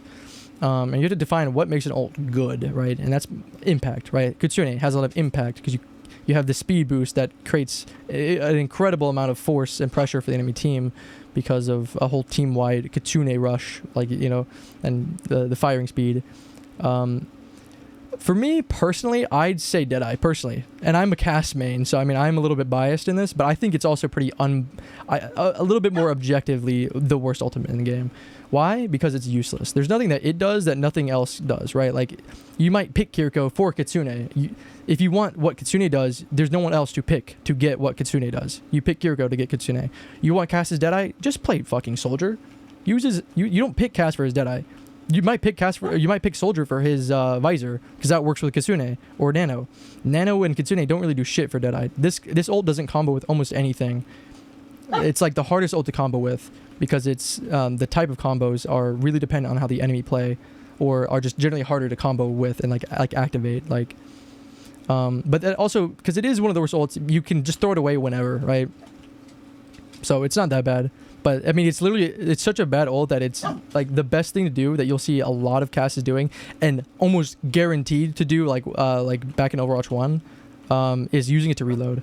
Like if you watch Wanted, like 2021 Wanted, like Overwatch 1, you would never see that guy go for a kill with Deadeye. He would literally use it to reload because it was more valuable as a free reload tool than using it to get any kind of kill, because it's that bad, and it's still really bad. It's just the game has opened up a little bit more, so there's a little bit less to block Deadeye and CC in general, and there's one less tank to soak it up, right?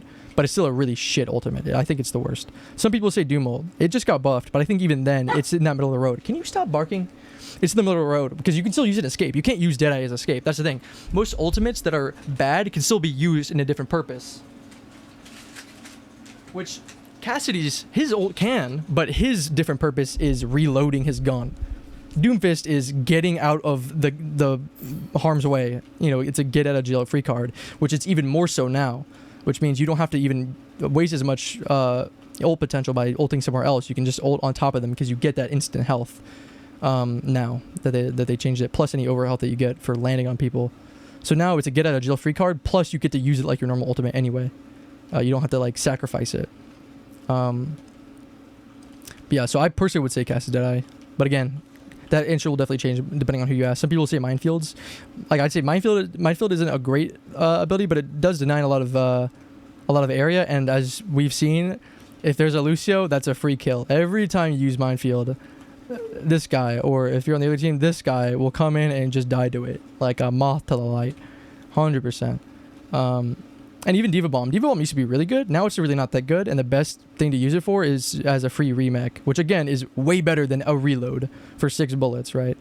So that's personally, from my even not from a cast main perspective, I don't want his ult to be the worst ult in the game.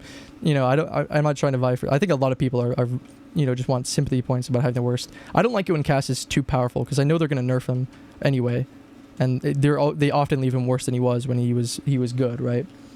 I see a shiny mine, I speed towards it. Yeah, right. Yeah, so I'd say Deadeye. For every role, though, that'd be tough. I'd say Trank is a really bad ultimate right now. It's not terrible. That's the thing about support. There is no real bad ultimate, necessarily. Window is kind of hard to use, but, I mean, it's still really strong. So I wouldn't say it's a bad ultimate. So I'd probably say Trank is the worst. For support, and for tank, I mean, maybe still Doomfist ult, or I see Minefield. Minefield is probably the worst tank ult in the game right now. Try to think of all the tanks. Yeah, Grav. I'd say Grav is better. Yeah, so I'd say Minefield for tank, and then Deadeye for DPS, and then Trank for support. So there you go.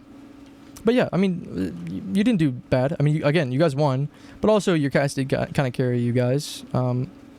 But just because he carried you guys without you doesn't mean that like that can't happen, right? Like you can take this cast who wouldn't do that if you were playing with him, and especially if he's like Reaper in this situation, you can make him do this, right? What about best ult? Oh my, that also kind of depends on who you ask, but it's I'd say the best ult is probably Kitsune still. I think Kitsune is probably still the best ultimate in the game. Nano is up there, but that requires more comp. Like I feel like Kitsune is just a guaranteed fight win. Personally, yeah. So I'd say Kitsune is still really good.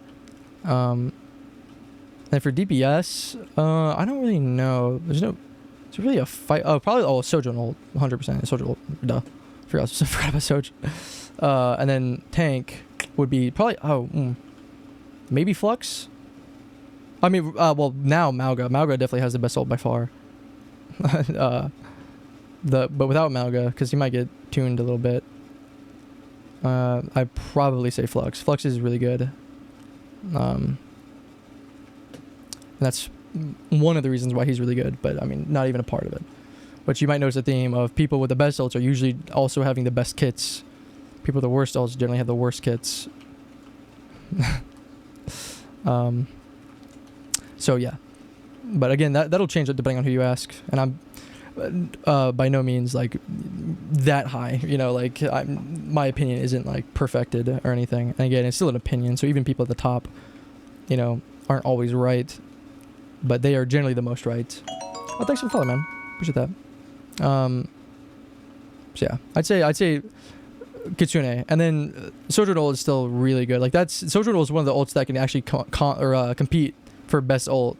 Like I'd say the second best ult is probably Nano. You know, like I'd say a lot of support ults come before a lot of everything else. But Sojol definitely is up there compared to, and her as a character in general. Sorry if I'm taking it. No, you're all good. All good. I love doing this stuff. Yeah. So I hope that answers your question. But yeah, there you go. Now I hope you can take some of it and then apply it well, because like I said, applying it is the hardest part. Tree's not bad. Tree's like, I think on the same realm as Beat. It might not be able to stop as many ults. You might be able to get through it, but like, I'd say it's around the same as Beat. Middle of road. I hate this map. I don't like it. Oh well. This is Sojourn time.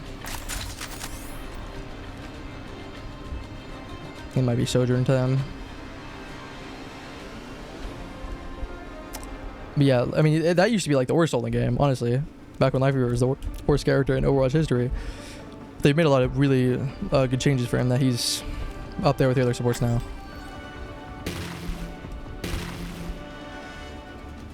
What the fuck? Yeah, I think I'm gonna go Sojourn. We're in this together. Oh, I'm on 80 ping. Oh boy. I'm actually like, it's weird. I'm used to like gliding like I was in the replay. Oh, GG. Thank God. I hate this map. You love it. You love to see it. You love to see it. Oof. All right, we go again. Well, damn, that's pretty low key time. Actually, it is like prime hours.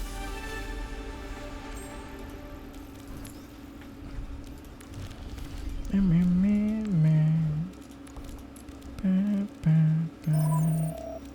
we go. And also, again, I'm not even really that much of a Lucio player as well. Like, I only know fundamentals, and that's why I can be like GM on all roles, which I still need to actually play tank. But like, I don't really play Lucio anymore. I used to play Lucio a lot. I used to main Lucio.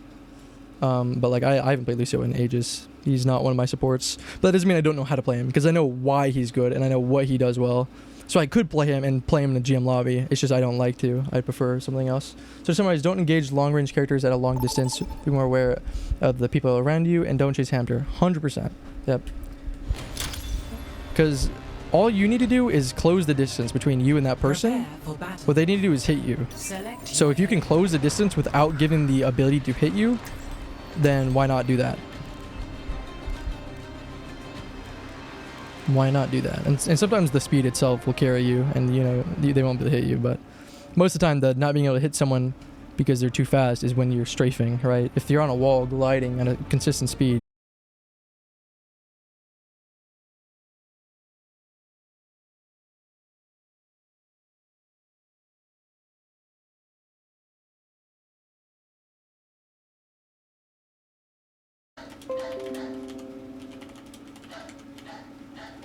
Oh, there we go. Are we back?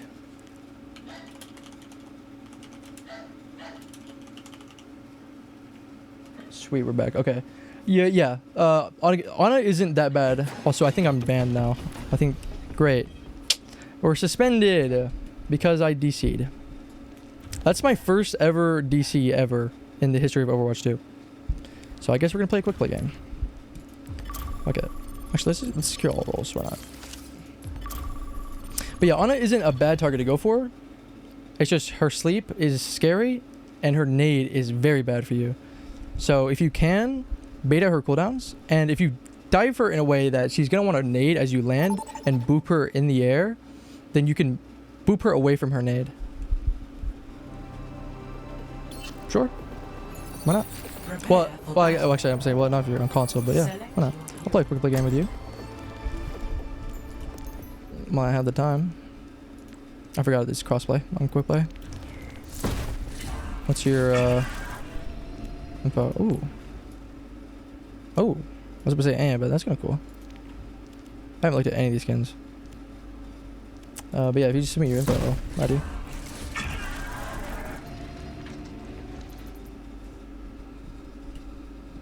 Yeah, it is crossplay. I forgot. I don't play a lot of quick play with crossplay. I used to play it. I had friends, but now that I've been more on PC, I don't have any. There's no way for me to make friends on console or whatever, so I don't have any reason to. And any friends I did have console, I try to swap over to PC. Yeah, I have time to play another quick play game, or one quick play game.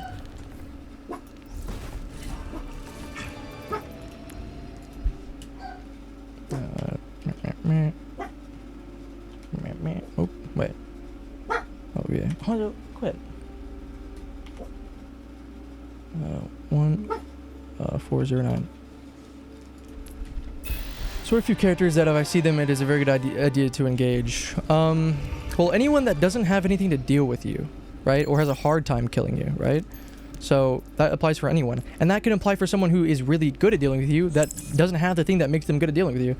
I'm playing like with a goated GM. This is exciting. I am not goated. I may be GM on a technicality, but I would not consider myself goated by any stretch of the word. But Ana is a good dive target. You don't even have to necessarily be able to kill them, right? You have to be looking at who's gonna get more value from fighting. Like, am I gonna get more value from, or rather, is this person I'm diving gonna get less value for their team by fighting me, or by fighting the enemy team? If they're gonna get just as much value fighting you, then they would be shooting at your team. Then you don't want to fight them, right?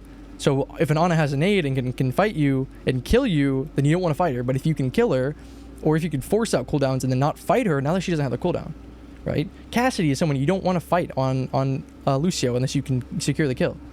I'm going to try to look at my team more this time. And I'll be there to help you as well, especially if I get support, and then you won't have to worry nearly as much about healing. But we're also going to be in the PC pool, and it's going to be matching between GMs, so it might be a little bit harder. Especially if we get PC GMs, then they're going to be... Ugh. It might be a little rough for you to dive. Because even though you are disadvantaged with certain things on controller, you have the advantage of they're also disadvantaged on controller. They don't have the advantage of PC and mouse. Oh my god, I have one loose stereo. Boom, got it. And you just have to look at what you're gonna get you're not gonna be facing only GMs. It's gonna be going in between. And if I am on like tank, then the other GM is gonna be tank. But the other people will be whatever. But you also have to think, who am I going to get more value by speeding someone? Like if we have a Reaper, he's going to get a lot of value. Or this Cassidy that's going in and killing everyone. I'm going to get a lot more value by, helping them, speeding them in and closing that gap for them, rather than trying to fight some other backline. If I get a dive kill on a GM, I'm going to pop off. You might. It's very, very, very possible.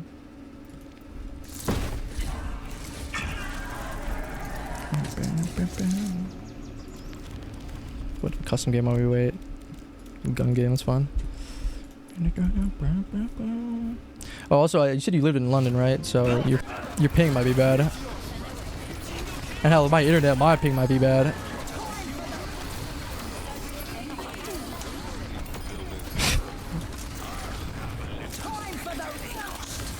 Yeah, my ping's terrible right now. Oh my god. My internet is not happy. No.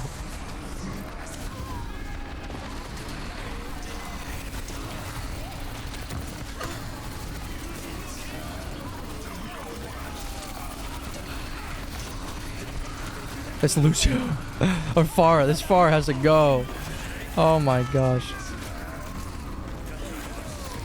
Oh my god, I'm lagging so bad.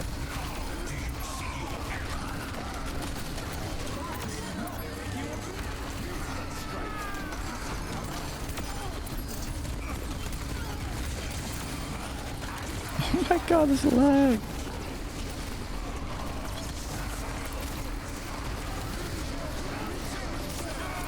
Oh, fuck.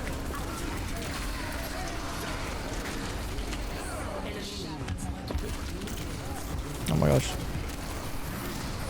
Bruh. No, give me smack. No. Fuck.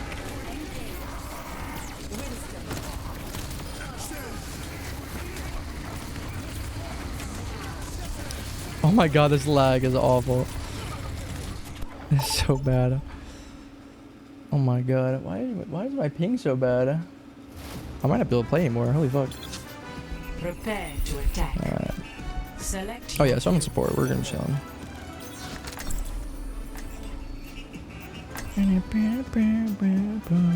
So for example, like something like this hog will severely benefit from being able to close the distance between him and his target, because that way they can't be out of hook range, because suddenly they might be out of hook range, but if you speed them in, then suddenly very quickly they're not going to be out of hook range, you know. I will not. But also if this hog can't hit hooks, then maybe I still have much to learn. oh my gosh, I'm gonna be lagging this whole game off. So maybe it'll be better to go for these plays. On a map like this, it's gonna be a little bit harder to go for these individual plays. But if they if an opportunity arises, like if they play really close, it can be worth it kind of go around and then try and boot them off the bridge and remove that high ground for them, rather than just speeding your hog in. But sometimes just speeding the hog in will hook someone off the high ground, and the same thing happens, except, you know, maybe if you go for the boot, you boot multiple people off, which is still kind of unlikely. Most of the time, like a third of the people you're booping actually get booped off because you're really loud. Keep in sight, and this will go smooth. Okay, I'm gonna be lagging, so this is not gonna be good for us.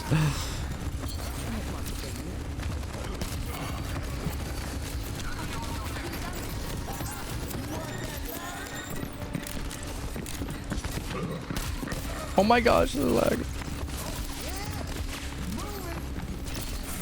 Get you one, get you one, get you one. Oh.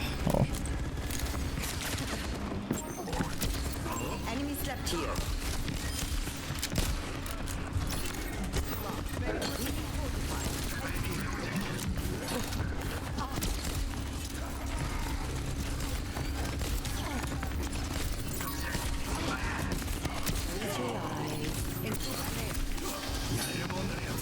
This guy just 1 HP, by the way. Oh, I'm whiffing actually so bad. Oh, my Genji, my hero.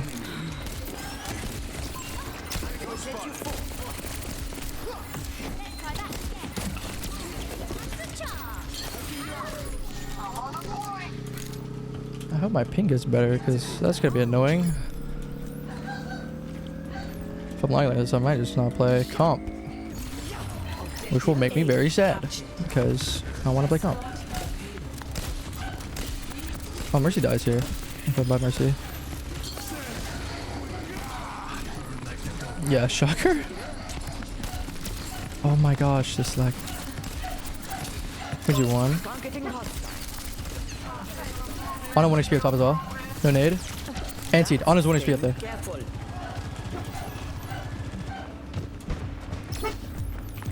Oh well.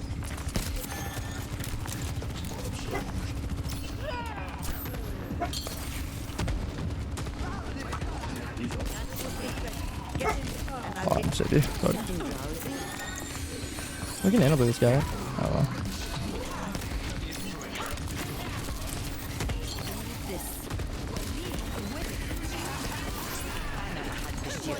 I don't have my sleep.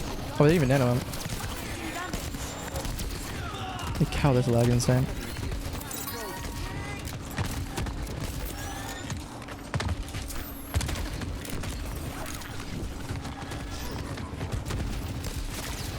What is up, nade?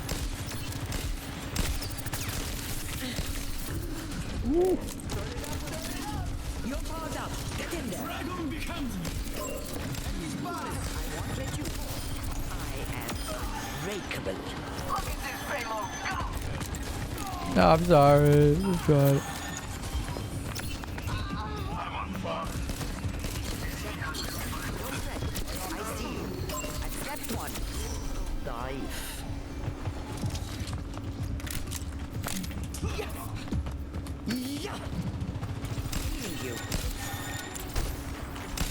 I think we just get this for free. Yeah. Okay, that's pointless. I already knew that either, but that's fine.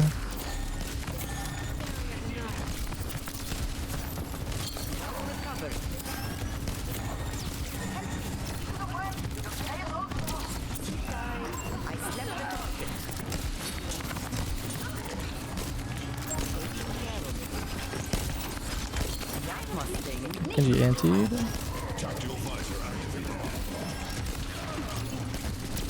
Shit, I just die here.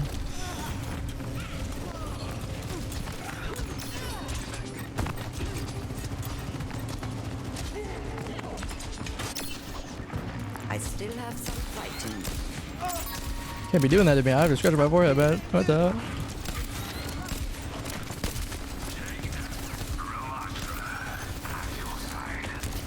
Nanobot is ready to deploy. I'm here. Keep fighting.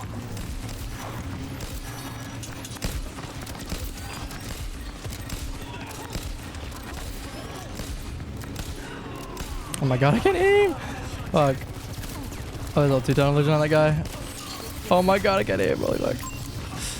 So this lag is insane. Oh, this poor guy. D.Va is not the Pele. No.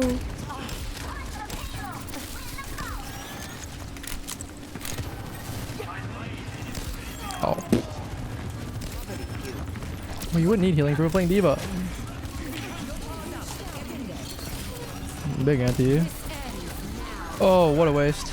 These guys are insane. Oh yeah, sometimes you don't have to be GM to have an advantage over console players. Having that control and speed at the same time, it can make it really difficult with a controller.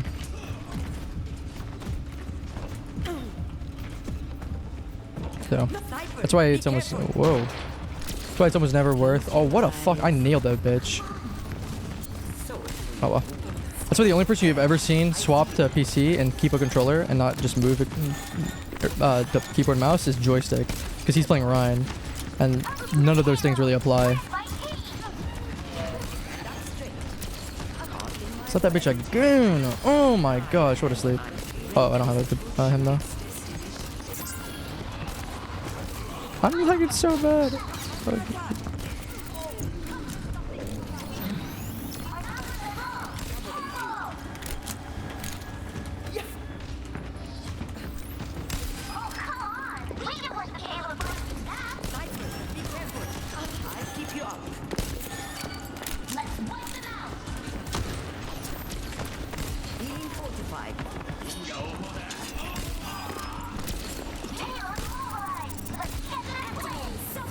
Oh my gosh.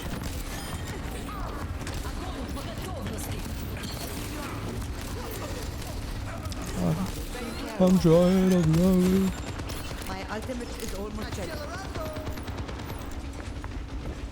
I think we just win this though.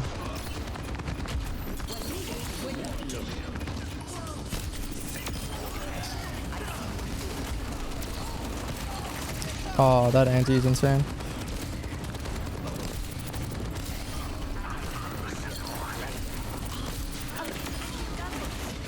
You're powered up. Get in there.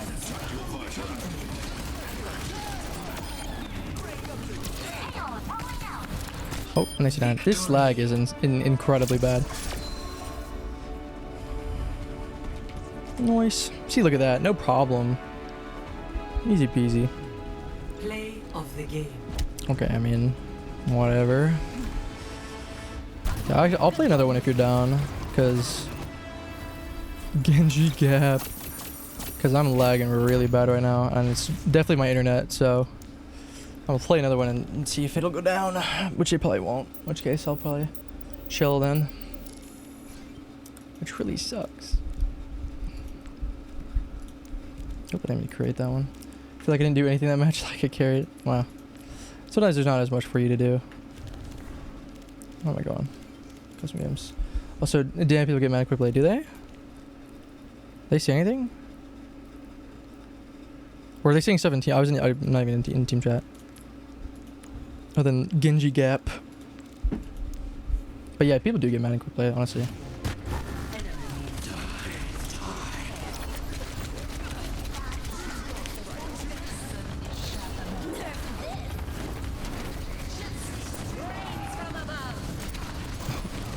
Oh my. Yeah, looks like it's still double.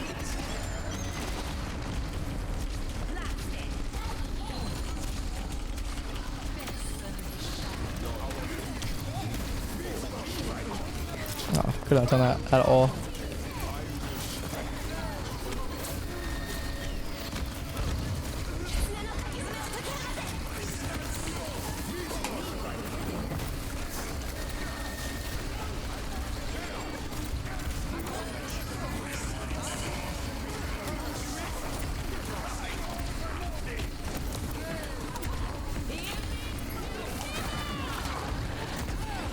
Oh fuck.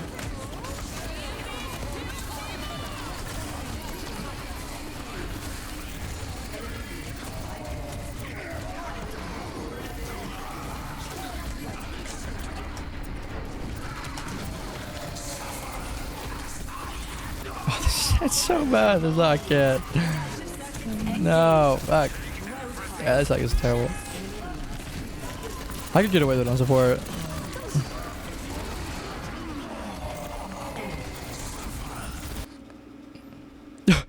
My game crashed. What is going on? My game literally crashed. That's never happened, and that's not my internet. What the fuck? Oh, my CPU's being... What the hell? And Discord's doing shit it shouldn't be doing anything as well, but that's nothing. Okay, we're back, baby. What the fuck? Alright. Maybe I just need to restart my... Oh, I need a driver. I have a GeForce driver I need to install. Of course I do. Of fucking course I do. Oh, now I'm talking game chat or group chat, whatever. Awesome. Love that. Love that for me. Everything's just going awesomely for me. Swimmingly. Okay, there we go. Did that pull you out of the thing too? What the? Okay.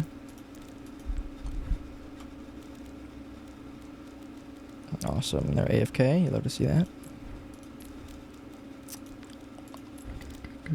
Oh boy. Let's do this one. They're also AFK. Oh, there we go. We're good. 4, 3. Oh, okay. Well, whatever. Okay. Hopefully now that I restart my game, that'll fix my lag. Oh, look, we're still in support. Awesome. If not, then I might try and reset my driver, or update my driver. Maybe that'll help. I'm not sure. It's looking good now. Oh, never mind. Okay. Ram is another really good one for you. Lucio and Ram go together just as well, because again, that short range pummel. You speed him in, he just pummels them. Great combo. Especially on a map like Havana, you close those long ranges very, very fast. Leave a broken world behind. Maybe one day we'll go on missions in Hawaii. Maybe it's not so bad. I don't know, maybe. I don't think so. I think it's just baiting me. Yeah, so it's like going up, but it's not by that bad. As long as people aren't teleporting and shit, I'll be fine. Should I show it? Yeah, so you should wait for when he wants to pummel, and when he goes into pummel, you speed him.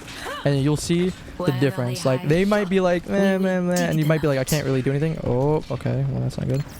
But the second he goes into pummel, if you start amping, you'll see how fast he'll just take it and run. So yeah, especially if like I sleep someone, he starts his pummel. Well, he knows we're here. Oh, this is really bad. That's lag. Oh my gosh. And then you guys capitalize on it.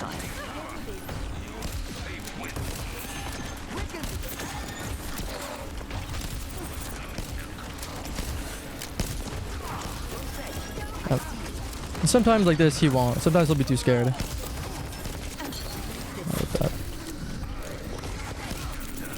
Oh, Blistic dies though.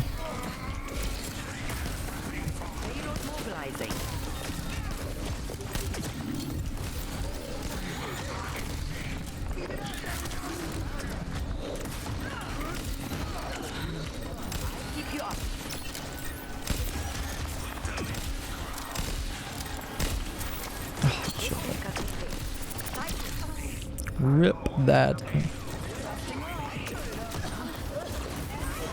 Yeah. It'll be better for me to go Kiri here. Spam that Widow out a little bit better. Yeah, I'm gonna reset my drivers for this, because damn, that's tough. The goddess is here. Oh my gosh. So bad.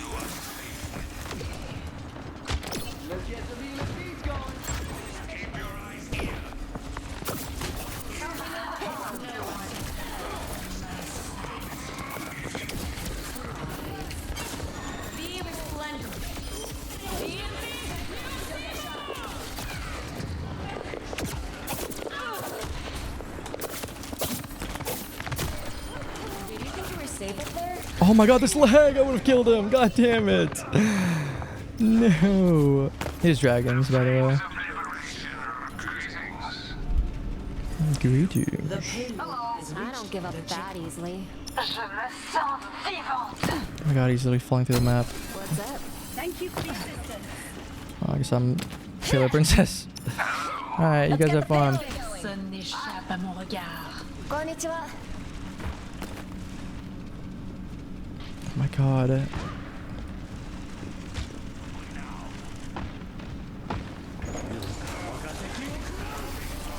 Under my protection.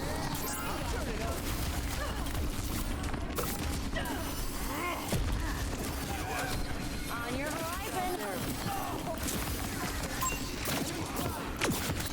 Remove the payload.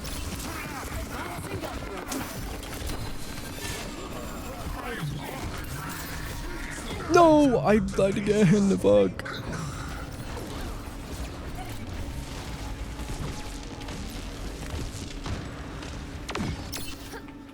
Time to get clever.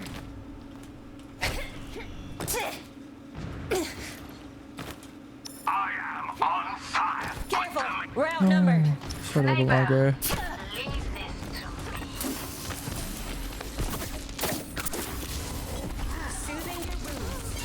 Oh. I missed time that bubble terribly. Oh, Winston can die. Bingo Winston. We need to move the payload. Rise like the sun. Your day just got made. So, Hanzo's annoying.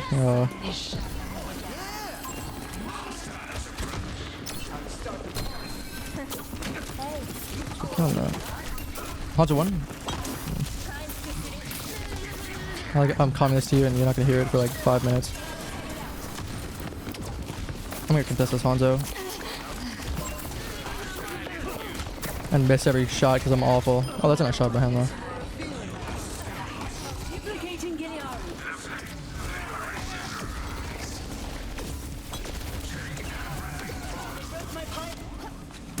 Rise and shine, wars.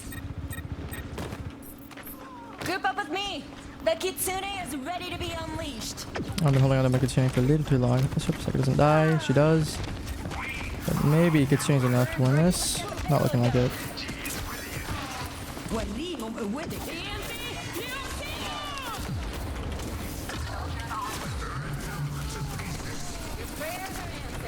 This is not the play, fortunately. That feels better.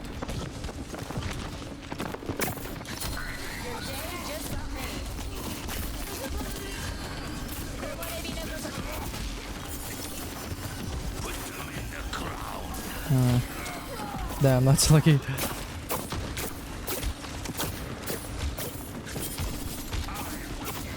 Oh, how did not hit?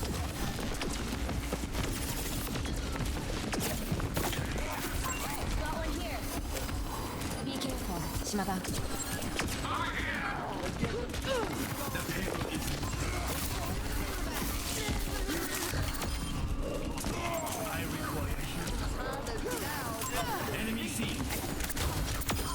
Thought you were a professional.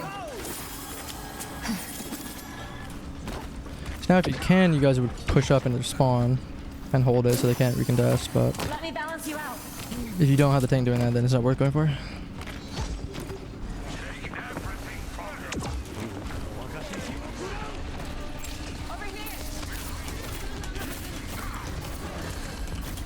Wait, what the hell?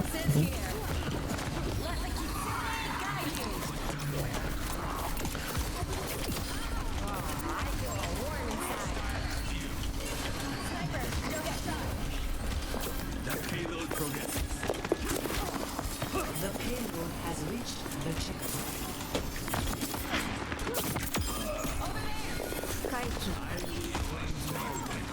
Nice. How's that for South there?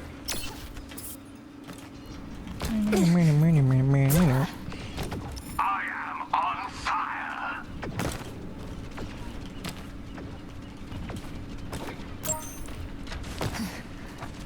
You're welcome. What's up?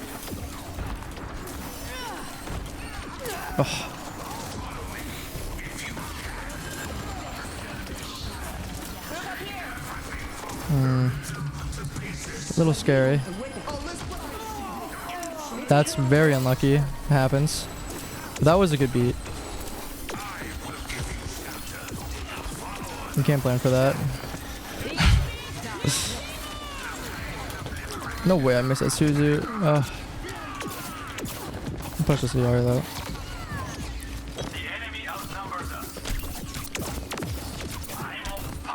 Oh, there's one dead. The battle ignites me. Feels like sunlight, huh? On your horizon. It's like you're doing a really good job at balancing me out, dude. The amount of shit I could pull off if I wasn't lagging, dude. God damn it. Oh. Is ready.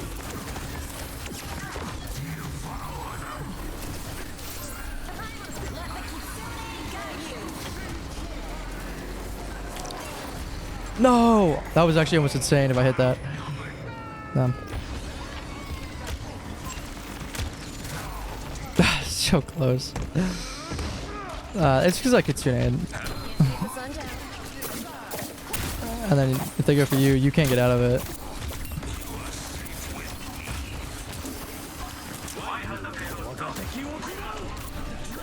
Great, I probably should look for a TP. I swear. That's unlucky blade.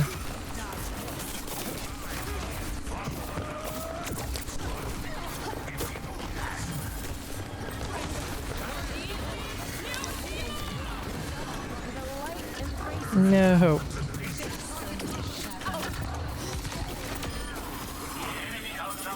I'm depressing a little too much, I think, but it's so much fun. I'm lagging, so it's really hard to heal anybody.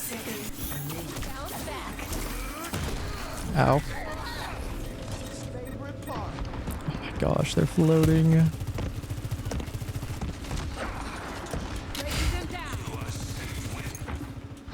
Let's get back to it.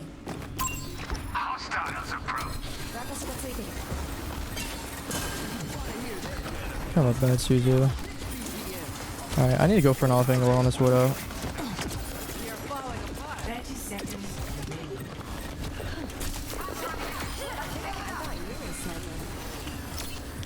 Oh my gosh. You take a lot of damage, huh? Petty. Try thorough. Hi. Take everything from them.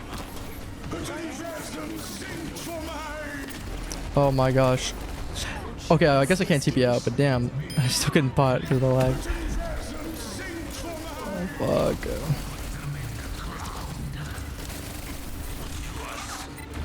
Oh no. If you can't stay alive. Ultimate's charging. Keep up with me. No, no, no, come. Almost there. No. No, get there. No. No, I almost had my ult. No. Damn. Oh, that's unlucky. Should have gone for the off angle and Widow faster, and we would have won. Play of the game. Rip. The team had it out for you. Yeah. I bet. I mean, you're probably one of the bigger threats. Okay, I need to I don't know if I need to restart my game. I'm just gonna update my driver, which might end my stream and also exit out my game. We're gonna see. Cause I mean my internet's fine. Well, maybe it's not fine actually. Holy shit. Is my internet just bad right now? It could be throttling me right now. Who knows? But I definitely have a driver, which is probably why my game crashed. When I update it, everything's gonna go wonky, so it might end my stream if it will. But I'm just gonna I'll restart it again, and that should fix it. So if I do drop out, then you might have to wait a second and refresh. I hope that fixes my issue. We'll see. I just updated my drivers too. What the hell? Like 2 days ago.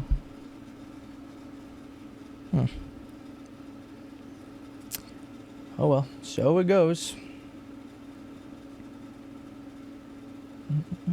Okay, gonna install it now. Downloading it's the easy part. It's the installing it that makes everything go wonky. Never actually tried installing my driver while streaming at the same time. So I hope it doesn't ruin it, but if it does, no biggie. My main worry is that it's not gonna fix anything, and I'm still gonna be lagging.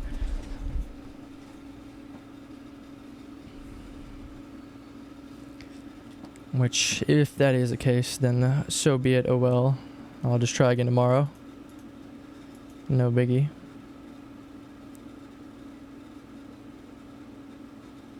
Alright, it's installing now. I'm scared.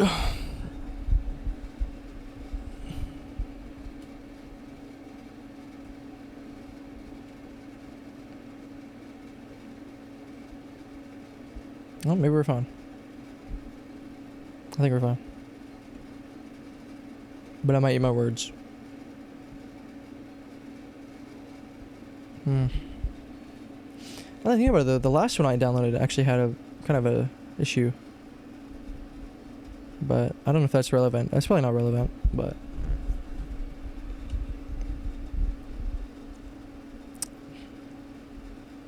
It is weird, because my games never crashed like that before.